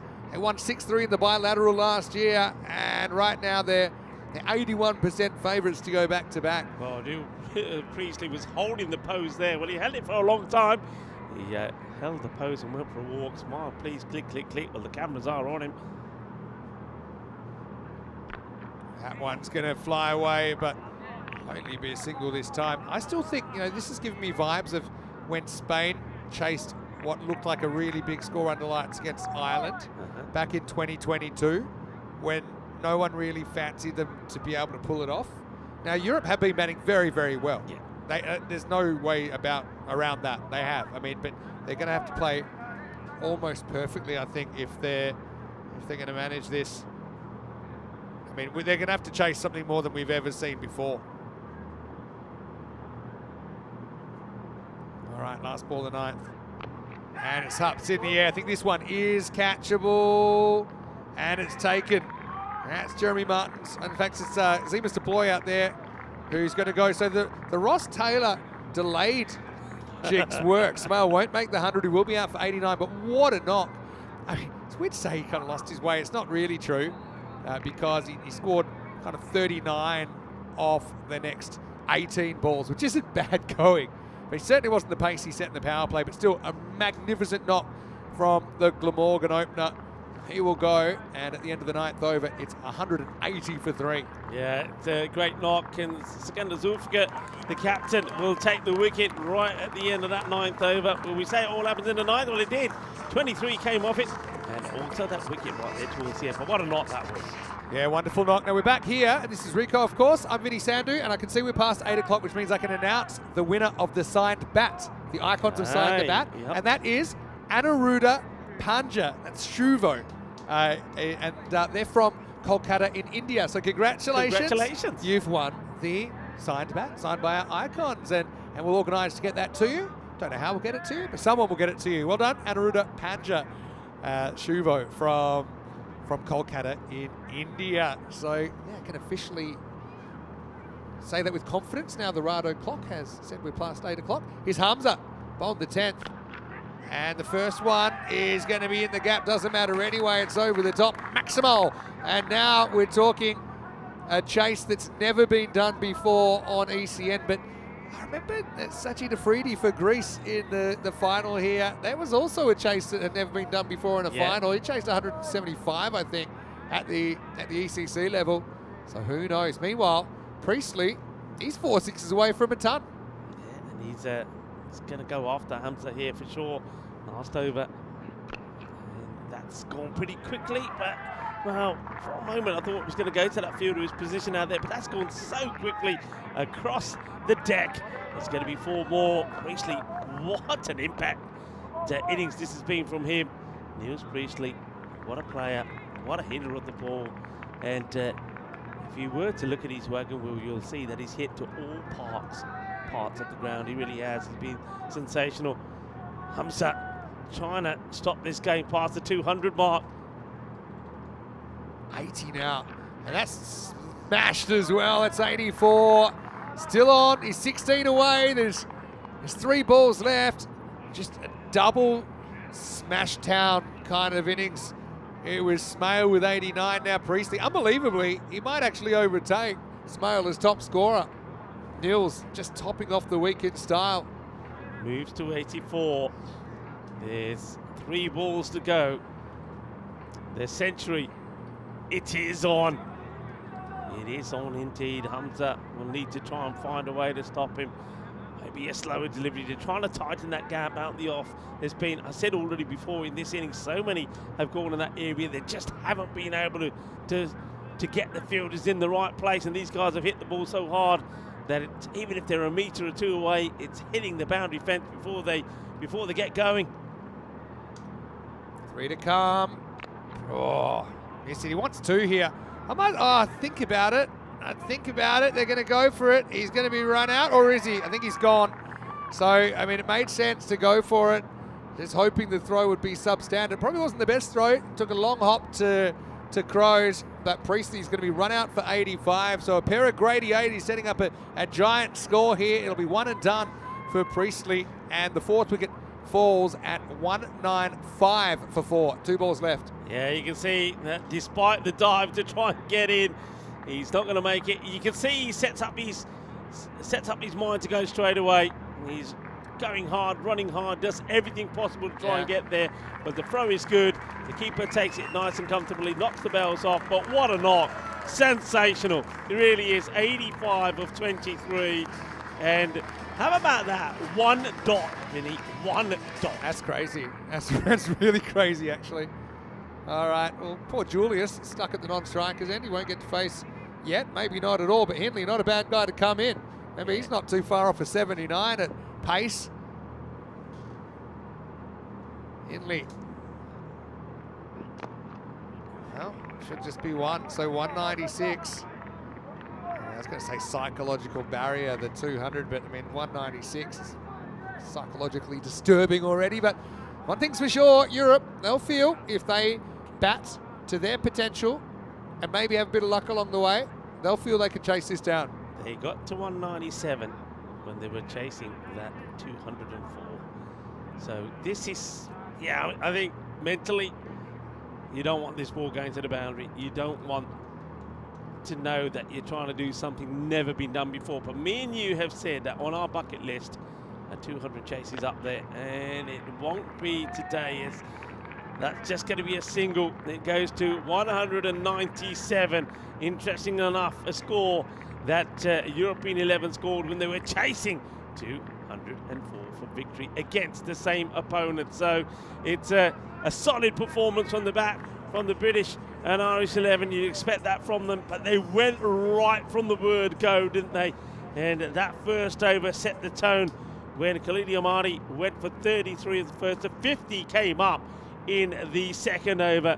So the European 11, they know that they always knew, though, they were going to have a fight on their hands. I think they would have been looking to keep this to about 160, 170. They know that, but they're going to do something special here. And maybe their icon player, Max O'Dowd, is going to turn on the style. And, well, we might see something amazing. If it is going to be a win here for the European 11, Vinny, we're going to see the highest run chase we've ever seen on the European Cricket Network. Yeah, well, records are made to be broken, as they say in the classics, but it is a pretty big jump. It's 12 more than the highest target we've ever seen achieved. Sturgis, I don't know what he was eating there, it looked delicious. But look, what was delicious was the opening from Smale. It was a Smale storm, wasn't it? As he went to a 9-ball 57, Maximo's 2 fours. He was wheeling, he was dealing, he was smashing the bowling all around this Khartoum Oval. He's impressed me from the first day, and he's still impressing me on the last day. Meanwhile, he did lose Johnny Connell, who nipped behind to Sakana Zulfikar for just the 1, but the machine came out. He was able to whack a couple, but I mean, we'll see in a moment. Priestley then kind of picked up the baton and kind of moved forward with it. That was after Lynch had his leg stump surgically removed. But Nils, I mean, it's a brilliant week from him, really. I think he was the most consistent, even when things weren't going so well for his team. I think he's really stood up. That one actually sat Smale down, but you know, that's one of the benefits of getting the old head knock. Very friendly medical staff here. But really, I think maybe the European bowlers need some counseling after getting whacked for 197 under lights, and be a minor miracle, surely, if they were to chase the 198. Yeah, look, the only thing that you can say about this, and I think that's what I was saying about the World 11 in that last match. I mean, when it's a big score like that, you got nothing to lose.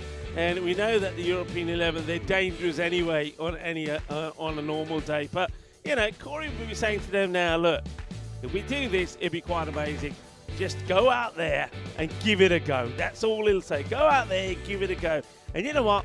We know that we, on our day, if we all click, we are capable of doing this. We need a few things to go our way.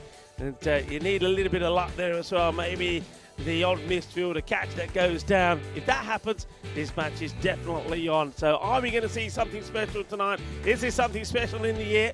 Well, we'll have to wait and see. Bit surprised we didn't see Shahid Afridi. Very Maybe much. just physically he's not feeling right up to it. That's all I can think. But yeah, they needed some help, didn't they? They felt like they needed some other options. But anyway, it's all to be done now. It's the Cardamom Oval under lights, and well, really, the British and Irish 11 go pretty close to touching the sky. They're 89 for Smale, including a 9-ball half century. Only the third time we've ever seen that in 5 years. Over 6,000 matches on the European Cricket Network. 16 for Lynch in there after Connell felt for just one, and Priestley with 85 in just 23 balls. He ran himself out trying to steal the strike back and maybe bringing up an amazing 100 in the final. As far as the bowling went, well, like I said, I was a bit surprised we didn't see Shahid Afridi, but I just think there must be something physical with him because we did see just the 5 bowlers used, despite a lot of them going the journey. Skander Zulfiqar with 3 wickets, but he did end up in the naughty 40s, 3 for 45. And really, Atif, I have to say, was the best of the bowlers, definitely economically, going for 31 of his over. His first one only went for 9. The second one did go magical. I know he was spoken of very highly by Ross Taylor as well, so I'm sure that'll inspire him to take the next step in his career. We'll take a break, and when we return, we'll see which way this Shield is going. The British and Irish 11 have one hand on it, I think, with 197 on the board. But can this be the European miracle under lights? 198. Can they touch heights that we've never seen before in a chase? Can they break the record that Asia set just the other night here at the Cardamom Oval? We'll stick around to find out. Vinny Sandhu here, Mr. Maximo, with Rico Full. And we will return very shortly for the exciting conclusion of the 2025 European Cricket Western Shield.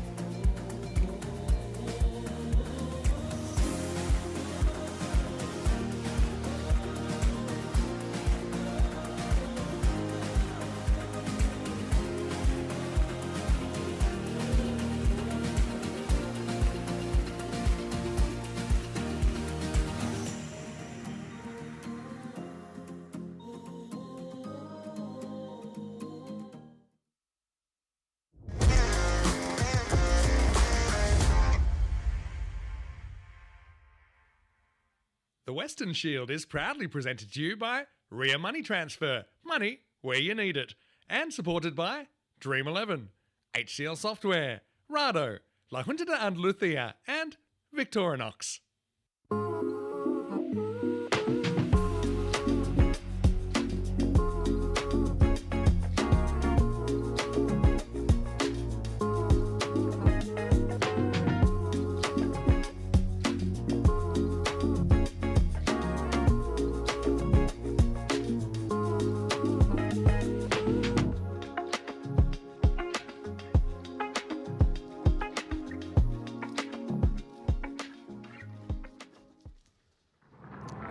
Hello viewers to the magnificent Cardiff Oval, which looks absolutely stunning. And this time of night, the floodlights are lighting up the Field of Dreams. Now rise and shine, and in the final, the British and Irish 11 in this Western Shield have certainly, they've shone as they've caressed the ball to all parts of the ground, getting to a huge total of 197.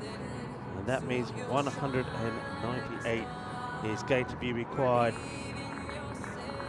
And just to give you an idea of where that compares on the network when it comes to the highest chases, well, we'll give you a taste of what we have seen. I can tell you already, we've never seen a chase in the 190s. That's what they're playing for there. Well, it's been a high-scoring event, hasn't it? Been high-scoring. And high-scoring event. Here we go. This is it here. Look at that.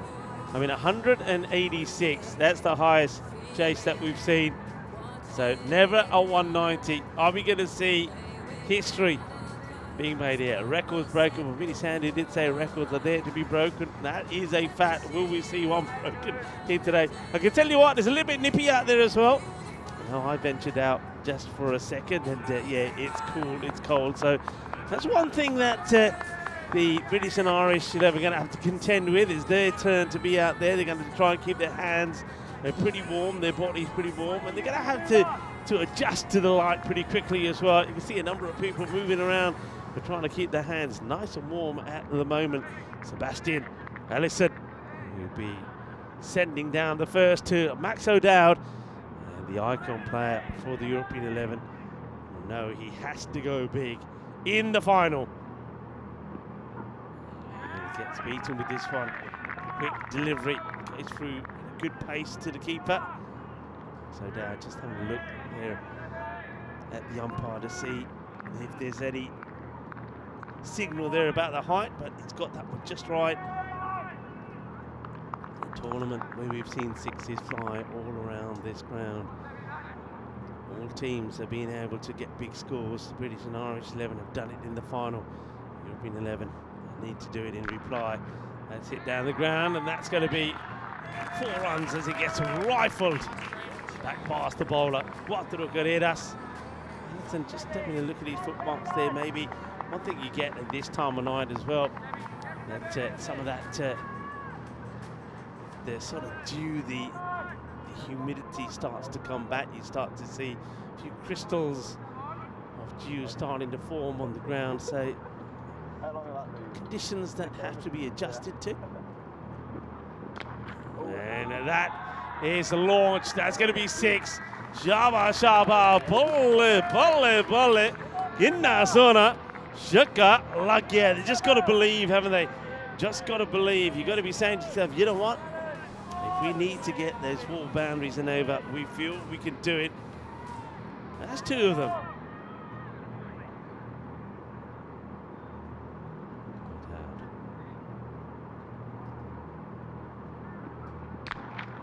Oh, the bat is a bat break. It's a bat break. It still could go to the boundary, you know. It's being chased after the fielder. All sorts are happening. Well, this is quite exceptional. It will be 2. Well, bats were meant to fly, but this one breaks in half. Have a look at this. And then Hinley, I think, is the player who does manage to save this. Let's have a look here. So he does pull this bat. No problem there.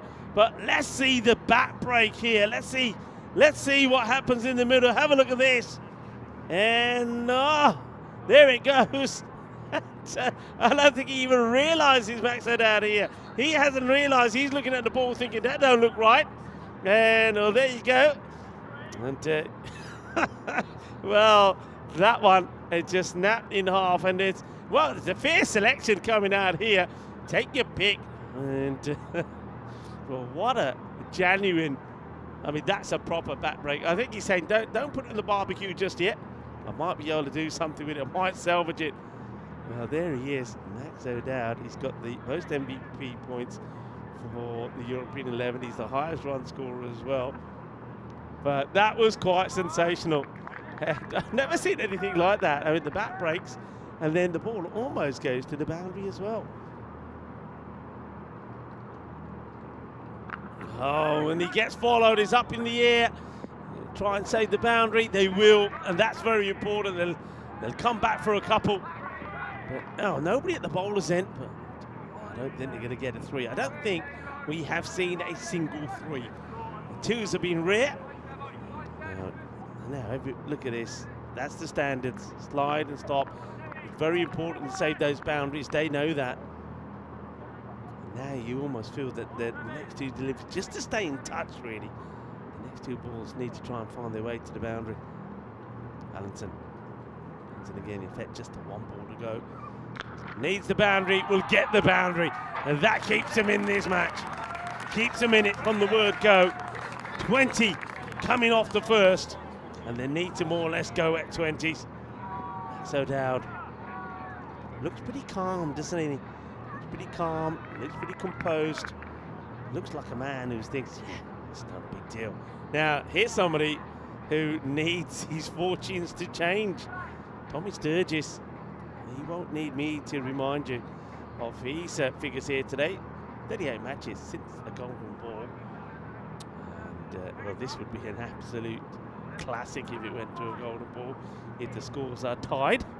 But yeah, Sturgis, he's joint leading wicket taker, but in the last two matches, both his spells, though he did pick up a wicket in both, he went for over 50. 51, 55. Up in the air, this is a teaser, but it could be gone. It will be gone. And Zima's deploy in the final will go for a first baller. It's going to be a golden duck for him. Catch is taken, and maybe things are about to change in the day for Tommy Sturgis.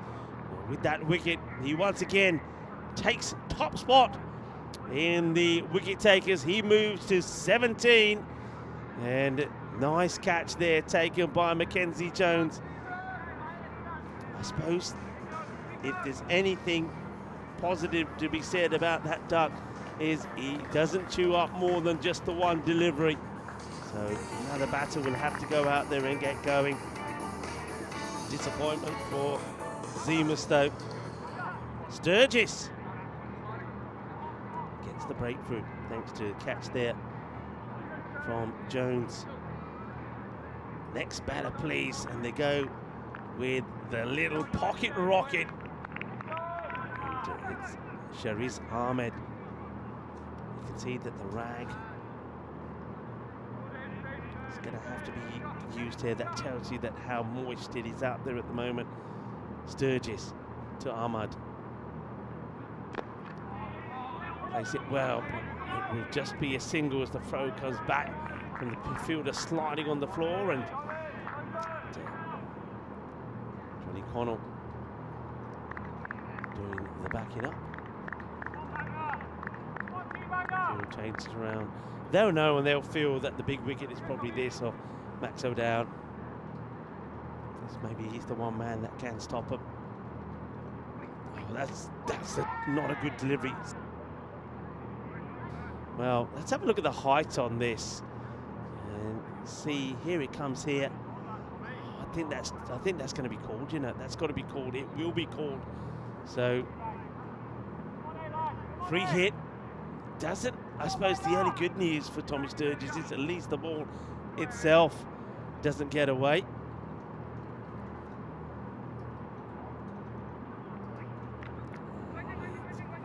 think he might have got a bit of something on this, bit of an inside out. So once again, we see that the free hit doesn't get put away. Sturgis pulls a little cutter there, I think. Tense. European 11, no. They're up against it, but they all keep believing. And that's drilled hard, and that will go, I think, all the way. It does. 6 runs. The umpire raises his arms as that goes all the way in the direction of the giant European cricket ball there. As you can see, almost takes the ball out, catches some of the strings holding it down. Max O'Dowd. Tommy Sturgis trying to get the big wicket. That's it, nicely through the covers.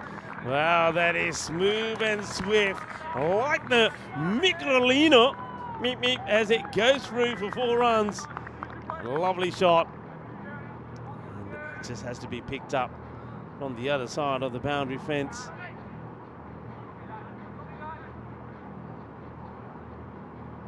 Good crowd in, watching the fan zone. You can see that the heaters are burning away. Everybody's huddled around, keeping warm. It's up in the air, it's a miscue, big moment, and the catch has been taken. That's going to be the end of Max O'Dowd, and Tommy Sturgis, who's been having a bit of a nightmare of a day, takes another wicket, moves to 18, and that is the big one. That is the one that puts the smiles on the faces of the British and Irish 11. The big player, Max O'Dowd, the icon player for the European 11, will go for 30 off the 10 balls that he faces. And that now really, I think, puts the European 11 big time favourites. But as we know, so many good batters to come. And Noah Crows comes out at number 4. What a moment. And it's one of those crazy ones. It's actually the no ball that had to be bowled again. The extra ball in the over, which results in the wicket. The European 11, they're 32 for 2 at the end of 2. That's played up in the air, and it could be 3. It will be 3 as Jones gets the wicket of Shariz Ahmed, goes for the big shot. They've got the fielder in the right places, straight down the throat of mid-wicket. Another wicket does go, and Shariz will have to depart just for 1 of the second ball that he faces. Jones gets the breakthrough, and the catch gets taken out there in the deep. No catch is easy, really, at this time of night. I mean, there's the due to contend with. Gets down, smothers it, holds on to it. Not going to let go of that.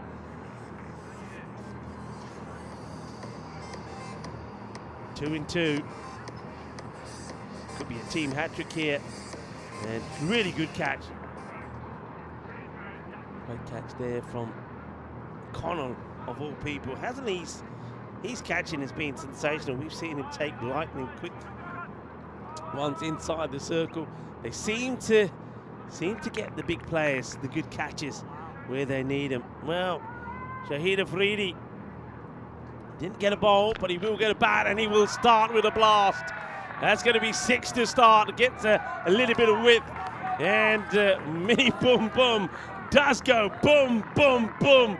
Shaka Lagia, and he gives the loyal European 11 supporters something to cheer about. But the 6s are getting bigger.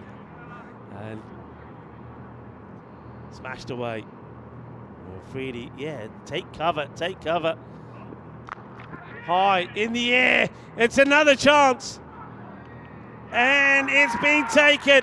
And Hinley gets the breakthrough. Jones gets a second. Shahid Afridi will go 6 and out. This one looked like it slices off the bat.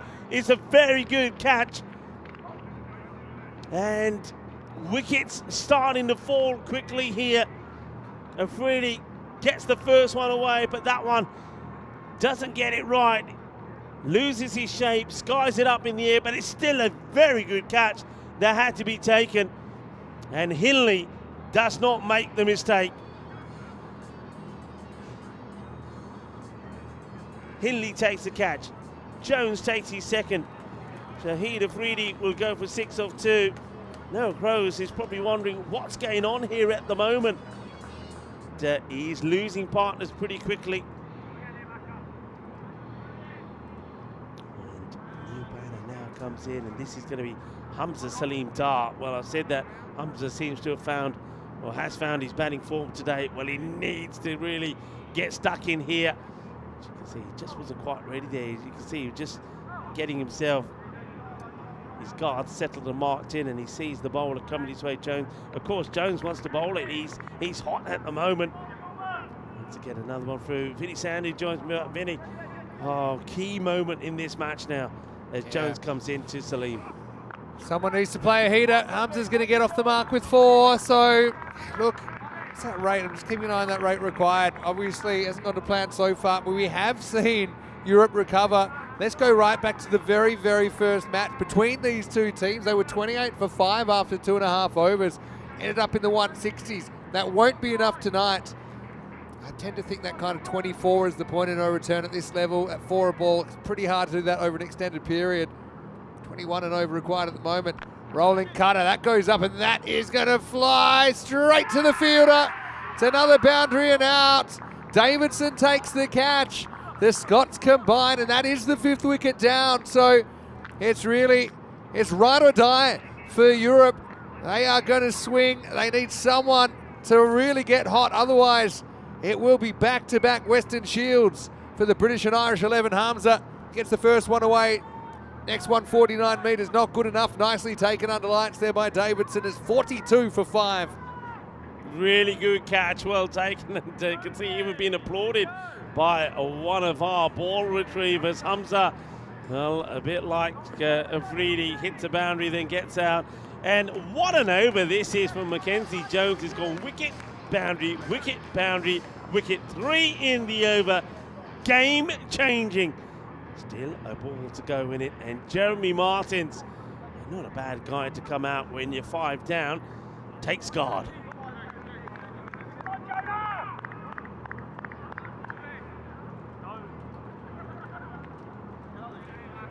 Martins. What about, you got to think about Crows at the other, he can't believe what's happening. He hasn't faced the ball yet, and he's lost, what's he lost, 3 partners? Bit of a swing and a miss here. It's going to be the end of quite an incredible over.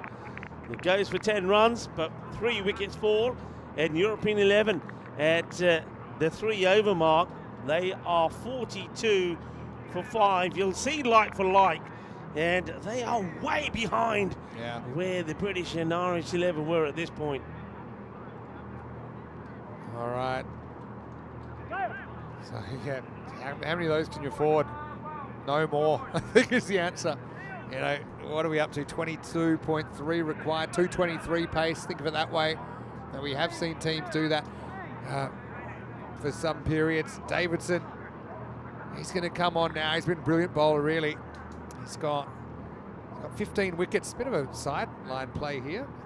One behind the leaders for the team before this started.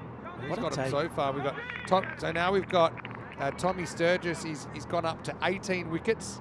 Sumarare on 16 and Ollie Davidson on 15. The foot stays down here. So good take. Brilliant take down the leg side. By Smale. Brilliant take. Quick hands, good alertness, but going to be a while. I think this is a good move to go Davidson when you know that they're under pressure. They need to go after him. Oh, it's going to be another wide. Let's get Smale. Quick to anticipate that down the leg side. Any one of these batters still to come, maybe be surprised if it was a Teeth, but could just play a crazy innings. Amadi, again, can hit a long ball, maybe not for an extended period, but you've got 9 genuine threats there with the bat. We're down to number 7 already. That's well bowled by Davidson, right up in the block hole.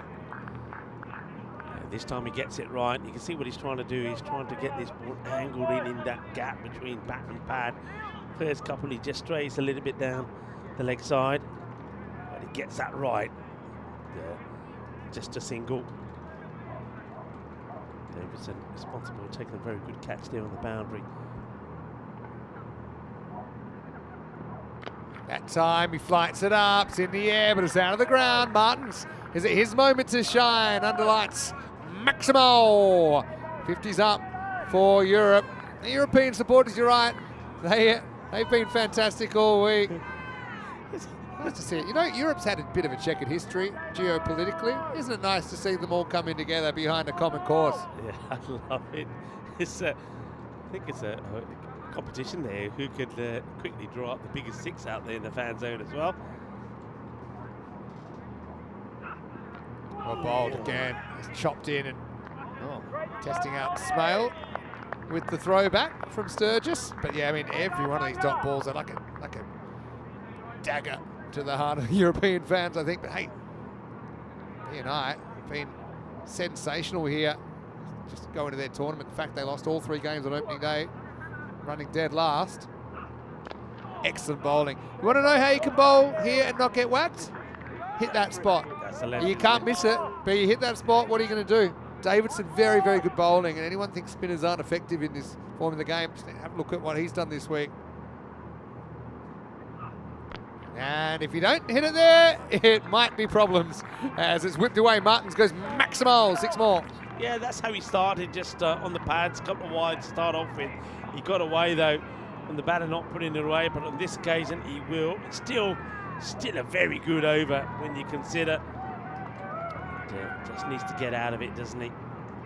See if he can. 15 from it. With those extra balls, sometimes they can be beneficial as they were for Sturgis. He bowled, remember, he bowled the extra, he bowled the no-e, and then as a result of that, he picked up a wicket with the last ball, and a big wicket it was as well. And, we've seen it all. The bat breaking, what a bat break that was. Splits in half, and then also still almost after going through Hinley ends up on the boundary. Davidson wants to get another good ball in here. That's played away. We'll go to the boundary. So it goes for 19 the over does. That is under the 22. And that means that the rate will just go up a little bit. So the gamble always pays off. But again, that extra ball, bowled the 2 extra balls, the 2 wides at the beginning of the over, if you like there, Vinny.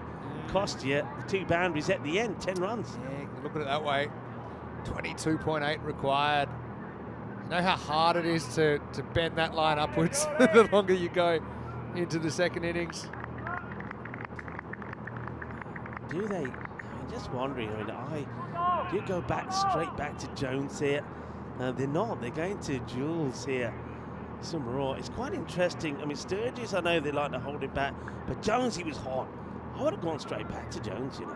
Rare. Don't think so, but it'll only be a leg by. Getting that ball to bend in a fair bit there, Julius.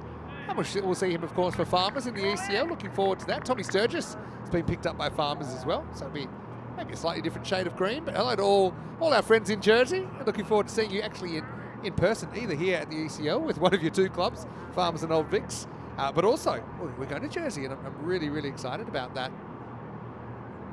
I'm going to buy a jersey when I'm over there. Whipped away, but Martins can't get under it, and fumble. Well, Jones has done some good things. That wasn't one of them, but a little bit of luck there. Pocket of suerte for Martins. He'll take 4 runs. Yeah, I mean, that's a contrast of things when you're needing 20 plus and over. Keep it to just a 1, and you should probably go on and win the over. But with it going for the boundary. Got a great question here from Phoenix, who's asking about women's cricket on ECN. Can they have a rundown about what we're doing? Another chase for Mackenzie. This time he won't have to dive because he won't catch it. It's going to be 4 more to Martins. Even 4s are kind of holding the rate at bay, but not really bringing it down too significantly. So women's cricket's huge on ECN. We love it. Our biggest tournament for women is the ECCW, which is the Euros of Cricket at the end of the year. It's been expanded to 3 divisions this year, 5 countries per division, so 15 countries, and that will start on the 1st of December, so that's our last 3 weeks of the year. It's right here. That's lifted up in the air, and that's going to fly for 6. Maximal for Martins. It's got to keep this up for an unreasonable amount of time, but it's one hit at a time. That's what you got to look.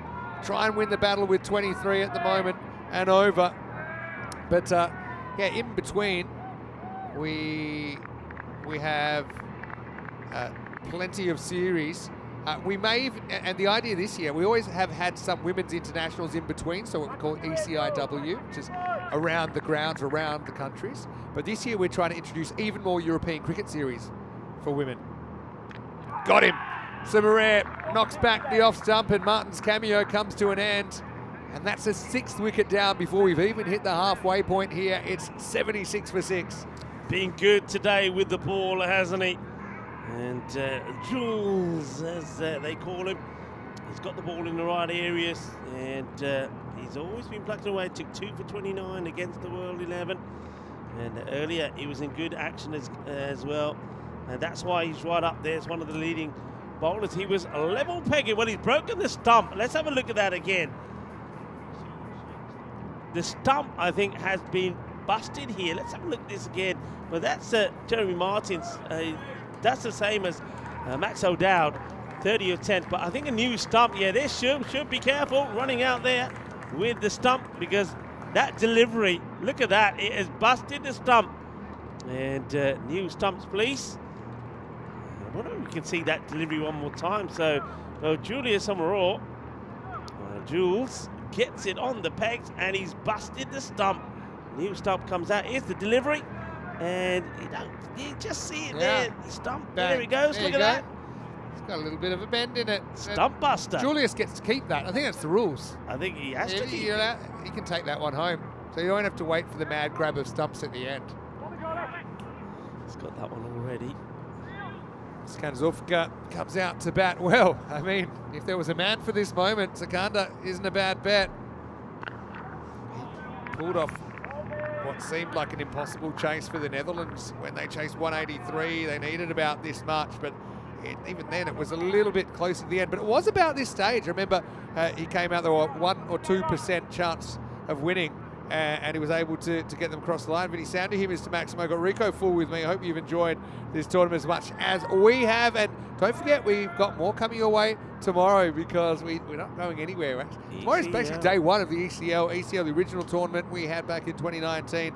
And we're having a 5th edition now. I suppose the big question, will we have a multiple champion now? Because we've had 4 different winners of the ECL, the 4 editions. 3 of them will be here. They've qualified again. I wonder if it'll happen. Well, I think it's going to be very exciting. You know, I think we both really look forward to the European Cricket League, because one thing that we see is, we'll see teams return that we know, we'll see players that we know, but it's also a place where the stars of the future are born.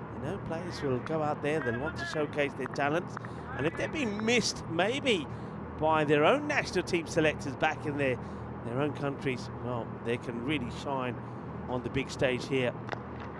Oh, wow. Well down the ground, and it's going to be very well stopped. Well, this is legs and arms all over the place here from the man, from the stump buster.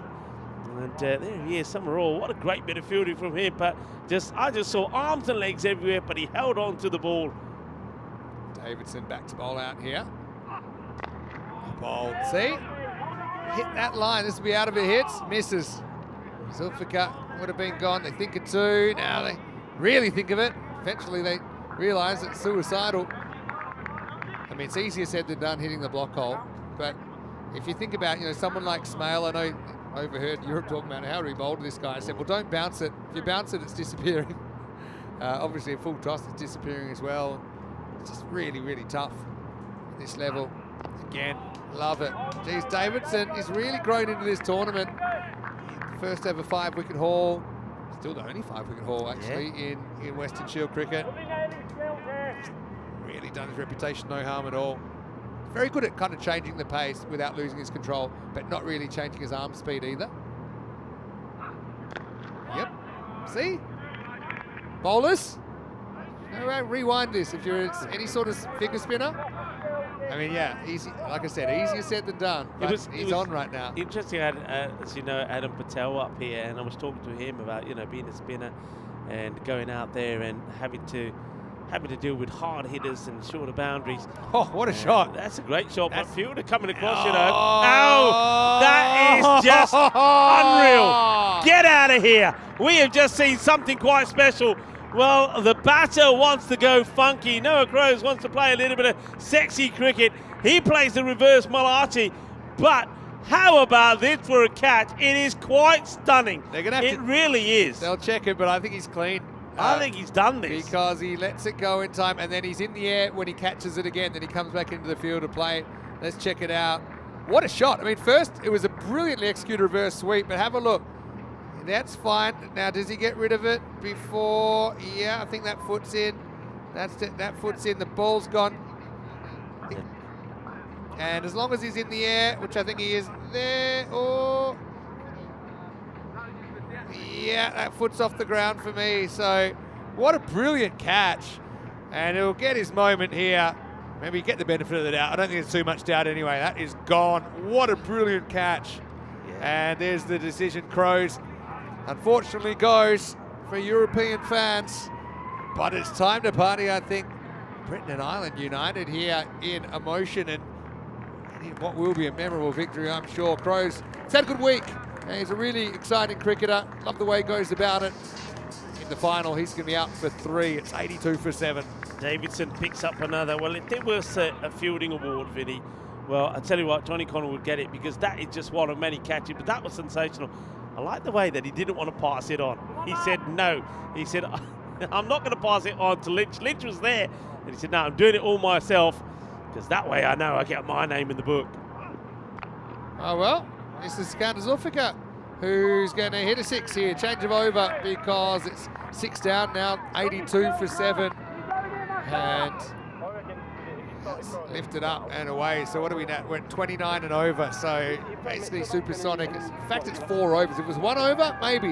Yeah, maybe. But to do it for multiple overs, it's very, very unlikely. Yeah, very good over there from Oliver Davidson. Ollie just goes for the 5 and I think Crows just had to do something as comes the throw. They'll get there for the single, but singles don't hurt them. And this is the thing here. Every time that ball's now not going to the boundary, you know you're getting closer to that victory. You need something special. We know that Skander Zulfiqar can certainly turn it on the big stage. But we know one man who likes to party in the night as well. He's a bit of a party animal in the night, and that's this guy, Sajid Afridi. Batting 9. And remember, he's coming off the 50. That will be a single. Gets him going, doesn't help not too much. Hey, I think the crowd's just calling Kevin O'Brien's name. They want, if it gets to 9 overs down, and we're looking at 37 or more, I think Kevin O'Brien, he's got to be a shoo-in for the last over. It would send the crowd crazy. And he's been warming his hands up there. He's been very industrious, just kind of nestled in the circle at short third. That one squeezed away, and that one goes past Kevin O'Brien, and the result will be 4 runs for Europe. Problem is, even 4s at the moment actually send the rate higher. That's right, 4s don't really do it, do they? But, European 11. Hey, look who's come in as well, Tina Goff.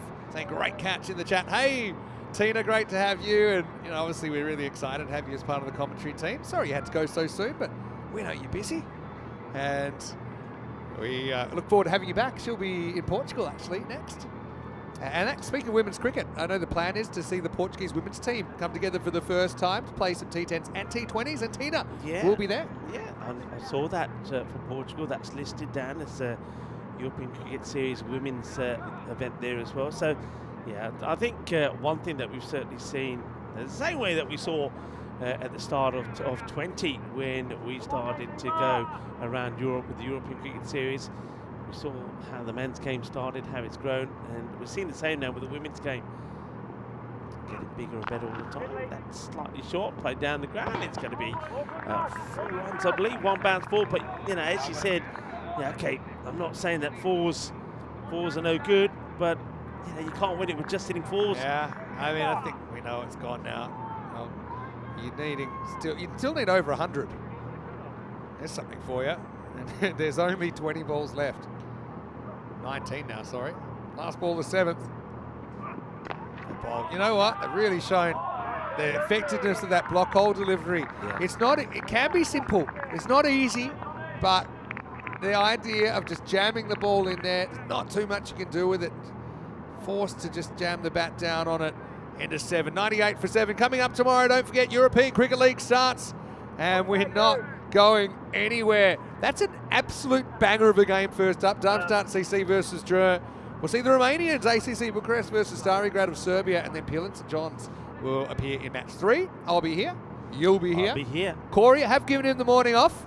He did say, look, I know we're going to make the final. Can I do the late shift? He'll be in for match 3 tomorrow. Same time, same place, 9:30 a.m. GMT, 10:30 in Central Europe, and 3 p.m. I tell you in who, India. I tell you who else is here right now. Darmstadt, nice to see them. Yeah, it's been great. In the fan zone. They almost, they couldn't believe Ross Taylor's just walking around in the fan zone. I said, hold on a sec. Sturgis back. Yorkers. Oh, this one's actually knocked out. On another day, maybe, Sturgis probably thought, yeah, but he's thinking, it probably doesn't matter that much. And you see here, look, he's probably thinking about it, thinks, nah, let's just let that one go. I'll try giving another. Sturgis 2 for 13. Remember the day he's had on his other 2 bowling appearances, he's gone for over 50 in both of them. So he's gone for 100 before the start of today, but in the final, he's turned it on. He's taken those 2 wickets, but he's going to go for a big one here. That's going to go a long, long way. Shaba, Ginna, Sona, Shaka, Lagya. Well, that is a biggie. Que why? Que genial, que grande. And Skander Zulfigar, let's just talk about him and how well he's performed as the captain. Great all-rounder. He's led the team well, hasn't he? And now he's still fighting. Still believes maybe that he can make something happen here. It's quite kind of heavy conditions now, isn't it? Zulfigar. He's only going to get 1 for this. Doesn't escape the inner circle. See the rags, number of rags being used to keep that ball nice and dry, take that moisture off it. Sajid Fridi needs to get his first boundary, and he will, and he does it in a Fridi style. Well, there's nothing really too orthodox about him, but that's why he's special, and that's why we saw that special knock from him in that Challenger Division final of the ECC. And well, it's a smile on the face of Sturgis. Well, Sturgis is saying some of these guys are just raw, and they come up with shots we just can't believe. And he comes again. It's a long way across. I might have missed the leg stump. I think he's saying it went over. I'm not convinced. I'll answer the question. Look, if it misses leg stump, he says it went over it. I don't know. think it goes over. Let's have a look at this again. Just missing leg. I think when it passes the stump, this will help us or hurt us. Maybe a snifter of it over the leg bail. I don't know. But hey, Tommy gets another chance to take a wicket. He's got to look at it that way. Well, look, Kevin O'Brien's warm-up is going well. I've just noticed. He's bowling in 7 balls, so he's got 7 balls to sort himself out. Meanwhile, this is lifted up over mid-wicket for 6. Afridi goes Maximo. That's a bridge too far, I'm sure, but still Afridi. He's a gun under lights. I don't think we'll ever forget what he did in that ECC final for Greece. Sturgis doesn't take a wicket with the extra ball. He'll finish with 2 for 37. And the score is 1, 2, 3 for 7 after 8. 12 balls before we crown the British and Irish 11 as the champions of this Western Shield.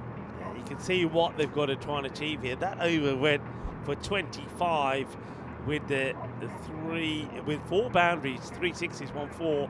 But they need to now, it's getting to a point now where they need a few extras. They need a lovely 7 up will do nicely, because they're needing 75 in 12, which is 37 plus and over. So, and I think you know here that the British and Irish 11 know that if that ball's not going to the boundary, then we're winning the match. Well, that's a sneaky 2 as the throw comes in. from that boundary. They'll take a couple, but again, with every time that ball doesn't go for a 6, it just makes that rate harder and harder to achieve. I'm just checking this now. So Sturgis, 18 wickets, and Julius, 17. Yep. And it's got 5 balls left. That's well bowled, dug out well. He knows what he's got Julius to is try thinking and do. here, let's make some cash. Well, there's Sturgis. Well, quite ironically, Sturgis is the man who has to Tell you drive what, the ball. To give a it high to. ball to Tommy Sturgis would be a pretty interesting one right now. It might be time to maybe look after the fingers. Use them to open the wallet later. Let's find out. Here comes the stump buster once again. Well, Julius won't need any help here. He'll take it. And you can see they love it. They know exactly what's going straight over to Sturgis.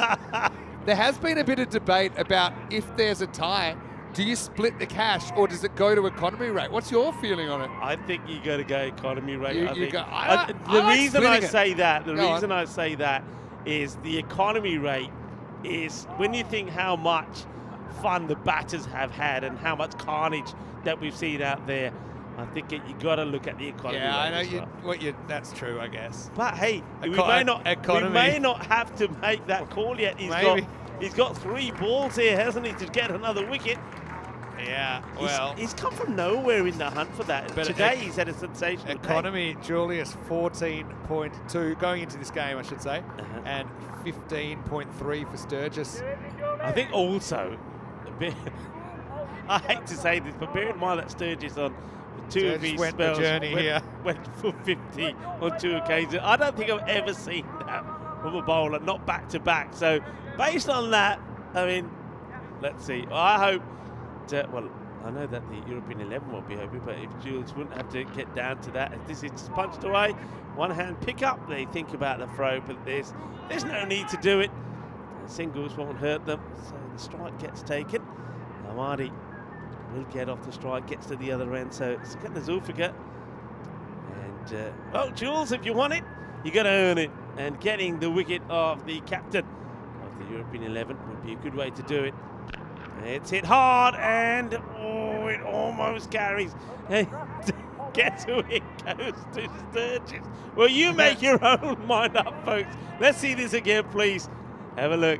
It goes to Sturgis, and doesn't carry. Give it the benefit of the doubt. I mean, the only way Tommy get it back is if he gave away like 50 overthrows and get the economy rate up. But anyway, Summerett does a great job. 2 for 20 in the final. He's been an outstanding player for BNI this week. And he was batting as well, I think, his catching. Yeah. I think we're looking forward to seeing him back here for the ECL. Right now, there's 1 over to go. Fortunately, we had a lot of close games and tense finishes. The final won't be one of them. It's 128 for 8 after 9. Great bowling there from Julius. Once again, he executes the Yorker when he has to. Just the 5 runs of that over. He takes another wicket. He'll finish with 2 for 20. Spectacular bowling figures in the final. And don't forget, it was Jones who took 3 as well. 2 from Sturgis. And a little bit of spin to finish up with.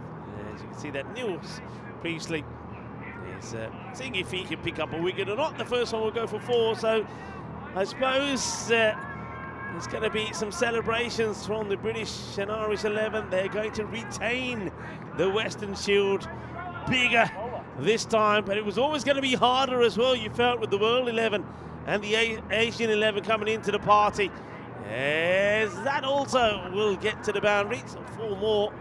Skander Zulfiqar looking for a big finish. That would be something here if the captain can muscle a couple of more boundaries and maybe finish with a half century. Something that he'll, I think, thoroughly deserved. I've already mentioned how well he's been, how well he's captained the side, how well he's led, how well he's batted and bowled.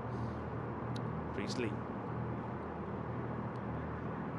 It's the leg side again. And, it's the Kevin O'Brien, the captain, and of course the icon.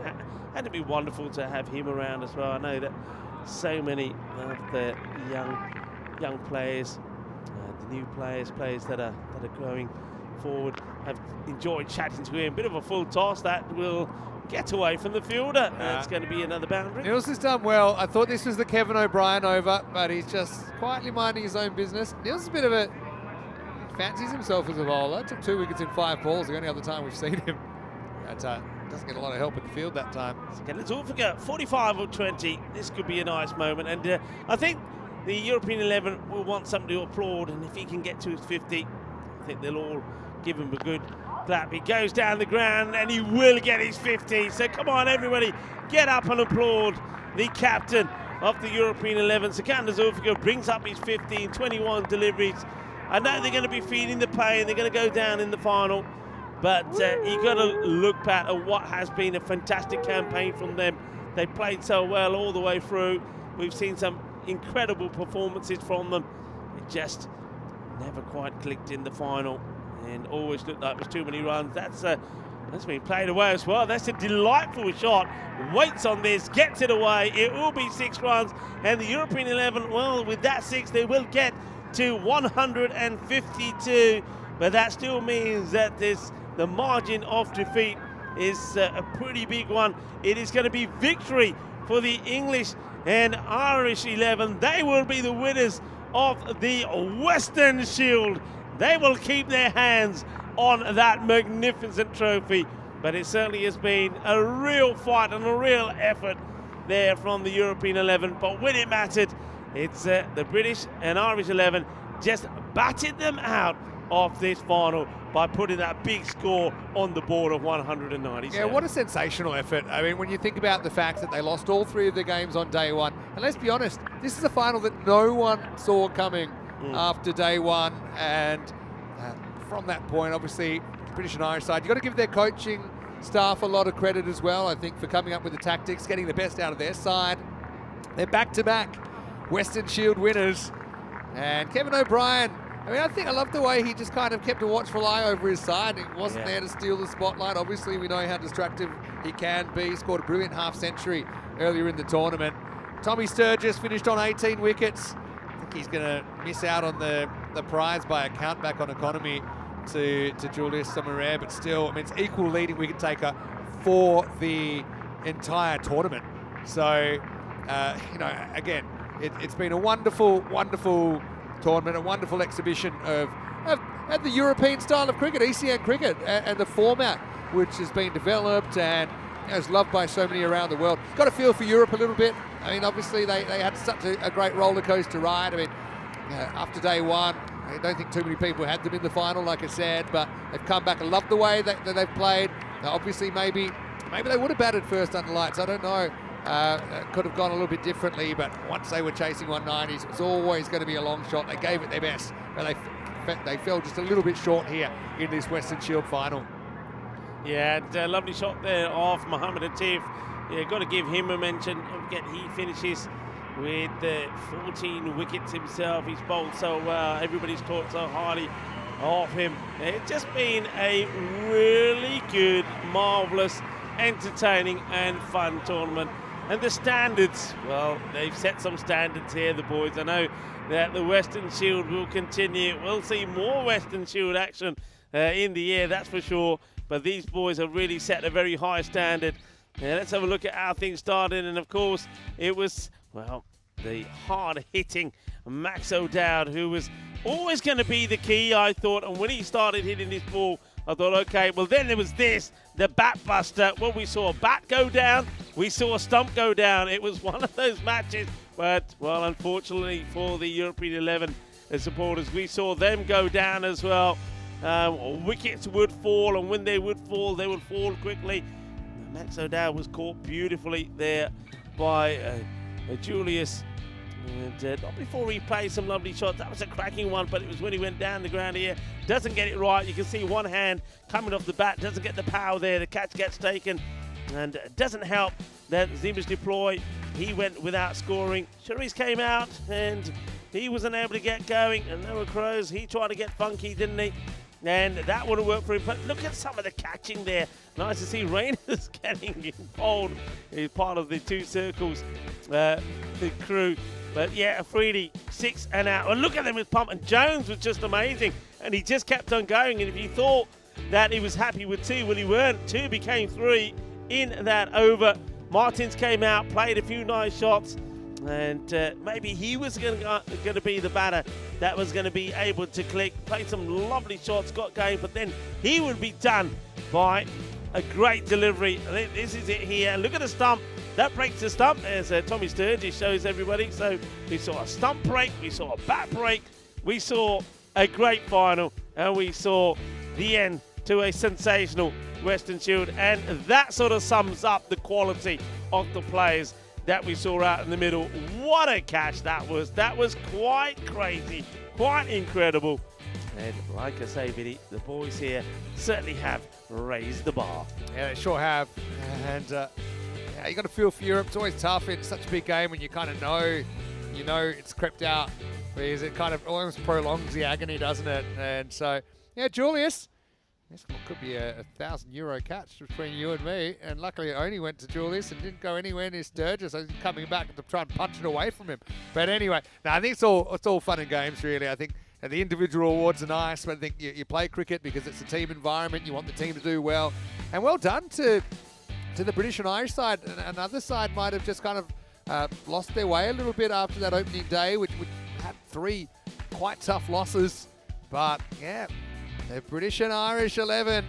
Well, the Knights at night, they go back to back. And you can see that we do have the award ceremony coming up. And that includes some prizes for top run scorer, top wicket taker, and obviously the MVP. Obviously, the Rado watch will be given away as well. That will be coming up pretty shortly after we sign off here in the commentary box. So stay tuned. I'll be taking control of that downstairs. Let's have a look at the wash up here, chasing 198 for victory. It would have been some story if the European 11 could have pulled it off, despite 30 from O'Down at the top and 30 from Muttons. 57, Zulfikar actually brought up his 50 late in the piece, but it was with a heavy heart that the captain did score those runs, because I think he knew that the game was pretty much done as a contest. Afridi made a late appearance, but 152. Funnily enough, it's more or less a par score, isn't it? Yeah. That 152, but it wasn't enough in the final. And well done to the bowlers. Mackenzie Jones did his reputation no harm, 3 for 26, 2 wickets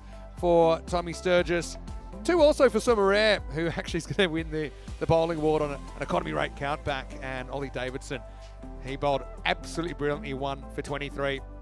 Welcome back to the box. Honestly, it's been a wonderful 5 days, and I'm so glad to share it with you, of course. Been so glad to share this box with so many of the players as well. Yeah. Special shout out to the icons that came up, to Ross Taylor, who we saw a little bit earlier in the final, to Kevin O'Brien, did the whole last game with me last night. Max O'Dowd as well came in.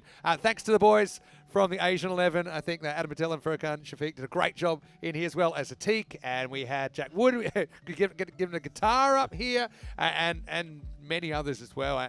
Tom Scollay probably deserves a shout out as well. Thought he did a great job earlier today. But yeah, Rico, it's hard to believe it's over, but in another way, it's only just beginning, isn't it? That's right. Yeah, it is quite sensational. I was just trying to think while you were talking there of all the amazing moments that we had in this Western Shield. I mean, like you said, it starts and yet it's over so quickly. Yeah. But memorable moments. We've now seen a hat trick on the Western Shield, and that was Harun Arshad.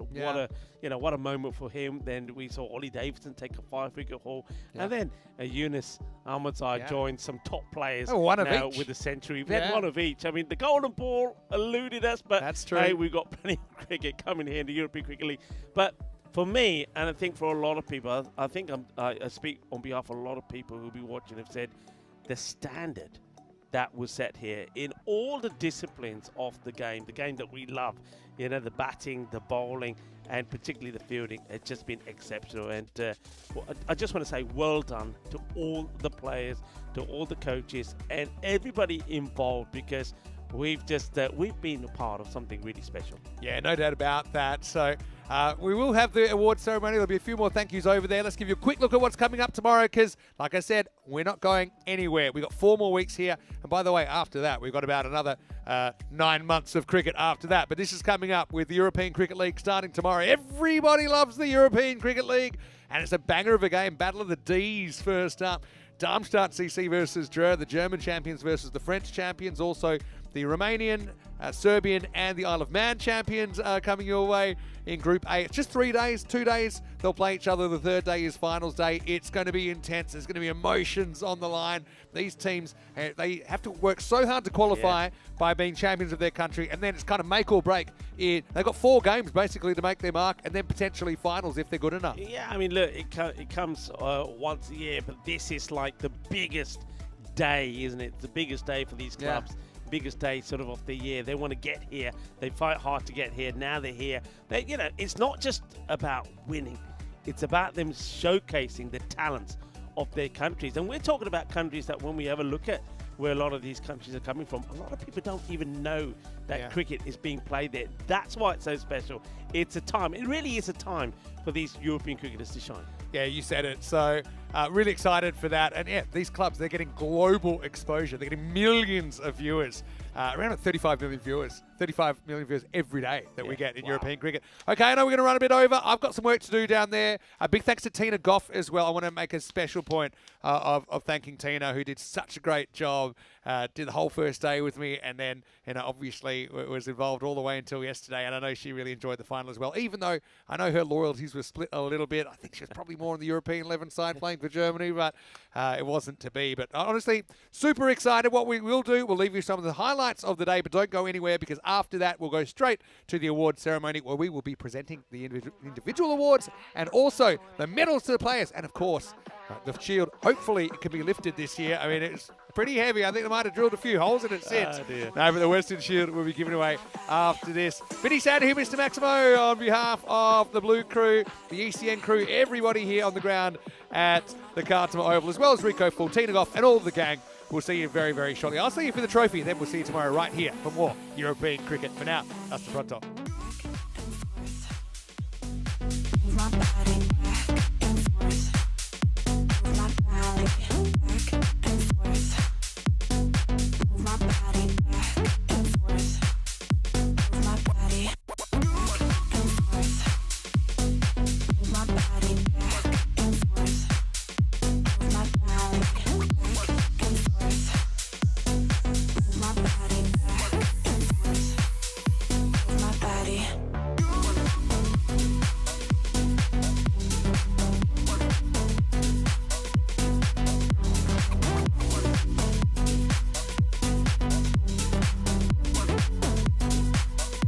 body back and forth.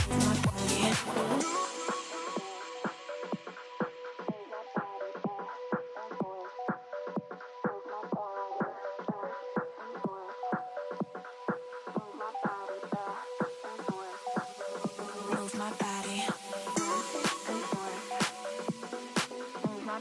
back and forth.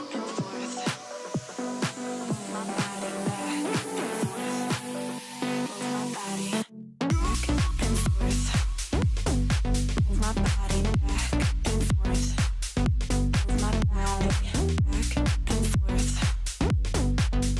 body back and forth. Move my body back and forth. Move my body back and forth. Move my body back and forth. Move my body.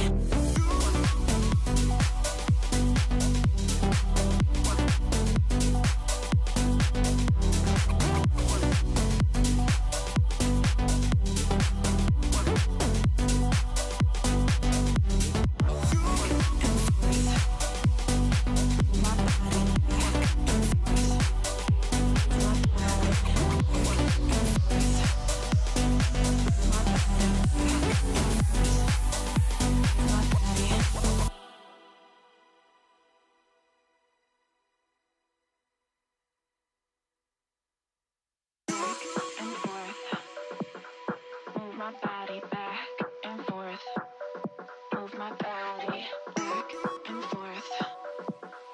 Move my body back and forth.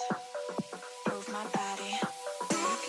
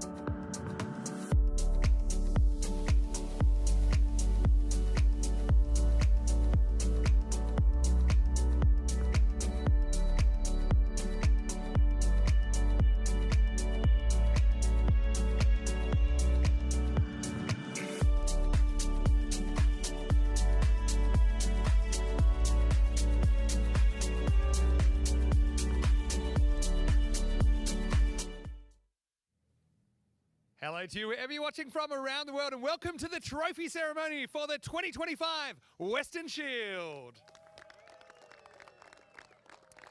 Honestly, it's been an honour this week. It's something different.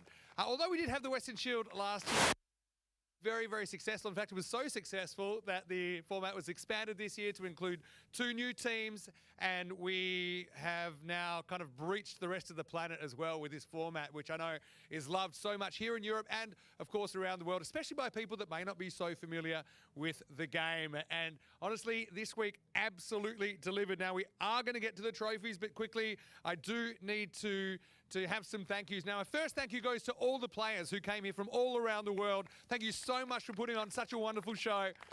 We absolutely loved having you here as our guests, and we hope you enjoyed all that Spain has to offer, and we hope to have you back again. Also, shout out to all the spectators. I thought it was sensational to see so many of the locals and some that had travelled a long way to be here as well. Great to see that support in the crowd. Also, I want to thank all of our VIP guests. Some of them are here, obviously, that will be part of these presentations tonight. And of course, we couldn't do this without our wonderful crew. So that includes our local crew here who are behind me now, the ball retrieving crew. I love their zest for going after the grizzly into the woods. But also, of course, our blue crew here at ECN. I'm so lucky to work with so many people that are so enthusiastic about cricket. So well done to the ECN blue crew. And we're only just beginning, aren't we, here? Still 4 weeks to go with the ECL starting tomorrow. And of course, that includes our TV and production crew, 2 Circles, wonderful partners. So thank you so much. I know we've got some of the crew down here. Some are still locked away in the box, turning what you do out there into magical television. But also, we couldn't do what we do without the thanks of without the support of our event partners. And big thank you to Ria Money Transfer for coming on board. And I'd say, Gary, it's been great to see you a little bit.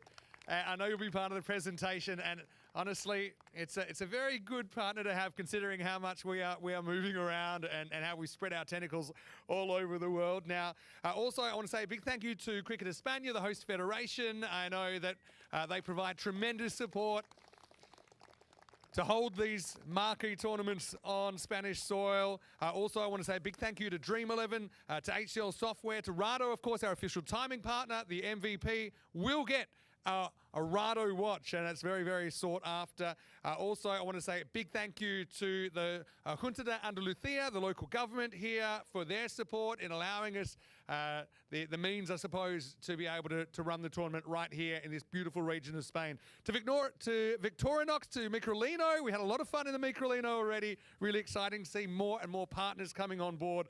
Of course, to the Cartama Town Hall and Sports Department, to Carges, our official car hire company, as well as the Sunset Beach Club. I know we'll all have a great night back there tonight. Of course, our official accommodation partner, to Mateos Bus. It's always great to see the Mateos buses pulling in. It's very exciting, of course, to pull up as a player, I know, and to see this Cartama Oval. And we do thank you once again, the Mateos people, for providing those transport solutions. To the PFC and to Nacho Aguilar, of course, the owner now of the Cartama Oval. We're very, very thankful for their support and for Nacho's support in developing this ground and making it fit for such a great tournament. And we hope to continue that partnership for a long time. To Purple Pepper, doing a great job in the kitchen as well, feeding so many people. Thank you so much to Purple Pepper. It is great to have them here, and I always look forward to seeing them because it means I'm going to get fed. Also, just while we're here, to the medics, muy bien, chicos, muchas gracias por su apoyo. También. It's wonderful to have the medics coming on. Hopefully you weren't too busy. I know you've still got 4 weeks to go here, where we might see you called into action. It's very important work that you're doing. To the DJ Leon, big thank you to you, Leon. Yeah, always keeping us entertained. And also, I do have to mention, they are part of the crew, but the umpiring crew, I think you did an outstanding job. It's such a fast-paced form of the game. And honestly, I think we've got some of the best decision makers actually in world cricket. I don't say that lightly because they're decision fit, these umpires. You're making heaps of them. And honestly, I thought you did a great job. Let's hear it for the umpires and, of course, Ian Ramage, who was taking control of our officials. But see you tomorrow.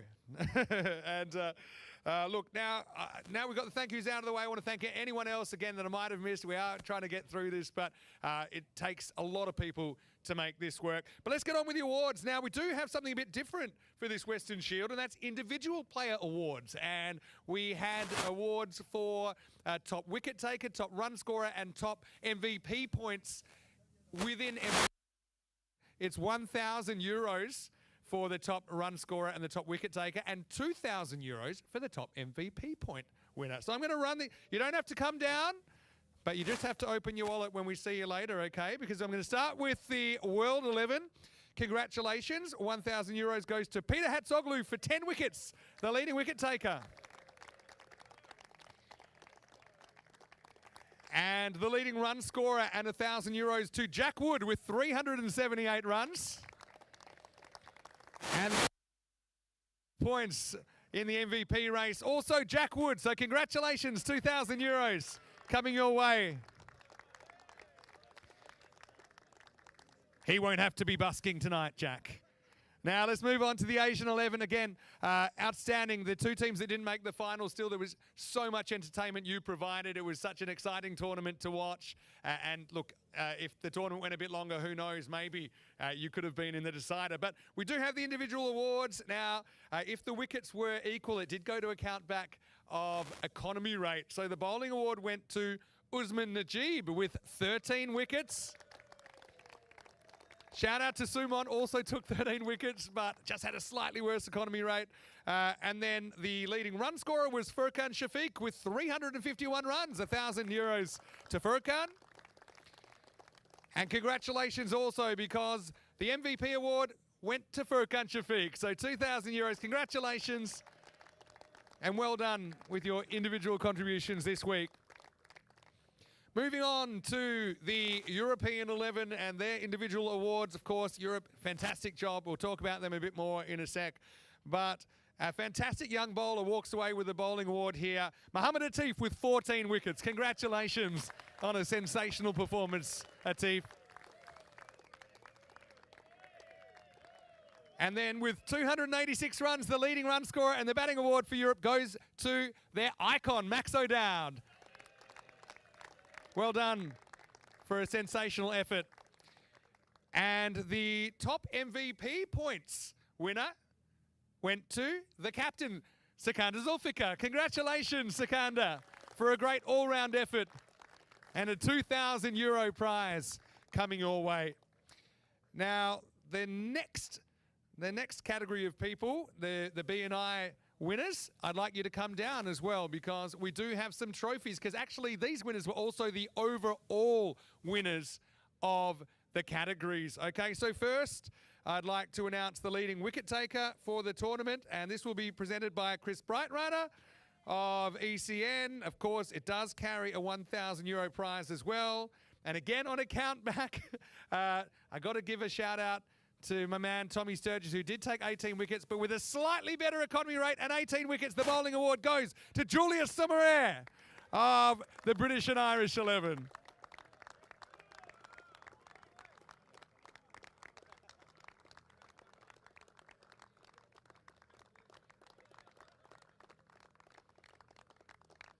Looking forward to seeing Julius back with Farmers in the ECL, and of course, we'll have our first European Cricket Series in Jersey this year. Congratulations, Julius.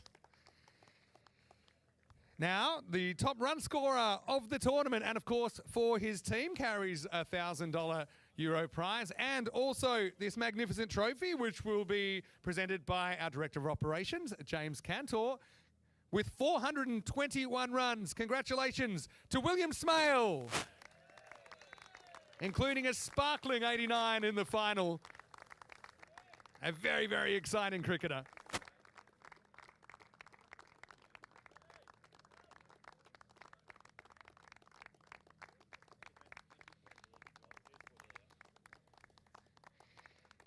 Will, of course, in the Glamorgan setup, and thoroughly deserves that award.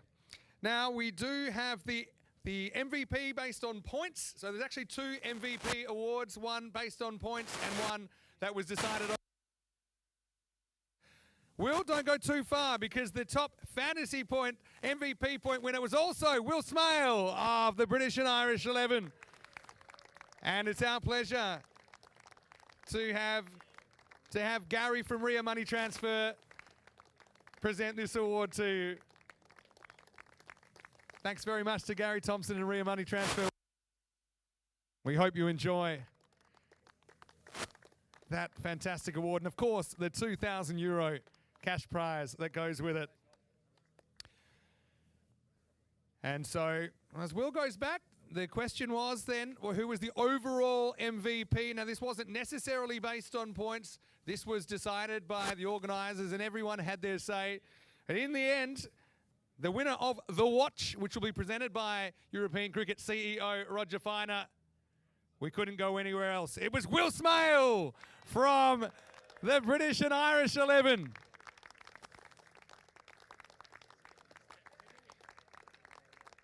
Will probably thinks he's doing a stair run at the moment. He's gone up and down a few times, but we hope you enjoy that watch on behalf of our official timing partners, Rado.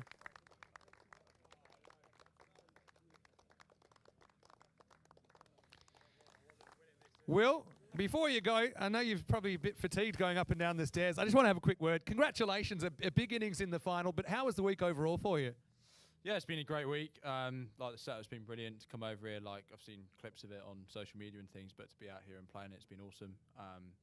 Some great players in it that maybe haven't been seen around the world as much. So it's a great opportunity for them to showcase it and to get some icon boys in. It's been brilliant. So yeah, great week. You seem to pick up the format really, really quickly. I mean, is that the kind of player you are? Did you have to adapt your game at all for this fast and furious format? Yeah, probably. I'm a bit of a slogger in red ball cricket as well. So yeah. I learned pretty quickly to maybe stop scooping and stand outside off stump and hoy him to the leg side. So sorry, bowlers, that the wide line doesn't move, but yeah. Well, tell me though, what are your ambitions then? Obviously, this is a tournament that hopes to give young players a chance to rise and shine. And what are your ambitions then in cricket in the longer term? Yeah, absolutely. It's a great opportunity for guys to get out here and show what they can do. And you know, you never know where it'll lead. As Dan said in the opening speech, you know, there's so many opportunities around the world these days. So franchise cricket's something on everyone's radar, whether you're a young pro or wherever you are. And obviously, yeah, I'm in the county game at the minute and keep trying to progress on that. But opportunities like this are great chances for everyone. Well, congratulations, Will. Wish you all the best. Enjoy that watch. The MVP of the Western Shield in February 2025 is Will Smale of the British and Irish 11. Coming up next, we have the runners-up medals, which will be presented by Judith, our head of administration, and of course her husband Toby. And this will go to the team, obviously, that came second. Europe, sensational effort. Honestly, after the first day, it was a bit of a mixed bag. I know you had your ups, you had your downs. But I love the way you approached the game. Obviously, quite experienced in the format. It's one thing to have that game plan, but another to keep going for it. And the unselfishness you showed, I think, with the bat in particular and the way you conducted yourselves, I thought was an absolute credit to the game in Europe. We hope to see most of you during the season as well, of course, around the European cricket circuit. And those of you that are in the international game, we always look forward to seeing your performances. So we'd like to invite you down here. Commiserations, but be proud of your achievements. Your silver medal winners for this Western Shield are the European 11, led by their captain, Sikandar Zulfikar.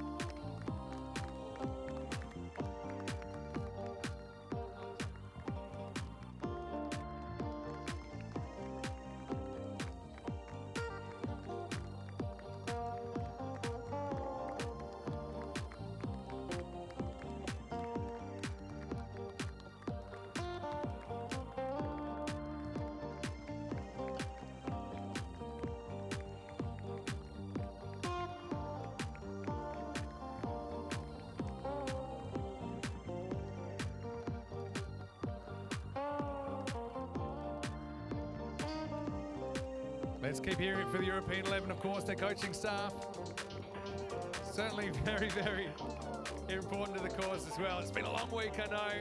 I've got I've got their captain, Sikander Zulfiqar, of course, Dutch superstar as well. Siki, look, bad luck in the end. It wasn't your night, but obviously you must be really proud of your team. Yeah, really proud, and actually for everyone standing here, they were already really proud and happy to be selected in this in this tournament. And I think you guys did really well, and just unlucky that we couldn't get over the line, but hopefully next year.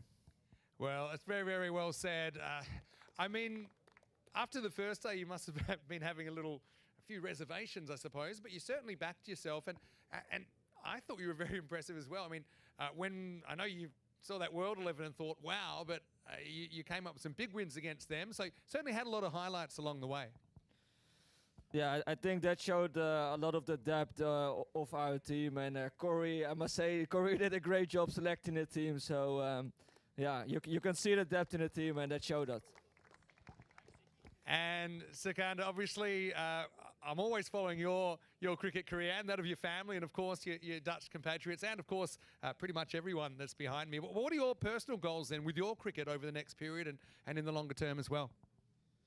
It's really simple. Just try to make as much runs and take as many wickets as possible, and try to win a lot of trophies for your team you're playing for. Well, Sikander, big congratulations, commiseration as well, but you spoke beautifully. You're a wonderful ambassador for European cricket, the European skipper, Sikander Zulfiqar, European 11 with the silver medals. And coming up, we have the gold medal presentation, and these will be presented, I think, by Jay Wild, and we're looking forward to inviting this group of players down. And look, after the first day, they were 0-3, but they never really lost hope. I think they knew they had a lot of skill in there, quite a lot of experience as well in the format, but I think they gelled just at the right time, didn't they? They went on a big winning run, and they pretty much sustained that energy until the end. Credit to the coaching staff as well. I think picked a great bunch of guys, and again, it's a final that no one picked after day one. But we wish you all the best individually and collectively over the next 12 months and longer, and we hope to see you back at the Cartama Oval again soon. Please welcome down to collect their gold medals, the British and Irish 11, the champions of this Western Shield, led by their captain and icon player, Kevin O'Brien.